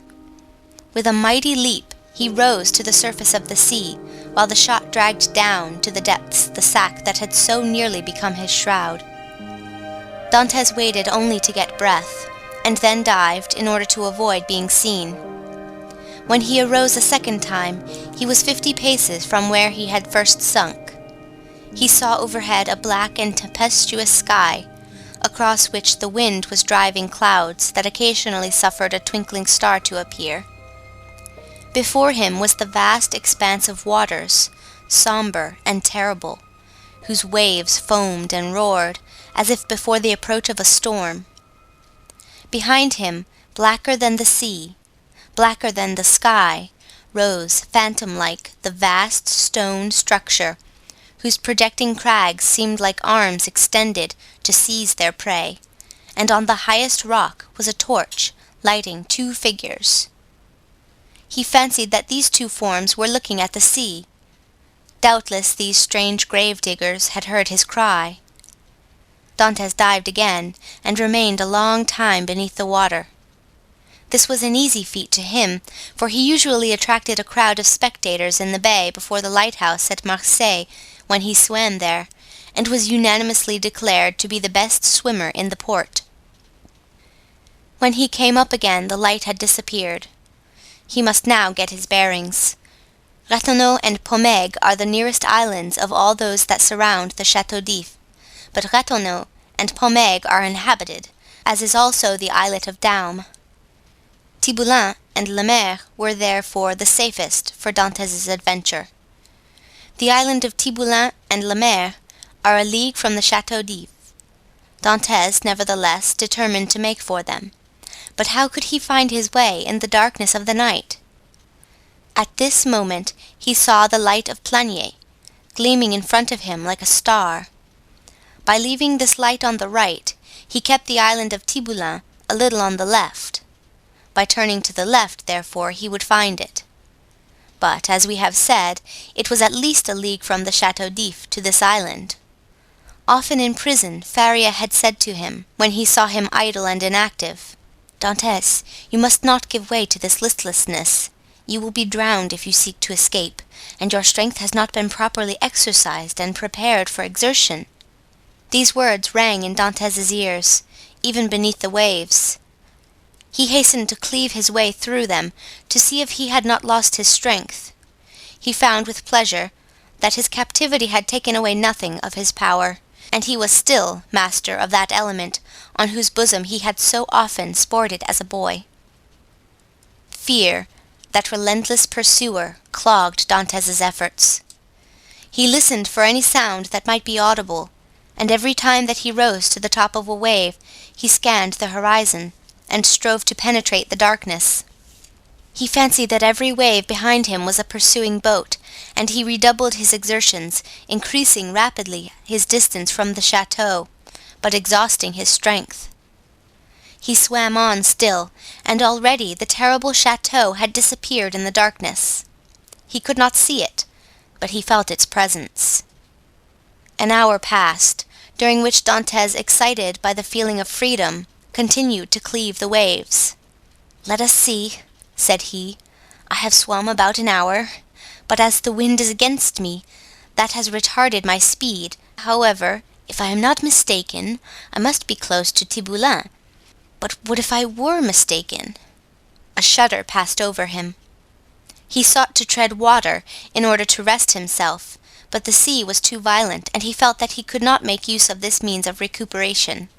"Well," said he, "I will swim on until I am worn out, or the cramp seizes me, and then I shall sink." And he struck out with energy or despair. Suddenly the sky seemed to him to become still darker and more dense, and heavy clouds seemed to sweep down towards him. At the same time he felt a sharp pain in his knee. He fancied for a moment that he had been shot, and listened for the report, but he heard nothing. Then he put out his hand and encountered an obstacle, and with another stroke knew that he had gained the shore. Before him rose a grotesque mass of rocks that resembled nothing so much as a vast fire petrified at the moment of its most fervent combustion. It was the island of Tiboulin. Dantès rose, advanced a few steps, and with a fervent prayer of gratitude stretched himself on the granite, which seemed to him softer than down. Then, in spite of the wind and rain, he fell into the deep, sweet sleep of utter exhaustion. At the expiration of an hour, Edmund was awakened by the roar of thunder. The tempest was let loose and beating the atmosphere with its mighty wings. From time to time a flash of lightning stretched across the heavens like a fiery serpent, lighting up the clouds that rolled on in vast chaotic waves. Dantès had not been deceived. He had reached the first of the two islands, which was, in fact, Tiboulin. He knew that it was barren and without shelter, but when the sea became more calm, he resolved to plunge into its waves again, and swim to La Mer, equally arid but larger, and consequently better adapted for concealment.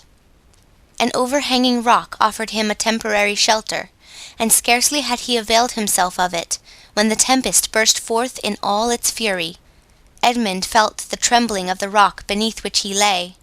The waves, dashing themselves against it, wetted him with their spray.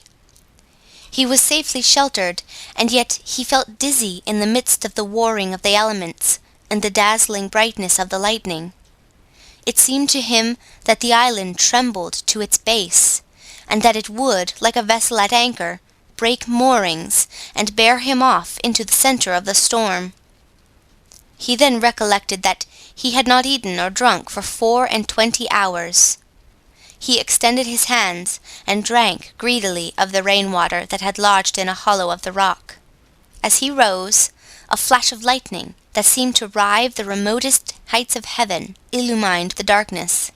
By its light, between the island of La Mer and Cape Croiselle, a quarter of a league distant, Dantès saw a fishing boat, driven rapidly like a spectre before the power of winds and waves. A second after, he saw it again, approaching with frightful rapidity. Dantès cried at the top of his voice to warn them of their danger, but they saw it themselves. Another flash showed him 4 men clinging to the shattered mast and the rigging, while a 5th clung to the broken rudder.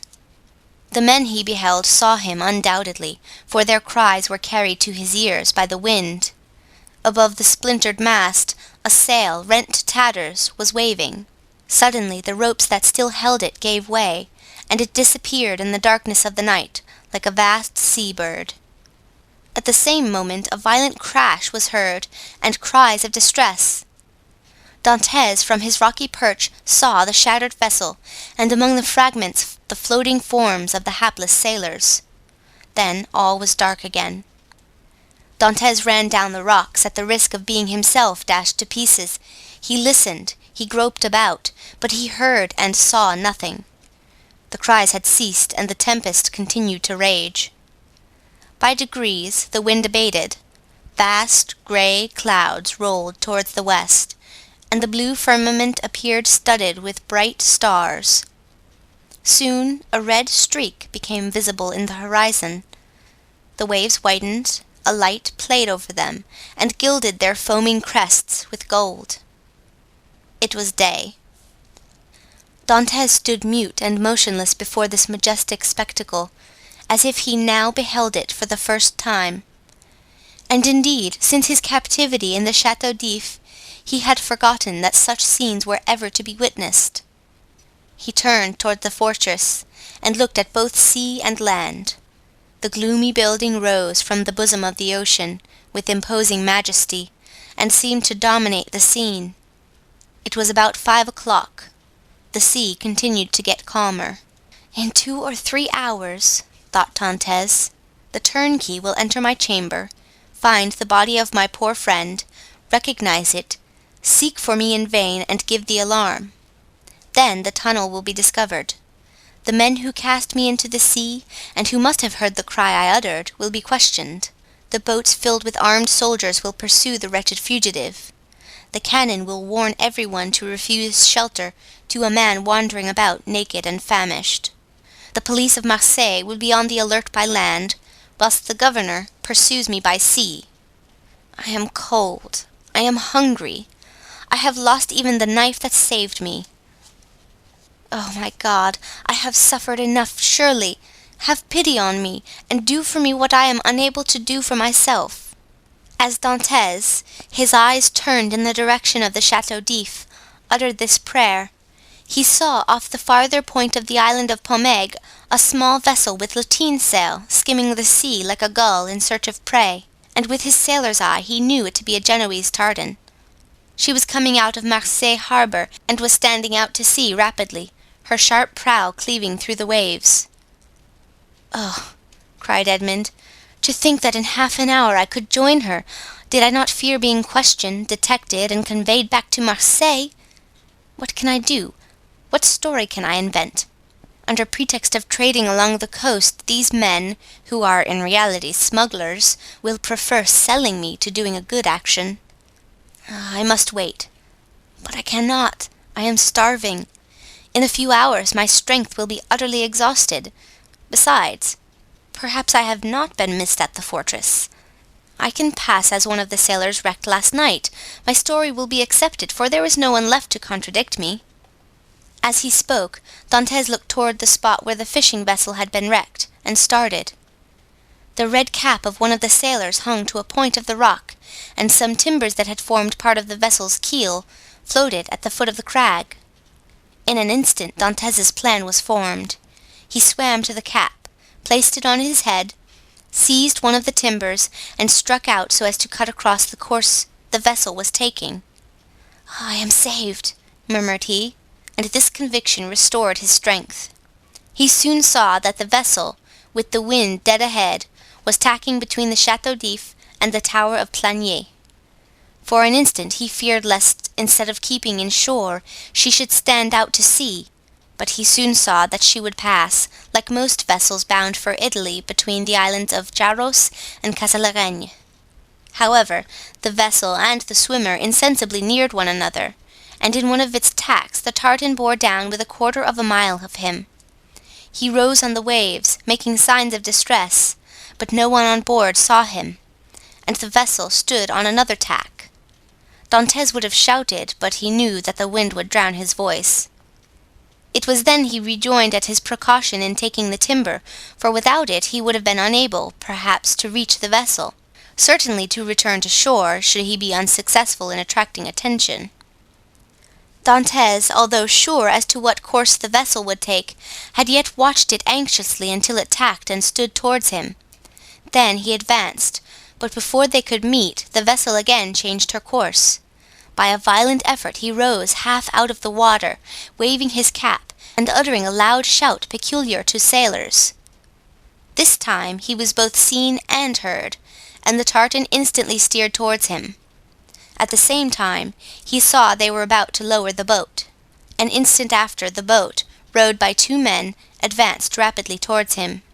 Dantès let go of the timber, which he now thought to be useless, and swam vigorously to meet them. But he had reckoned too much upon his strength, and then he realized how serviceable the timber had been to him. His arms became stiff, his legs lost their flexibility, and he was almost breathless. He shouted again. The 2 sailors redoubled their efforts, and one of them cried in Italian, "Courage!"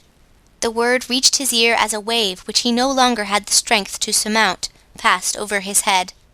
He rose again to the surface, struggled with the last desperate effort of a drowning man, uttered a 3rd cry, and felt himself sinking, as if the fatal cannon shot were again tied to his feet. The water passed over his head, and the sky turned grey. A convulsive movement again brought him to the surface. He felt himself seized by the hair. Then he saw and heard nothing. He had fainted. When he opened his eyes, Dantès found himself on the deck of the tartan. His first care was to see what course they were taking. They were rapidly leaving the Château d'If behind. Dantès was so exhausted that the exclamation of joy he uttered was mistaken for a sigh. As we have said, he was lying on the deck. A sailor was rubbing his limbs with a woolen cloth. Another, whom he recognized as the one who had cried out, "Courage!" held a gourd full of rum to his mouth, while the third, an old sailor, at once the pilot and captain, looked on with that egotistical pity men feel for a misfortune that they have escaped yesterday, and which may overtake them tomorrow. A few drops of the rum restored suspended animation, while the friction of his limbs restored their elasticity. "Who are you?" said the pilot in bad French. "I am," replied Dantès in bad Italian, "a Maltese sailor. We were coming from Syracuse laden with grain. The storm of last night overtook us at Cape Morgan, and we were wrecked on these rocks." "Where do you come from?" "From these rocks that I had the good luck to cling to while our captain and the rest of the crew were all lost. I saw your vessel, and fearful of being left to perish on the desolate island, I swam off on a piece of wreckage to try and intercept your course. You have saved my life, and I thank you," continued Dantès. "I was lost when one of your sailors caught hold of my hair." "It was I," said a sailor of a frank and manly appearance, "and it was time, for you were sinking." "Yes," returned Dantès, holding out his hand, "I thank you again." "I almost hesitated, though," replied the sailor. "You looked more like a brigand than an honest man, with your beard 6 inches and your hair a foot long." Dantès recollected that his hair and beard had not been cut all the time he was at the Château d'If. "Yes," said he, "I made a vow to Our Lady of the Grotto not to cut my hair or beard for 10 years if I were saved in a moment of danger, but today the vow expires. Now, what are we to do with you?" said the captain. "Alas, anything, if you please. My captain is dead. I have barely escaped, but I am a good sailor. Leave me at the first port you make. I shall be sure to find employment." "Do you know the Mediterranean?" "I have sailed it over since my childhood." "You know the best harbors?" "There are few ports that I could not enter or leave with a bandage over my eyes." "I say, captain," said the sailor who had cried courage to Dantès, "if what he says is true, what hinders his staying with us?" "If he says true," said the captain doubtingly. "But in his present condition he will promise anything, and take his chance of keeping it afterwards." "I will do more than promise," said Dantès. "We shall see," returned the other, smiling. "Where are you going?" asked Dantès. "To Leghorn." "Then why, instead of tacking so frequently, do you not sail nearer the wind?" "Because we should run straight on to the island of Rayon. You shall pass by it by 20 fathoms. Take the helm, and let us see what you know." The young man took the helm, felt to see if the vessel answered the rudder promptly, and seeing that, without being a first-rate sailor, she yet was tolerably obedient. "To the sheets," said he. The 4 seamen who composed the crew obeyed, while the pilot looked on. "Haul, taut." They obeyed. "Belay." This order was also executed, and the vessel passed, as Dantès had predicted, 20 fathoms to windward. "Bravo! Bravo!" said the captain. "Bravo!" repeated the sailors, and they all looked with astonishment at this man whose eye now disclosed an intelligence, and his body a vigor they had not thought him capable of showing. "You see," said Dantès, quitting the helm, "I shall be of some use to you, at least during the voyage. If you do not want me at Leghorn, you can leave me there, and I will pay you out of the first wages I get, for my food and the clothes you lend me." "Ah," said the captain, "we can agree very well if you are reasonable." "Give me what you give the others, and it will be all right," returned Dantès. "That's not fair," said the seaman who had saved Dantès, "for you know more than we do." "What is that to you, Jacopo?" returned the captain. "Everyone is free to ask what he pleases." "That's true," replied Jacopo. "I only make a remark. Well, you would do much better to find him a jacket and a pair of trousers, if you have them." "No," said Jacopo, "but I have a shirt and a pair of trousers." "That is all I want," interrupted Dantès. Jacopo dived into the hold and soon returned with what Edmond wanted. "Now then, do you wish for anything else?" said the patron. "A piece of bread and another glass of the capital rum I tasted, for I have not eaten or drunk for a very long time." He had not tasted food for 40 hours. A piece of bread was brought, and Jacopo offered him the gourd. "Larboard your helm!" cried the captain to the steersman. Dantès glanced that way as he lifted the gourd to his mouth, then paused with his hand in mid-air.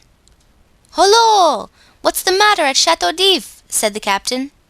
A small white cloud, which had attracted Dantès' attention, crowned the summit of the bastion of the Chateau d'If. At the same moment, the faint report of a gun was heard. The sailors looked at one another. "What is this?" asked the captain. "A prisoner has escaped from the Chateau d'If, and they are firing the alarm gun," replied Dantès. The captain glanced at him, but he had lifted the rum to his lips and was drinking it with so much composure that suspicions, if the captain had any, died away. "At any rate," murmured he, "if it be, so much the better, for I have made a rare acquisition." Under pretense of being fatigued, Dantès asked to take the helm. The steersman, glad to be relieved, looked at the captain, and the latter by a sign indicated that he might abandon it to his new comrade. Dantès could thus keep his eye on Marseille. "What is the day of the month?" he asked Jacopo, who sat down beside him.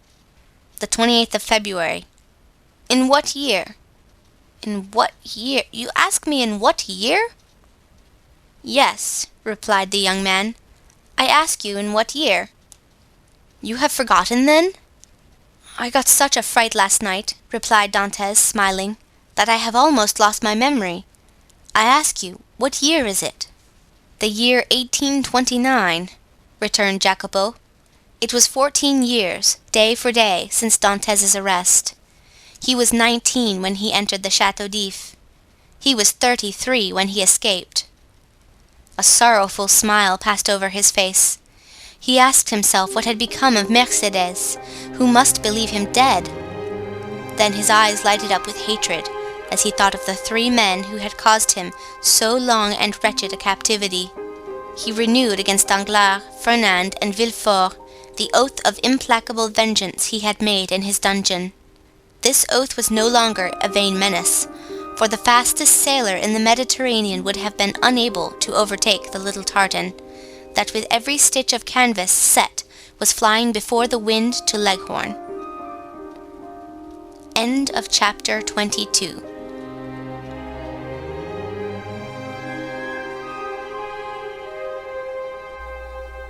The Count of Monte Cristo by Alexandre Dumas. Chapter 22. The Smugglers. Dantès had not been a day on board before he had a very clear idea of the men with whom his lot had been cast. Without having been in the school of the Abbé Faria, the worthy master of the young Amelia, the name of the Genoese tartan, knew a smattering of all the tongues spoken on the shores of that large lake called the Mediterranean, from the Arabic to the Provençal, and this, while it spared him interpreters, persons always troublesome and frequently indiscreet, gave him great facilities of communication, either with the vessels he met at sea, with the small boats sailing along the coast, or with the people without name, country, or occupation, who are always seen on the quays of the seaports, and who live by hidden and mysterious means, which we must suppose to be the direct gift of Providence, as they have no visible means of support. It is fair to assume that Dantès was on board a smuggler. At first, the captain had received Dantès on board with a certain degree of distrust.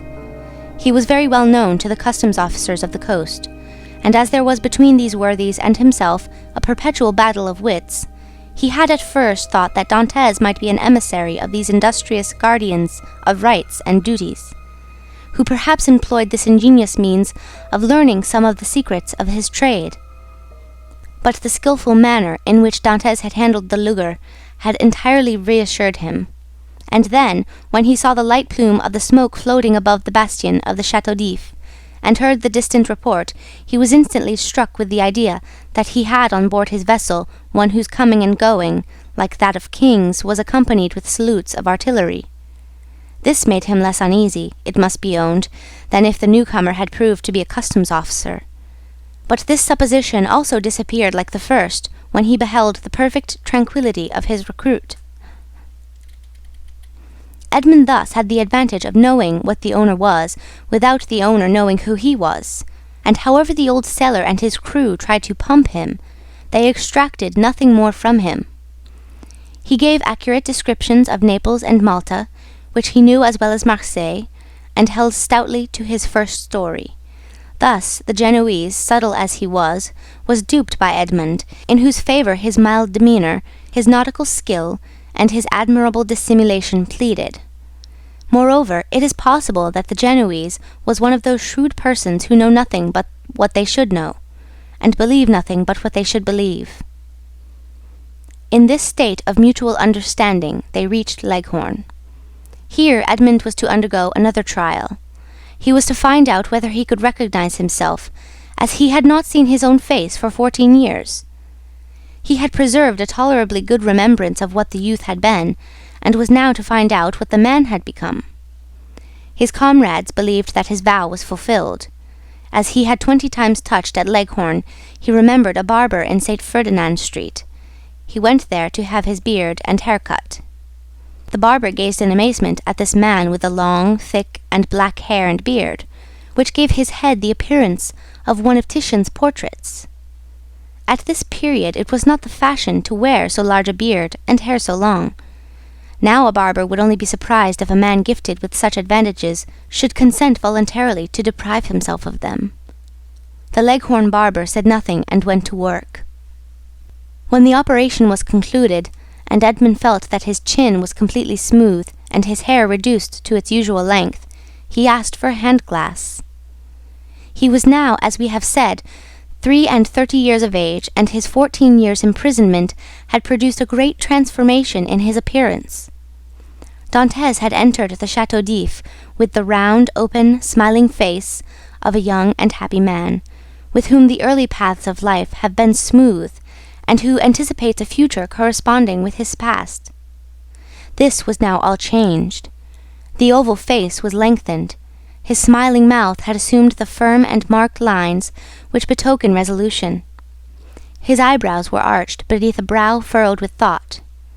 His eyes were full of melancholy, and from their depths occasionally sparkled gloomy fires of misanthropy and hatred. His complexion, so long kept from the sun, had now that pale colour which produces, when the features are encircled with black hair, the aristocratic beauty of the man of the north. The profound learning he had acquired had besides diffused over his features a refined intellectual expression.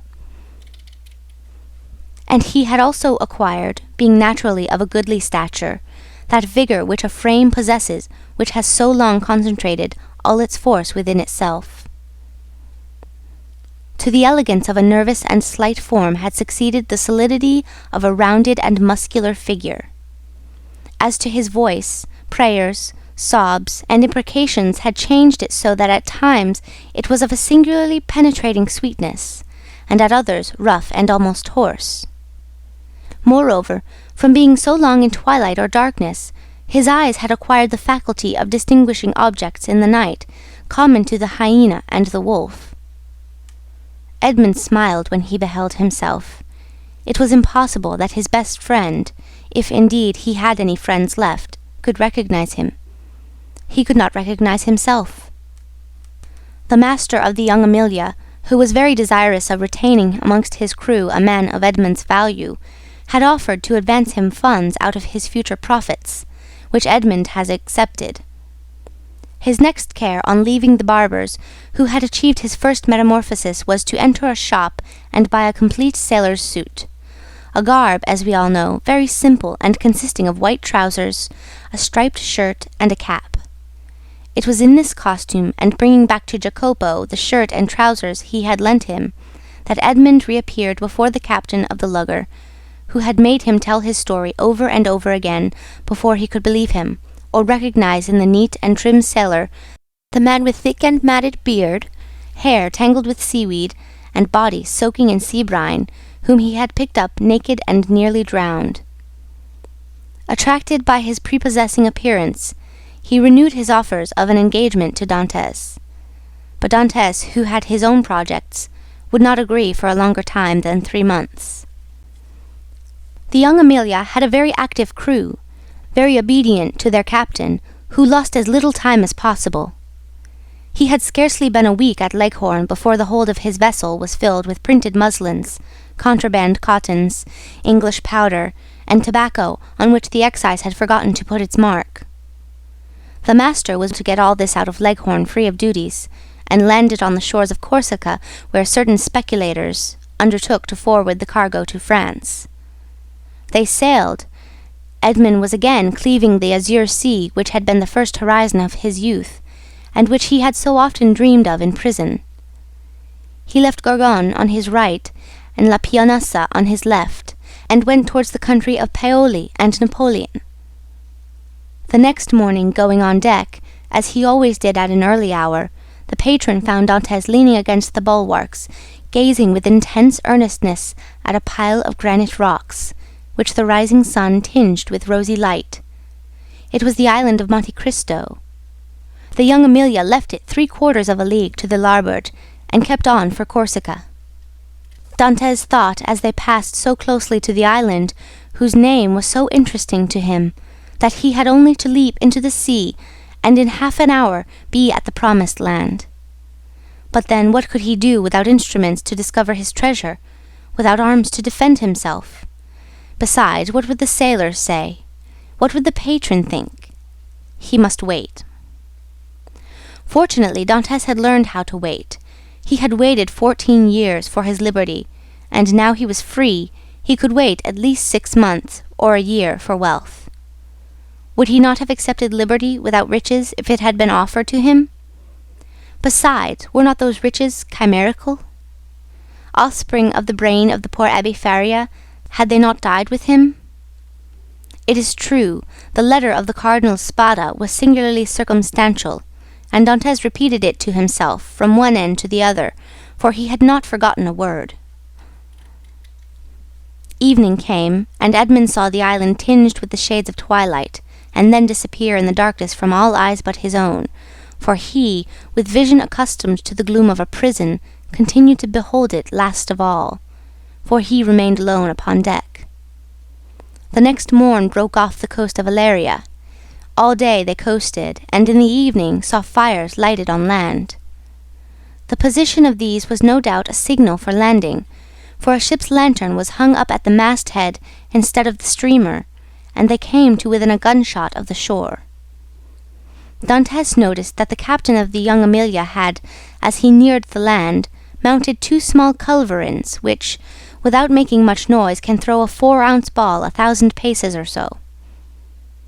But on this occasion the precaution was superfluous, and everything proceeded with the utmost smoothness and politeness. 4 shallops came off with very little noise alongside the lugger, which no doubt, in acknowledgment of the compliment, lowered her own shallop into the sea, and the 5 boats worked so well that by 2 o'clock in the morning all the cargo was out of the Young Amelia and on terra firma. The same night, such a man of regularity was the patron of the Young Amelia. The profits were divided, and each man had 100 Tuscan livres, or about 80 francs. But the voyage was not ended. They turned the bowsprit towards Sardinia, where they intended to take in a cargo, which was to replace what had been discharged. The second operation was as successful as the first. The Young Amelia was in luck. This new cargo was destined for the coast of the Duchy of Lucca, and consisted almost entirely of Havana cigars, sherry, and Malaga wines. There they had a bit of a skirmish in getting rid of the duties. The excise was, in truth, the everlasting enemy of the patron of the Young Amelia. A customs officer was laid low, and 2 sailors wounded. Dantès was one of the latter, a ball having touched him in the left shoulder. Dantès was almost glad of this affray, and almost pleased at being wounded, for they were rude lessons which taught him with what eye he could view danger, and with what endurance he could bear suffering. He had contemplated danger with a smile, and when wounded had exclaimed with the great philosopher, "Pain, thou art not an evil." He had, moreover, looked upon the customs officer wounded to death, and whether from heat of blood produced by the encounter, or chill of human sentiment, this sight had made but slight impression upon him. Dantès was on the way he desired to follow, and was moving towards the end he wished to achieve. His heart was in a fair way of petrifying in his bosom. Jacopo, seeing him fall, had believed him killed, and rushing towards him raised him up, and then attended to him with all the kindness of a devoted comrade. This world was not then so good as Dr. Pangloss believed it, neither was it so wicked as Dantès thought it, since this man, who had nothing to expect from his comrade but the inheritance of his share of the prize money, manifested so much sorrow when he saw him fall. Fortunately, as we have said, Edmund was only wounded, and with certain herbs gathered at certain seasons, and sold to the smugglers by the old Sardinian women, the wound soon closed. Edmund then resolved to try Jacopo, and offered him in return for his attention a share of his prize money, but Jacopo refused it indignantly. As a result of the sympathetic devotion which Jacopo had from the first bestowed on Edmund, the latter was moved to a certain degree of affection. But this sufficed for Jacopo, who instinctively felt that Edmund had a right to superiority of position, a superiority which Edmund had concealed from all others, and from this time the kindness which Edmund showed him was enough for the brave seaman. Then in the long days on board ship, when the vessel, gliding on with security over the azure sea, required no care but the hand of the helmsman, thanks to the favourable winds that swelled her sails, Edmund, with a chart in his hand, became the instructor of Jacopo, as the poor Abbé Faria had been his tutor. He pointed out to him the bearings of the coast, explained to him the variations of the compass, and taught him to read in that vast book opened over our heads which they call heaven, and where God writes in azure with letters of diamonds. And when Jacopo inquired of him, "What is the use of teaching all these things to a poor sailor like me?" Edmund replied, "Who knows? You may one day be the captain of a vessel. Your fellow countryman Bonaparte became emperor." We had forgotten to say that Jacopo was a Corsican. 2 months and a half elapsed in these trips, and Edmund had become as skilful a coaster as he had been a hardy seaman. He had formed an acquaintance with all the smugglers on the coast, and learned all the Masonic signs by which these half-pirates recognize each other. He had passed and repassed his island of Monte Cristo 20 times, but not once had he found an opportunity of landing there. He then formed a resolution. As soon as his engagement with the patron of the young Amelia ended, he would hire a small vessel on his own account, for in his several voyages he had amassed 100 piastres, and under some pretext land at the island of Monte Cristo. Then he would be free to make his researches, not perhaps entirely at liberty, for he would be doubtless watched by those who accompanied him. But in this world we must risk something. Prison had made Edmund prudent, and he was desirous of running no risk whatever. But in vain did he rack his imagination. Fertile as it was, he could not devise any plan for reaching the island without companionship. Dantès was tossed about on these doubts and wishes, when the patron, who had great confidence in him, and was very desirous of retaining him in his service, took him by the arm one evening and led him to a tavern on the Via del Oglio, where the leading smugglers of Leghorn used to congregate and discuss affairs connected with their trade. Already Dantès had visited this maritime bourse 2 or 3 times, and seeing all these hardy free traders, who supplied the whole coast for nearly 200 leagues in extent, he had asked himself, what power might not that man attain who should give the impulse of his will to all these contrary and diverging minds? This time was a great matter that was under discussion, connected with a vessel laden with Turkey carpets, stuffs of the Levant, and cashmeres. It was necessary to find some neutral ground on which an exchange could be made, and then to try and land these goods on the coast of France. If the venture was successful, the profit would be enormous. There would be a gain of 50 or 60 piastres each for the crew.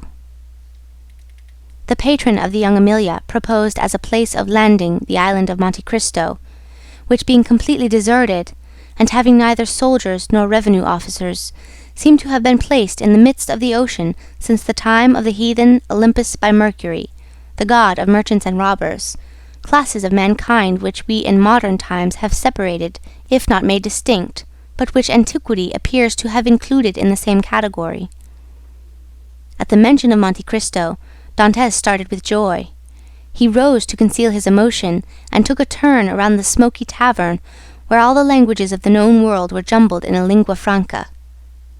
When he again joined the 2 persons who had been discussing the matter, it had been decided that they should touch at Monte Cristo and set out on the following night. Edmund, being consulted, was of opinion that the island afforded every possible security, and that great enterprises to be well done should be done quickly. Nothing, then, was altered in the plan, and orders were given to get under way next night, and, wind and weather permitting, to make the neutral island by the following day. End of chapter 22. The Count of Monte Cristo. The Count of Monte Cristo by Alexandre Dumas. Chapter 23. The Island of Monte Cristo. Thus, at length, by one of the unexpected strokes of fortune which sometimes befall those who have for a long time been the victims of an evil destiny, Dantès was about to secure the opportunity he wished for, by simple and natural means, to land on the island without incurring any suspicion. One night more, and he would be on his way. The night was one of feverish distraction, and in its progress visions good and evil passed through Dantès' mind. If he closed his eyes, he saw Cardinal Spada's letter written on the wall in characters of flame. If he slept for a moment, the wildest dreams haunted his brain. He ascended into grottos paved with emeralds, with panels of rubies, and the roof glowing with diamond stalactites. Pearls fell drop by drop, as subterranean waters filter in their caves. Edmund, amazed, wonderstruck, filled his pockets with the radiant gems, and then returned to daylight, when he discovered that his prizes had all changed into common pebbles. He then endeavoured to re-enter the marvellous grottos, but they had suddenly receded, and now the path became a labyrinth, and then the entrance vanished, and in vain did he tax his memory for the magic and mysterious word which opened the splendid caverns of Ali Baba to the Arabian fisherman. All was useless. The treasure disappeared, and had again reverted to the genie from whom for a moment he had hoped to carry it off. The day came at length, and was almost as feverish as the night had been, but it brought reason to the aid of imagination, and Dantes was then enabled to arrange a plan which had hitherto been vague and unsettled in his brain. Night came, and with it the preparations for departure, and these preparations served to conceal Dantes' agitation. He had by degrees assumed such authority over his companions that he was almost like a commander on board, and as his orders were always clear, distinct, and easy of execution, his comrades obeyed him with celerity and pleasure. The old patron did not interfere, for he too had recognized the superiority of Dantes over the crew and himself. He saw in the young man his natural successor, and regretted that he had not a daughter, since he might have bound Edmund to him by a more secure alliance.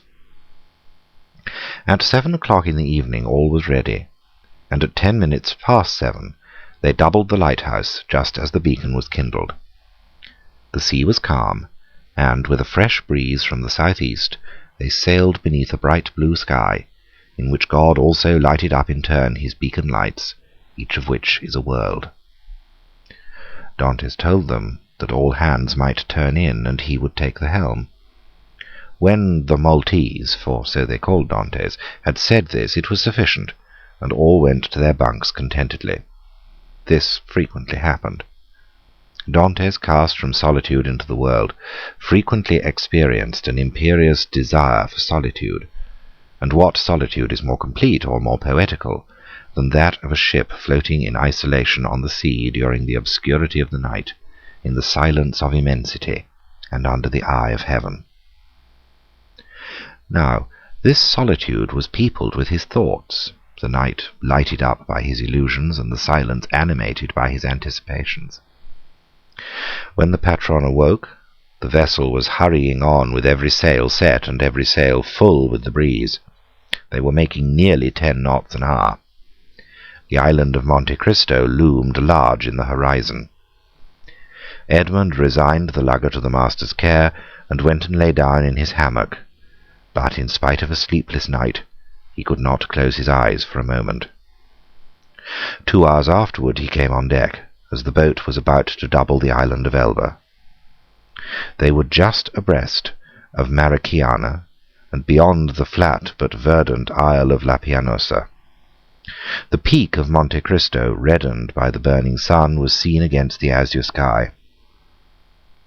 Dantes ordered the helmsman to put down his helm, in order to leave La Pianosa to starboard, as he knew that he should shorten his course by 2 or 3 knots.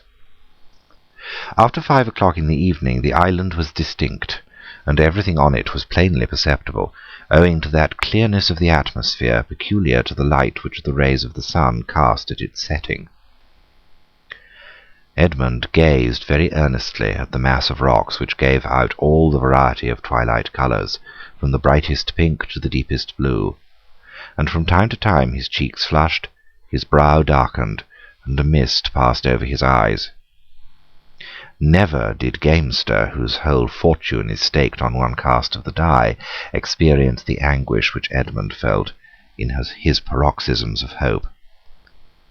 Night came, and at 10 o'clock they anchored. The young Amelia was first at the rendezvous.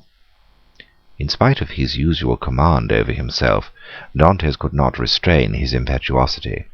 He was the first to jump on shore, and, had he dared, he would, like Lucius Brutus, have kissed his Mother Earth. It was dark, but at 11 o'clock the moon rose in the midst of the ocean, whose every wave she silvered, and then, ascending high, played in floods of pale light on the rocky hills of this second Pelion. The island was familiar to the crew of the young Amelia. It was one of her regular haunts. As to Dantes, he had passed it on his voyage to and from the Levant, but never touched at it. He questioned Jacopo. "Where shall we pass the night?" he inquired. "Why, on board the tartan," replied the sailor. "Should we not do better in the grottos?" "What grottos?" "Why, the grottos, caves of the island." "I do not know of any grottos," replied Jacopo. The cold sweat sprang forth on Dante's brow. "What? Are there no grottos at Monte Cristo?" he asked. "None." For a moment Dantes was speechless. Then he remembered that these caves might have been filled up by some accident, or even stopped up for the sake of greater security by Cardinal Spada. The point was, then, to discover the hidden entrance. It was useless to search at night, and Dantes therefore delayed all investigation until the morning. Besides, a signal made half a league out at sea, and to which the young Amelia replied by a similar signal, indicated that the moment for business had come. The boat that now arrived, assured by the answering signal that all was well, soon came in sight, white and silent as a phantom, and cast anchor within a cable's length of shore. Then the landing began. Dantes reflected as he worked on the shout of joy which, with a single word, he could evoke from all these men, if he gave utterance to the one unchanging thought that pervaded his heart. But, far from disclosing this precious secret, he almost feared that he had already said too much, and by his restlessness and continual questions, his minute observations and evident preoccupation, aroused suspicions.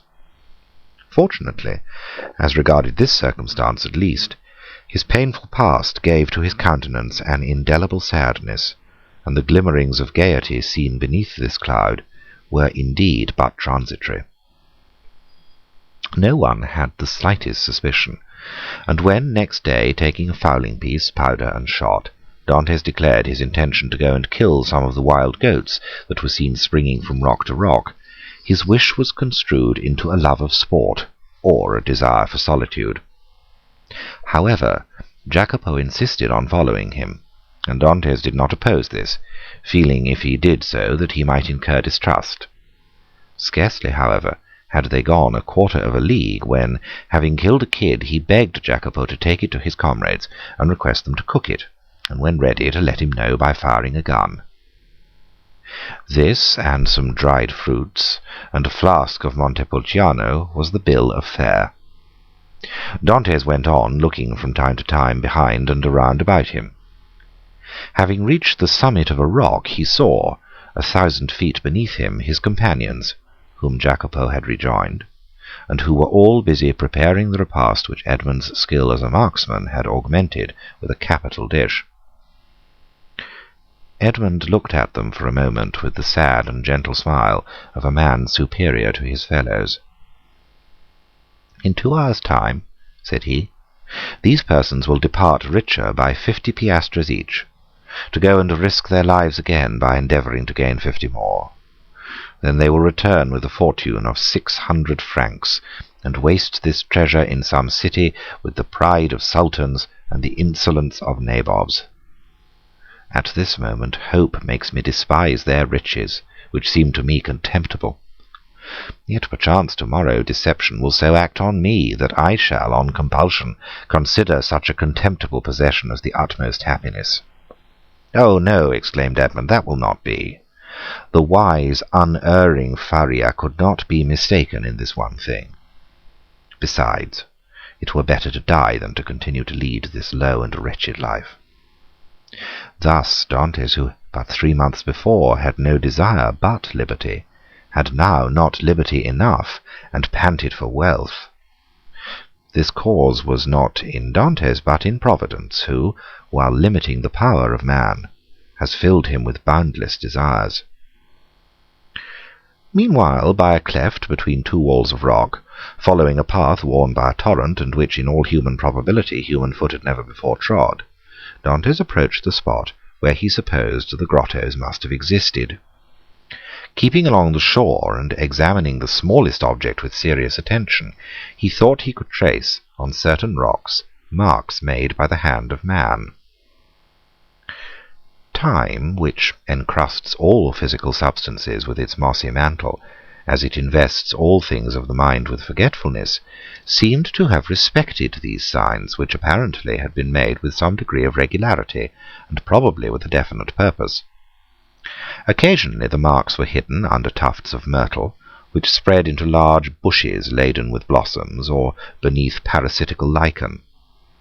So Edmund had to separate the branches, or brush away the moss, to know where the guide marks were. The sight of marks renewed Edmund's fondest hopes. Might it not have been the cardinal himself who had first traced them, in order that they might serve as a guide for his nephew in the event of a catastrophe, which he could not foresee, would have been so complete? This solitary place was precisely suited to the requirements of a man desirous of burying treasure. Only, might not those betraying marks have attracted other eyes than those for whom they were made? And had the dark and wondrous island indeed faithfully guarded its precious secret? It seemed, however, to Edmund, who was hidden from his comrades by the inequalities of the ground, that at 60 paces from the harbour the marks ceased, nor did they terminate at any grotto. A large round rock, placed solidly on its base, was the only spot to which they seemed to lead. Edmund concluded that perhaps, instead of having reached the end of the route, he had only explored its beginning, and he therefore turned round and retraced his steps. Meanwhile his comrades had prepared the repast, had got some water from a spring, spread out the fruit and bread, and cooked the kid. Just at the moment when they were taking the dainty animal from the spit, they saw Edmund springing with the boldness of a chamois from rock to rock, and they fired the signal agreed upon. The sportsman instantly changed his direction and ran quickly towards them. But even while they watched his daring progress, Edmund's foot slipped, and they saw him stagger on the edge of a rock and disappear. They all rushed towards him, for all loved Edmund in spite of his superiority. Yet Jacopo reached him first. He found Edmund lying prone, bleeding, and almost senseless. He had rolled down a declivity of 12 or 15 feet.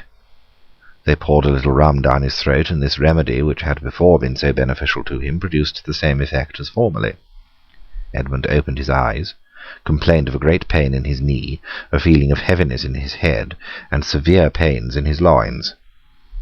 They wished to carry him to the shore, but when they touched him, although under Jacopo's directions, he declared with heavy groans that he could not bear to be moved.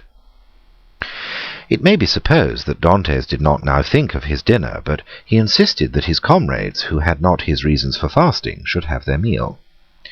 As for himself, he declared that he had only need of a little rest, and that when they returned he should be easier. The sailors did not require much urging.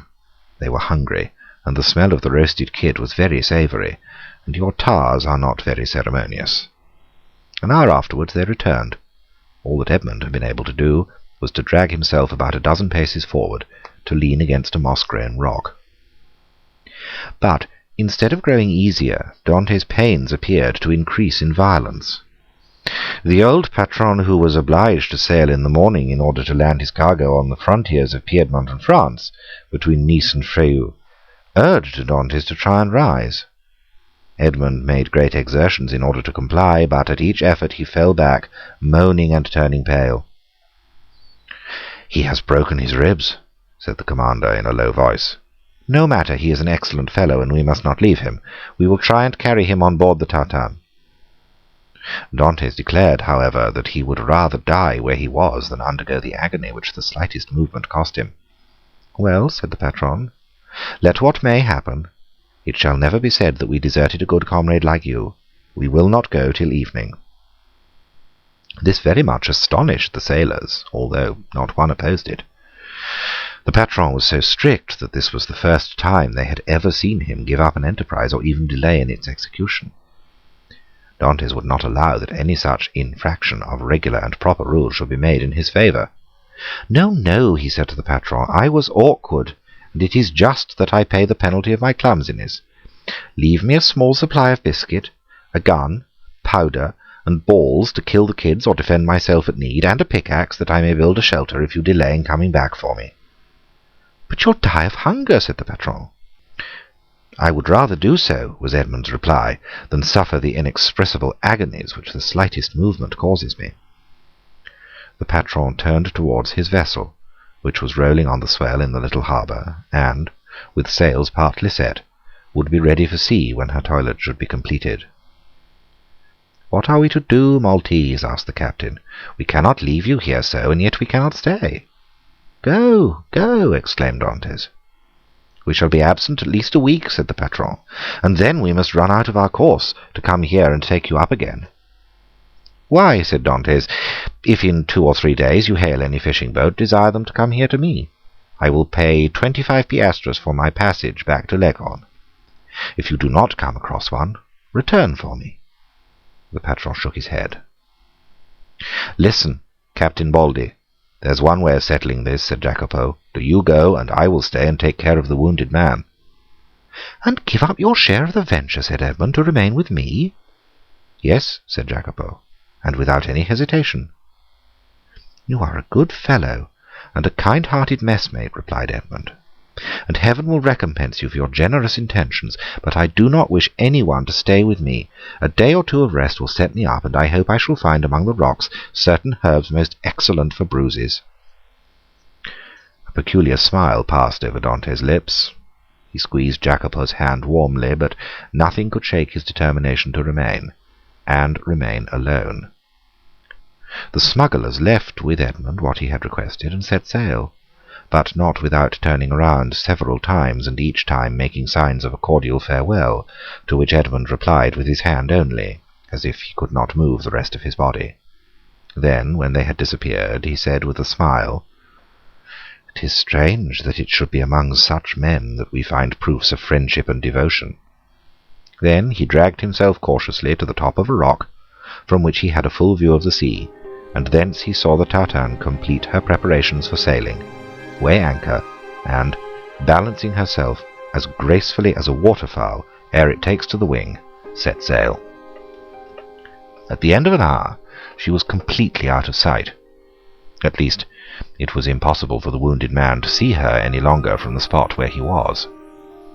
Then Dantès rose, more agile and light than the kid among the myrtles and shrubs of these wild rocks, took his gun in one hand, his pickaxe in the other, and hastened towards the rock on which the marks he had noted terminated. "And now," he exclaimed, remembering the tale of the Arabian fisherman, which Faria had related to him, "now, open sesame." End of chapter 23.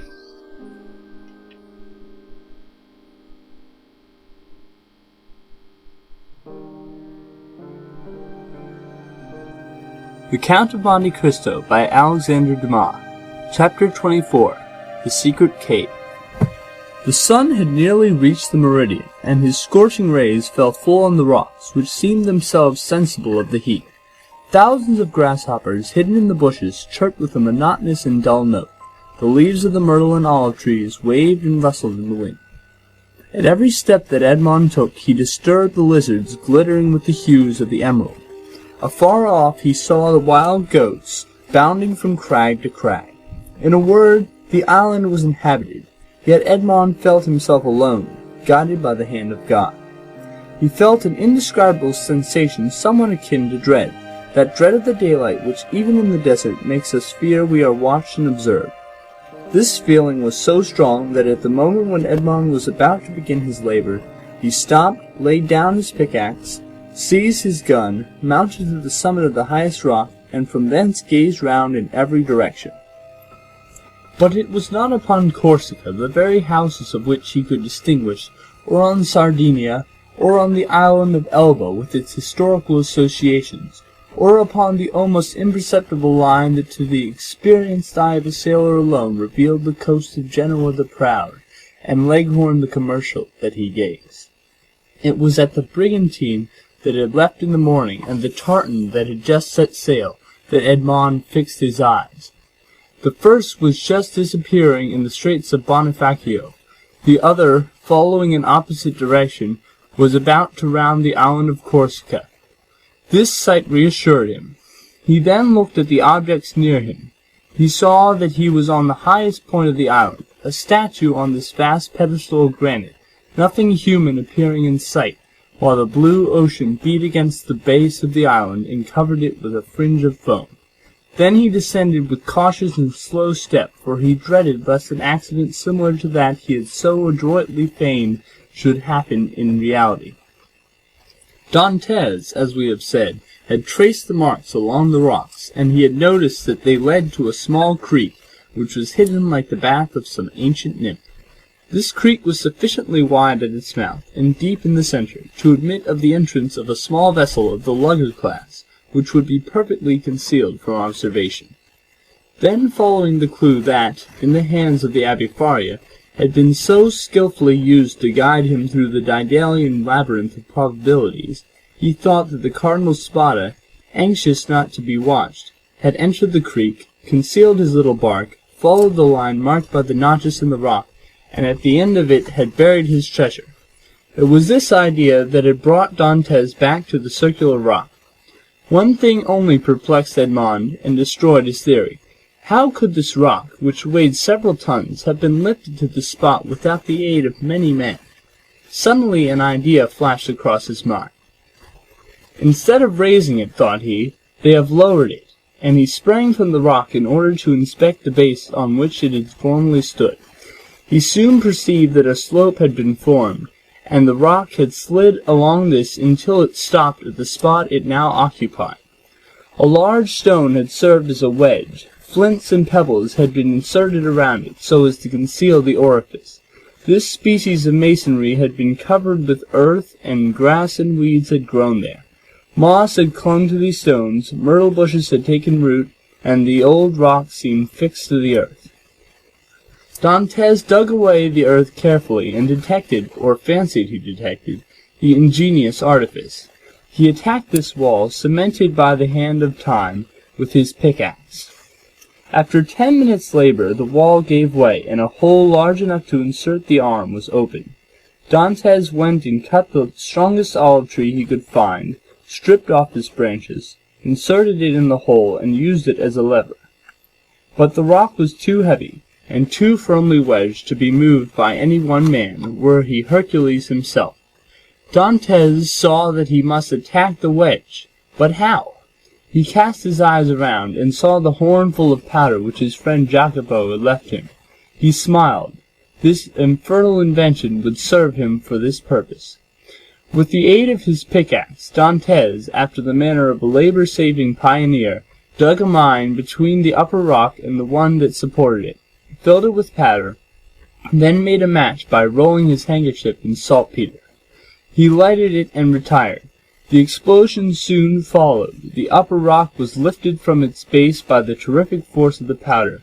The lower one flew into pieces. Thousands of insects escaped from the aperture Dantès had previously formed, and a huge snake, like the guardian demon of the treasure, rolled himself along in darkening coils and disappeared. Dantès approached the upper rock, which now, without any support, leaned towards the sea. The intrepid treasure-seeker walked round it, and, selecting the spot from whence it appeared most susceptible to attack, placed his lever in one of the crevices, and strained every nerve to move the mass. The rock, already shaken by the explosion, tottered on its base. Dantès redoubled his efforts. He seemed like one of the ancient Titans who uprooted the mountains to hurl against the father of the gods. The rock yielded, rolled over, bounded from point to point, and finally disappeared in the ocean.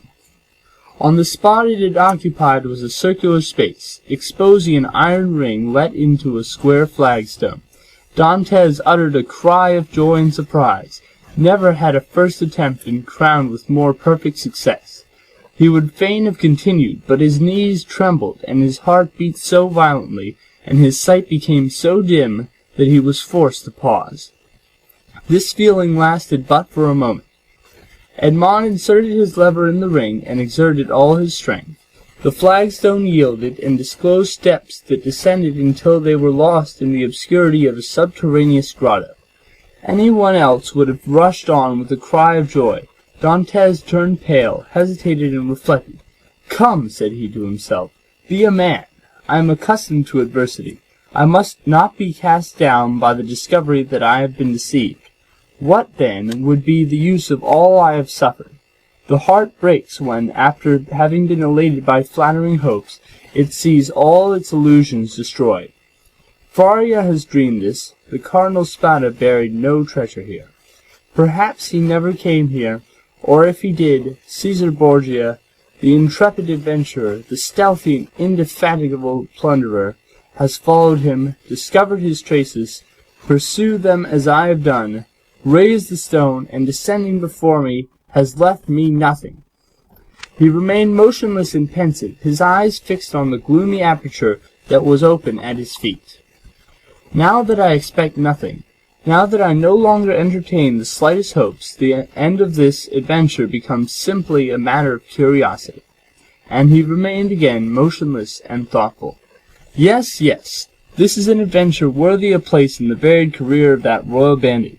This fabulous event formed but a link in a long chain of marvels. Yes, Borgia has been here, a torch in one hand, a sword in the other, and within 20 paces at the foot of this rock, perhaps 2 guards kept watch on land and sea, while their master descended, as I am about to descend, dispelling the darkness before his awe-inspiring progress. But what was the fate of the guards who thus possessed his secret? Asked Dantès of himself.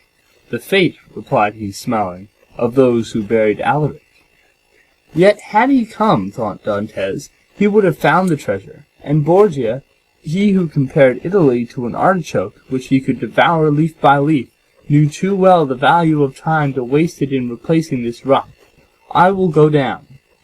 Then he descended, a smile on his lips, and murmuring that last word of human philosophy, perhaps.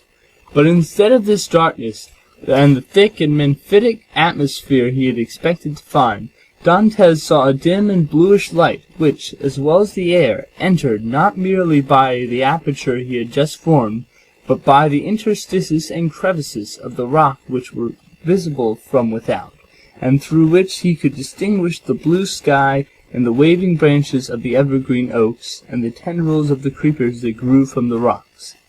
After having stood a few minutes in the cavern, the atmosphere of which was rather warm than damp, Dantès' eye, habituated as it was to darkness, could pierce even to the remotest angles of the cavern, which was of granite that sparkled like diamonds. Alas, said Edmond, smiling, these are the treasures the cardinal has left, and the good abbé, seeing in a dream these glittering walls, has indulged in fallacious hopes. But he called to mind the words of the will, which he knew by heart. In the farthest angle of the second opening, said the cardinal's will. He had only found the first grotto. He had now to seek the second. Dantès continued his search. He reflected that this second grotto must penetrate deeper into the island. He examined the stones and sounded one part of the wall where he fancied the opening existed, masked for precaution's sake. The pickaxe struck for a moment with a dull sound that drew out of Dantès' forehead large drops of perspiration. At last it seemed to him that one part of the wall gave forth a more hollow and deeper echo. He eagerly advanced, and with the quickness of perception that no one but a prisoner possesses, saw that there, in all probability, the opening must be. However, he, like Caesar Borgia, knew the value of time, and, in order to avoid fruitless toil, he sounded all the other walls with his pickaxe, struck the earth with the butt of his gun, and finding nothing that appeared suspicious, returned to that part of the wall whence issued the consoling sound he had before heard. He again struck it, and with greater force. Then a singular thing occurred. As he struck the wall, pieces of stucco similar to that used in the groundwork of arabesques broke off, and fell to the ground in flakes, exposing a large white stone. The aperture of the rock had been closed with stones. Then this stucco had been applied, and painted to imitate granite. Dantès struck with the sharp end of his pickaxe, which entered somewhere between the interstices. It was there he must dig. But by some strange play of emotion, in proportion as the proofs that Faria had not been deceived became stronger, so did his heart give way, and a feeling of discouragement stole over him. This last proof, instead of giving him fresh strength, deprived him of it. The pickaxe descended, or rather fell. He placed it on the ground, passed his hand over his brow, and remounted the stairs, alleging to himself, as an excuse, a desire to be assured that no one was watching him, but in reality because he felt that he was about to faint.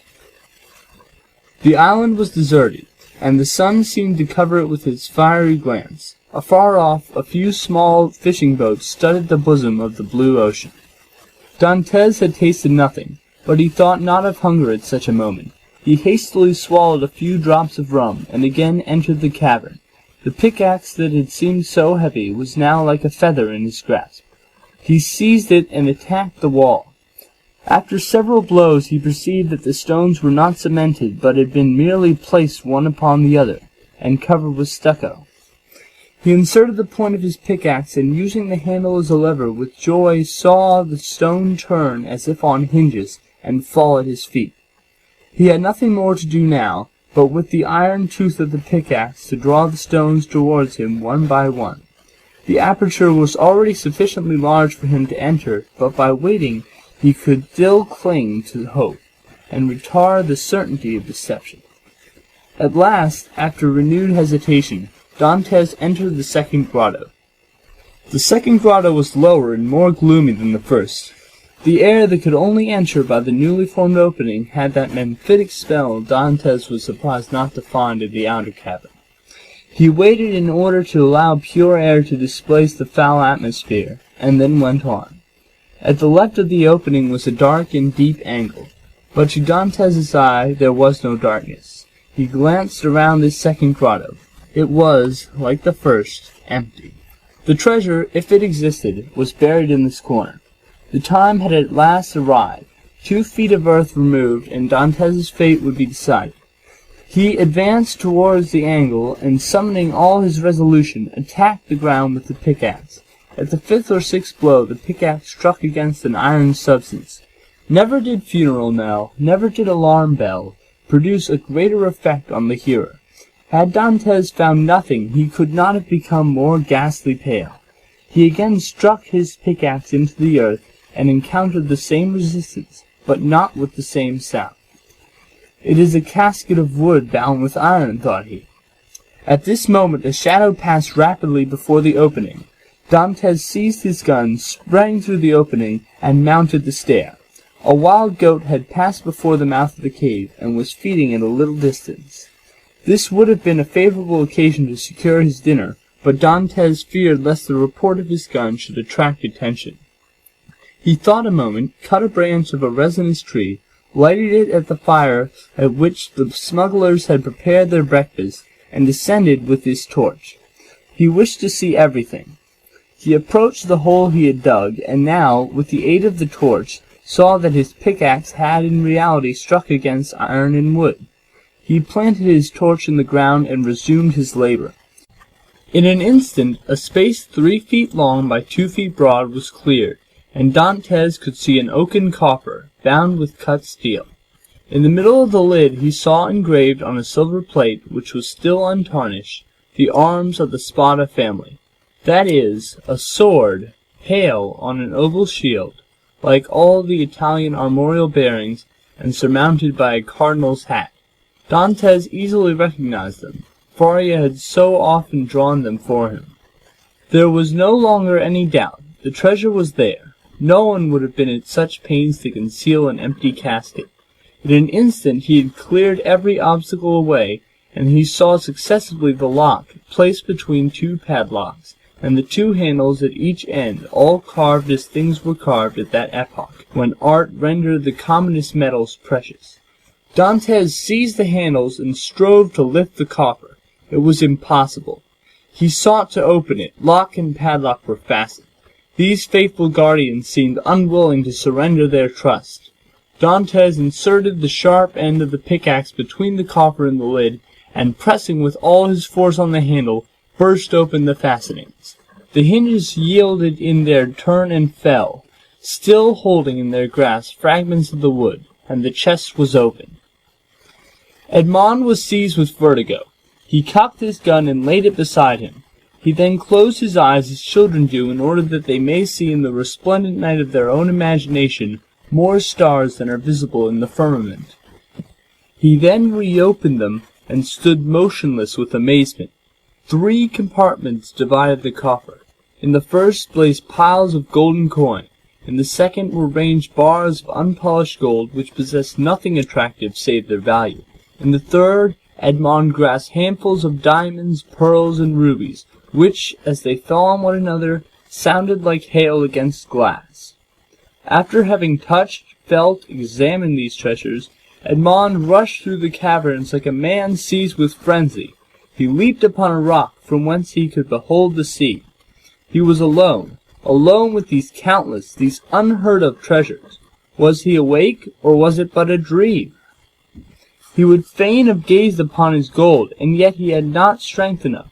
For an instant he leaned his head in his hands, as if to prevent his senses from leaving him, and then rushed madly about the rocks of Monte Cristo, terrifying the wild goats and scaring the sea-fowls with his wild cries and gestures. Then he returned, and still unable to believe the evidence of his senses, rushed into the grotto and found himself before this mine of gold and jewels. This time he fell on his knees, and clasping his hands convulsively, uttered a prayer intelligible to God alone.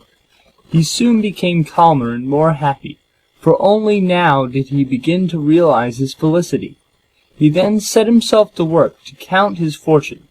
There were 1,000 ingots of gold, each weighing from 2 to 3 pounds.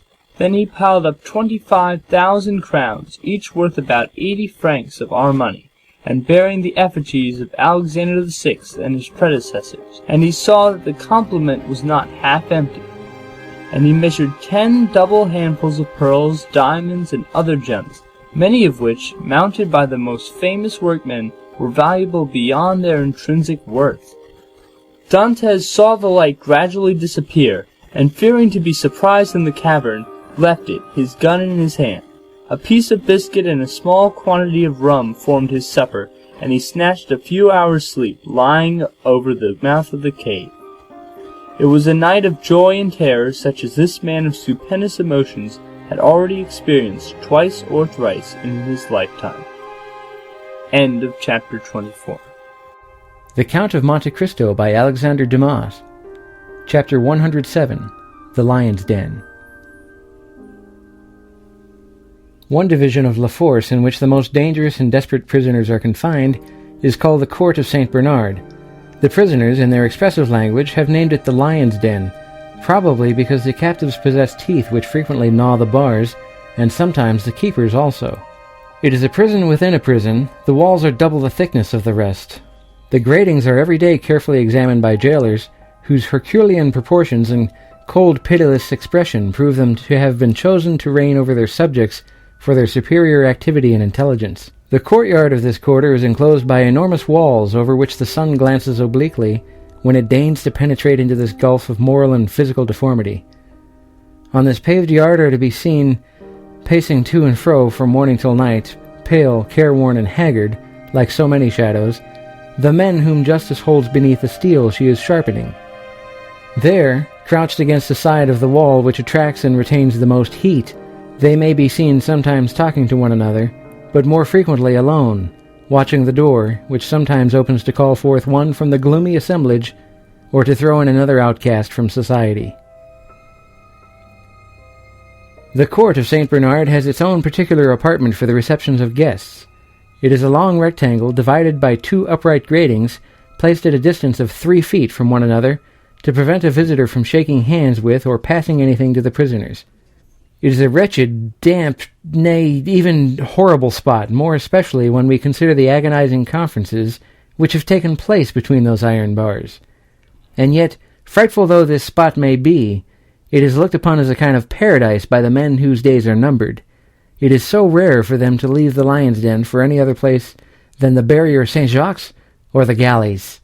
In the court which we have attempted to describe, and from which a damp vapor was rising, a young man with his hands in his pockets, who had excited much curiosity among the inhabitants of the den, might be seen walking.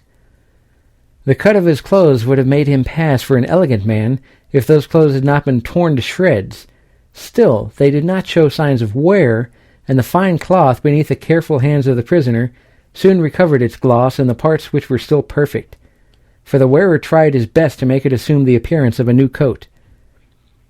He bestowed the same attention upon the cambric front of his shirt which had considerably changed in color since his entrance into the prison, and he polished his varnished boots with a corner of a handkerchief embroidered with initials surmounted by a coronet. Some of the inmates of the lion's den were watching the operations of the prisoner's toilet with considerable interest. "See, the prince is pluming himself," said one of the thieves.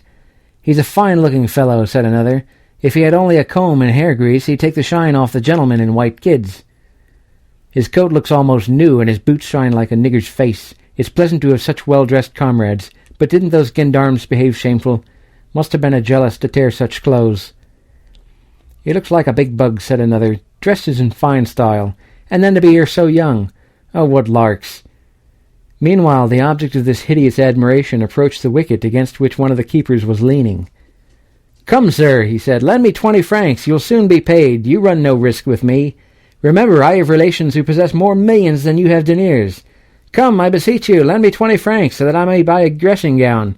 It is intolerable always to be in a coat and boots. And what a coat, sir, for a prince of a Cavalcanti." The keeper turned his back and shrugged his shoulders. He did not even laugh at what would have caused anyone else to do so. He had heard so many utter the same things. Indeed, he heard nothing else. "Come," said Andre, "you're a man void of compassion. I'll have you turned out." This made the keeper turn around, and he burst into a loud laugh. The prisoners then approached and formed a circle. "I tell you that with that wretched sum," continued Andre, "I could obtain a coat and a room in which to receive the illustrious visitor I am daily expecting." Of course," said the prisoners. "Anyone can see he's a gentleman." "Well, then lend him the 20 francs," said the keeper, leaning on the other shoulder. "Surely you will not refuse a comrade." "I am no comrade of these people," said the young man, proudly. "You have no right to insult me thus." The thieves looked over at one another with low murmurs, and a storm gathered over the head of the aristocratic prisoner, raised less by his own words than by the manner of the keeper.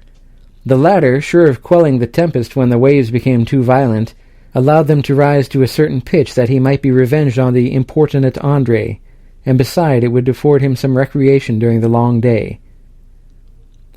The thieves had already approached Andre, some screaming, "La savate! La savate!" a cruel operation, which consists in cuffing a comrade who may have fallen into disgrace, not with an old shoe, but with an iron-heeled one. Other proposed the anguille, another kind of recreation in which a handkerchief is filled with sand, pebbles, and 2 sous pieces, when they have them, which the wretches beat like a flail over the head and shoulders of the unhappy sufferer. "Let us horsewhip the fine gentleman," said others. But Andre, turning towards them, winked his eyes, rolled his tongue around his cheeks, and smacked his lips in a manner equivalent to 100 words among the bandits when forced to be silent. It was a Masonic sign Caderousse had taught him. He was immediately recognized as one of them. The handkerchief was thrown down, and the iron-heeled shoe replaced on the foot of the wretch to whom it belonged. Some voices were heard to say that the gentleman was right, that he intended to be civil in his way, and that they would set the example of liberty of conscience, and the mob retired. The keeper was so stupefied at this scene that he took Andre by the hands and began examining his person, attributing the sudden submission of the inmates of the lion's den to something more substantial than mere fascination. Andre made no resistance, although he protested against it. Suddenly a voice was heard at the wicket. "Benedetto!" exclaimed an inspector. The keeper relaxed his hold. "I am called," said Andre. "To the visitors' room," said the same voice. "You see, someone pays me a visit. Ah, my dear sir, you will see whether a Cavalcante is to be treated like a common person." And Andre, gliding through the court like a black shadow, rushed out through the wicket, leaving his comrades, and even the keeper, lost in wonder. Certainly a call to the visitors' room had scarcely astonished Andre less than themselves, for the wily youth, instead of making use of his privilege of waiting to be claimed on his entry into La Force, had maintained a rigid silence.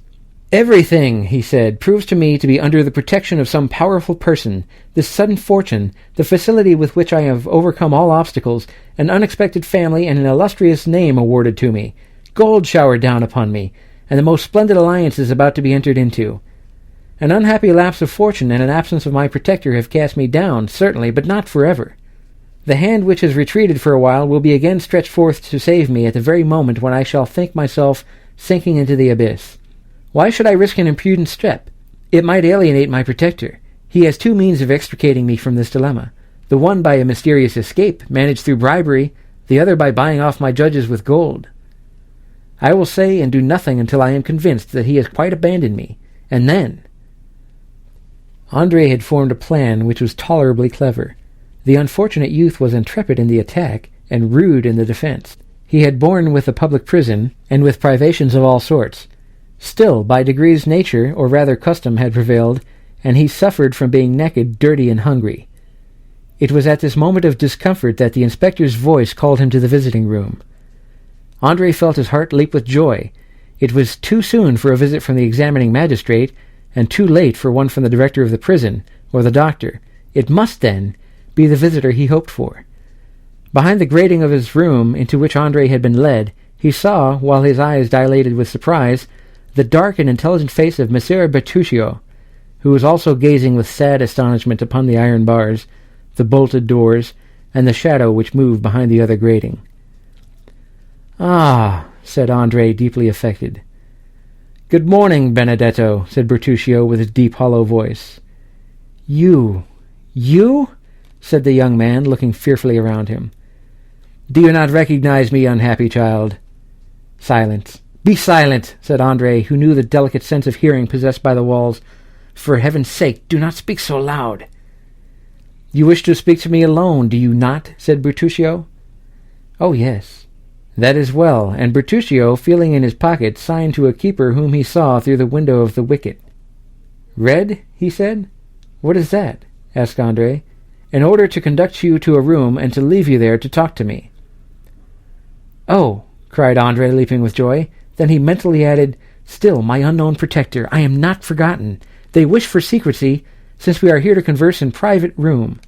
I understand Bertuccio has been sent by my protector." The keeper spoke for a moment with an official, then opened the iron gates and conducted Andre to a room on the first floor. The room was whitewashed, as is the custom in prisons, but it looked quite brilliant to a prisoner, though a stove, a bed, a chair, and a table formed the whole of its sumptuous furniture. Bertuccio sat down on the chair, Andre threw himself on the bed, the keeper retired. "Now," said the steward, "what have you to tell me?" "And you?" said Andre. "You speak first." "Oh, no, you must have much to tell me, since you have come to seek me." "Well, be it so. You have continued your course of villainy. You have robbed, you have assassinated."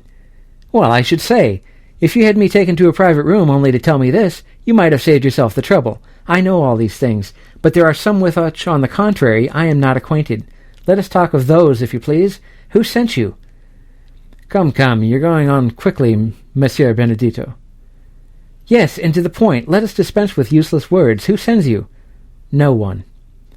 "How did you know I was in prison?"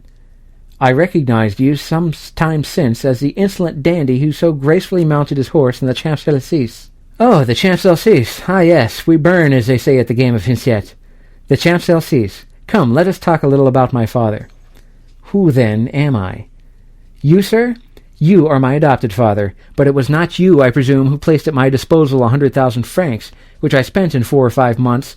It was not you who manufactured an Italian gentleman for my father. It was not you who introduced me into a world and had me invited to a certain dinner at Auteuil, which I fancy I am eating at this moment, in company with the most distinguished people in Paris, amongst the rest with a certain procurer, whose acquaintance I did very wrong not to cultivate, for he would have been very useful to me just now. It was not you, in fact, who bailed me for 1 or 2 millions when the fatal discovery of my little secret took place. Come, speak, my worthy Corsican, speak!" "What do you wish me to say?" "I will help you. You were speaking of the Champs-Élysées just now, worthy foster father." "Well?" "Well, in the Champs-Élysées there resides a very rich gentleman, at whose house you robbed and murdered, did you not?" "I believe I did." "The Count of Monte Cristo?" "'Tis you who have named him, as Monsieur Racine says. Well, am I to rush into his arms and strain him to my heart, crying, 'My father, like Monsieur Piscicourt?'" "Do not let us jest," gravely replied Bertuccio, "and dare not to utter that name again as you have pronounced it." "Bah!" said Andre, a little overcome by the solemnity of Bertuccio's manner. "Why not?" "Because the person who bears it is too highly favored in heaven to be the father of such a wretch as you." "Oh, these are fine words." "And there will be fine doings if you do not take care. Menaces, I do not fear them, I will say." "Do you not think you are engaged with a pygmy like yourself?" said Bertuccio in so calm a tone, and with so steadfast a look, that Andre was moved to the very soul. Do you think you have to do with galley slaves or novices in the world? Benedetto, you are fallen into terrible hands. They are ready to open for you. Make use of them. Do not play with the thunderbolt they have laid aside for a moment, but which they can take up again instantly if you attempt to intercept their movements. My father! I will know who my father is, said the obstinate youth. I will perish if I must, but I will know it. What does scandal signify to me? What possessions, what reputation, what pull, as Beauchamp says, have I? You great people always lose something by scandal, notwithstanding your millions. Come, who is my father? I came to tell you. Ah! Cried Benedetto, his eyes sparkling with joy. Just then the door opened, and the jailer, addressing himself to Bertuccio, said, Excuse me, sir, but the examining magistrate is waiting for the prisoner. And so closes our interview, said André to the worthy steward. I wish the troublesome fellow were at the devil. I will return tomorrow, said Bertuccio. Good. Gendarmes, I am at your service. Ah, sir, do leave a few crowns for me at the gate, that I may have some things I am in need of. It shall be done, replied Bertuccio. André extended his hand. Bertuccio kept his own in his pocket, and merely jingled a few pieces of money. That's what I mean, said André, endeavoring to smile, quite overcome by the strange tranquillity of Bertuccio. Can I be deceived? He murmured, as he stepped into the oblong and grated vehicle which they call the salad basket. Never mind, we shall see. Tomorrow, then, he added, turning towards Bertuccio. Tomorrow, replied the steward. End of chapter 107.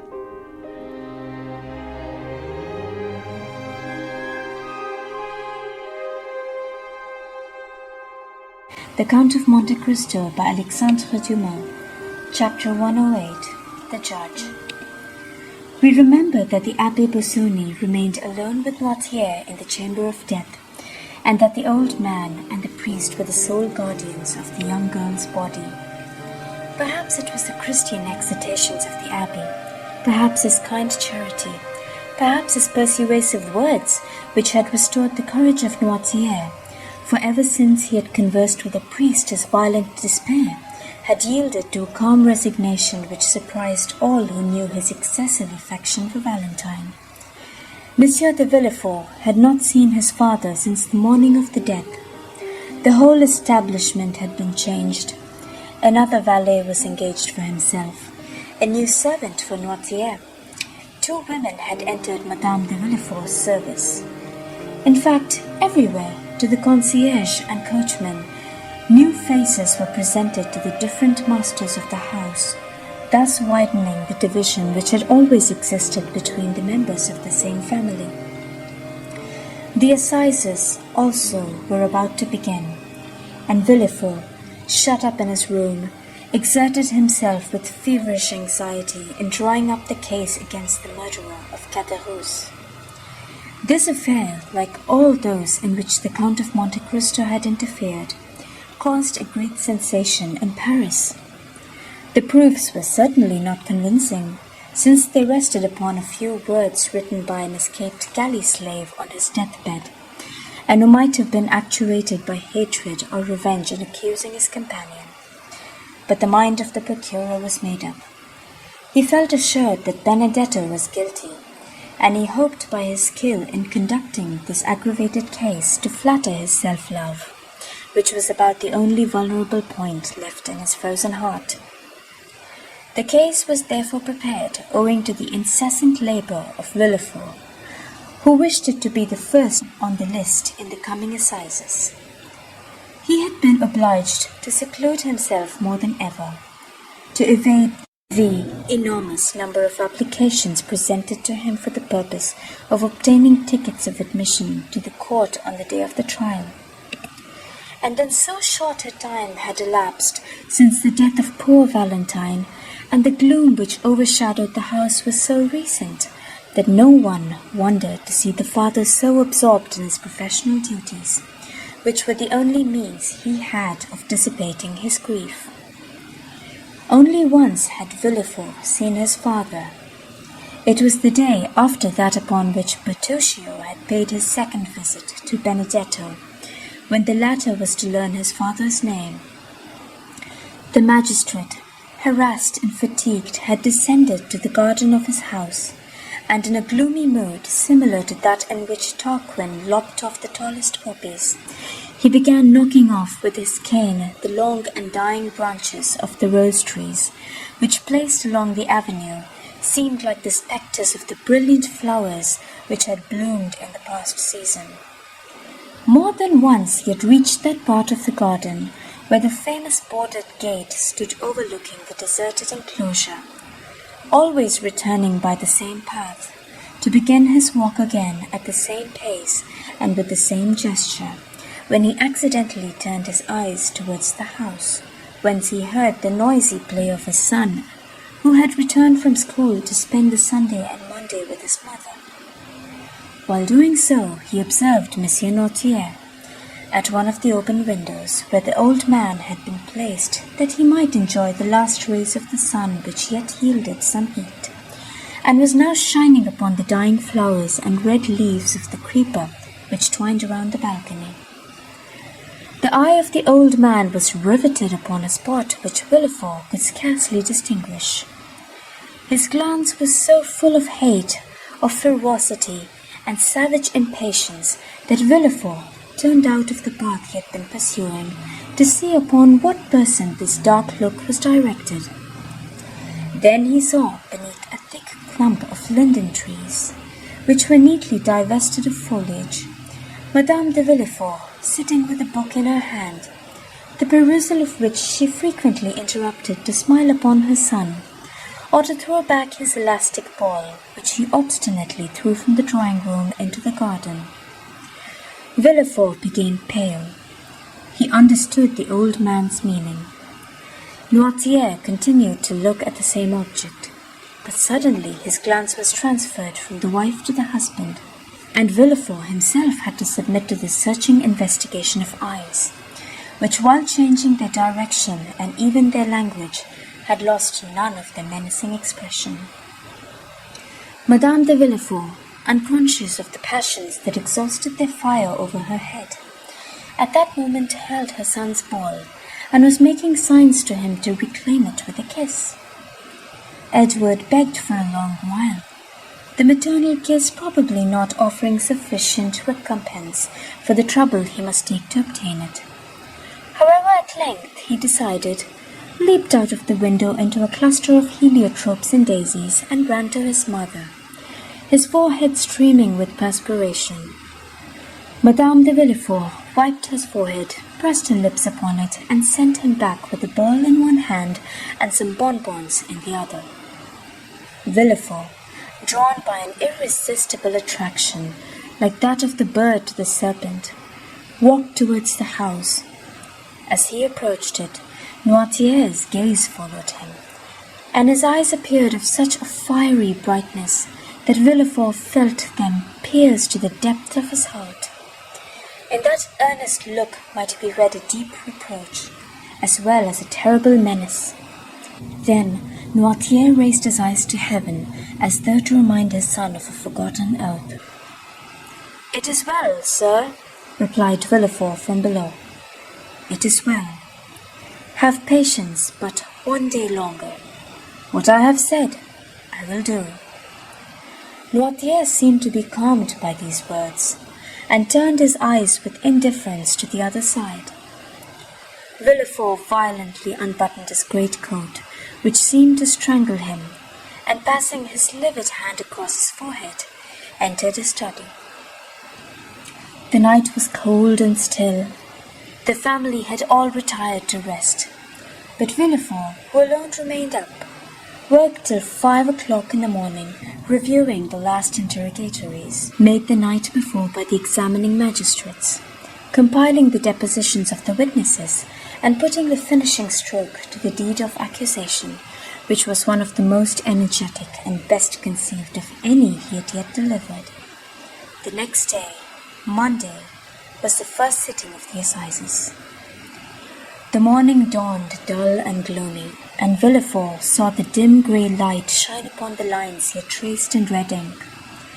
The magistrate had slept for a short time, while the lamp sent forth its final struggles.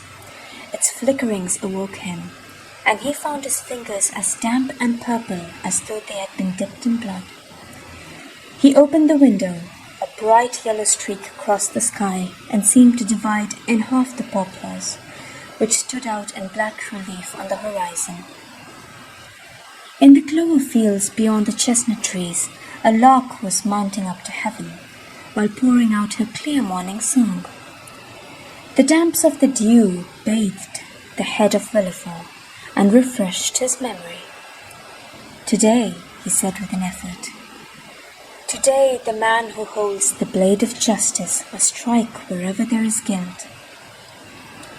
Involuntarily his eyes wandered towards the window of Noirtier's room, where he had seen him the preceding night. The curtain was drawn, and yet the image of his father was so vivid to his mind that he addressed the closed window as though it had been open, and as if through the opening he had beheld the menacing old man. "Yes," he murmured, "yes, be satisfied." His head dropped upon his chest, and in this position he paced his study. Then he threw himself, dressed as he was, upon a sofa, less to sleep than to rest his limbs, cramped with cold and study. By degrees everyone awoke. Villefort, from his study, heard the successive noises which accompany the life of a house.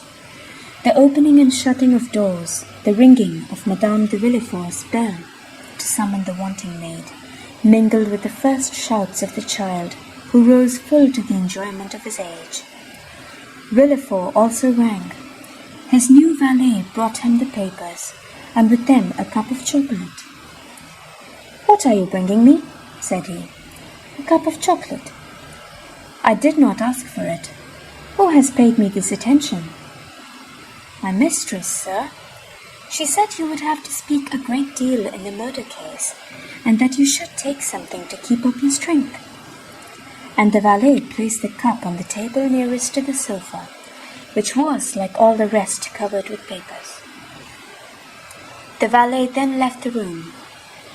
Villefort looked for an instant with a gloomy expression. Then, suddenly, taking it up with a nervous motion, he swallowed its contents at one draught. It might have been thought that he hoped the beverage would be mortal, and that he sought for death to deliver him from a duty which he would rather die than fulfill. He then rose and paced his room with a smile it would have been terrible to witness. The chocolate was inoffensive, for Monsieur de Villefort felt no effects. The breakfast hour arrived, but Monsieur de Villefort was not at table. The valet re-entered. "Madame de Villefort wishes to remind you, sir," he said, "that 11 o'clock has just struck, and that the trial commences at 12. "Well," said Villefort, "what then?" "Madame de Villefort is dressed. She is quite ready, and wishes to know if she is to accompany you, sir." "Where to?" "To the Palais." "What to do?" "My mistress wishes much to be present at the trial." "Ah," said Villefort with a startling accent. "Does she wish that?" The man drew back and said, "If you wish to go alone, sir, I will go and tell my mistress." Villefort remained silent for a moment, and dented his pale cheeks with his nails. "Tell your mistress," he said at length, "that I wish to speak to her, and I beg she will wait for me in her own room." "Yes, sir." "Then come to dress and shave me." "Directly, sir." The valet reappeared almost instantly, and having shaved his master, assisted him to dress, entirely in black. When he had finished, he said, "My mistress said she should expect you, sir, as soon as you had finished dressing." "I am going to her." And Villefort, with his papers under his arm, and hat in hand, directed his steps towards the apartment of his wife. At the door he paused for a moment to wipe his damp, pale brow. He then entered the room.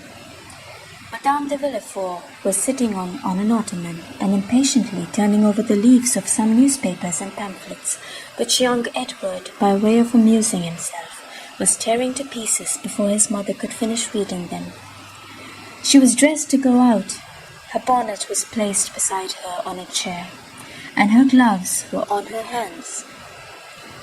"Ah, here you are, monsieur," she said in her naturally calm voice. "But how pale you are!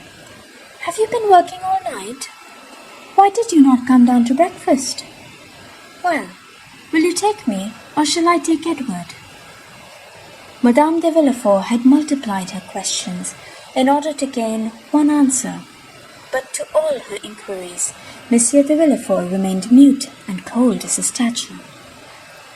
"Edward," said Villefort, fixing an imperious glance on the child, "go and play in the drawing-room, my dear. I wish to speak to your mamma." Madame de Villefort shuddered at the sight of that cold countenance, that resolute tone, and the awfully strange preliminaries. Edward raised his head, looked at his mother, and then finding that she did not confirm the order, began cutting off the heads of his leaden soldiers. "Edward!" cried Monsieur de Villefort so harshly that the child started up from the floor. "Do you hear me? Go!"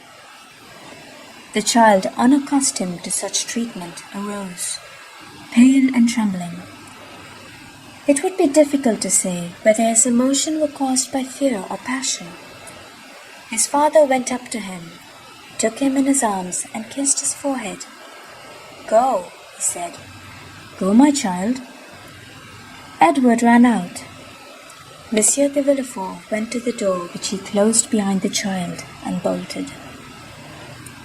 "Dear me," said the young woman, endeavoring to read her husband's inmost thoughts, while a smile passed over her countenance which froze the impassibility of Villefort. "What is the matter?" "Madame, where do you keep the poison you generally use?" said the magistrate without any introduction, placing himself between his wife and the door. Madame de Villefort must have experienced something of the sensation of a bird which, looking up, sees the murderous trap closing over its head. A hoarse, broken tone, which was neither a cry nor a sigh, escaped from her, while she became deadly pale. "Monsieur," she said, I do not understand you." And in her first paroxysm of terror, she had raised herself from the sofa. In the next, stronger very likely than the other, she fell down again on the cushions. "I asked you," continued Villefort in a perfectly calm tone, "where you conceal the poison by the aid of which you have killed my father-in-law, Monsieur de Saint-Mérin, my mother-in-law, Madame de Saint-Mérin, Barrois, and my daughter Valentine." "Ah, sir!" exclaimed Madame de Villefort, clasping her hands, "what do you say?" "It is not for you to interrogate, but to answer." "Is it to the judge or to the husband?" stammered Madame de Villefort. "To the judge, madame." It was terrible to behold the frightful pallor of the woman, the anguish of her look, the trembling of her whole frame. "Ah, sir," she muttered, "ah, sir," and this was all. "You do not answer, madame," exclaimed the terrible interrogator. Then he added, with a smile yet more terrible than his anger, "It is true, then, you do not deny it?" She moved forward. "And you cannot deny it," added Villefort, extending his hand towards her, as though to seize her in the name of justice. "You have accomplished these different crimes with impudent address, but which could only deceive those whose affections for you blinded them. Since the death of Madame de Saint-Mérin, I have known that a poisoner lived in my house. Monsieur de Avrigny warned me of it. After the death of Barrois, my suspicions were directed towards an angel. Those suspicions which, even when there is no crime, are always alive in my heart. But after the death of Valentine, there has been no doubt in my mind, madame, and not only in mine, but in those of others, Thus your crime, known by 2 persons, suspected by many, will soon become public. And, as I told you just now, you no longer speak to the husband, but to the judge. The young woman hid her face in her hands. "Oh, sir," she stammered, "I beseech you, do not believe appearances." "Are you then a coward?" cried Villefort in a contemptuous voice. "But I have always observed that poisoners were cowards. Can you be a coward? You, who have had the courage to witness the death of 2 old men and a young girl murdered by you?" Sir! "Can you be a coward?" continued Villefort with increasing excitement. "You, who could count one by one the minutes of 4 death agonies? You, who have arranged your infernal plans and removed the beverages with a talent and precision almost miraculous? Have you, then, who have calculated everything with such nicety, have you forgotten to calculate one thing? I mean where the revelation of your crimes will lead you to. Oh, it is impossible. You must have saved some surer, more subtler and deadly poison than any other, that you might escape the punishment that you deserve. You have done this. I hope so, at least." Madame de Villefort stretched out her hands and fell on her knees. "I understand," he said. "You confess. But a confession made to the judges, a confession made at the last moment, extorted when the crime cannot be denied, diminishes not the punishment inflicted on the guilty." "The punishment?" exclaimed Madame de Villefort. "The punishment, monsieur? Twice you have pronounced that word." "Certainly. Did you hope to escape it because you were 4 times guilty? Did you think the punishment would be withheld because you are the wife of him who pronounces it? No, madame, no. The scaffold awaits the poisoner, whoever she may be, unless, as I just said, the poisoner has taken the precaution of keeping for herself a few drops of her deadliest poison." Madame de Villefort uttered a wild cry, and a hideous and uncontrollable terror spread over her distorted features. "Oh, do not fear the scaffold, madame," said the magistrate. "I will not dishonor you, since that would be dishonor to myself. No, if you have heard me distinctly, you will understand that you are not to die on the scaffold." "No, I do not understand what you mean," stammered the unhappy woman, completely overwhelmed. "I mean that the wife of the first magistrate in the capital shall not, by her infamy, soil an unblemished name, that she shall not, with her one blow, dishonor her husband and her child." "No, no, oh no!" "Well, madame, it will be a laudable action on your part, and I will thank you for it." "You will thank me? For what?" "For what you have just said." "What did I just say? Oh, my brain whirls. I no longer understand anything. Oh, my God, my God!" And she rose with her hair disheveled and her lips foaming. "Have you answered the question I put to you on entering the room? Where do you keep the poison you generally use, madame?" Madame de Villefort raised her arms to heaven and convulsively struck one hand against the other. "No, no," she vociferated. "No, you cannot wish that." "What I do not wish, madame, is that you should perish on the scaffold. Do you understand?" asked Villefort. "Oh, mercy, mercy, monsieur." "What I require is that justice be done.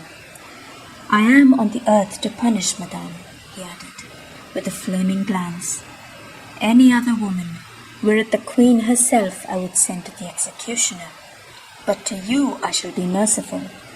To you I will say, have you not, madame, put aside some of the surest, deadliest, most speedy poison?"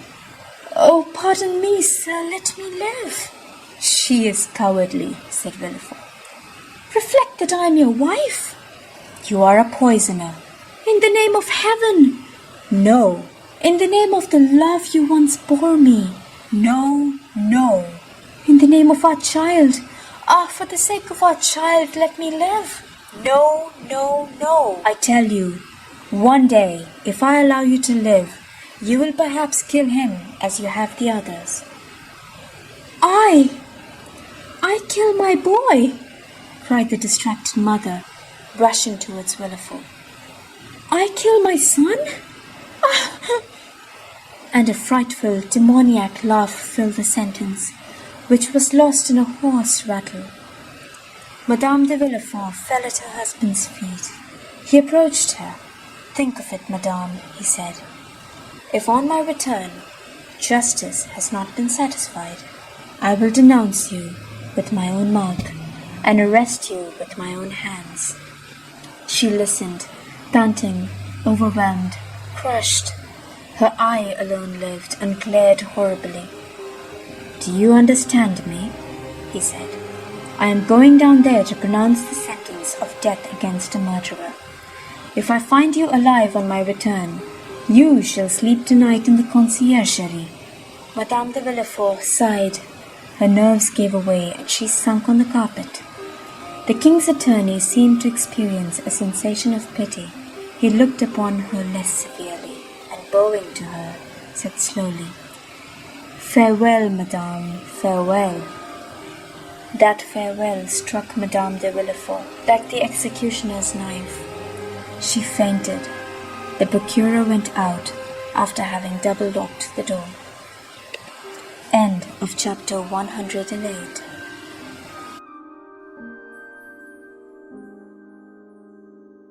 The Count of Monte Cristo by Alexandre Dumas. Chapter 109. The Assizes. The Benedetto affair, as it was called at the Palais and by people in general, had produced a tremendous sensation. Frequenting the Café de Paris, the Boulevard de Gaulle, and the Bois de Boulogne, during his brief career of splendor, the false Cavalcanti had formed a host of acquaintances. The papers had related his various adventures, both as the man of fashion and the galley slave, and as everyone who had been personally acquainted with Prince Andrea Cavalcanti experienced a lively curiosity in his fate, they all determined to spare no trouble in endeavoring to witness the trial of Monsieur Benedetto for the murder of his comrade in chains. In the eyes of many, Benedetto appeared, if not a victim to, at least an instance of, the fallibility of the law. Monsieur Cavalcanti, his father, had been seen in Paris, and it was expected that he would reappear to claim the illustrious outcast. Many also, who were not aware of the circumstances attending his withdrawal from Paris, were struck with the worthy appearance, the gentlemanly bearing, and the knowledge of the world displayed by the old patrician, who certainly played the nobleman very well, so long as he said nothing, and made no arithmetical calculations. As for the accused himself, many remembered him as being so amiable, so handsome, and so liberal, that they chose to think him the victim of some conspiracy, since in this world large fortunes frequently excite the malevolence and jealousy of some unknown enemy. Everyone, therefore, ran to the court, some to witness the sight, others to comment upon it.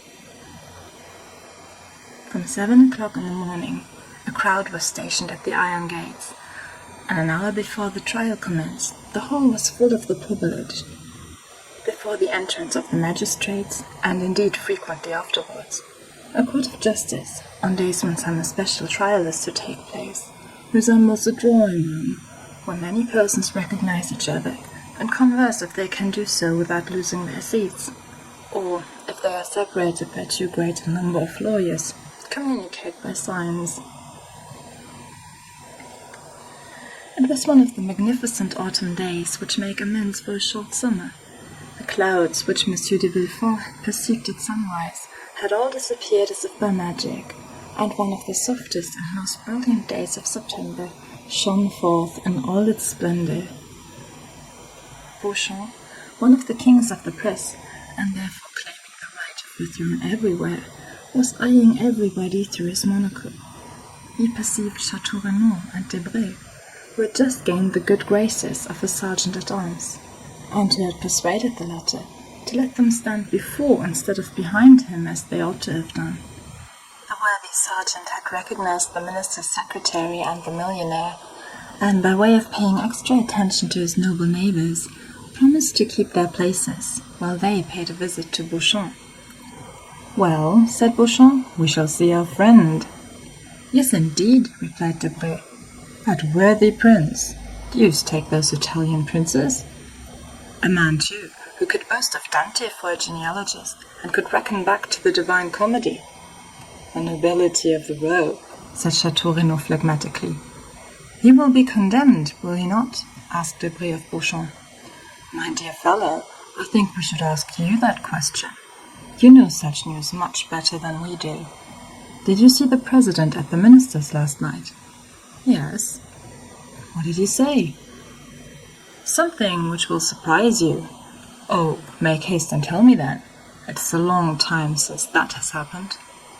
"Well, he told me that Benedetto, who's considered a serpent of subtlety and a giant of cunning, is really but a very commonplace, silly rascal, and altogether unworthy of the experiments that will be made on his phrenological organs after his death." "Bah," said Beauchamp, "he played the prince very well." "Yes, for you who detest those unhappy princes, Beauchamp, and are always delighted to find fault with them.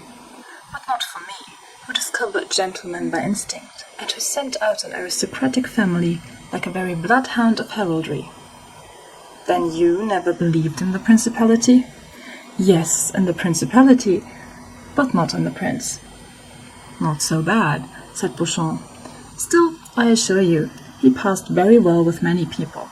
I saw him at the ministers' houses." "Ah, yes," said Chateau Renaud.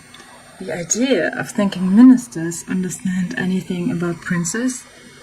"There's something in what you have just said," said Beauchamp, laughing. "But," said Debray to Beauchamp, "if I spoke to the president, you must have been with the procureur." "It was an impossibility. For the last week, Monsieur de Villefort has secluded himself." "It is natural enough. This strange chain of domestic afflictions, followed by the no less strange death of his daughter." "Strange? What do you mean, Beauchamp?" "Oh, yes, do you pretend that all this has been unobserved at the minister's?" said Beauchamp, placing his eyeglass in his eye, where he tried to make it remain. "My dear sir," said Chateau Renaud, "allow me to tell you that you do not understand that maneuver with the eyeglass half so well as Debray. Give him a lesson, Debray." "Stay," said Beauchamp. "Surely I am not deceived." "What is it?" "It is she." "How do you mean?" "They said she had left." "Mademoiselle Eugénie," said Chateau Renaud. "Has she returned?" "No." "But her mother?" "Madame Danglars?" "Nonsense." "Impossible," said Chateau Renaud. "Only 10 days after the flight of her daughter, and 3 days from the bankruptcy of her husband?" Debray colored slightly and followed with his eyes the direction of Beauchamp's glance. "Come," he said, "it is only a veiled lady, some foreign princess, perhaps the mother of Cavalcanti. But you were just speaking on a very interesting topic, Beauchamp." "I?" "Yes, you were telling us about the extraordinary death of Valentine." "Ah, yes, so I was. But how is it that Madame de Villefort is not here?" "Poor dear woman," said Debray. "She's no doubt occupied in distilling balm for the hospitals, or in making cosmetics for herself or friends. Do you know, she spends 2,000 or 3,000 crowns a year in this amusement. But I wonder she is not here. I should have been pleased to see her, for I like her very much." "And I hate her," said Chateau Renaud. "Why?" "I do not know. Why do we love? Why do we hate? I detest her from antipathy." "Or rather by instinct?" "Perhaps so. But to return to what you were saying, Beauchamp. Well, do you know why they die so multitudinously at Monsieur de Villefort's?" "Multitudinously is good," said Chateau Renaud. "My good fellow, you'll find the word in Saint-Simon." At the thing itself, said Monsieur de Villefort. But let's get back to the subject. Talking of that, said Debray, Madame was making inquiries about that house, which for the last 3 months has been hung with black. Who is Madame? Asked Chateau Renaud. The minister's wife, pardieu. Oh, your pardon. I never visit ministers. I leave that to the princess. Really, you were only before sparkling, but now you are brilliant.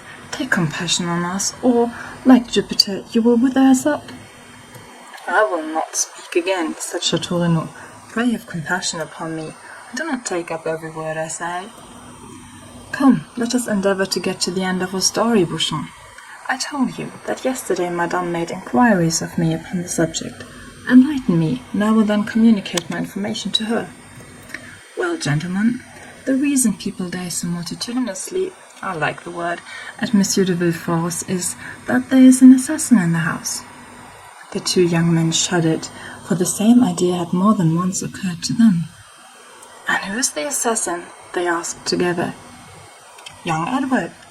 A burst of laughter from the auditors did not in the least disconcert the speaker, who continued, Yes, gentlemen, Edward, the infant phenomenon, who is quite an adept in the art of killing.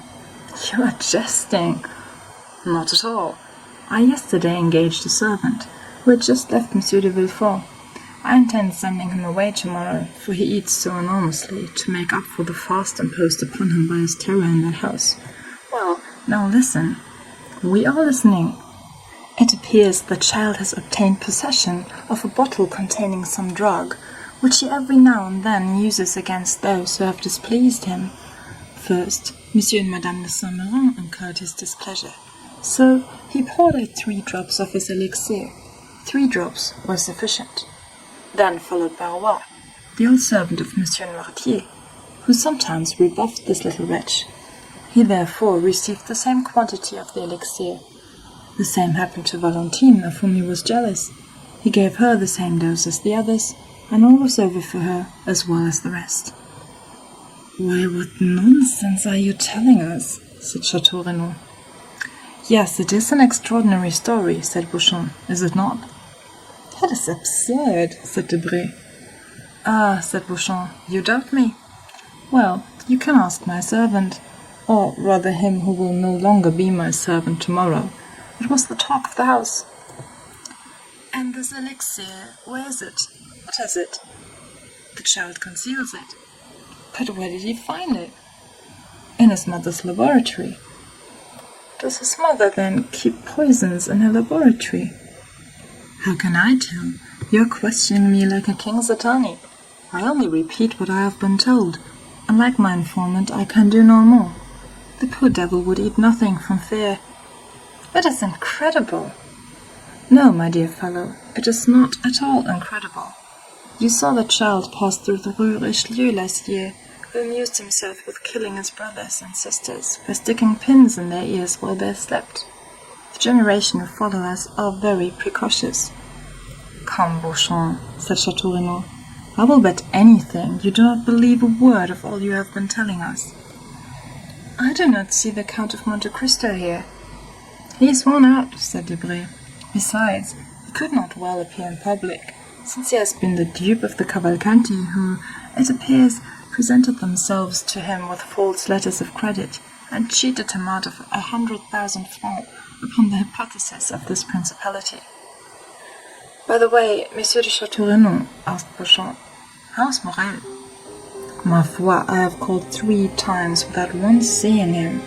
Still, his sister did not seem uneasy, and told me that though she had not seen him for 2 or 3 days, she was sure he was well. Ah, now I think of it, the Count of Monte Cristo cannot appear in the hall, said Bouchon. Why not? Because he is an actor in the drama. Has he assassinated anyone, then? No, on the contrary, they wished to assassinate him. You know that it was in leaving his house that Monsieur de Caderousse was murdered by his friend Benedetto. You know that the famous waistcoat was found in his house, containing the letter which stopped the signature of the marriage contract. Do you see the waistcoat? There it is, all blood-stained on the desk, as a testimony of the crime. Ah, very good. Hush, gentlemen, here's the court. Let us go back to our places. A noise was heard in the hall. The sergeant called his two patrons with an energetic hum, and the doorkeeper appearing, called out with that shrill voice peculiar to his order ever since the days of Beaumarchais. "The court, gentlemen." End of chapter 109.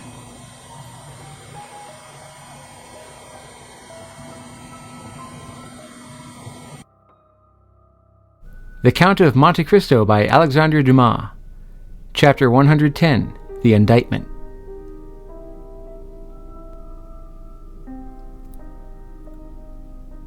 The judges took their places in the midst of the most profound silence. The jury took their seats. Monsieur de Villefort, the object of unusual attention, and we had almost said of general admiration, sat in the armchair and cast a tranquil glance around him. Everyone looked with astonishment on that grave and severe face, whose calm expression personal griefs had been unable to disturb, and the aspect of a man who was a stranger to all human emotions excited something very like terror. "Gendarmes," said the president, "lead in the accused." At these words the public attention became more intense, and all eyes were turned towards the door through which Benedetto was to enter. The same impression was experienced by all present, and no one was deceived by the expression of his countenance. His features bore no sign of that deep emotion which stops the beating of the heart and blanches the cheek. His hands, gracefully placed, one upon his hat, the other in the opening of his white waistcoat, were not at all tremulous. His eye was calm and even brilliant.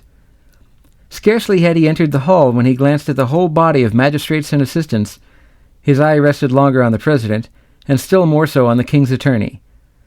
By the side of André was stationed the lawyer who was to conduct his defense, and who had been appointed by the court, for André disdained to pay any attention to those details, to which he appeared to attach no importance. The lawyer was a young man with light hair whose face expressed 100 times more emotion than that which characterized the prisoner. The president called for the indictment, revised, as we know, by the clever and implacable pen of Villefort. During the reading of this, which was long, the public attention was continually drawn towards André, who bore the inspection with Spartan unconcern. Villefort had never been so concise and eloquent.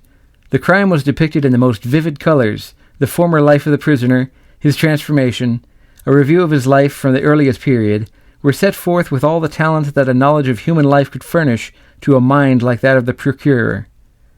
Benedetto was thus forever condemned in public opinion before the sentence of the law could be pronounced. André paid no attention to the successive charges which were brought against him. Monsieur de Villefort, who examined him attentively, and who no doubt practiced upon him all the psychological studies he was accustomed to use, in vain endeavored to make him lower his eyes, notwithstanding the depth and profundity of his gaze. At length the reading of the indictment was ended. "Accused," said the president, "your name and surname." André rose. "Excuse me, Mr. President," he said in a clear voice, "but I see you are going to adopt a course of questions through which I cannot follow you. I have an idea, which I will explain by and by, of making an exception to the usual form of accusation. Allow me, then, if you please, to answer in different order, or I will not do so at all." The astonished president looked at the jury, who in turn looked at Villefort. The whole assembly manifested great surprise, but André appeared quite unmoved. "Your age," said the president. "Will you answer that question?" "I will answer that question, as well as the rest, Mr. President, but in its turn." "Your age," repeated the president. "I am 21 years old, or rather I shall be in a few days, as I was born the night of 27th of September, 1817. Monsieur de Villefort, who was busy taking down some notes, raised his head at the mention of this date. "Where were you born?" continued the president. "At Tituel, near Paris." Monsieur de Villefort a second time raised his head, looked at Benedetto as if he had been gazing at the head of Medusa, and became livid. As for Benedetto, he gracefully wiped his lips with a fine cambric pocket handkerchief. "Your profession?" "First, I was a forger," answered André, as calmly as possible. "Then I became a thief, and lately have become an assassin." A murmur, or rather a storm of indignation, burst from all parts of the assembly. The judges themselves appeared to be stupefied, and the jury manifested tokens of disgust for cynicism so unexpected in a man of fashion. Monsieur de Villefort pressed his hand upon his brow, which, at first pale, had become red and burning. Then he suddenly arose and looked around as though he had lost his senses. He wanted air. "Are you looking for anything, Mr. Procureur?" asked Benedetto, with his most ingratiating smile. Monsieur de Villefort answered nothing, but sat, or rather threw himself down upon his chair. "And now, prisoner, will you consent to tell your name?" said the president. "The brutal affectation with which you have enumerated and classified your crimes calls for a severe reprimand on the part of the court, both in the name of morality and for respect due to humanity. You appear to consider this a point of honor, and it may be for this reason that you have delayed acknowledgment to your name. You wish it to be preceded by all these titles." "It is quite wonderful, Mr. President, how entirely you have read my thoughts," said Benedetto, in his softest voice and his most polite manner. "This is indeed the reason why I begged you to alter the order of the questions." The public astonishment had reached its height. There was no longer any deceit or bravado in the manner of the accused. The audience felt that a startling revelation was to follow this ominous prelude. "Well," said the president, "your name." "I cannot tell you my name, since I do not know it, but I know my father's, and can tell it to you." A painful giddiness overwhelmed Villefort. Great drops of acrid sweat fell from his face upon the papers which he held in his convulsed hand. "Repeat your father's name," said the president. Not a whisper, not a breath was heard in that vast assembly. Everyone waited anxiously. "My father is King's attorney," replied André calmly. "King's attorney?" said the president, stupefied, and without noticing the agitation which spread over the face of Monsieur de Villefort. "King's attorney?" "Yes, and if you wish to know his name, I will tell it. His name is Villefort." The explosion, which had been so long restrained from a feeling of respect to the court of justice, now burst forth like thunder from the breast of all present. The court itself did not seek to restrain the feelings of the audience. The exclamations, the insults addressed to Benedetto, who remained perfectly unconcerned, the energetic gestures, the movements of the gendarmes, the sneers of the scum of the crowd, always sure to rise to the surface in the case of any disturbance, all this lasted 5 minutes before the doorkeepers and magistrates were able to restore silence. In the midst of this tumult, the voice of the president was heard to exclaim, "Are you playing with justice, accused? And do you dare set your fellow citizens an example of disorder, which even in these times has never been equalled?" Several persons hurried up to Monsieur de Villefort, who sat half-bowed in his chair, offering him consolation, encouragement, and protestations of zeal and sympathy. Order was re-established in the hall, except that a few people still moved about and whispered to one another. A lady, it was said, had just fainted, and they had supplied her with a smelling bottle, and she had recovered. During the scene of tumult, André had turned his smiling face towards the assembly. Then, leaning with one hand on the oaken rail of the dock, in the most graceful attitude possible, he said, "Gentlemen, I assure you I had no idea of insulting the court, or of making a useless disturbance in the presence of this honorable assembly. They ask my age, I tell it. They ask where I was born, I answer. They ask my name. I cannot give it, since my parents abandoned me. But though I cannot give my own name, not possessing one, I can tell them my father's. Now I repeat, my father is named Monsieur de Villefort. Now I am ready to prove it." There was an energy, a conviction, and a sincerity in the manner of the young man which silenced the tumult. All eyes were turned for a moment towards the procureur, who sat as motionless as though a thunderbolt had changed him into a corpse. "Gentlemen," said André, commanding silence by his voice and manner, "I owe you the proofs and explanations of what I have said." "But," said the irritated president, "you called yourself Benedetto, declared yourself an orphan, and claimed Corsica as your country." "I said anything I pleased in order that the solemn declaration I have just made should not be withheld, which otherwise would certainly have been the case. I now repeat that I was born at Étoile on the night of the 27th of September, 1817, and that I am a son of procureur, Monsieur de Villefort. Do you wish for any further details? I will give them. I was born in number 28, Rue de la Fontaine, in a room hung with red damask. My father took me in his arms, telling my mother I was dead, wrapped me in a napkin marked with an H and an N, carried me to the garden, where he buried me alive." A shudder ran through the assembly when they saw that the confidence of the prisoner increased in proportion to the terror of Monsieur de Villefort. "But how have you become acquainted with all these details?" asked the president. "I will tell you, Mr. President. A man who had sworn vengeance against my father, and had long watched his opportunity to kill him, had introduced himself that night into the garden in which my father buried me. He was concealed in a thicket. He saw my father bury something in the ground, and stabbed him. Then, thinking the deposit might contain some treasure, he turned up the ground, and found me still alive. The man carried me to the foundling asylum, where I was registered under the number 37. 3 months afterwards, a woman traveled from Rogliano to Paris to fetch me, and having claimed me as her son, carried me away. Thus, you see, though born in Paris, I was brought up in Corsica." There was a moment's silence, during which one could have fancied the hall empty, so profound was the stillness. "Proceed," said the President. "Certainly, I might have lived happily amongst those good people who adored me, but my perverse disposition prevailed over the virtues which my adopted mother endeavoured to instill in my heart. I increased in my wickedness till I committed crime. One day, when I cursed Providence for making me so wicked, and ordained me to such a fate, my adopted father said to me, 'Do not blaspheme, unhappy child. The crime is that of your father, not yours, of your father, who consigned you to hell if you died, and to misery if a miracle preserved you alive.' After that I ceased to blaspheme, but I cursed my father. That is why I have uttered the words for which you blame me. That is why I have filled this whole assembly with horror. If I have committed an additional crime, punish me, but if you will allow that ever since the day of my birth my fate has been sad, bitter, and lamentable, then pity me." "But your mother?" asked the President. "My mother thought me dead. She is not guilty. I did not even wish to know her name, nor do I know it."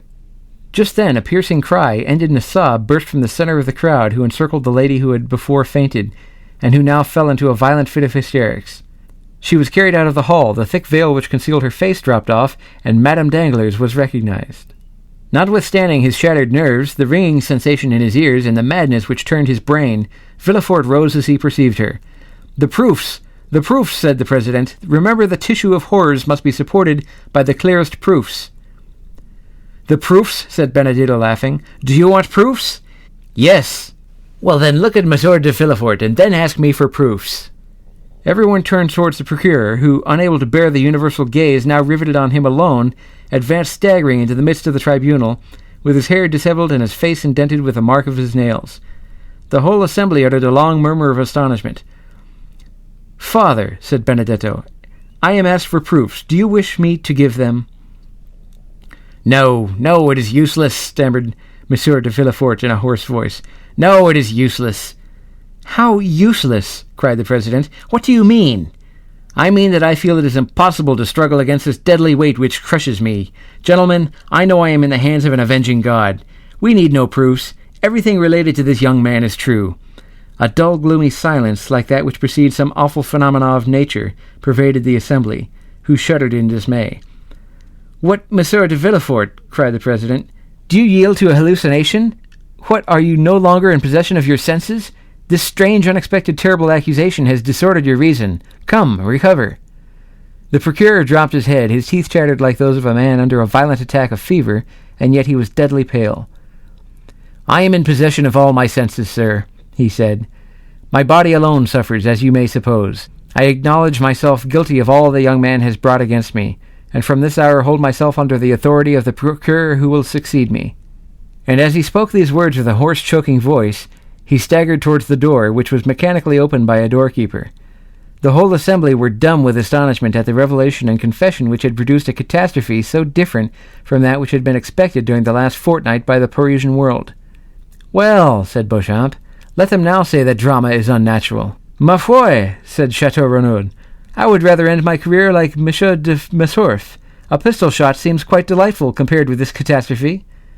"And moreover it kills," said Beauchamp. "And to think that I had an idea of marrying his daughter," said Debray. "She did well to die, poor girl." "The sitting is adjourned, gentlemen," said the President. "Fresh inquiries will be made, and the case will be tried next session by another magistrate." As for André, who was calm and more interesting than ever, he left the hall, escorted by gendarmes, who involuntarily paid him some attention. "Well, what do you think of this, my fine fellow?" asked Debray of the sergeant-at-arms, slipping a louis into his hand. "There will be extenuating circumstances," he replied. End of chapter 110.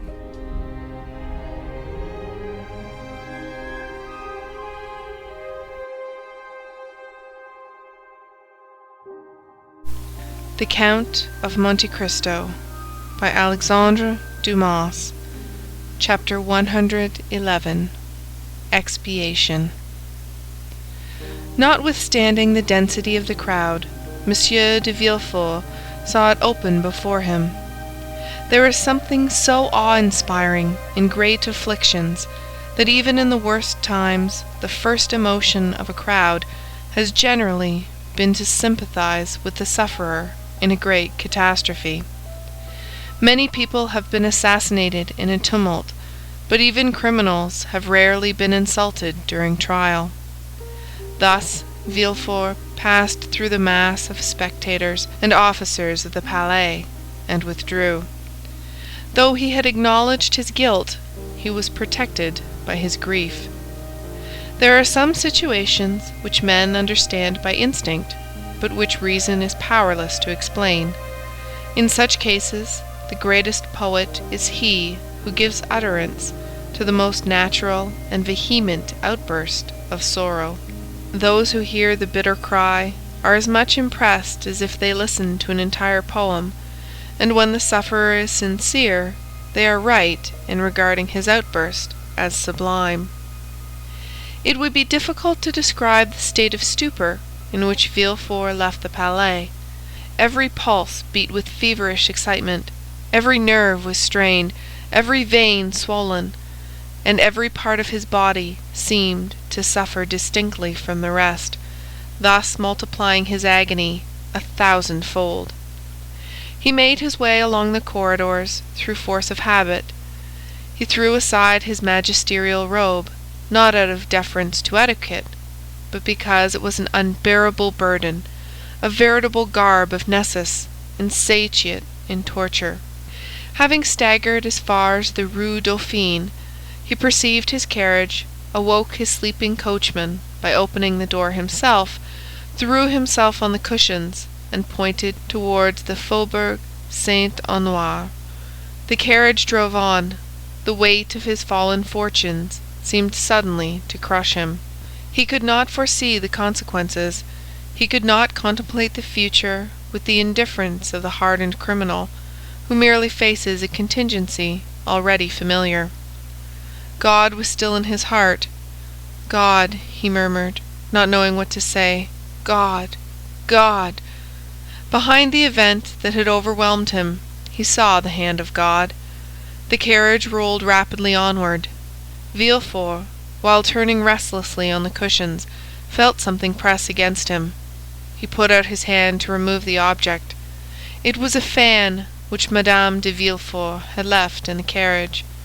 This fan awakened a recollection which darted through his mind like lightning. He thought of his wife. "Oh!"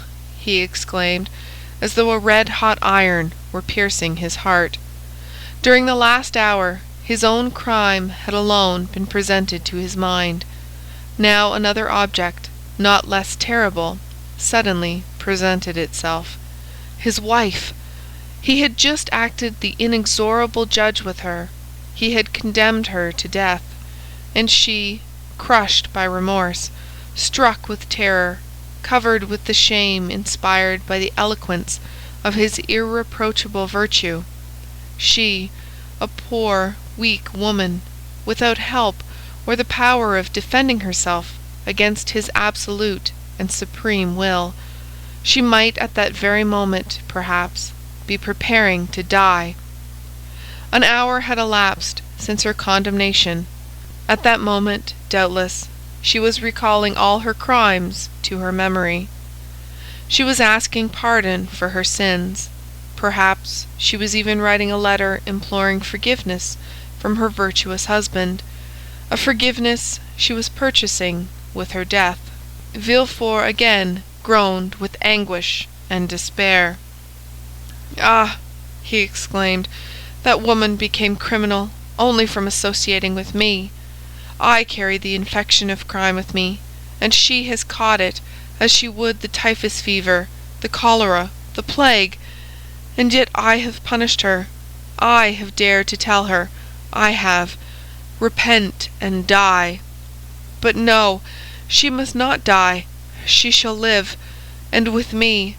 We will flee from Paris and go as far as the earth reaches. I told her of the scaffold.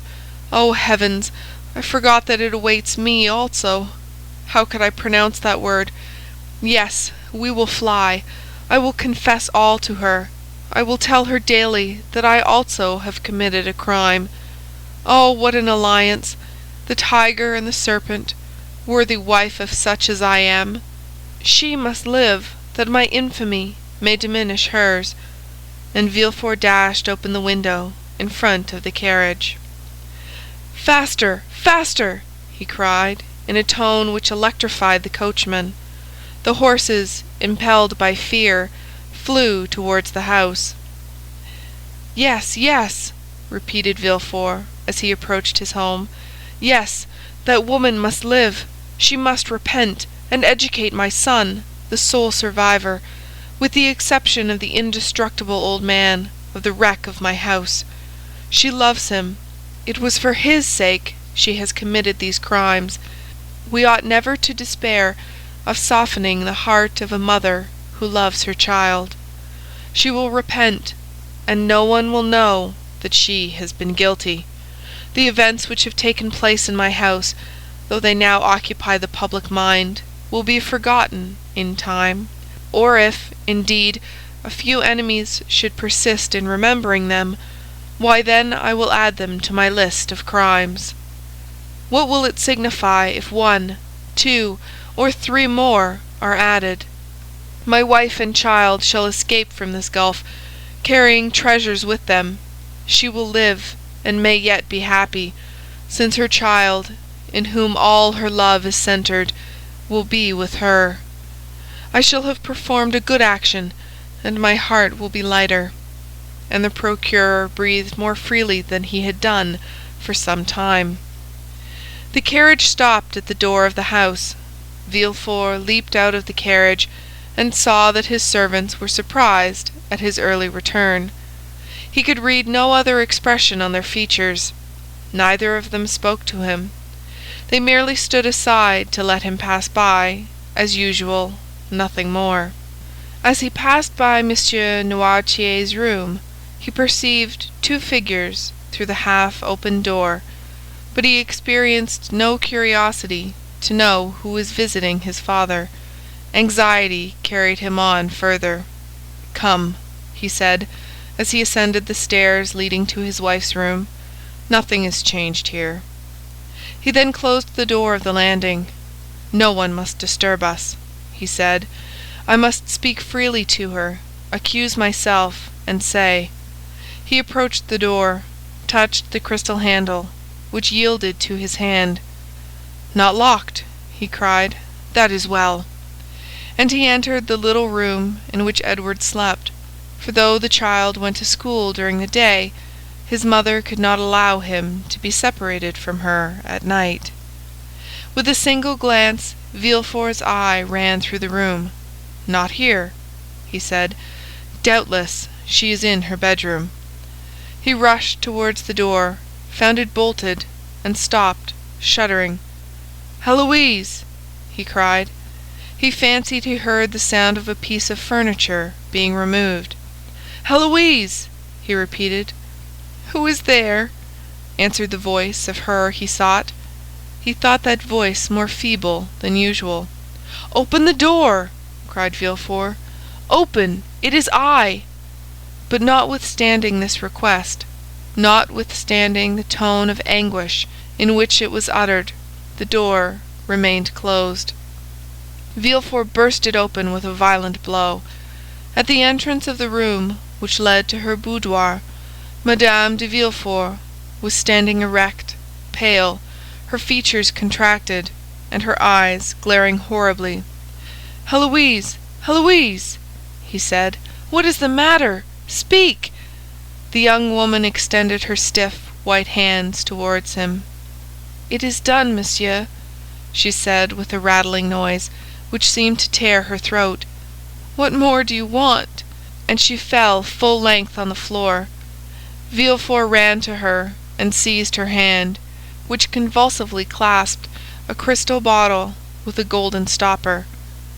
Madame de Villefort was dead. Villefort, maddened with horror, stepped back to the threshold of the door, fixing his eyes on the corpse. "My son!" he exclaimed suddenly. "Where is my son? Edward! Edward!" and he rushed out of the room, still crying, "Edward! Edward!" The name was pronounced in such a tone of anguish that the servants ran up. "Where is my son?" asked Villefort. "Let him be removed from the house, that he may not see—" "Master Edward is not downstairs, sir," replied the valet. "Then he must be playing in the garden. Go and see." "No, sir. Madame de Villefort sent for him half an hour ago. He went into her room, and has not been downstairs since." A cold perspiration burst out on Villefort's brow. His legs trembled, and his thoughts flew about madly in his brain, like the wheels of a disordered watch.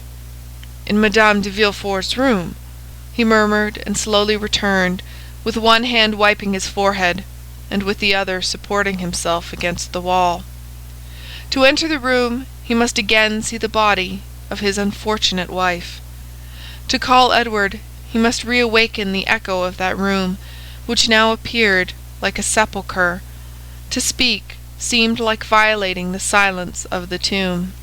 His tongue was paralyzed in his mouth. "Edward!" he stammered. "Edward!" The child did not answer. Where then could he be? If he had entered his mother's room, and not since returned? He stepped forward.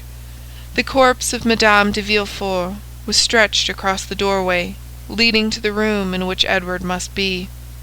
Those glaring eyes seemed to watch over the threshold, and the lips bore the stamp of a terrible and mysterious irony. Through the open door was visible a portion of the boudoir, containing an upright piano and a blue satin couch. Villefort stepped forward 2 or 3 paces, and beheld his child lying, no doubt asleep, on the sofa. The unhappy man uttered an exclamation of joy. A ray of light seemed to penetrate the abyss of despair and darkness.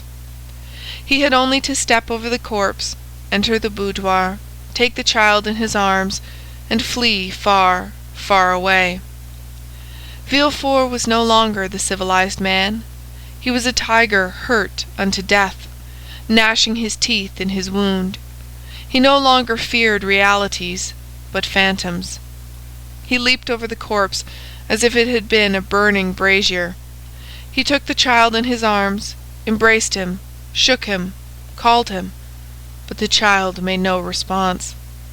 He pressed his burning lips to the cheeks, but they were icy cold and pale. He felt the stiffened limbs. He pressed his hand upon the heart, but it no longer beat. The child was dead. A folded paper fell from Edward's breast. Villefort, thunderstruck, fell upon his knees. The child dropped from his arms and rolled on the floor by the side of its mother. He picked up the paper, and recognizing his wife's writing, ran his eyes rapidly over its contents. It ran as follows: "You know that I was a good mother. Since it was for my son's sake I became criminal. A good mother cannot depart without her son." Villefort could not believe his eyes. He could not believe his reason. He dragged himself towards the child's body, and examined it as a lioness contemplates its dead cub. Then a piercing cry escaped from his breast, and he cried, "Still the hand of God!" The presence of the 2 victims alarmed him. He could not bear solitude shared only by 2 corpses. Until then he had been sustained by rage, by the strength of mind, by despair, by the supreme agony which led the Titans to scale the heavens, and Ajax to defy the gods.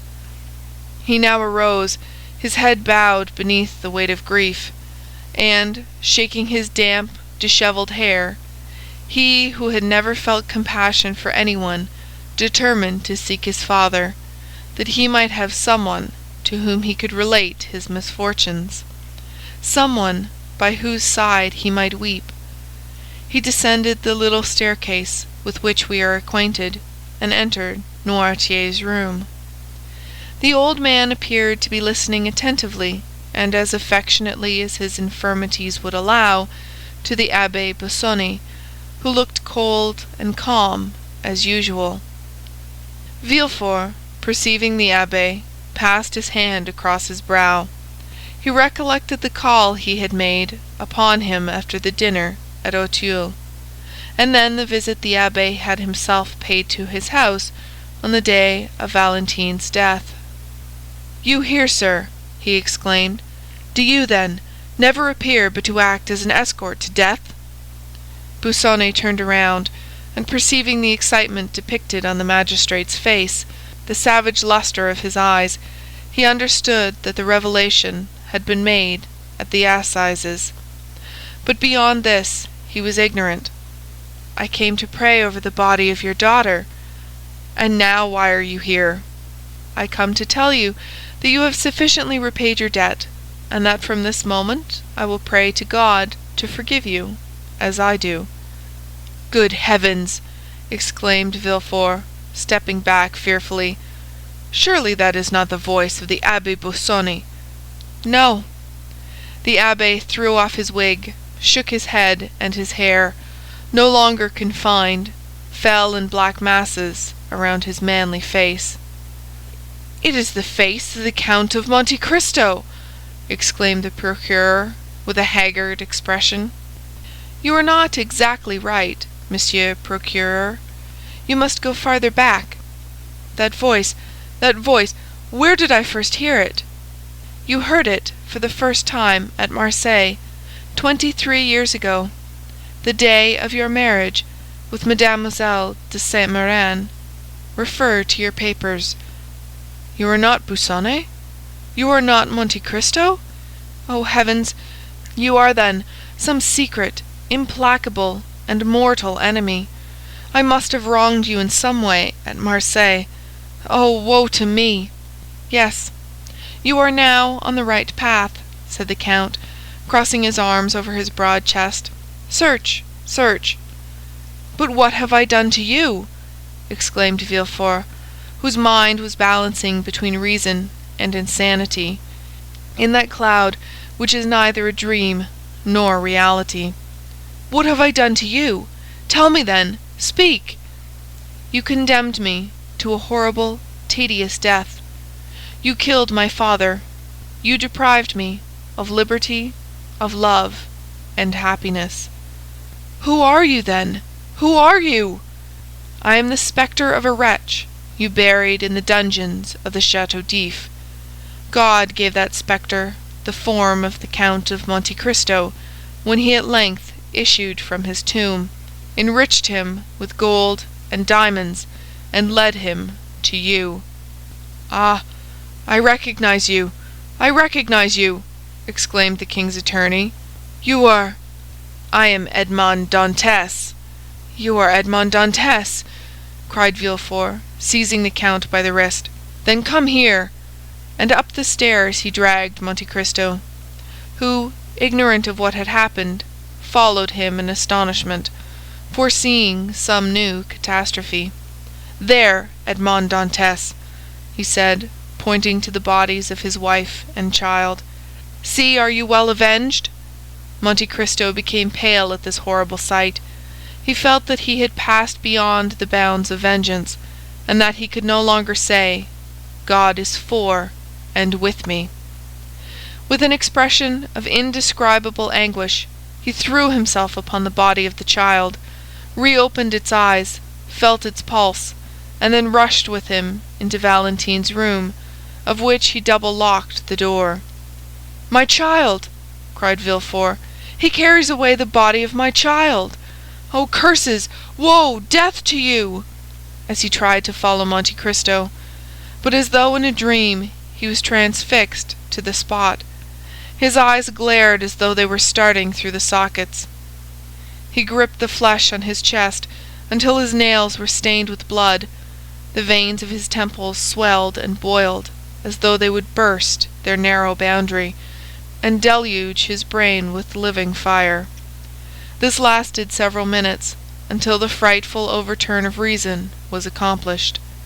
Then, uttering a loud cry, followed by a burst of laughter, he rushed down the stairs. A quarter of an hour afterwards, the door of Valentine's room opened, and Monte Cristo reappeared. Pale, with a dull eye and heavy heart, all the noble features of that face, usually so calm and serene, were overcast by grief.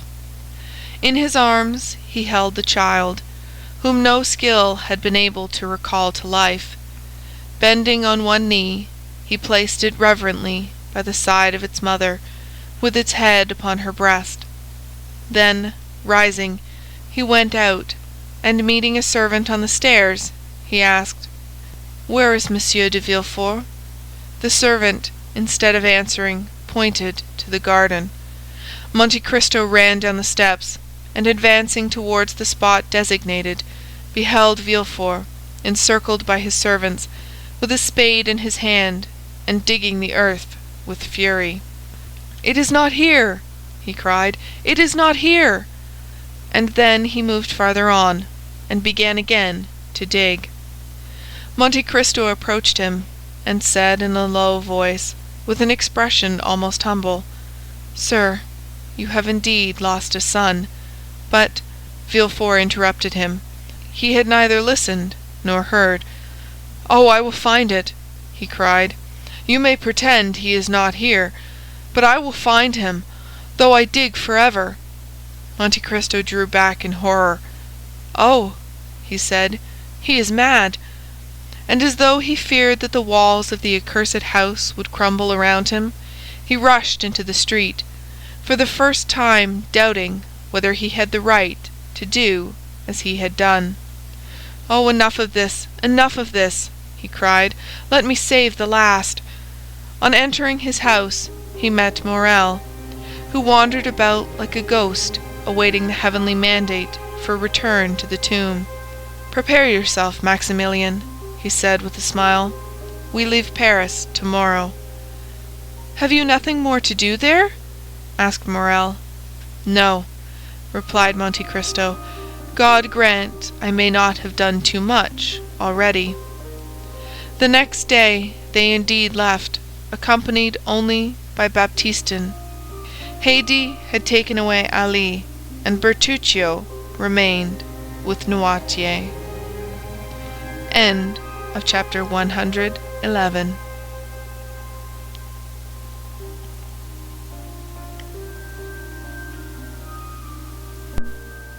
The Count of Monte Cristo by Alexandre Dumas. Chapter 112. The Departure. The recent event formed the theme of conversation throughout all Paris. Emmanuel and his wife conversed with the natural astonishment in their little apartment in the Rue Meslay upon the 3 successive, sudden, and most unexpected catastrophes of Morcerf, Danglars, and Villefort. Maximilien, who was paying them a visit, listened to their conversation, or rather was present at it, plunged in his accustomed state of apathy. "Indeed," said Julie, "might we not almost fancy, Emmanuel, that those people, so rich, so happy but yesterday, had forgotten in their prosperity that an evil genius, like the wicked fairies in Perrault's stories, who present themselves unbidden at a wedding or baptism, hovered over them, and appeared all at once to revenge himself for their fatal neglect." "What a dire misfortune!" said Emmanuel, thinking of Morcerf and Danglars. "What dreadful sufferings!"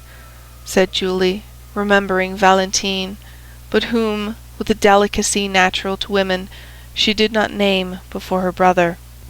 "If the Supreme Being has directed the fatal blow," said Emmanuel, "it must be that he, in his great goodness, has perceived nothing in the past lives of these people to merit mitigation of their awful punishment." "Do you not form a very rash judgment, Emmanuel?" said Julie. "When my father, with a pistol in his hand, was once on the point of committing suicide, had any one then said, 'This man deserves his misery,' would not that person have been deceived?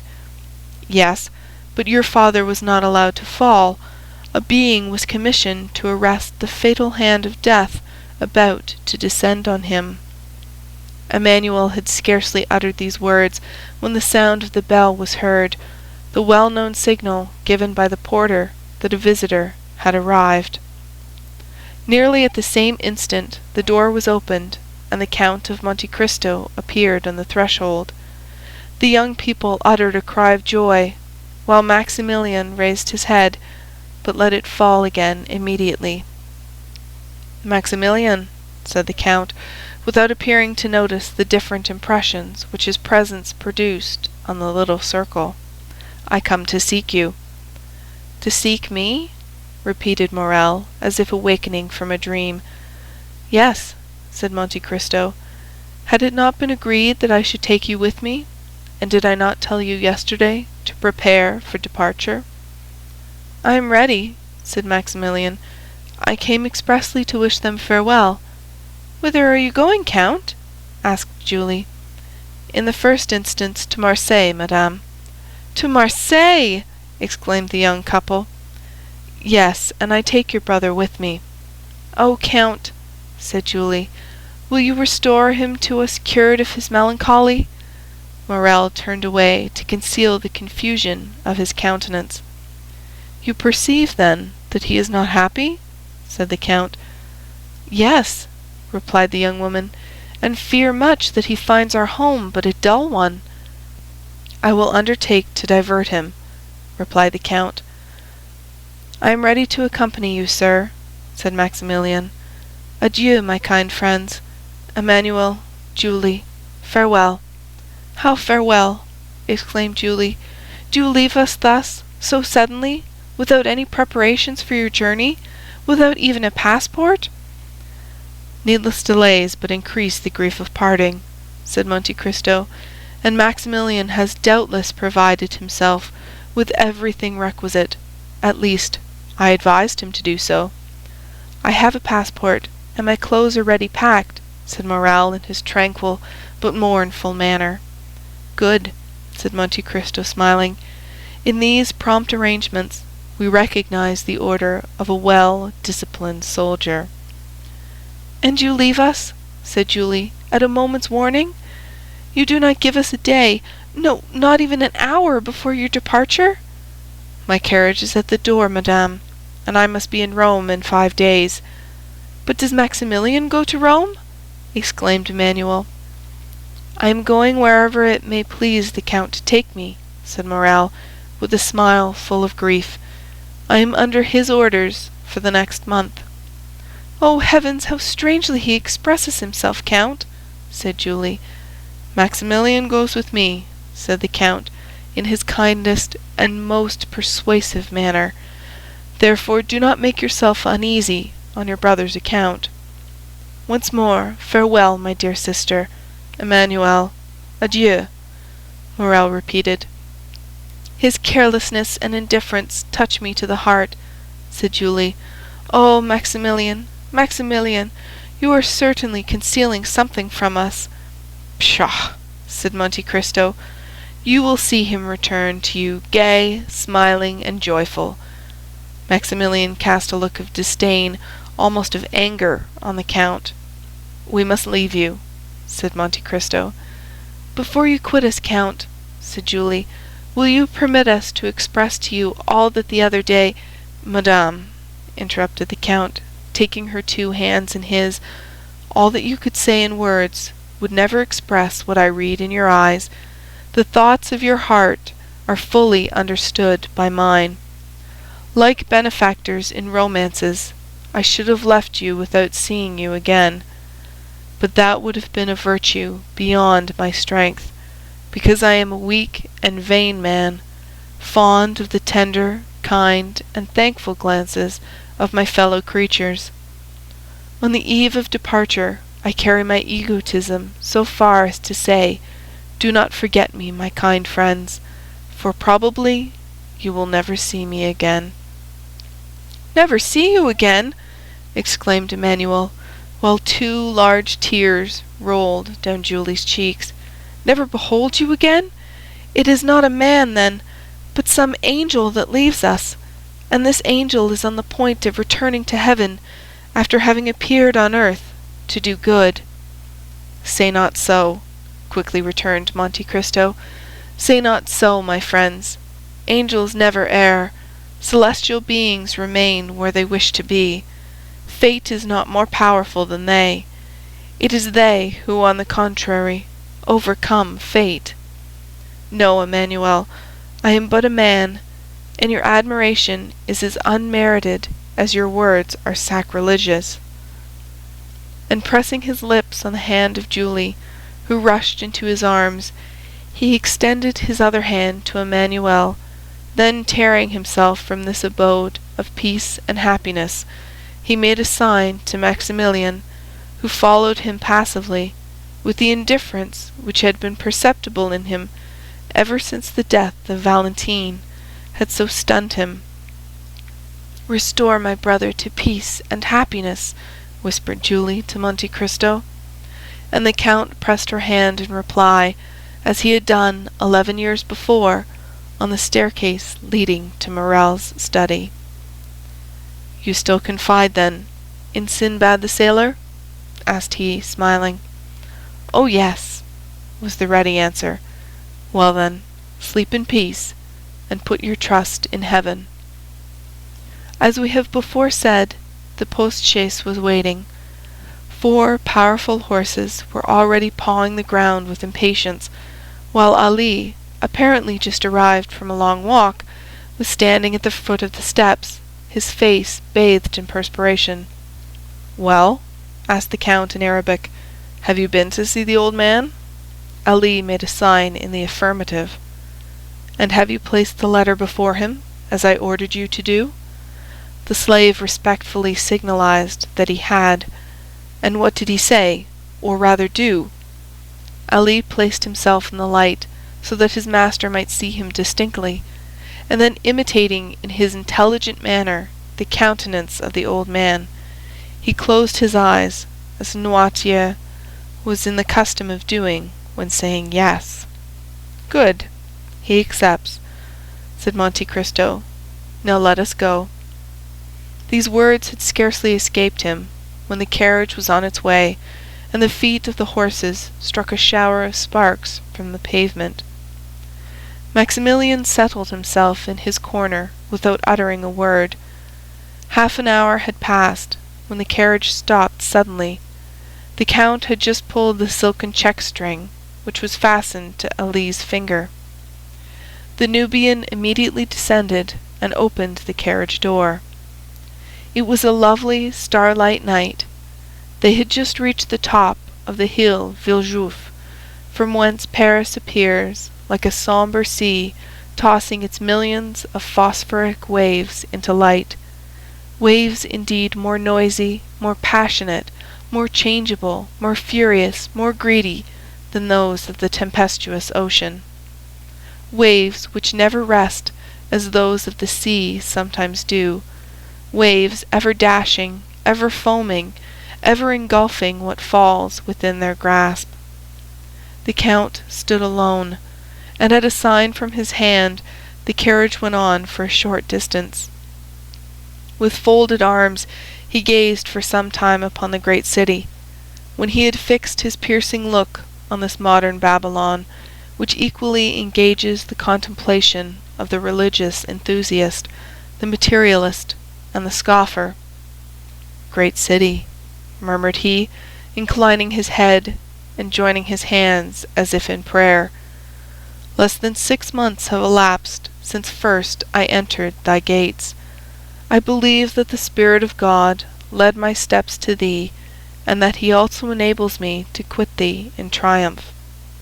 The secret cause of my presence within thy walls I have confided alone to him, who only has had the power to read my heart. God only knows that I retire from thee without pride or hatred, but not without many regrets.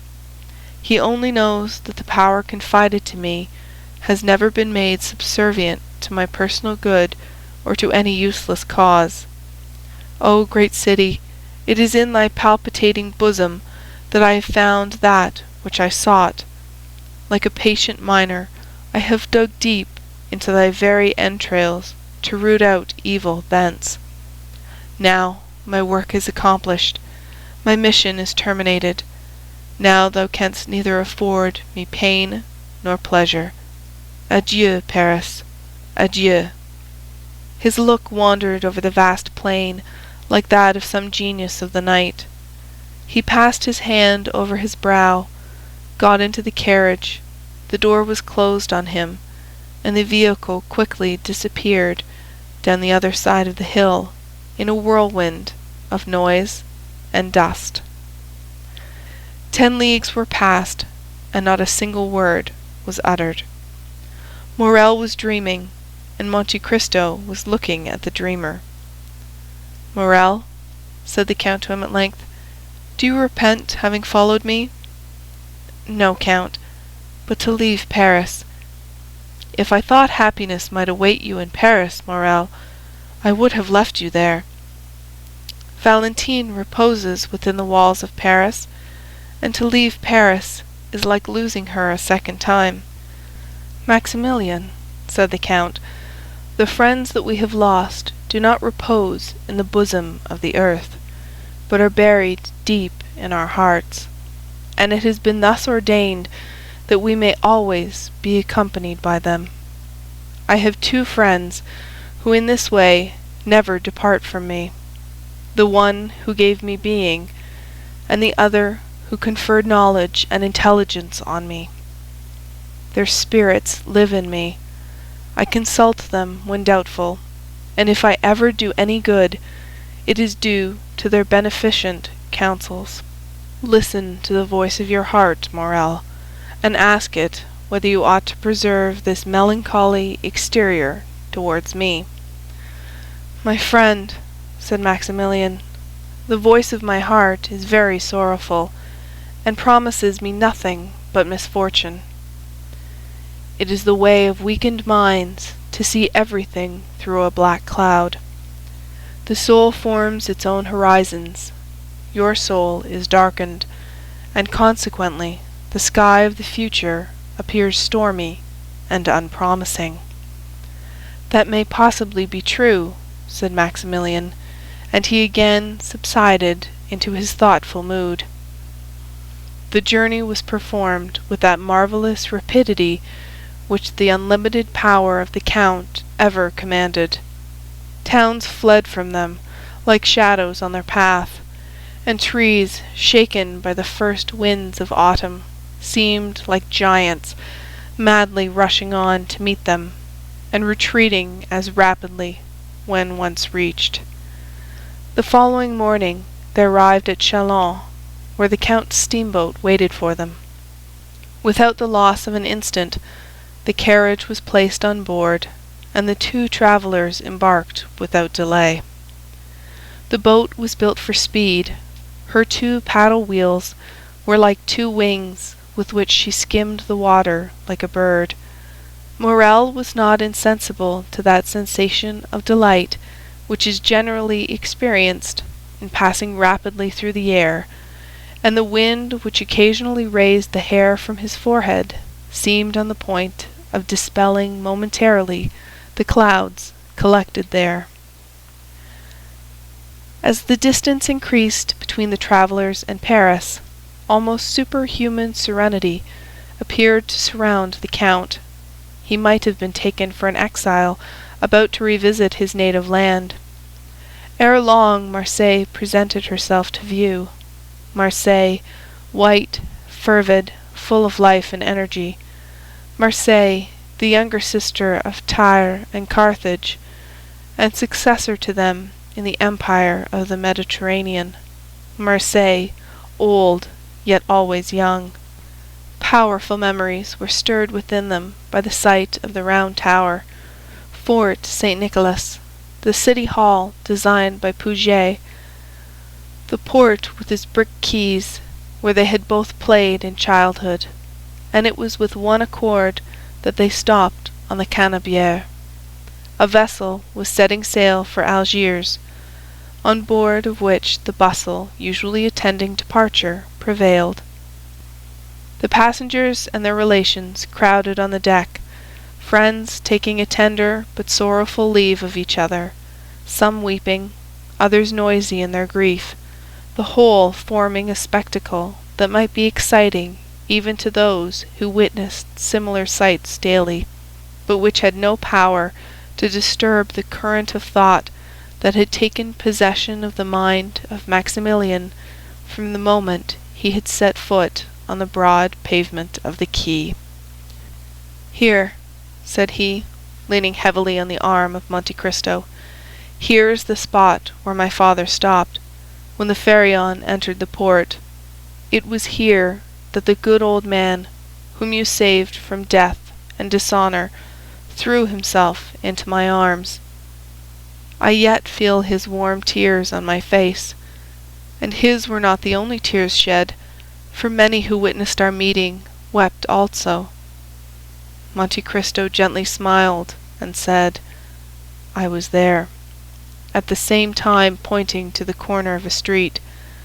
As he spoke, and in the very direction he indicated, a groan, expressive of bitter grief, was heard, and a woman was seen waving her hand to a passenger on board the vessel about to sail.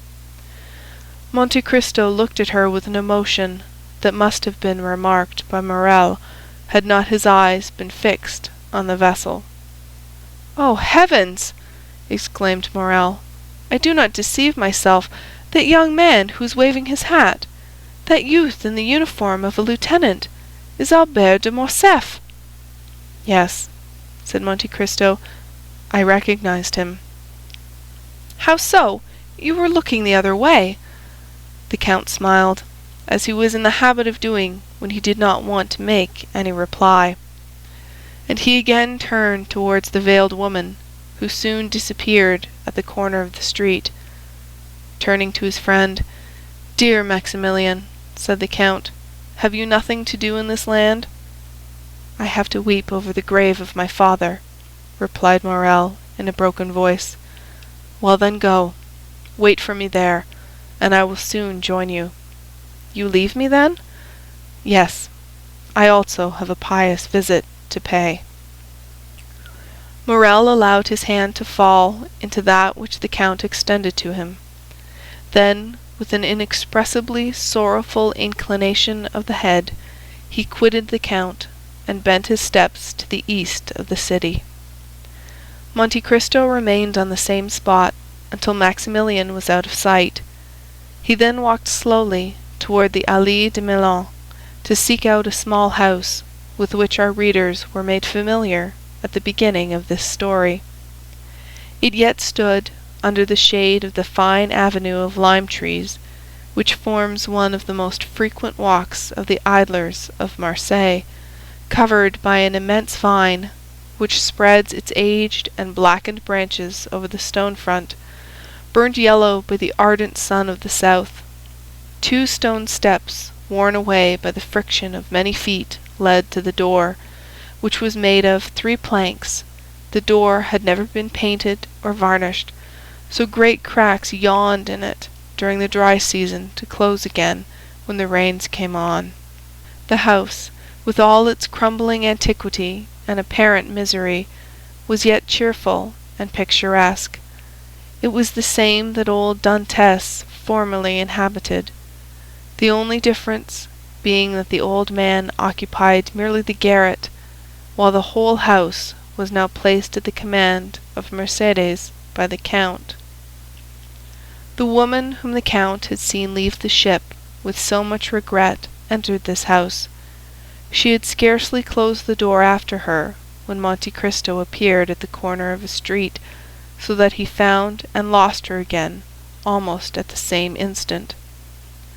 The worn-out steps were old acquaintances of his. He knew better than anyone else how to open that weather-beaten door with the large-headed nail which served to raise the latch within. He entered without knocking, or giving any other intimation of his presence, as if he had been a friend or the master of the place. At the end of a passage paved with bricks was a little garden bathed in sunshine and rich in warmth and light. In this garden Mercédès had found, at the place indicated by the Count, the sum of money which he, through a sense of delicacy, had described as having been placed there 24 years previously. The trees of the garden were easily seen from the steps of the street door. Monte Cristo, on stepping into the house, heard a sigh that was almost a deep sob. He looked in the direction whence it came, and there, under an arbor of Virginia jessamine, with its thick foliage and beautiful long purple flowers, he saw Mercédès seated, with her head bowed and weeping bitterly. She had raised her veil, and with her face hidden by her hands, was giving free scope to the sighs and tears which had been so long restrained by the presence of her son. Monte Cristo advanced a few steps, which were heard on the gravel. Mercédès raised her head, and uttered a cry of terror on beholding a man before her. "Madame," said the Count, "it is no longer in my power to restore you to happiness, but I offer you consolation. Will you deign to accept it as coming from a friend?" "I am indeed most wretched," replied Mercédès. "Alone in the world, I had but my son, and he has left me." "He possesses a noble heart, madame," replied the Count, "and he has acted rightly. He feels that every man owes a tribute to his country. Some contribute their talents, others their industry. These devote their blood, those their nightly labors, to the same cause. Had he remained with you, his life must have become a hateful burden, nor would he have participated in your griefs. He will increase in strength and honor by struggling with adversity, which he will convert into prosperity. Leave him to build up the future for you, and I venture to say you will confide it to safe hands." "Oh," replied the wretched woman, mournfully shaking her head, "the prosperity of which you speak, and which, from the bottom of my heart, I pray God in his mercy to grant him, I can never enjoy. The bitter cup of adversity has been drained by me to the very dregs, and I feel that the grave is not far distant. You have acted kindly, Count, in bringing me back to the place where I have enjoyed so much bliss. I ought to meet death on the same spot where happiness was once all my own." "Alas," said Monte Cristo, "your words sear and embitter my heart, the more so as you have every reason to hate me. I have been the cause of all your misfortunes, but why do you pity instead of blaming me? You render me still more unhappy." "Hate you! Blame you! You, Edmond! Hate, reproach the man that has spared my son's life? For was it not your fatal and sanguinary intention to destroy that son of whom Monsieur de Morcerf was so proud? Oh, look at me closely, and discover if you can even the semblance of a reproach in me." The Count looked up and fixed his eyes on Mercédès, who arose partly from her seat and extended both her hands towards him. "Oh, look at me," continued she, with a feeling of profound melancholy. "My eyes no longer dazzle by their brilliancy, for the time has long fled since I used to smile on Edmond Dantès, who anxiously looked out for me from the window of yonder garret, then inhabited by his old father. Years of grief have created an abyss between those days and the present. I neither reproach you nor hate you, my friend. Oh no, Edmond, it is myself that I blame, myself that I hate. Oh, miserable creature that I am!" cried she, clasping her hands and raising her eyes to heaven. "I once possessed piety, innocence, and love, the three ingredients of the happiness of angels, and now what am I?" Monte Cristo approached her, and silently took her hand. "No," said she, withdrawing it gently. "No, my friend, touch me not.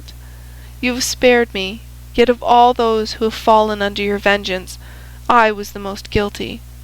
They were influenced by hatred, by avarice, and by self-love, but I was base, and for want of courage acted against my judgment.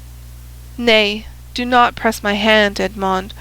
You are thinking, I am sure, of some kind speech to console me. But do not utter it to me. Reserve it for others more worthy of your kindness.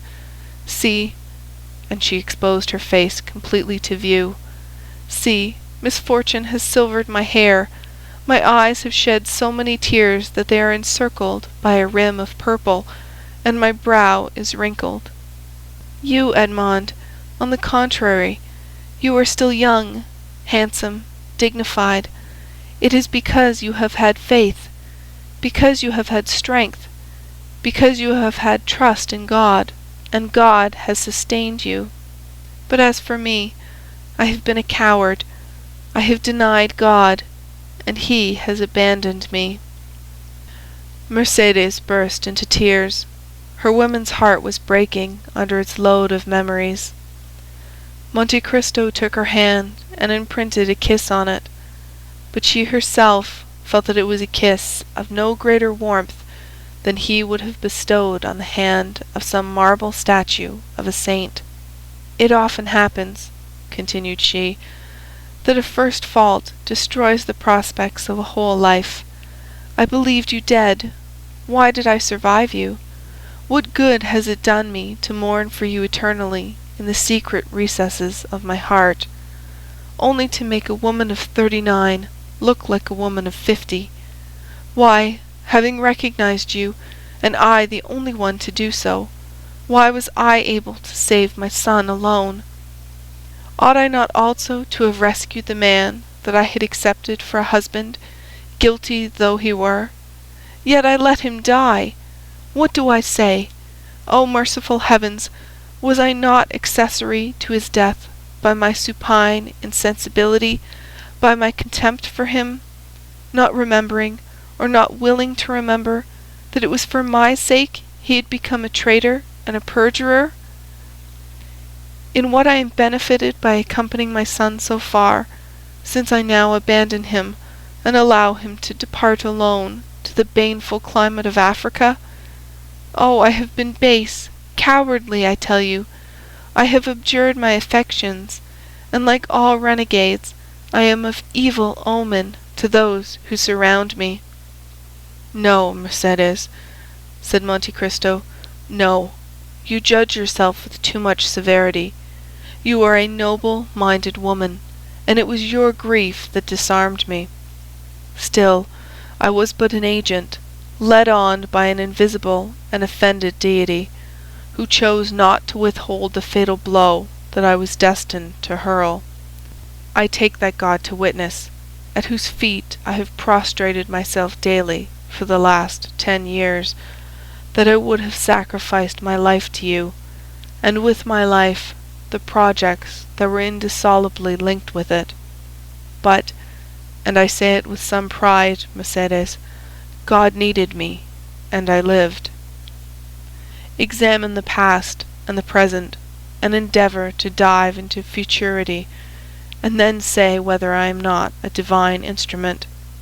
The most dreadful misfortunes, the most frightful sufferings, the abandonment of all those who loved me, the persecution of those who did not know me, formed the trials of my youth, when suddenly, from captivity, solitude, misery, I was restored to light and liberty, and became the possessor of a fortune so brilliant, so unbounded, so unheard of, that I must have been blind not to be conscious that God had endowed me with it to work out his own great designs. From that time I looked upon this fortune as something confided to me for an especial purpose. Not a thought was given to a life which you once, Mercedes, had the power to render blissful. Not 1 hour of peaceful calm was mine, but I felt myself driven on like an exterminating angel, like adventurous captains about to embark on some enterprise full of danger. I laid in my provisions, I loaded my weapons, I collected every means of attack and defence. I injured my body to the most violent exercises, my soul to the bitterest trials. I taught my arm to slay, my eyes to behold excruciating sufferings, and my mouth to smile at the most horrid spectacles. Good-natured, confiding, and forgiving as I had been, I became revengeful, cunning, and wicked, or rather, immovable as fate. Then I launched out into the path that was open to me. I overcame every obstacle and reached the goal. But woe to those who stood in my pathway. Enough, said Mercédès. Enough, Edmond.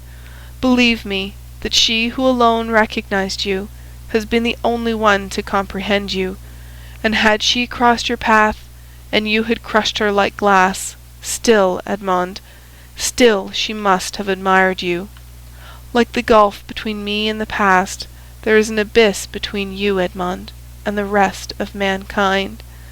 And I tell you freely that the comparison I draw between you and other men will ever be one of my greatest tortures.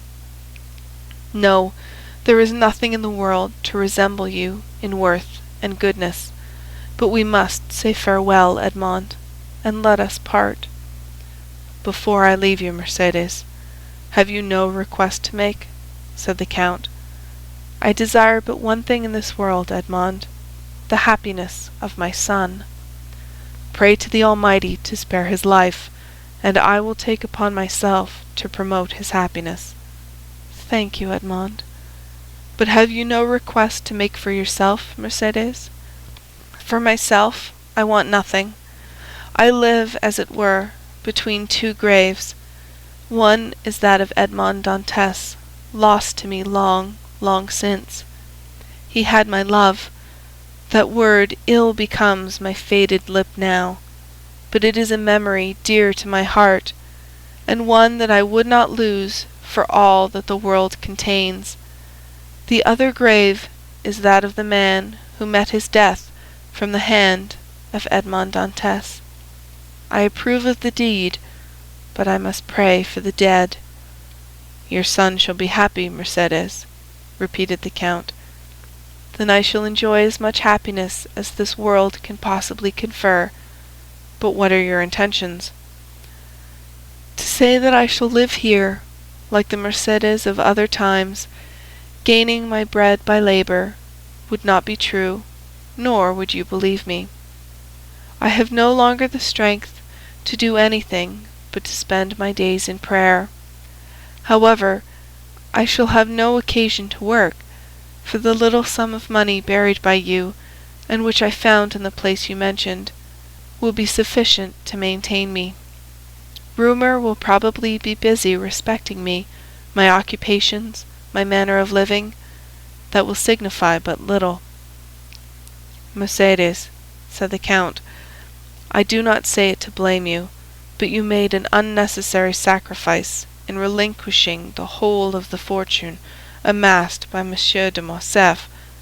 Half of it at least by right belonged to you, in virtue of your vigilance and economy. I perceive what you are intending to propose to me, but I cannot accept it, Edmond. My son would not permit it. Nothing shall be done without the full approbation of Albert de Morcerf. I will make myself acquainted with his intentions, and will submit to them. But if he be willing to accept my offers, will you oppose them? You well know, Edmond, that I am no longer a reasoning creature. I have no will, unless it be the will never to decide. I have been so overwhelmed by the many storms that have broken over my head, that I am become passive in the hands of the Almighty, like a sparrow in the talons of an eagle. I live because it is not ordained for me to die. If succor be sent to me, I will accept it. Ah, madame, said Monte Cristo, you should not talk thus. It is not so we should evince our resignation to the will of heaven. On the contrary, we are all free agents. Alas, exclaimed Mercédès, if it were so, if I possessed free will, but without the power to render that will efficacious, it would drive me to despair." Monte Cristo dropped his head and shrank from the vehemence of her grief. "Will you not even say you will see me again?" he asked. "On the contrary, we shall meet again," said Mercédès, pointing to heaven with solemnity. "I tell you so to prove to you that I still hope." And after pressing her own trembling hand upon that of the Count, Mercédès rushed up the stairs and disappeared. Monte Cristo slowly left the house and turned towards the quay. But Mercédès did not witness his departure, although she was seated at the little window of the room which had been occupied by old Dantès. Her eyes were straining to see the ship which was carrying her son over the vast sea. But still her voice involuntarily murmured softly, "Edmond, Edmond, Edmond." End of chapter 112.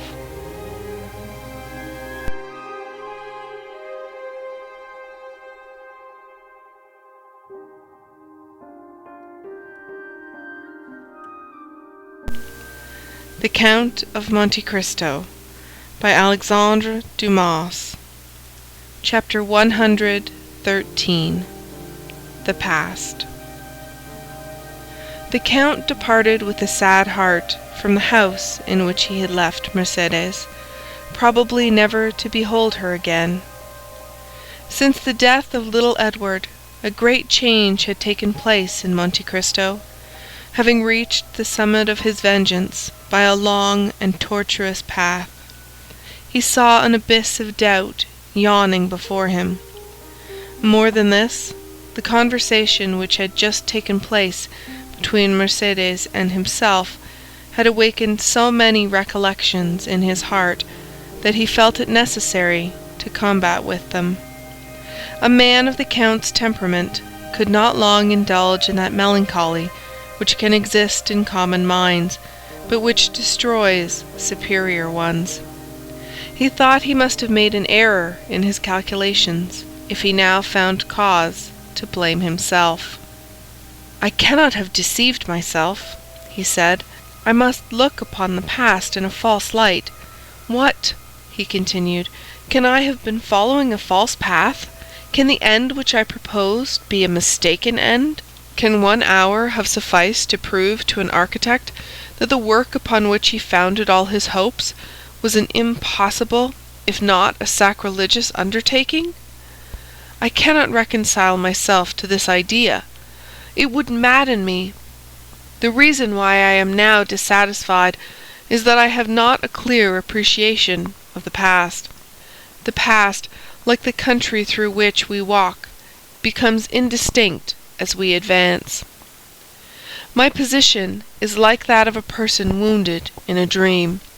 He feels the wound, though he cannot recollect when he received it. Come then, thou regenerate man, thou extravagant prodigal, thou awakened sleeper, thou all-powerful visionary, thou invincible millionaire. Once again, review thy past life of starvation and wretchedness. Revisit the scenes where fate and misfortune conducted, and where despair received thee. Too many diamonds, too much gold and splendor are now reflected by the mirror in which Monte Cristo seeks to behold Dantès. Hide thy diamonds, bury thy gold, shroud thy splendor. Exchange riches for poverty, liberty for a prison, a living body for a corpse. As he thus reasoned, Monte Cristo walked down the Rue de la Casserie. It was the same through which, 24 years ago, he had been conducted by a silent and nocturnal guard. The houses, today so smiling and animated, were on that night dark, mute, and closed. "And yet they were the same," murmured Monte Cristo, "only now it is broad daylight instead of night. It is the sun which brightens the place, and makes it appear so cheerful."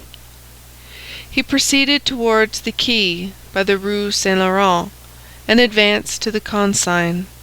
It was the point where he had embarked. A pleasure boat with striped awning was going by. Monte Cristo called the owner, who immediately rowed up to him with the eagerness of a boatman hoping for a good fare. The weather was magnificent, and the excursion a treat. The sun, red and flaming, was sinking into the embrace of the welcoming ocean.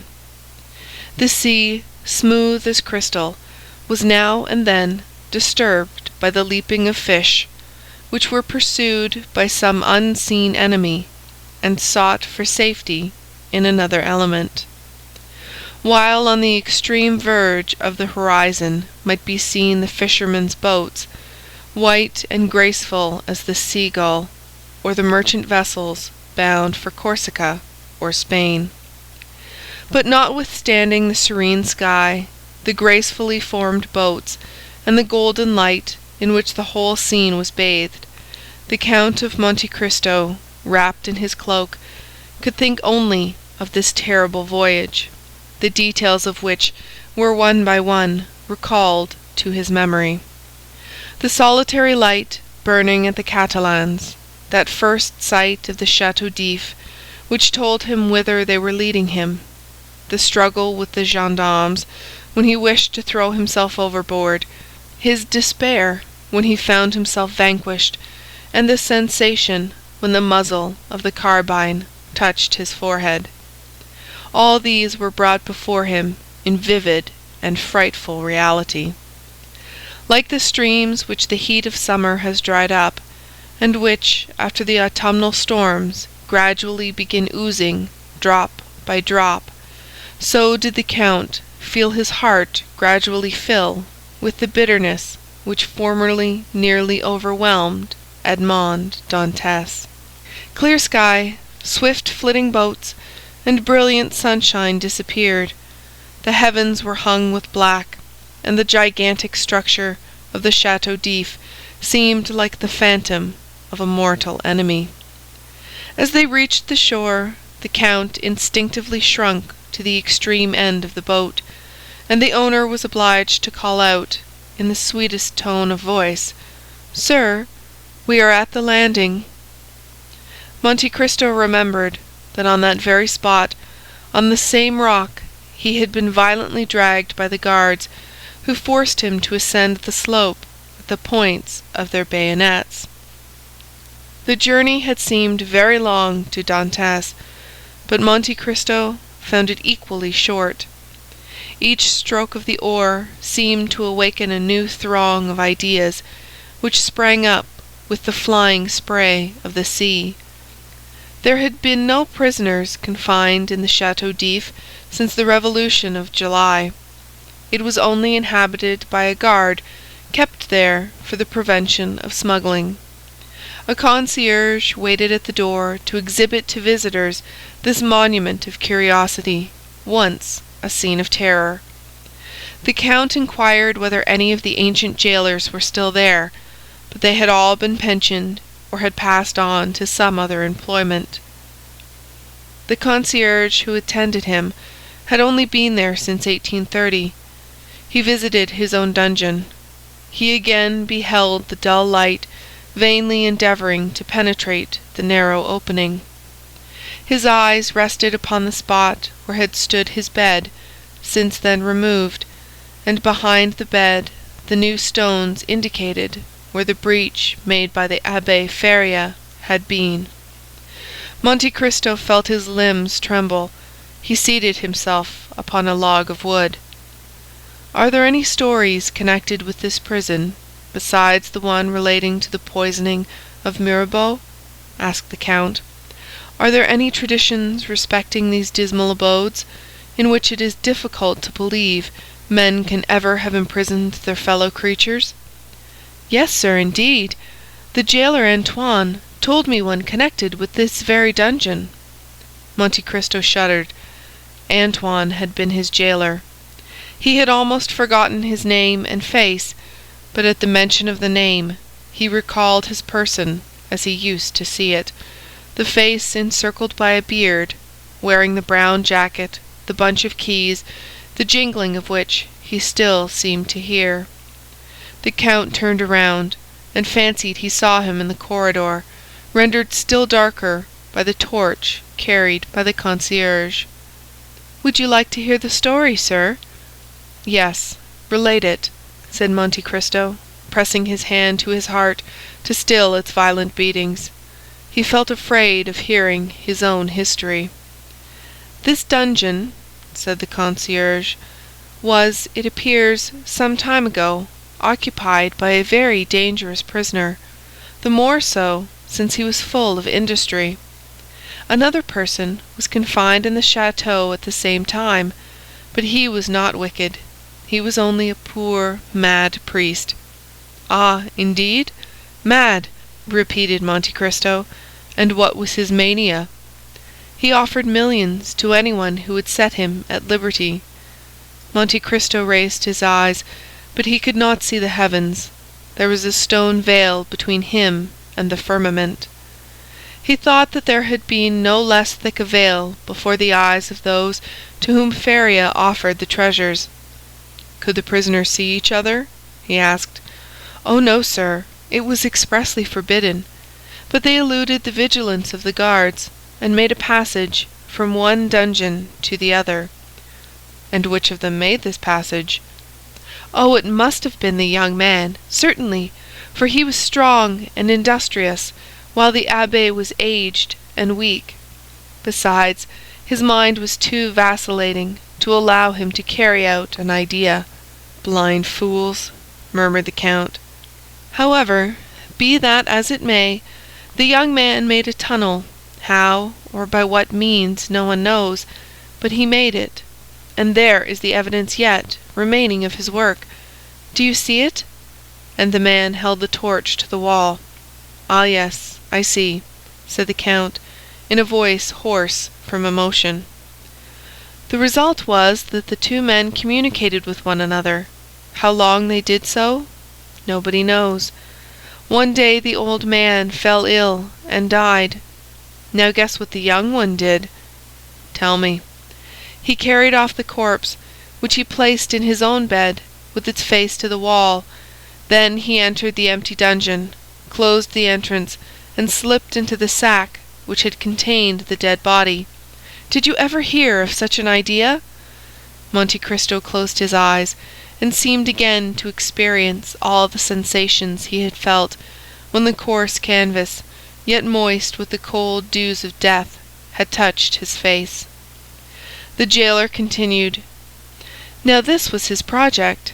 He fancied that they buried the dead at the Château d'If, and imagining they would not expend much labor on the grave of a prisoner, he calculated on raising the earth with his shoulders. But unfortunately their arrangements at the château frustrated his projects. They never buried the dead. They merely attached a heavy cannon-ball to the feet, and then threw them into the sea. This is what was done. The young man was thrown from the top of the rock. The corpse was found on the bed next day, and the whole truth was guessed, for the men who performed the office then mentioned what they had not dared to speak of before, that at the moment the corpse was thrown into the deep, they heard a shriek, which was almost immediately stifled by the water in which it disappeared. The Count breathed with difficulty. The cold drops ran down his forehead, and his heart was full of anguish. "No," he muttered, "the doubt I felt was but the commencement of forgetfulness. But here the wound reopens, and the heart again thirsts for vengeance. And the prisoner," he continued aloud, "was he ever heard of afterwards?" "Oh, no, of course not. You can understand that one of two things must have happened.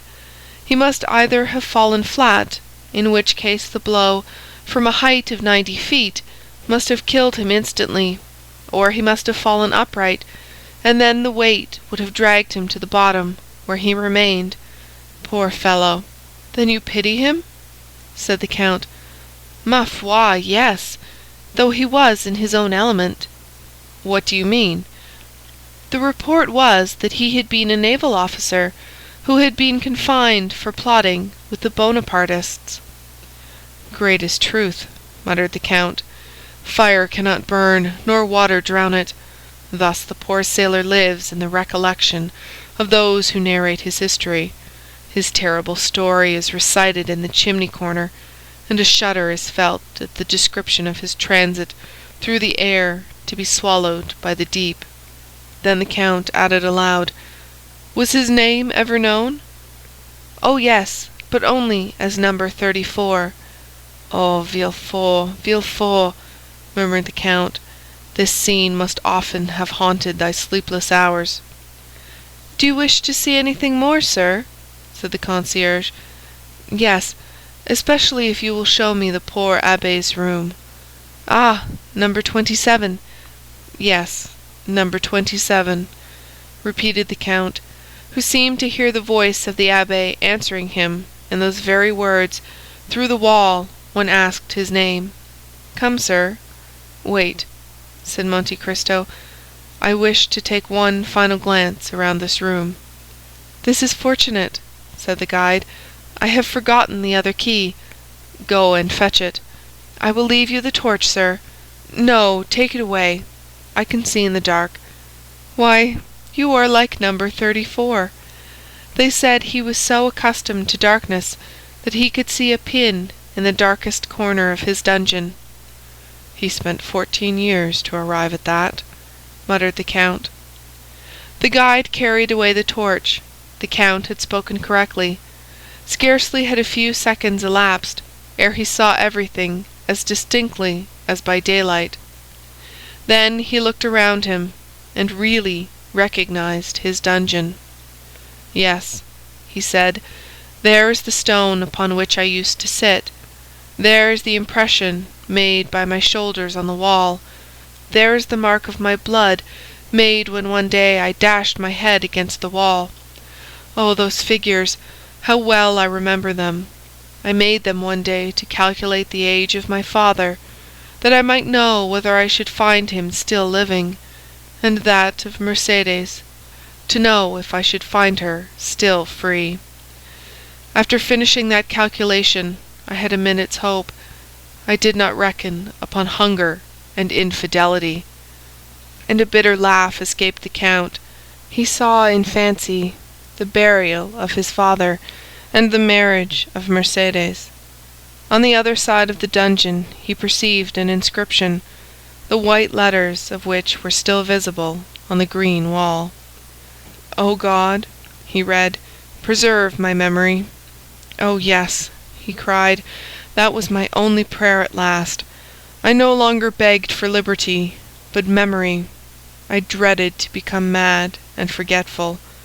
O God, thou hast preserved my memory. I thank thee, I thank thee." At this moment the light of the torch was reflected on the wall. The guide was coming. Monte Cristo went to meet him. "Follow me, sir." And without ascending the stairs, the guide conducted him by a subterraneous passage to another entrance. There again Monte Cristo was assailed by a multitude of thoughts. The first thing that met his eye was the meridian, drawn by the abbé on the wall, by which he calculated the time. Then he saw the remains of the bed on which the poor prisoner had died. The sight of this, instead of exciting the anguish experienced by the Count in the dungeon, filled his heart with a soft and grateful sentiment, and tears fell from his eyes. "This is where the mad abbé was kept, sir, and that is where the young man entered." And the guide pointed to the opening, which had remained unclosed.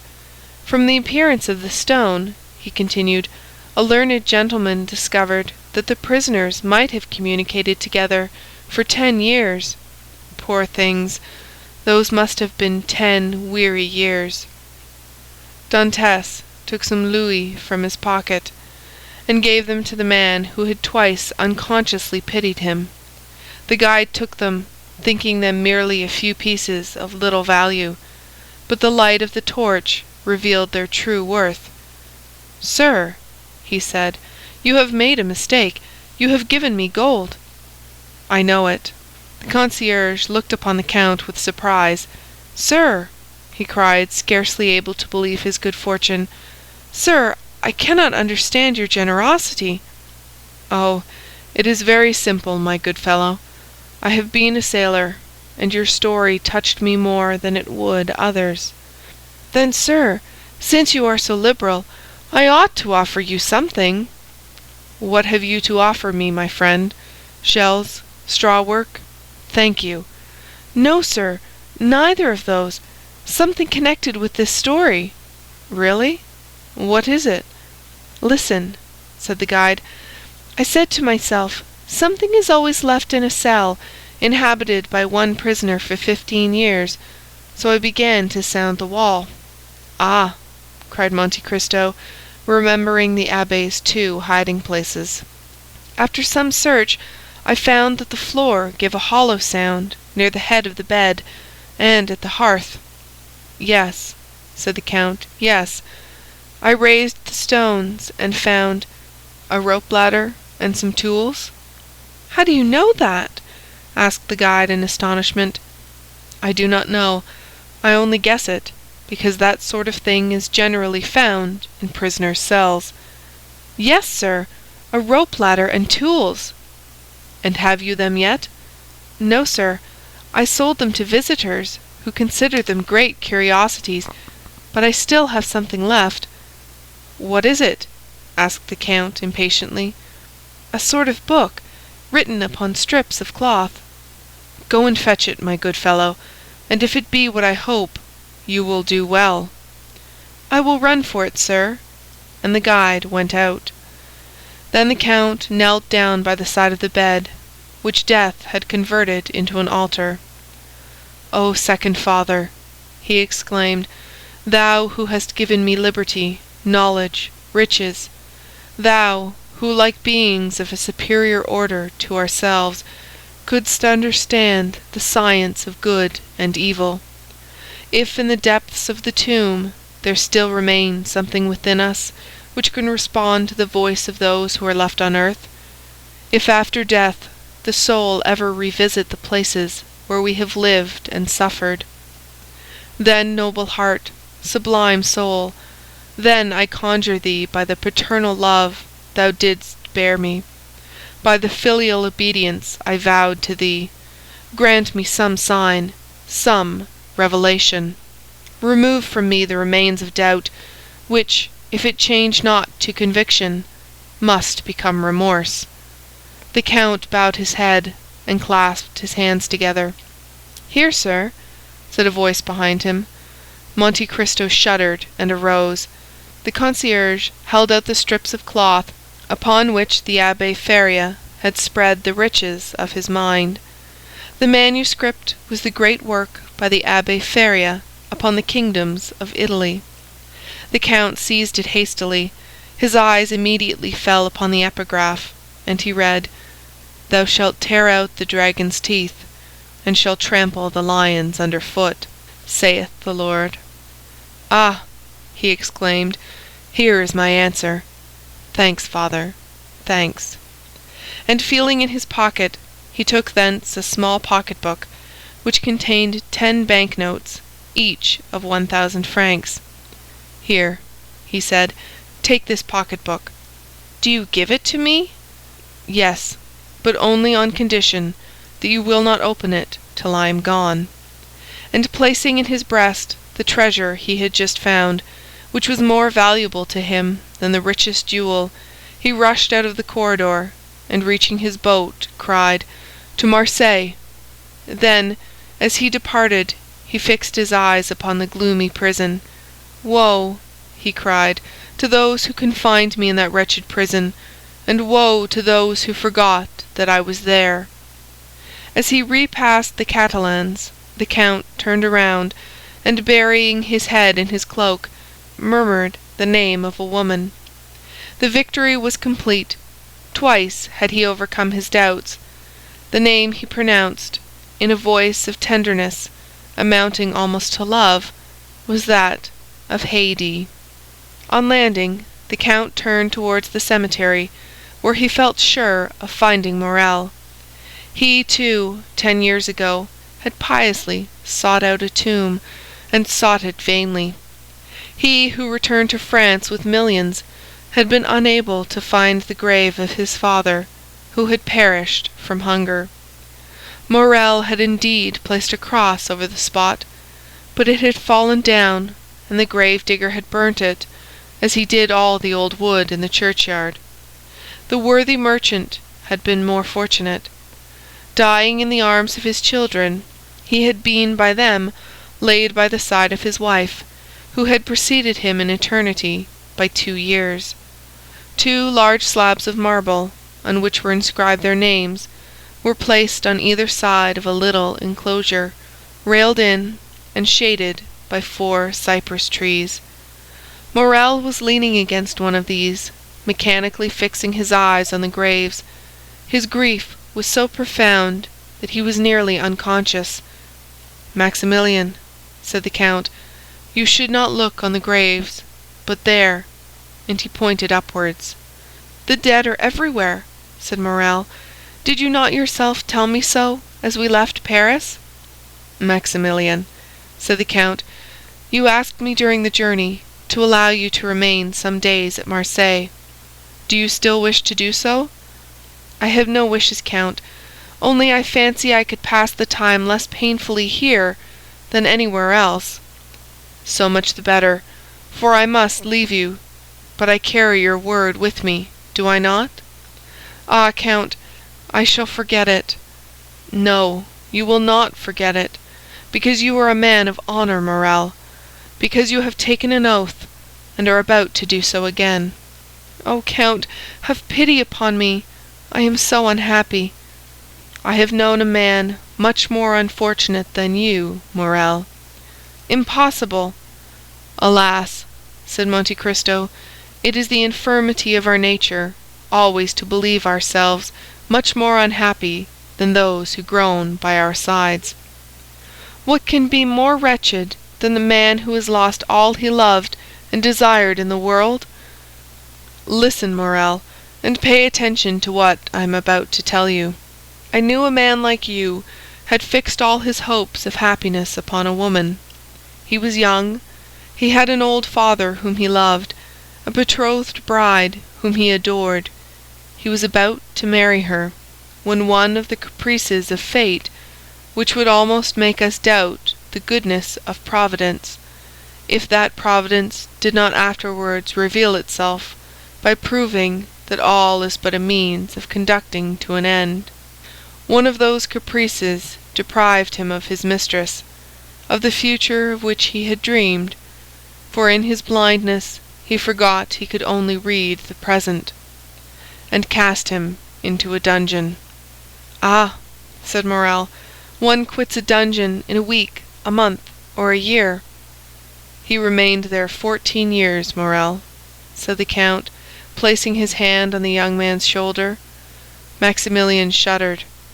"14 years!" he muttered. 14 years," repeated the Count. "During that time he had many moments of despair. He also, Morel, like you, considered himself the unhappiest of men." "Well?" asked Morel. "Well, at the height of his despair, God assisted him through human means. At first, perhaps, he did not recognize the infinite mercy of the Lord, but at last he took patience and waited. One day he miraculously left the prison, transformed, rich, powerful. His first cry was for his father, but that father was dead." "My father, too, is dead," said Morel. "Yes, but your father died in your arms, happy, respected, rich, and full of years. His father died poor, despairing, almost doubtful of Providence. And when his son sought his grave 10 years afterwards, his tomb had disappeared, and no one could say, 'There sleeps the father you so well loved.'" "Oh!" exclaimed Morel. "He was, then, a more unhappy son than you, Morel, for he could not even find his father's grave." "But then he had the woman he loved still remaining?" "You are deceived, Morel. That woman—" "She was dead?" Worse than that, she was faithless, and had married one of the persecutors of her betrothed. You see, then, Morel, that he was a more unhappy lover than you. And has he found consolation? He has at last found peace. And does he ever expect to be happy? He hopes so, Maximilian. The young man's head fell on his breast. You have my promise, he said, after a minute's pause, extending his hand to Monte Cristo. Only remember, on the 5th of October, Morel, I shall expect you at the island of Monte Cristo. On the 4th, a yacht will wait for you in the port of Bastia. It will be called the Eurus. You will give your name to the captain, who will bring you to me. It is understood, is it not? But, Count, do you remember that the 5th of October— Child, replied the Count, not to know the value of a man's word, I have told you 20 times that if you wish to die on that day, I will assist you. Morel, farewell. Do you leave me? Yes, I have business in Italy. I leave you alone with your misfortunes, and with hope, Maximilian. When do you leave? Immediately. The steamer waits, and in an hour I shall be far from you. Will you accompany me to the harbor, Maximilian? I am entirely yours, Count. Morel accompanied the Count to the harbor. The white steam was ascending like a plume of feathers from the black chimney. The steamer soon disappeared, and in an hour afterwards, as the Count had said, was scarcely distinguishable in the horizon amidst the fogs of the night. End of chapter 113.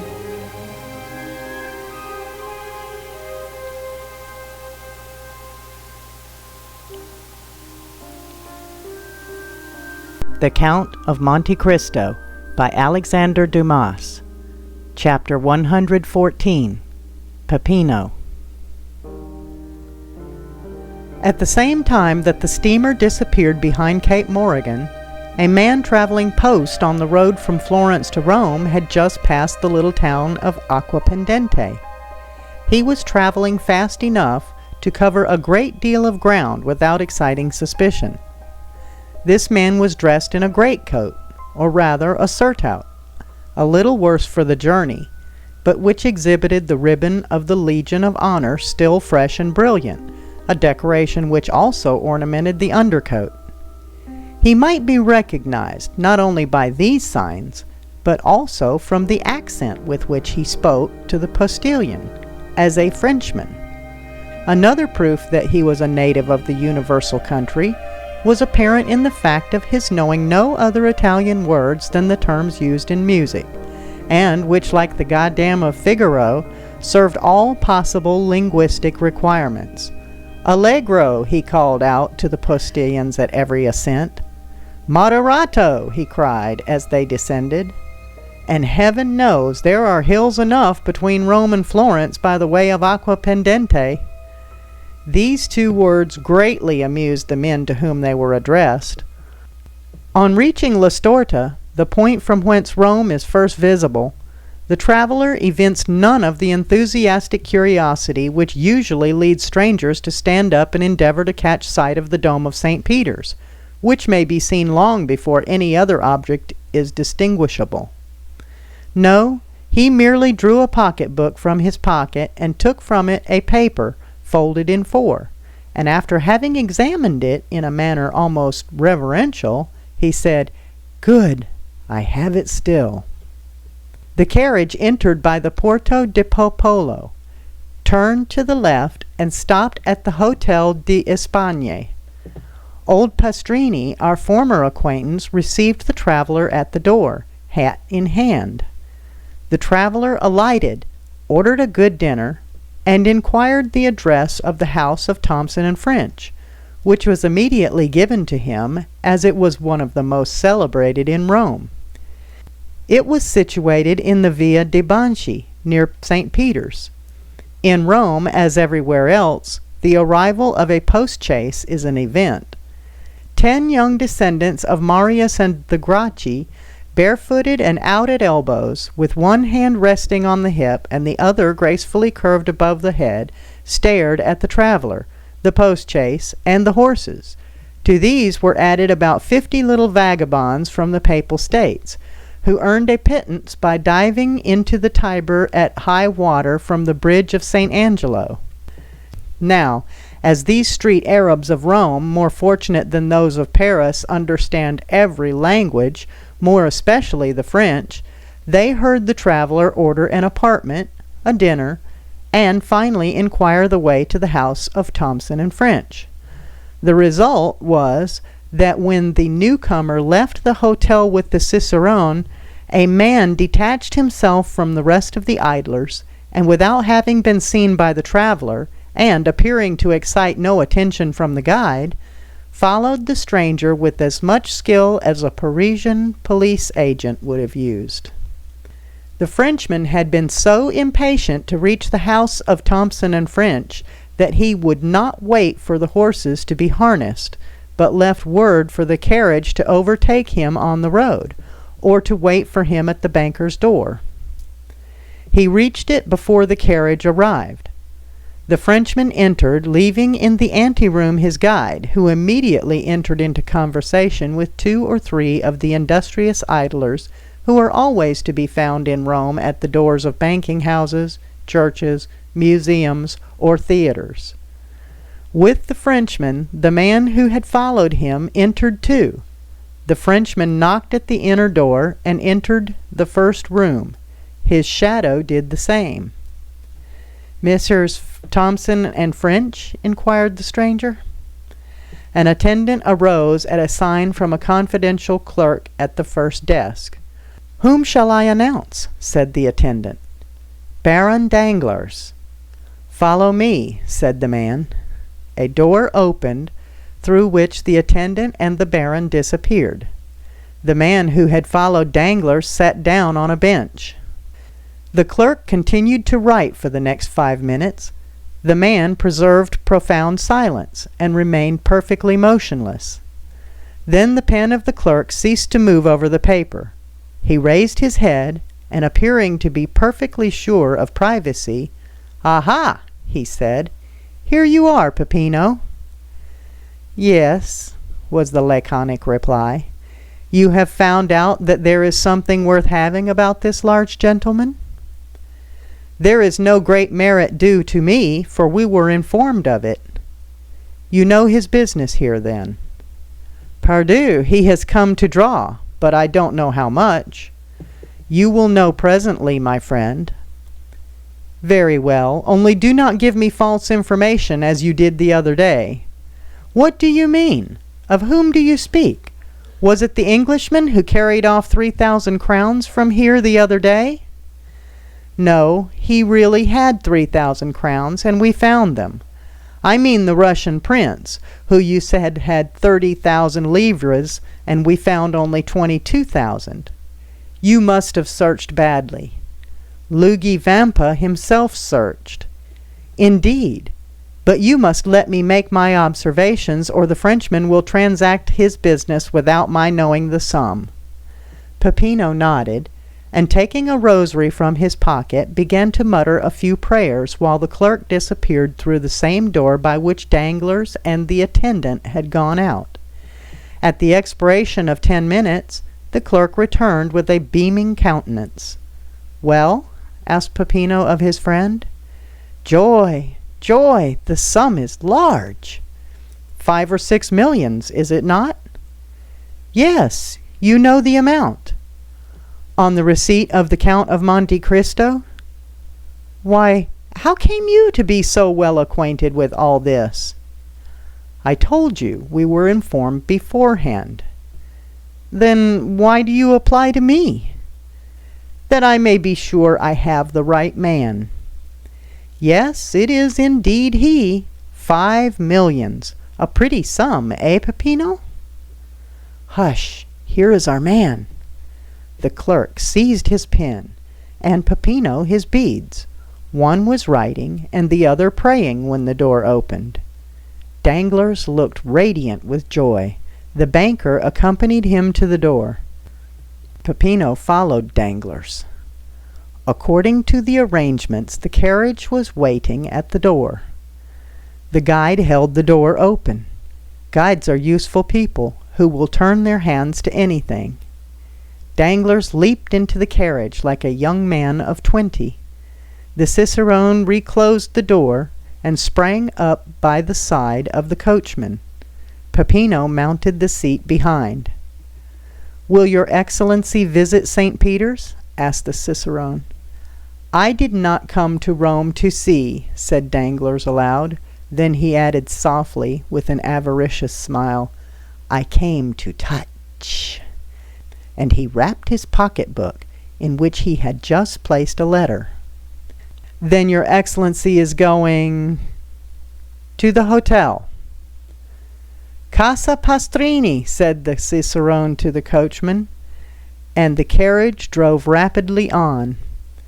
10 minutes afterwards, the Baron entered his apartment, and Peppino stationed himself on the bench outside the door of the hotel, after having whispered something in the ear of one of the descendants of Marius and the Gracchi, whom we noticed at the beginning of the chapter, who immediately ran down the road leading to the capital at his fullest speed. Danglars was tired and sleepy. He therefore went to bed, placing his pocket-book under his pillow.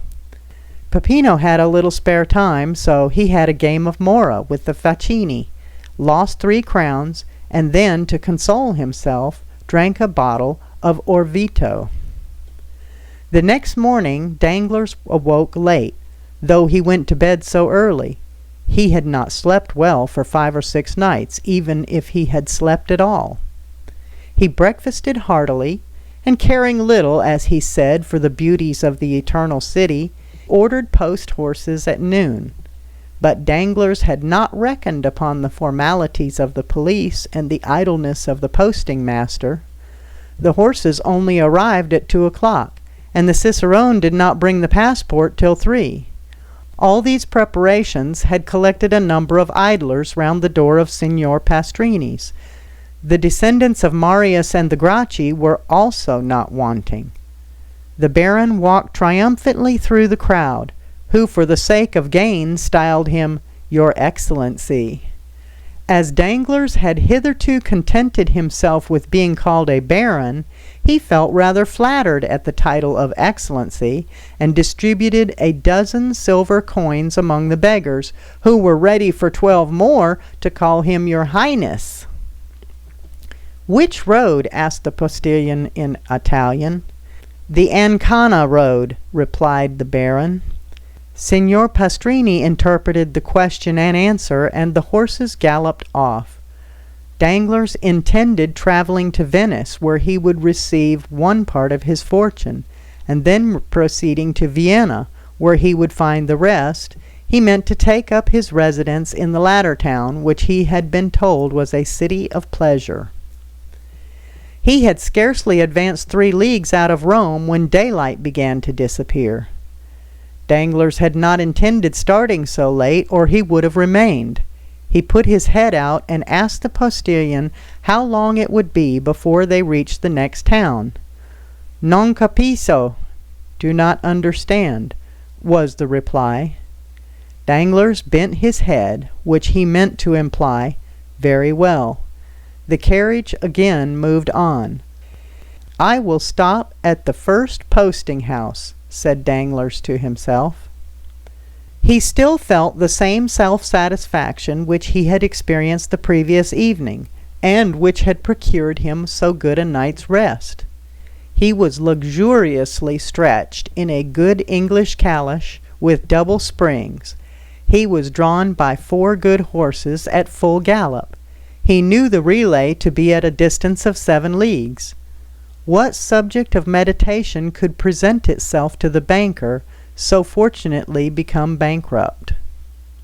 Danglars thought for 10 minutes about his wife in Paris, another 10 minutes about his daughter travelling with Mademoiselle d'Armilly.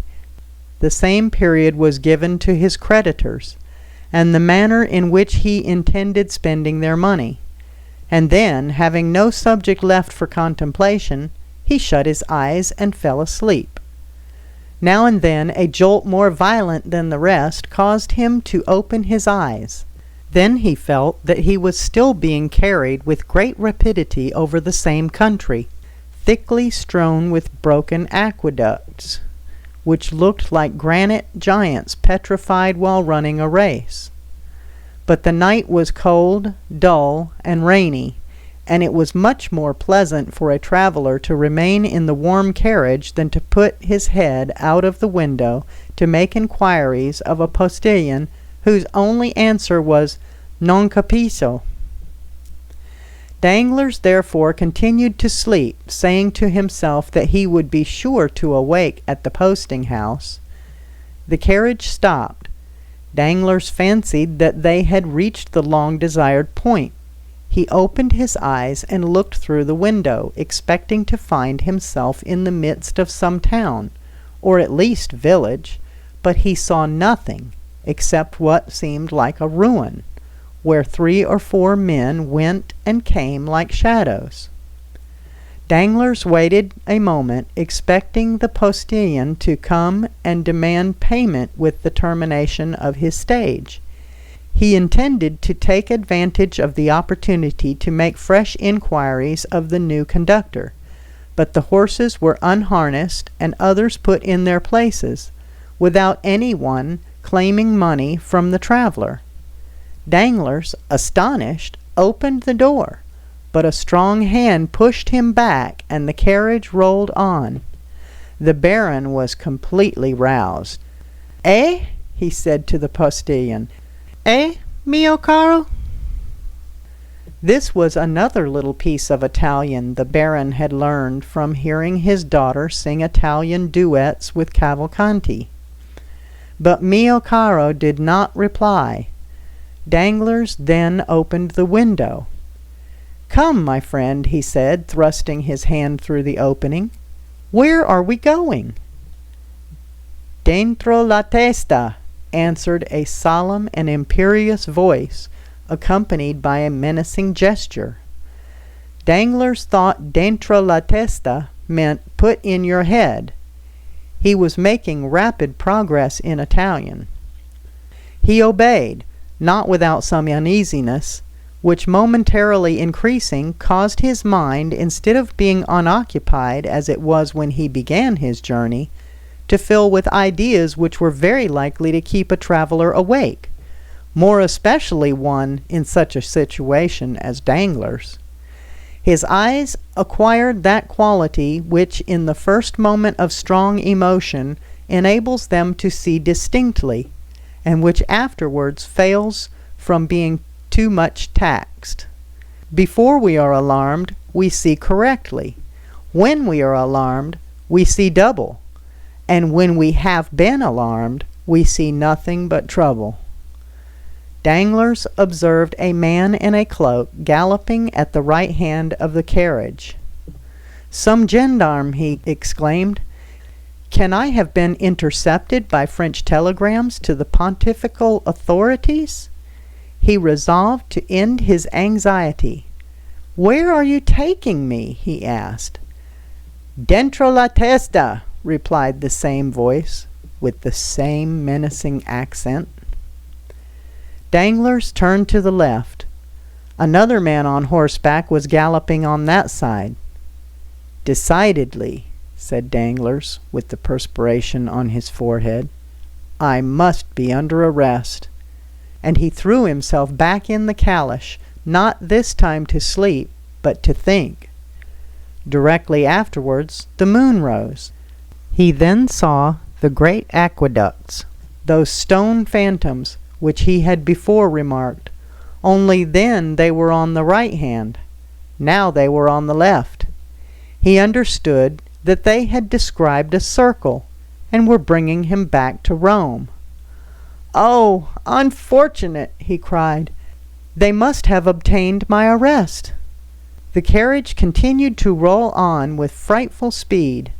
An hour of terror elapsed, for every spot they passed showed that they were on the road back. At length he saw a dark mass, against which it seemed as if the carriage was about to dash. But the vehicle turned to one side, leaving the barrier behind, and Danglars saw that it was one of the ramparts encircling Rome. "Mon Dieu!" cried Danglars, "we are not returning to Rome.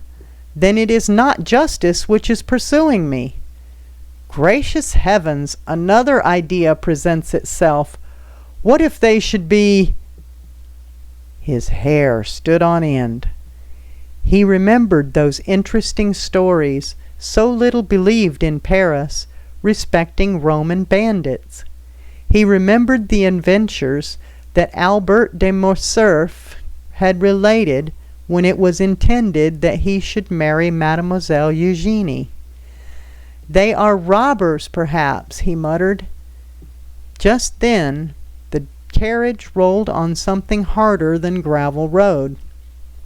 Danglars hazarded a look on both sides of the road, and perceived monuments of a singular form, and his mind now recalled all the details Morcerf had related, and comparing them with his own situation, he felt sure that he must be on the Appian Way.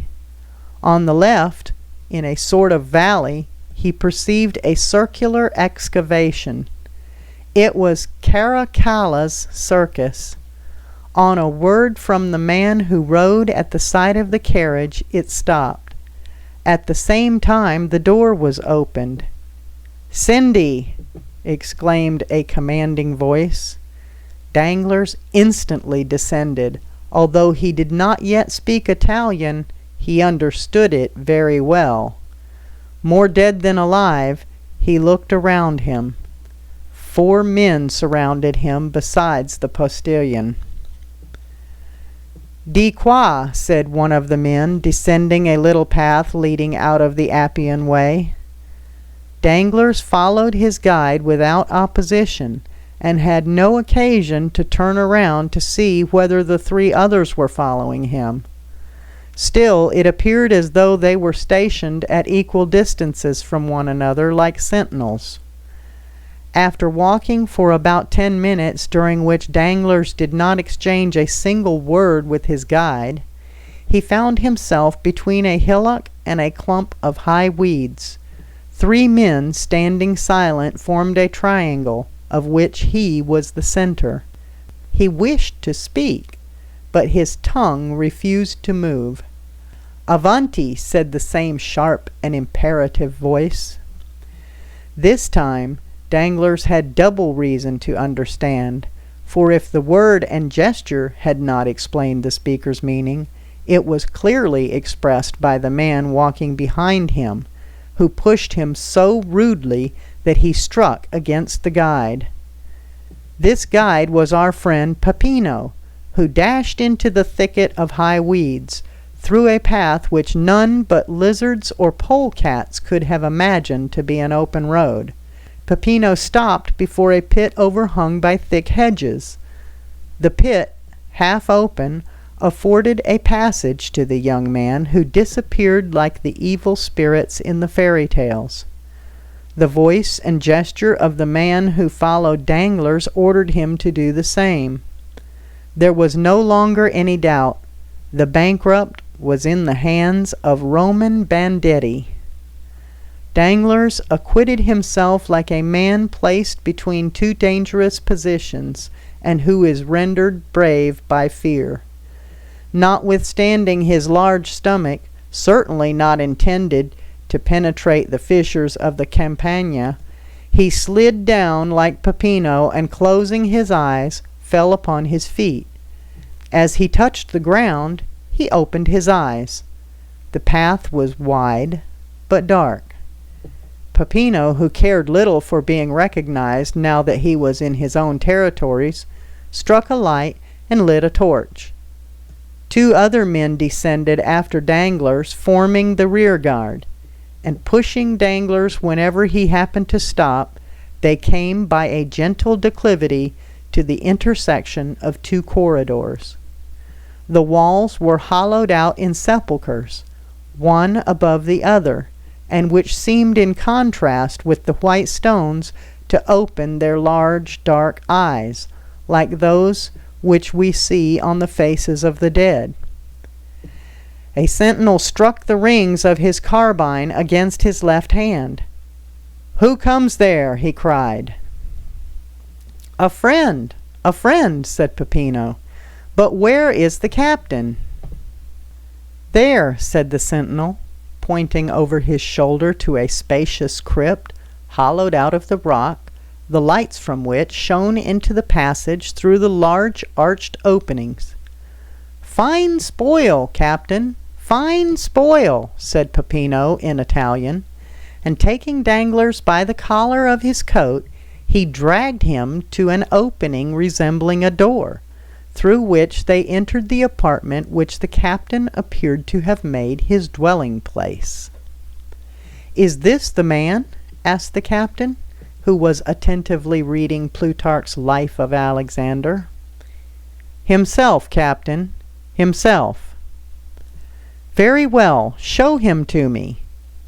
At this rather impertinent order, Peppino raised his torch to the face of Danglars, who hastily withdrew that he might not have his eyelashes burnt. His agitated features presented the appearance of pale and hideous terror. "The man is tired," said the captain. "Conduct him to his bed." "Oh," murmured Danglars, "that bed is probably one of the coffins hollowed in the wall, and the sleep I shall enjoy will be death from one of the poignards I see glistening in the darkness." From their beds of dried leaves or wolf-skins at the back of the chamber now arose the companions of the man who had been found by Albert de Morcerf reading Caesar's Commentaries, and by Danglars studying the Life of Alexander. The banker uttered a groan, and followed his guide. He neither supplicated nor exclaimed. He no longer possessed strength, will, power, or feeling. He followed where they led him. At length he found himself at the foot of a staircase, and he mechanically lifted his foot 5 or 6 times. Then a low door was opened before him, and bending his head to avoid striking his forehead, he entered a small room cut out of the rock. The cell was clean, though empty, and dry, though situated at an immeasurable distance under the earth. A bed of dried grass, covered with goatskins, was placed in one corner. Danglars brightened up on beholding it, fancying that it gave some promise of safety. "Oh, God be praised," he said, "it is a real bed." "Ecco," said the guide, and pushing Danglars into the cell, he closed the door upon him. A bolt grated, and Danglars was a prisoner. If there had been no bolt, it would have been impossible for him to pass through the midst of the garrison who held the catacombs of St. Sebastian, encamped round a master whom our readers must have recognized as the famous Luigi Vampa. Danglars, too, had recognized the bandit, whose existence he would not believe when Albert de Morcerf mentioned him in Paris, and not only did he recognize him, but the cell in which Albert had been confined, and which was probably kept for the accommodation of strangers. These recollections were dwelt upon with some pleasure by Danglars, and restored him to some degree of tranquillity. Since the bandits had not dispatched him at once, he felt that they would not kill him at all. They had arrested him for the purpose of robbery, and as he had only a few louis about him, he doubted not he would be ransomed. He remembered that Morcerf had been taxed at 4,000 crowns, and as he considered himself of much greater importance than Morcerf, he fixed his own price at 8,000 crowns. 8,000 crowns amounted to 48,000 livres. He would then have about 5,050,000 francs left. With this sum he could manage to keep out of difficulties. Therefore, tolerably secure in being able to extricate himself from his position, provided he were not rated at the unreasonable sum of 5,050,000 francs, he stretched himself on his bed, and after turning over 2 or 3 times, fell asleep with the tranquillity of the hero whose life Luigi Vampa was studying. End of chapter 114. Peppino.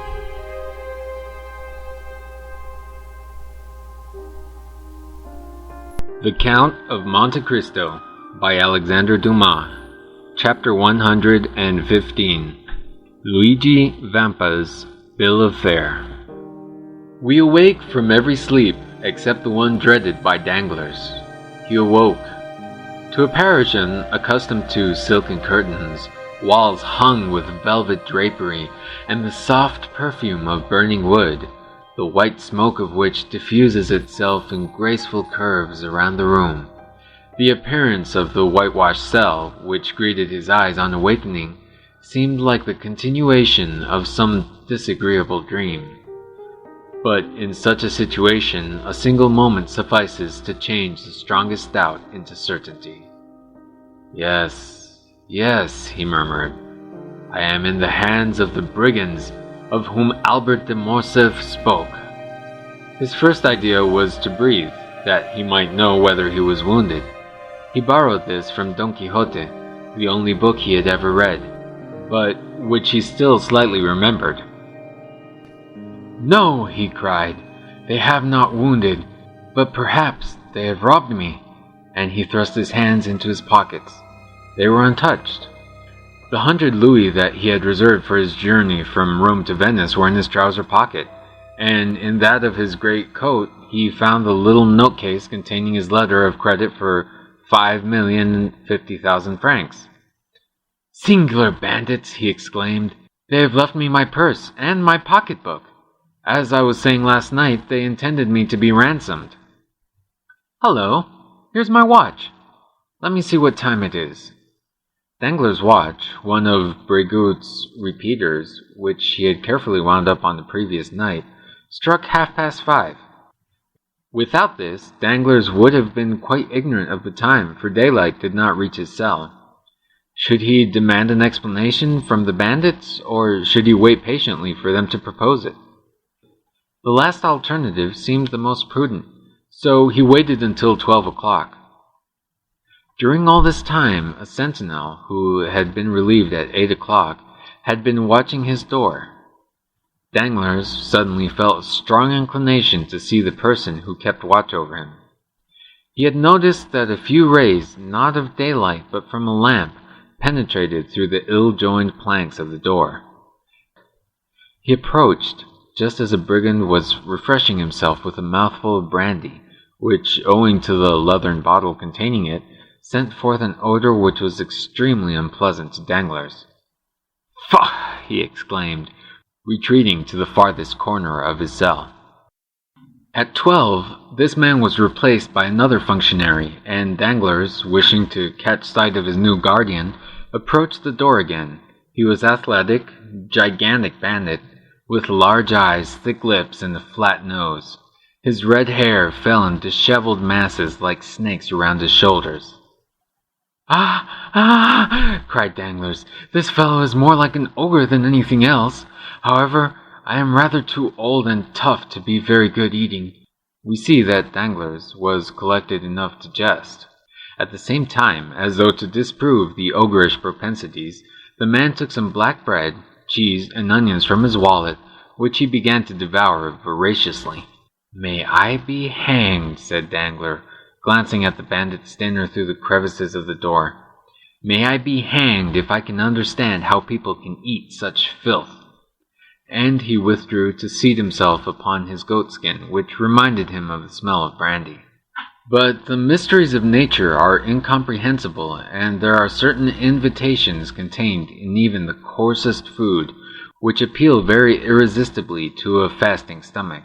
Danglars felt his own not to be very well supplied just then, and gradually the man appeared less ugly, the bread less black, and the cheese more fresh, while those dreadful vulgar onions recalled to his mind certain sauces and side dishes which his cook prepared in a very superior manner when he said, "Monsieur Denisot, let me have a little fricasse today." He got up and knocked on the door. The bandit raised his head.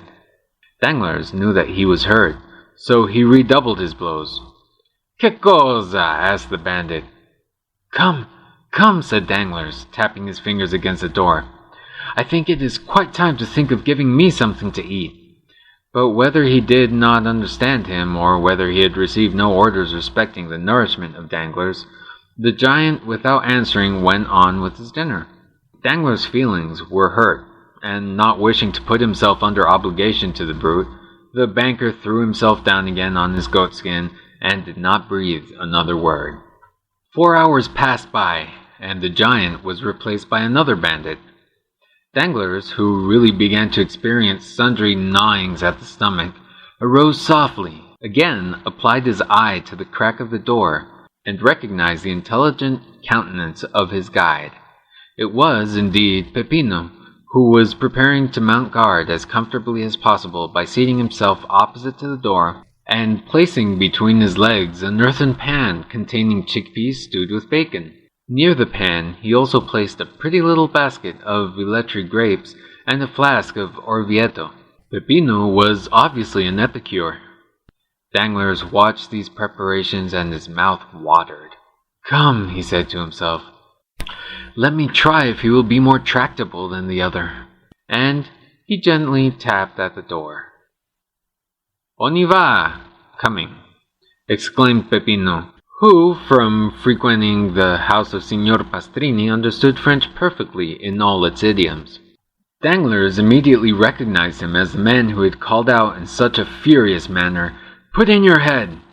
But this was not the time for recriminations, so he assumed his most agreeable manner and said with a gracious smile, "Excuse me, sir, but are they not going to give me any dinner?" "Does your Excellency happen to be hungry?" "Happen to be hungry? That's pretty good when I haven't eaten in 24 hours, muttered Danglars. Then he added aloud, "Yes, sir, I am hungry, very hungry." "What would your Excellency like?" And Peppino placed his pan on the ground so that the steam rose directly under the nostrils of Danglars. "Give your orders." "Have you kitchens here?"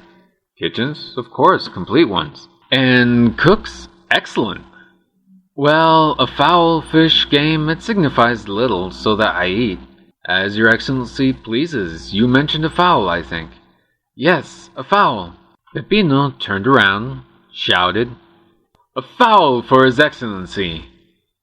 His voice yet echoed in the archway when a handsome, graceful, and half-naked young man appeared, bearing a fowl, in a silver dish on his head without the assistance of his hands. "I could almost believe myself at the Café de Paris," murmured Danglars. "Here, your Excellency," said Peppino, taking the fowl from the young bandit and placing it on the worm-eaten table, which, with the stool and the goatskin bed, formed the entire furniture of the cell. Danglars asked for a knife and fork. "Here, your Excellency," said Peppino, offering him a little blunt knife and a boxwood fork. Danglars took the knife in one hand and the fork in the other, and was about to cut up the fowl. "Pardon me, Excellency," said Peppino, placing his hand on the banker's shoulder. "People pay here before they eat. They might not be satisfied, and—" Ah, thought Danglars, "this is not so much like Paris, except that I shall probably be skinned. Never mind, I'll fix that all right. I've always heard how cheap poultry is in Italy. I should think a fowl is worth 12 sous in Rome. There," he said, throwing a louis down. Peppino picked up the louis, and Danglars again prepared to carve into the fowl. "Stay a moment, your Excellency," said Peppino, rising. "You still owe me something." "I said they would skin me," thought Danglars, but resolving to resist the extortion, he said, "Come, how much do I owe you for this fowl?" "Your Excellency has given me a louis on account." "A louis on account for fowl?" "Certainly. And your Excellency now owes me 4,999 louis. Danglars opened his enormous eyes on hearing this gigantic joke. Come, come, this is very droll, very amusing, I allow. But as I am very hungry, pray allow me to eat. Stay, here's another louis for you. Then that will make only 4,998 louis more, said Peppino, with the same indifference. I shall get them all in time. Oh, as for that, said Danglars, angry at this prolongation of the jest, as for that, you won't get them at all. Go to the devil. You do not know with whom you have to deal. Peppino made a sign, and the youth hastily removed the fowl. Danglars threw himself upon his goatskin, and Peppino, reclosing the door, again began eating his peas and bacon. Though Danglars could not see Peppino, the noise of his teeth allowed no doubt as to his occupation. He was certainly eating, and noisily too, like an ill-bred man. Brute! Said Danglars. Peppino pretended not to hear him, and without even turning his head, continued to eat slowly. Danglars' stomach felt so empty that it seemed as if it would be impossible ever to fill it again. Still, he had patience for another half-hour, which appeared to him like a century. He again arose and went to the door. Come, sir, do not keep me starving here any longer, but tell me what they want. Nay, your excellency, it is you who should tell us what you want. Give us your orders, and we will execute them. Then open the door directly. Peppino obeyed. Now, look here, I want something to eat, do you hear? Are you hungry?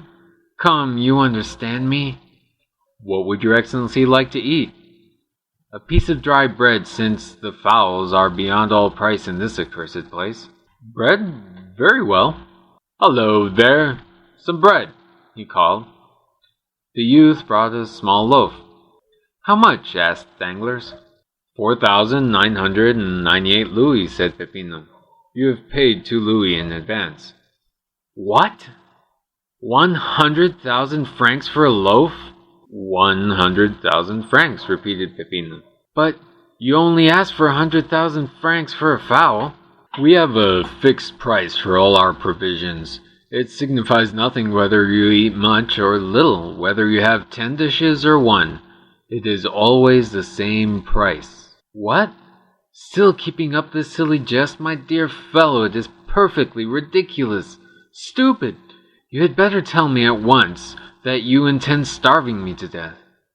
Oh dear, no, your excellency, unless you intend to commit suicide. Pay and eat. And what am I supposed to pay with, brute? Asked Danglars, enraged. Do you suppose I carry 100,000 francs in my pocket?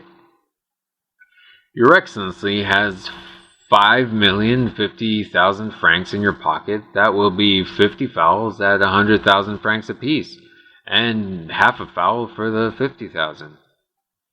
Danglars shuddered. The bandage fell from his eyes, and he understood the joke, which he did not think quite so stupid as he had done just before. Come, he said, if I pay you the 100,000 francs, will you be satisfied and allow me to eat at my ease? Certainly, said Peppino. But how can I pay them? Oh, nothing's easier. You have an account open with Messrs. Thomson and French, Via de Bianchi, Rome. Give me a draft for 4,998 louis on these gentlemen, and our banker shall take it. Danglars thought it as well to comply with a good grace, so he took the pen, ink, and paper Peppino offered him, wrote the draft, and signed it. Here, he said, here is a draft at sight, and here is your fowl. Danglars sighed while he carved the fowl. It appeared very thin for the price it had cost. As for Peppino, he examined the paper attentively, put it into his pocket, and continued eating his peas.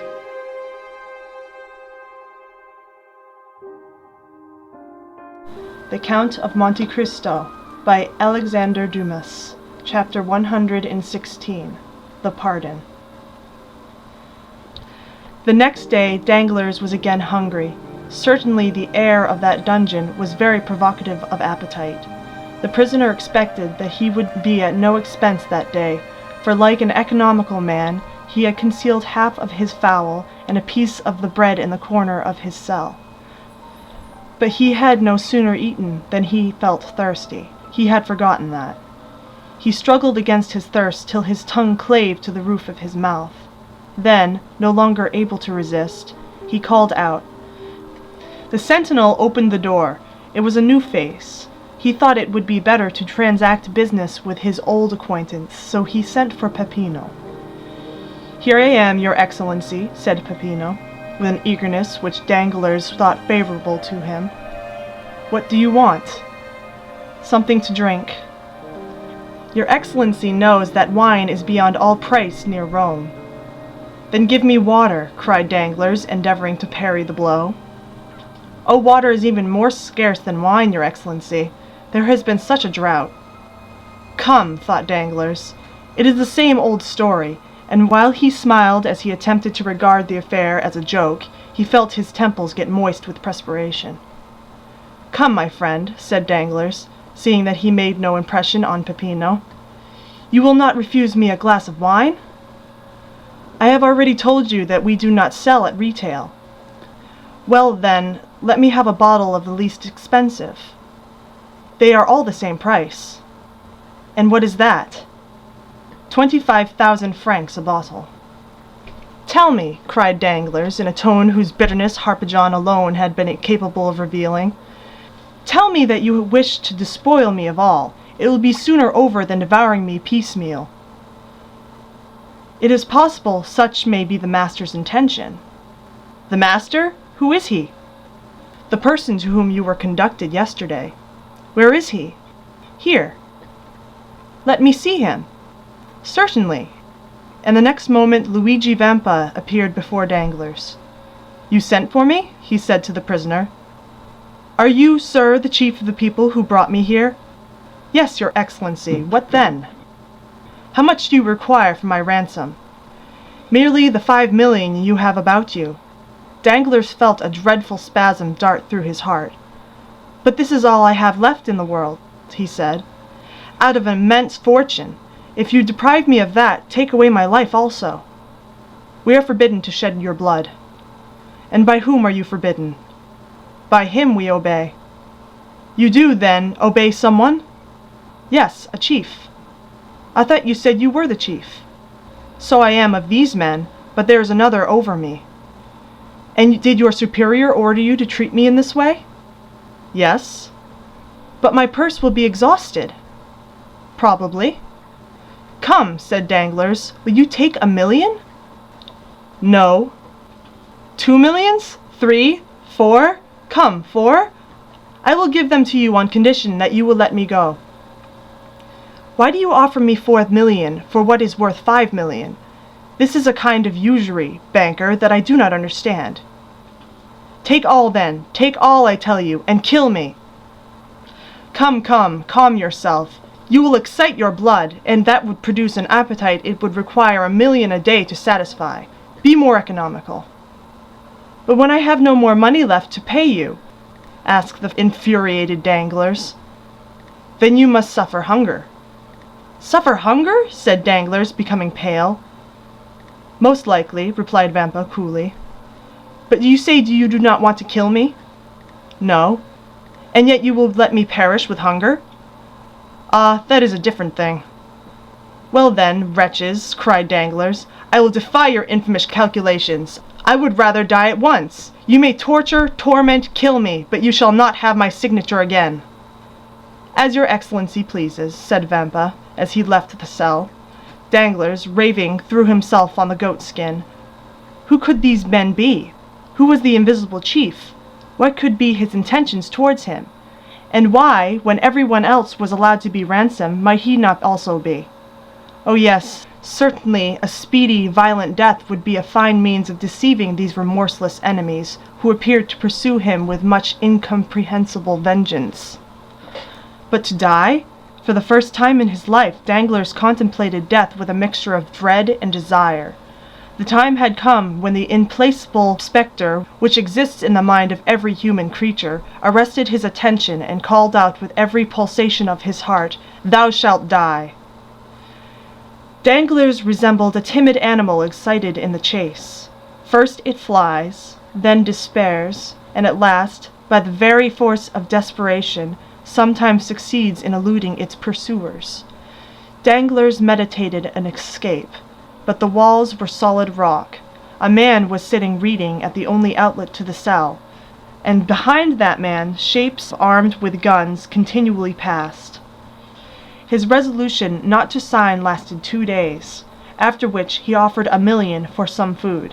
They sent him a magnificent supper, and took his $1 million. From this time the prisoner resolved to suffer no longer, but to have everything he wanted.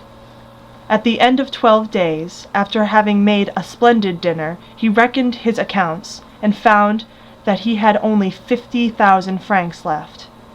Then a strange reaction took place.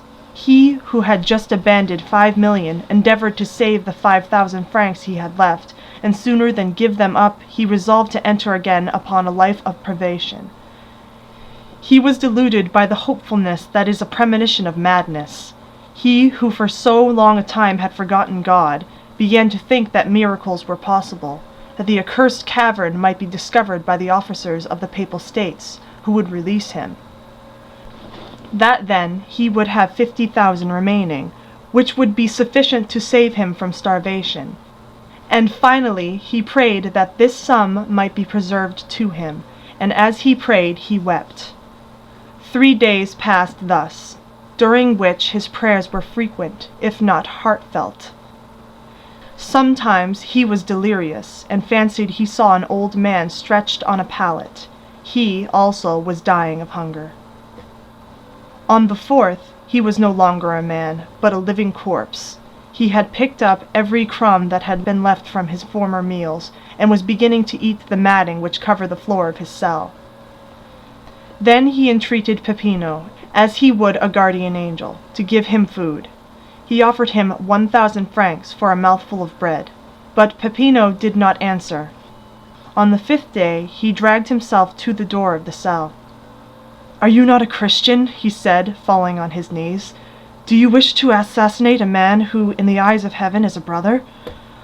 "Oh, my former friends, he murmured, and fell with his face to the ground.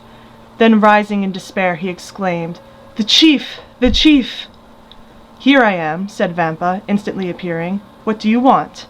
"Take my last gold," muttered Danglars, holding out his pocket-book, "and let me live here. I ask no more for liberty. I only ask to live." "Then you suffer a great deal?" "Oh, yes, yes, cruelly." "Still, there have been men who suffered more than you."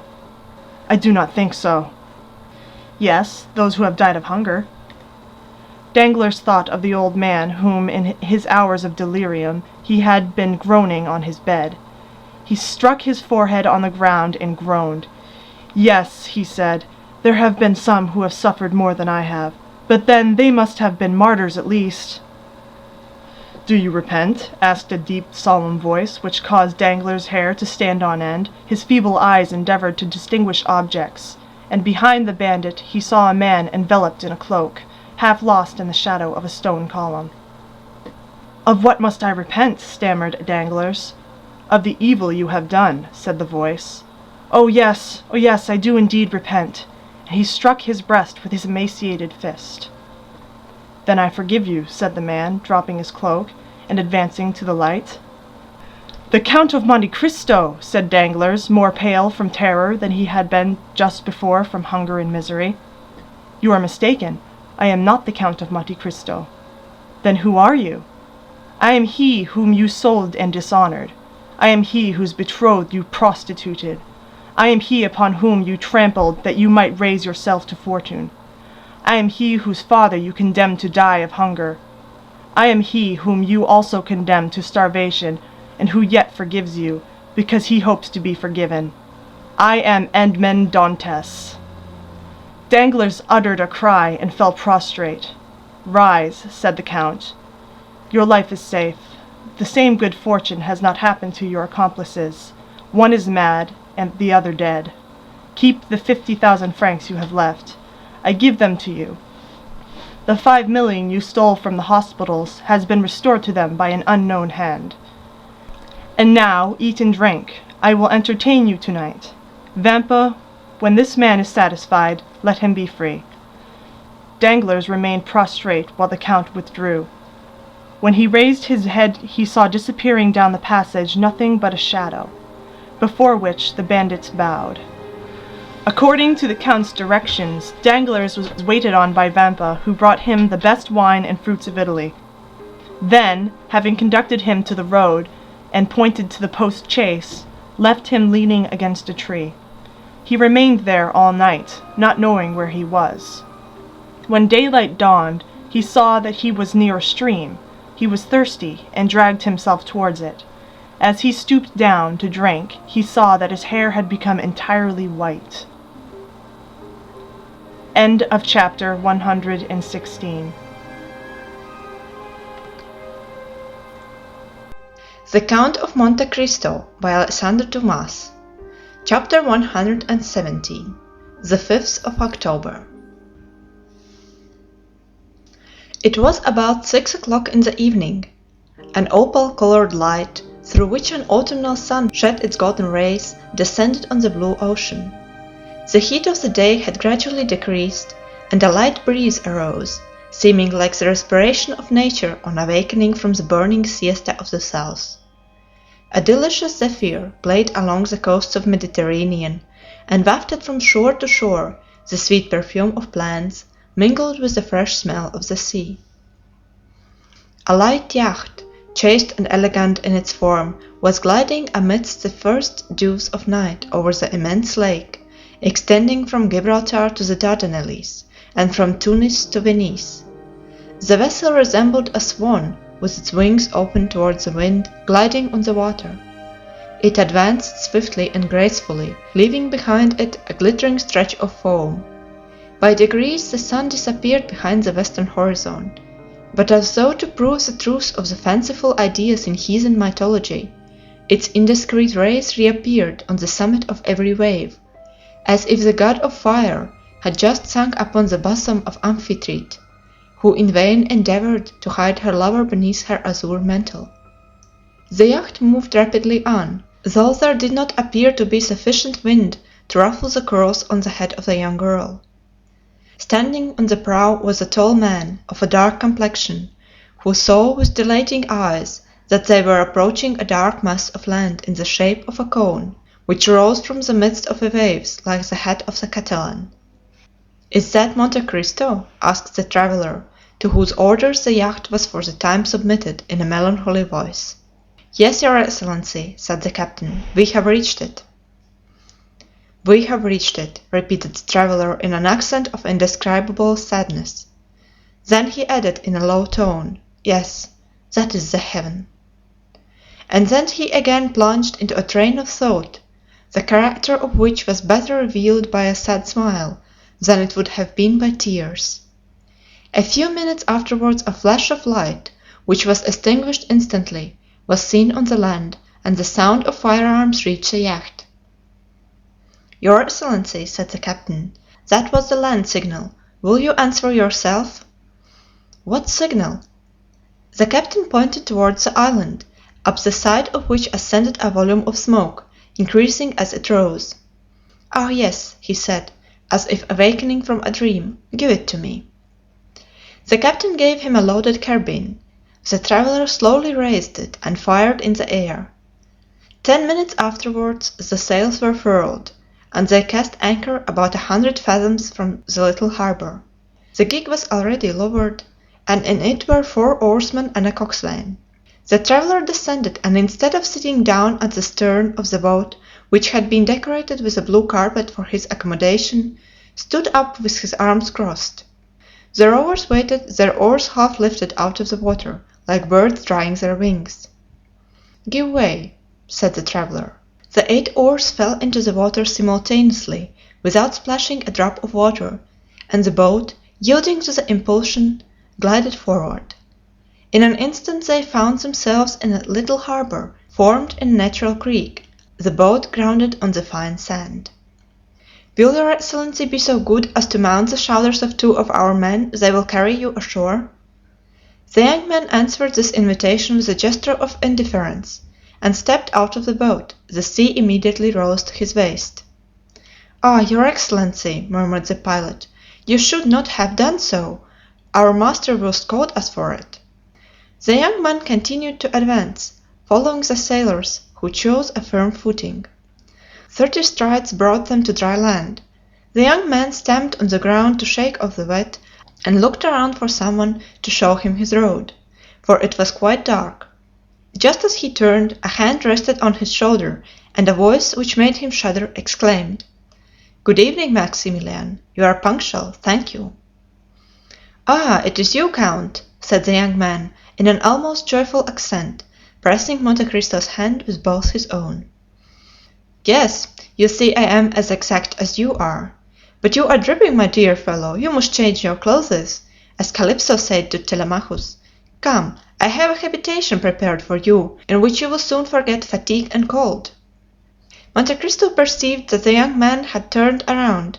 Indeed, Morrel saw with surprise that the man who had brought him had left without being paid, or uttering a word. Already the sound of their oars might be heard as they returned to the yacht. "Oh yes," said the count, "you are looking for the sailors?" "Yes, I paid them nothing and yet they are gone." "Never mind that, Maximilian," said Monte Cristo smiling. "I have made an agreement with the navy that the access to my island shall be free of all charge. I have made a bargain." Morrel looked at the count with surprise. "Count," he said, "you are not the same here as in Paris." "How so?" "Here you laugh." The count's brow became clouded. "You are right to recall me to myself, Maximilian," he said. "I was delighted to see you again, and forgot for the moment that all happiness is fleeting." "Oh, no, no, Count!" cried Maximilian, seizing the count's hands. "Pray laugh, be happy, and prove to me, by your indifference, that life is endurable to sufferers. Oh, how charitable, kind, and good you are! You affect this gaiety to inspire me with courage." "You are wrong, Morrel. I was really happy." "Then you forget me, so much the better." "How so?" "Yes, for as the gladiator said to the emperor when he entered the arena, 'He who is about to die salutes you.'" "Then you are not consoled?" asked the count, surprised. "Oh," exclaimed Morrel, with a glance full of bitter reproach, "do you think it possible that I could be?" "Listen," said the count. "Do you understand the meaning of my words? You cannot take me for a commonplace man, a mere rattle, emitting a vague and senseless noise. When I ask you if you are consoled, I speak to you as a man for whom the human heart has no secrets. Well, Morrel, let us both examine the depths of your heart. Do you still feel the same feverish impatience of grief which made you start like a wounded lion? Have you still that devouring thirst which can only be appeased in the grave? Are you still actuated by the regret which drags the living to the pursuit of death? Or are you only suffering from the prostration of fatigue and the weariness of hope deferred? Has the loss of memory rendered it impossible for you to weep? Oh, my dear friend, if this be the case, if you can no longer weep, if your frozen heart be dead, if you put all your trust in God, then, Maximilian, you are consoled. Do not complain." "Count," said Morrel, in a firm and at the same time soft voice, "listen to me, as to a man whose thoughts are raised to heaven, though he remains on earth. I come to die in the arms of a friend. Certainly, there are people whom I love. I love my sister Julie, I love her husband Emmanuel, but I require a strong mind to smile on my last moments. My sister would be bathed in tears and fainting. I could not bear to see her suffer. Emmanuel would tear the weapon from my hand, and alarm the house with his cries. You, Count, who are more than mortal, will, I am sure, lead me to death by a pleasant path, will you not?" "My friend," said the count, "I have still one doubt. Are you weak enough to pride yourself upon your sufferings?"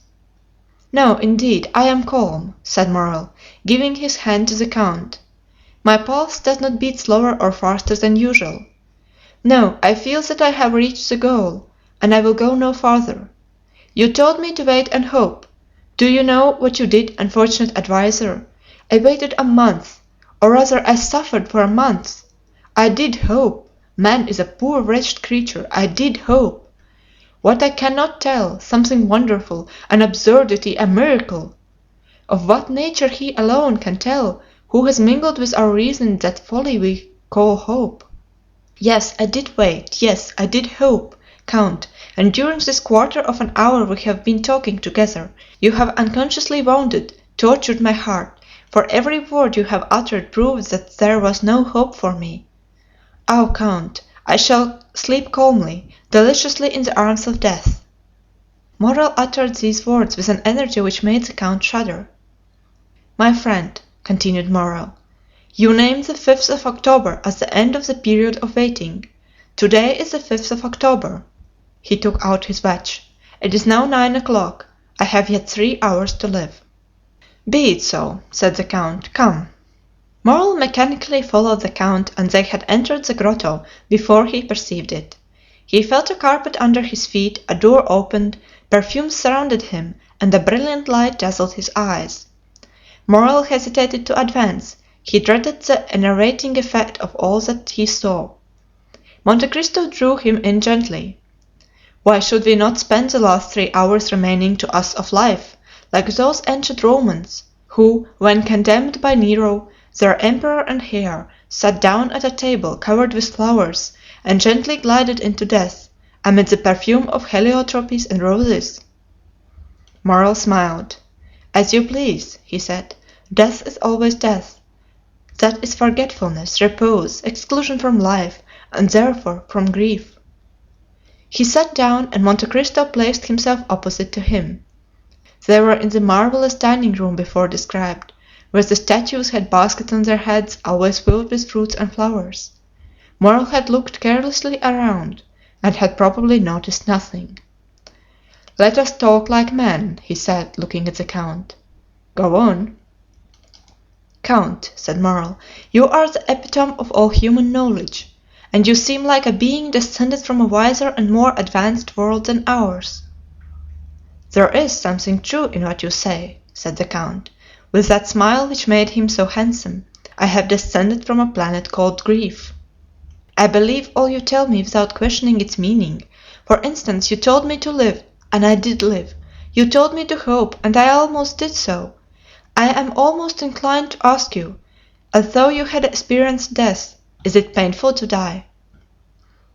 Monte Cristo looked upon Morrel with indescribable tenderness. "Yes," he said, "yes, doubtless it is painful, if you violently break the outer covering, which obstinately begs for life.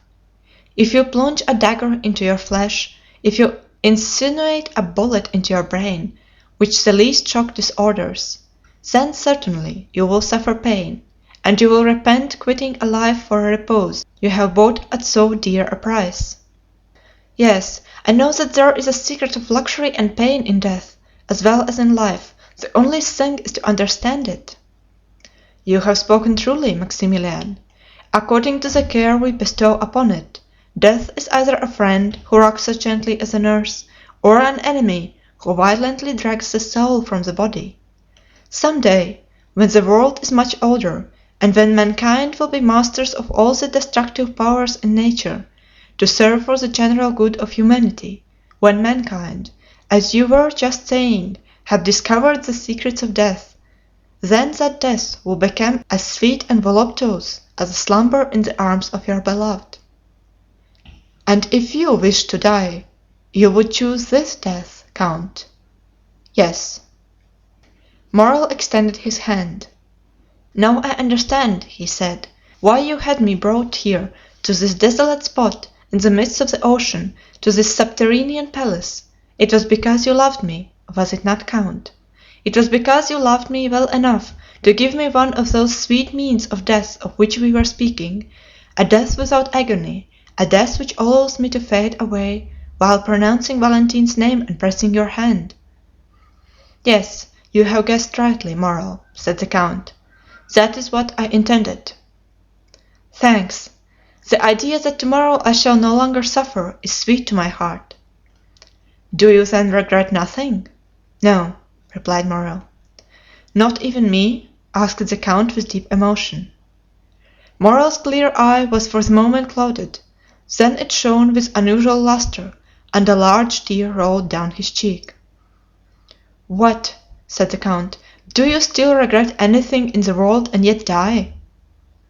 "Oh, I entreat you," exclaimed Morrel in a low voice, "do not speak another word, Count, do not prolong my punishment." The count fancied that he was yielding, and this belief revived the horrible doubt that had overwhelmed him at the Chateau d'If. "I am endeavoring," he thought, "to make this man happy. I look upon this restitution as a weight thrown into the scale to balance the evil I have wrought.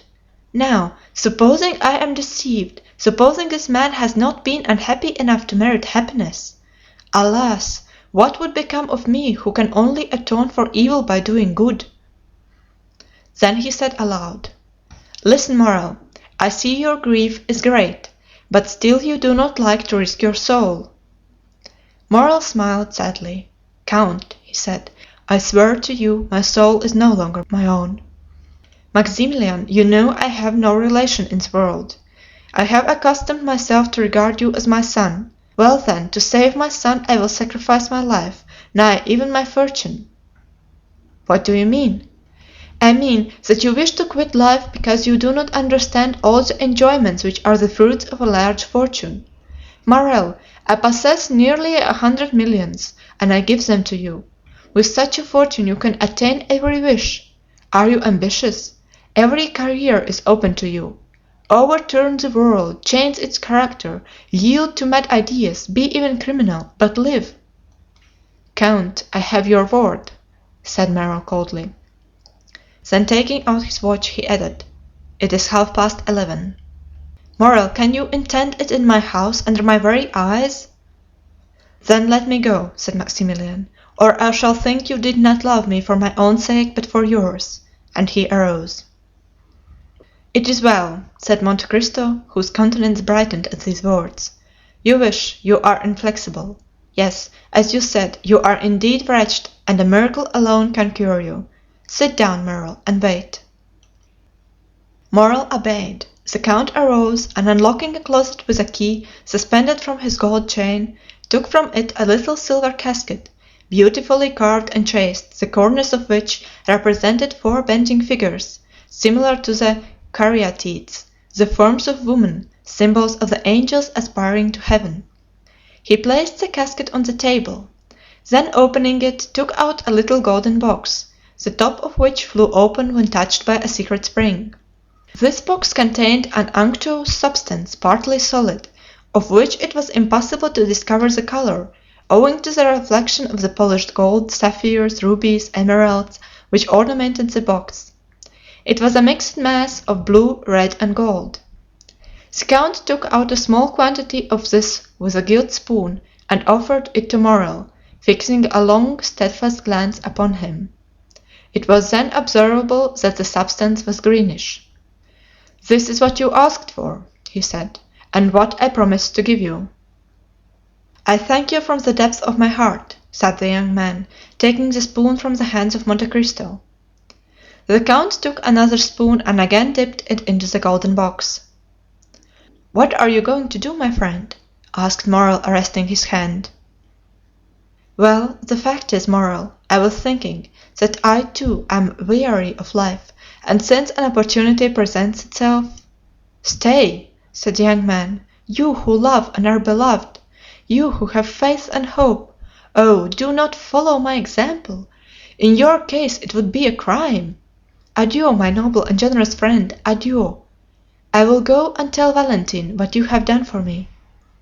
And slowly, so without any hesitation, only waiting to press the count's hand fervently, he swallowed the mysterious substance offered by Monte Cristo. Then they were both silent. Ali, mute and attentive, brought the pipes and coffee and disappeared. By degrees the light of the lamps gradually faded in the hands of the marble statues which held them, and the perfumes appeared less powerful to Morrel. Seated opposite to him, Monte Cristo watched him in the shadow, and Morrel saw nothing but the bright eyes of the count. An overpowering sadness took possession of the young man. His hands relaxed their hold, the objects in the room gradually lost their form and color, and his disturbed vision seemed to perceive doors and curtains open in the walls. "Friend," he cried, I feel that I'm dying. Thanks." He made a last effort to extend his hand, but it fell powerless beside him.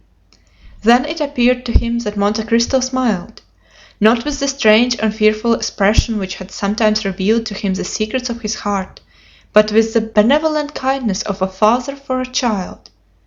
At the same time the count appeared to increase in stature. His form, nearly double its usual height, stood out in relief against the red tapestry. His black hair was thrown back, and he stood in the attitude of an avenging angel. Morrel, our poet, turned around in the armchair. A delicious torpor permeated every vein. A change of ideas presented themselves to his brain, like a new design on the kaleidoscope. Enervated, prostrate, and breathless, he became unconscious of outward objects. He seemed to be entering that vague delirium preceding death. He wished once again to press the count's hand, but his own was immovable. He wished to articulate a last farewell, but his tongue lay motionless and heavy in his throat, like a stone at the mouth of a sepulchre. Involuntarily his languid eyes closed, and still through his eyelashes a well-known form seemed to move amid the obscurity with which he thought himself enveloped. The count had just opened a door.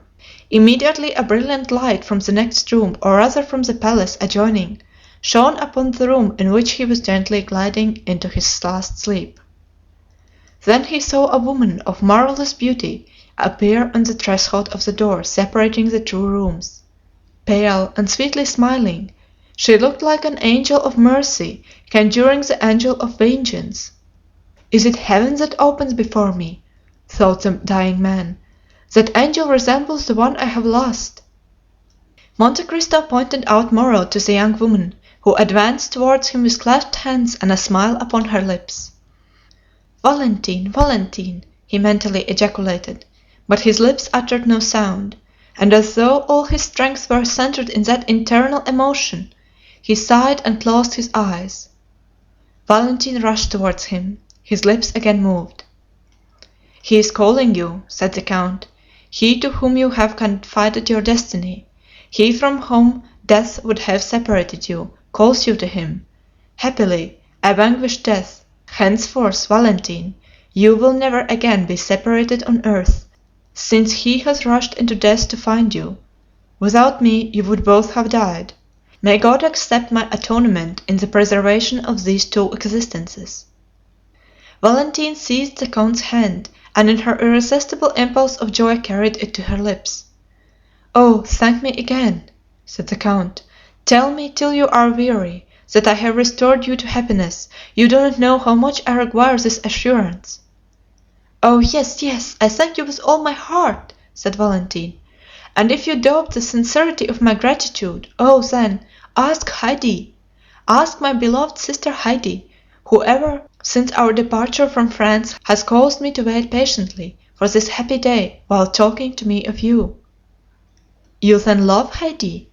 asked Monte Cristo with an emotion he in vain endeavored to dissimulate. "Oh, yes, with all my soul." "Well, then, listen, Valentine," said the count. "I have a favor to ask of you." "Of me? Oh, am I happy enough for that?" "Yes, you have called Heidi your sister. Let her become so indeed, Valentine. Render her all the gratitude you fancy that you owe to me.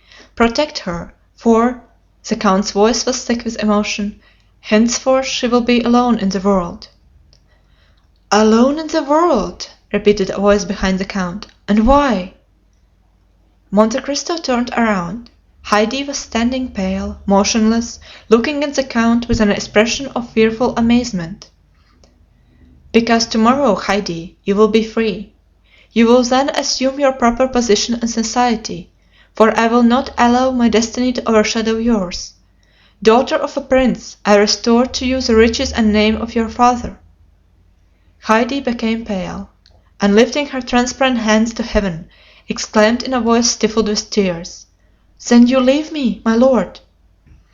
"Heidi, Heidi, you are young and beautiful. Forget even my name and be happy." "It is well," said Heidi. "Your order shall be executed, my lord. I will forget even your name and be happy." and she stepped back to retire.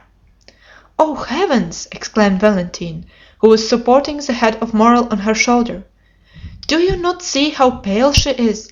Do you not see how she suffers?" Heidi answered with a heart-rending expression. "Why should he understand this, my sister? He is my master and I am his slave. He has the right to notice nothing." The count shuddered at the tones of a voice which penetrated the inmost recesses of his heart. His eyes met those of the young girl, and he could not bear their brilliancy. "Oh, heavens!" exclaimed Monte Cristo. "Can my suspicions be correct? Haydée, would it please you not to leave me?" "I am young," gently replied Haydée. "I love the life you have made so sweet to me, and I should be sorry to die." "You mean, then, that if I leave you, Haydée, I should die? Yes, my lord." "Do you then love me?" "Oh, Valentine, he asks if I love him. Valentine, tell him if you love Maximilian." The count felt his heart dilate and throb. He opened his arms, and Haydée, uttering a cry, sprang into them. "Oh yes," she cried, "I do love you. I love you as one loves a father, brother, husband. I love you as my life, for you are the best, the noblest of created beings." "Let it be then as you wish, sweet angel. God has sustained me in my struggle with my enemies, and has given me this reward. He will not let me end my triumph in suffering. I wished to punish myself, but he has pardoned me. Love me then, Haydée. Who knows, perhaps your love will make me forget all that I do not wish to remember." "What do you mean, my lord?" "I mean that one word from you has enlightened me more than 20 years of slow experience. I have but you in the world, Haydée. Through you I again take hold on life. Through you I shall suffer, through you rejoice." "Do you hear him, Valentine?" exclaimed Haydée. "He says that through me he will suffer, through me who would yield my life for his." The count withdrew for a moment. "Have I discovered the truth?" he said. "But whether it be for recompense or punishment, I accept my fate. Come, Haydée, come." And throwing his arm around the young girl's waist, he pressed the hand of Valentine and disappeared. An hour had nearly passed, during which Valentine, breathless and motionless, watched steadfastly over Morrel. At length she felt his heart beat, a faint breath played upon his lips, a slight shudder, announcing the return of life, passed through the young man's frame. At length his eyes opened, but they were at first fixed and expressionless. Then sight returned, and with it feeling and grief. "Oh," he cried in an accent of despair, "the count has deceived me. I am yet living." And extending his hand toward the table he seized a knife. "Dearest," exclaimed Valentine, with her adorable smile, "awake and look at me." Morrel uttered a loud exclamation, and frantic, doubtful, dazzled, as though by a celestial vision, he fell upon his knees.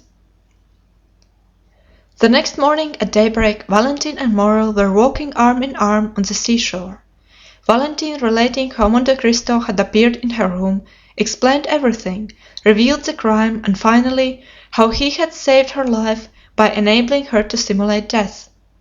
They had found the door of the grotto opened, and gone forth. On the azure dome of heaven still glittered a few remaining stars. Morrel soon perceived a man standing among the rocks, apparently awaiting a sign from them to advance, and pointed him out to Valentine. "Ah, it is Jacopo," she said, "the captain of the yacht," and she beckoned him towards them. "Do you wish to speak to us?" asked Morrel. "I have a letter to give you from the count." "From the count?" murmured the two young people. "Yes, read it." Morrel opened the letter and read: "My dear Maximilian, there is a felucca for you at anchor. Jacopo will carry you to Leghorn, where Monsieur Noirtier awaits his granddaughter, whom he wishes to bless before you lead her to the altar. All that is in this grotto, my friend, my house in the Champs-Élysées and my chateau at Tréport, are the marriage gifts bestowed by Edmond Dantès upon the son of his old master Morrel. Mademoiselle de Villefort will share them with you, for I entreat her to give to the poor the immense fortune reverting to her from her father, now a madman, and her brother who died last September with his mother. Tell the angel who will watch over your future destiny, Morrel, to pray sometimes for a man who, like Satan, thought himself for an instant equal to God, but who now acknowledges with Christian humility that God alone possesses supreme power and infinite wisdom. Perhaps those prayers may soften the remorse he feels in his heart. As for you, Morrel, this is the secret of my conduct towards you. There is neither happiness nor misery in this world. There is only the comparison of one state with another, nothing more. He who has felt the deepest grief is best able to experience supreme happiness.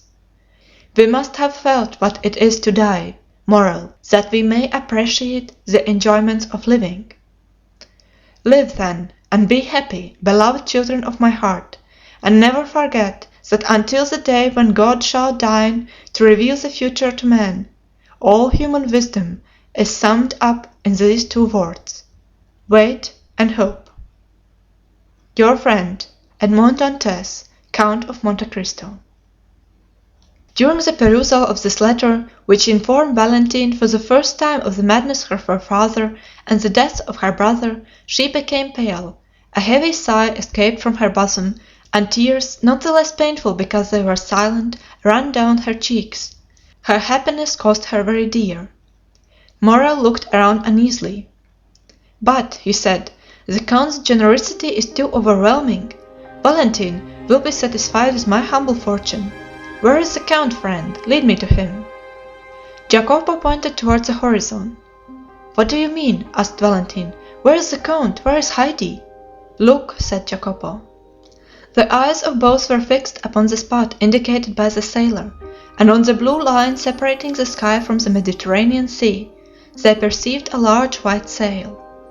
"Gone," said Morrel, "gone. Adieu, my friend, adieu, my father." "Gone," murmured Valentine. "Adieu, my sweet Heidi, adieu, my sister." "Who can say whether we shall ever see them again?" said Morrel with tearful eyes. "Darling," replied Valentine, "has not the count just told us that all human wisdom is summed up in two words: wait and hope?" End of chapter 117. And the end of the book The Count of Monte Cristo by Alexandre Dumas.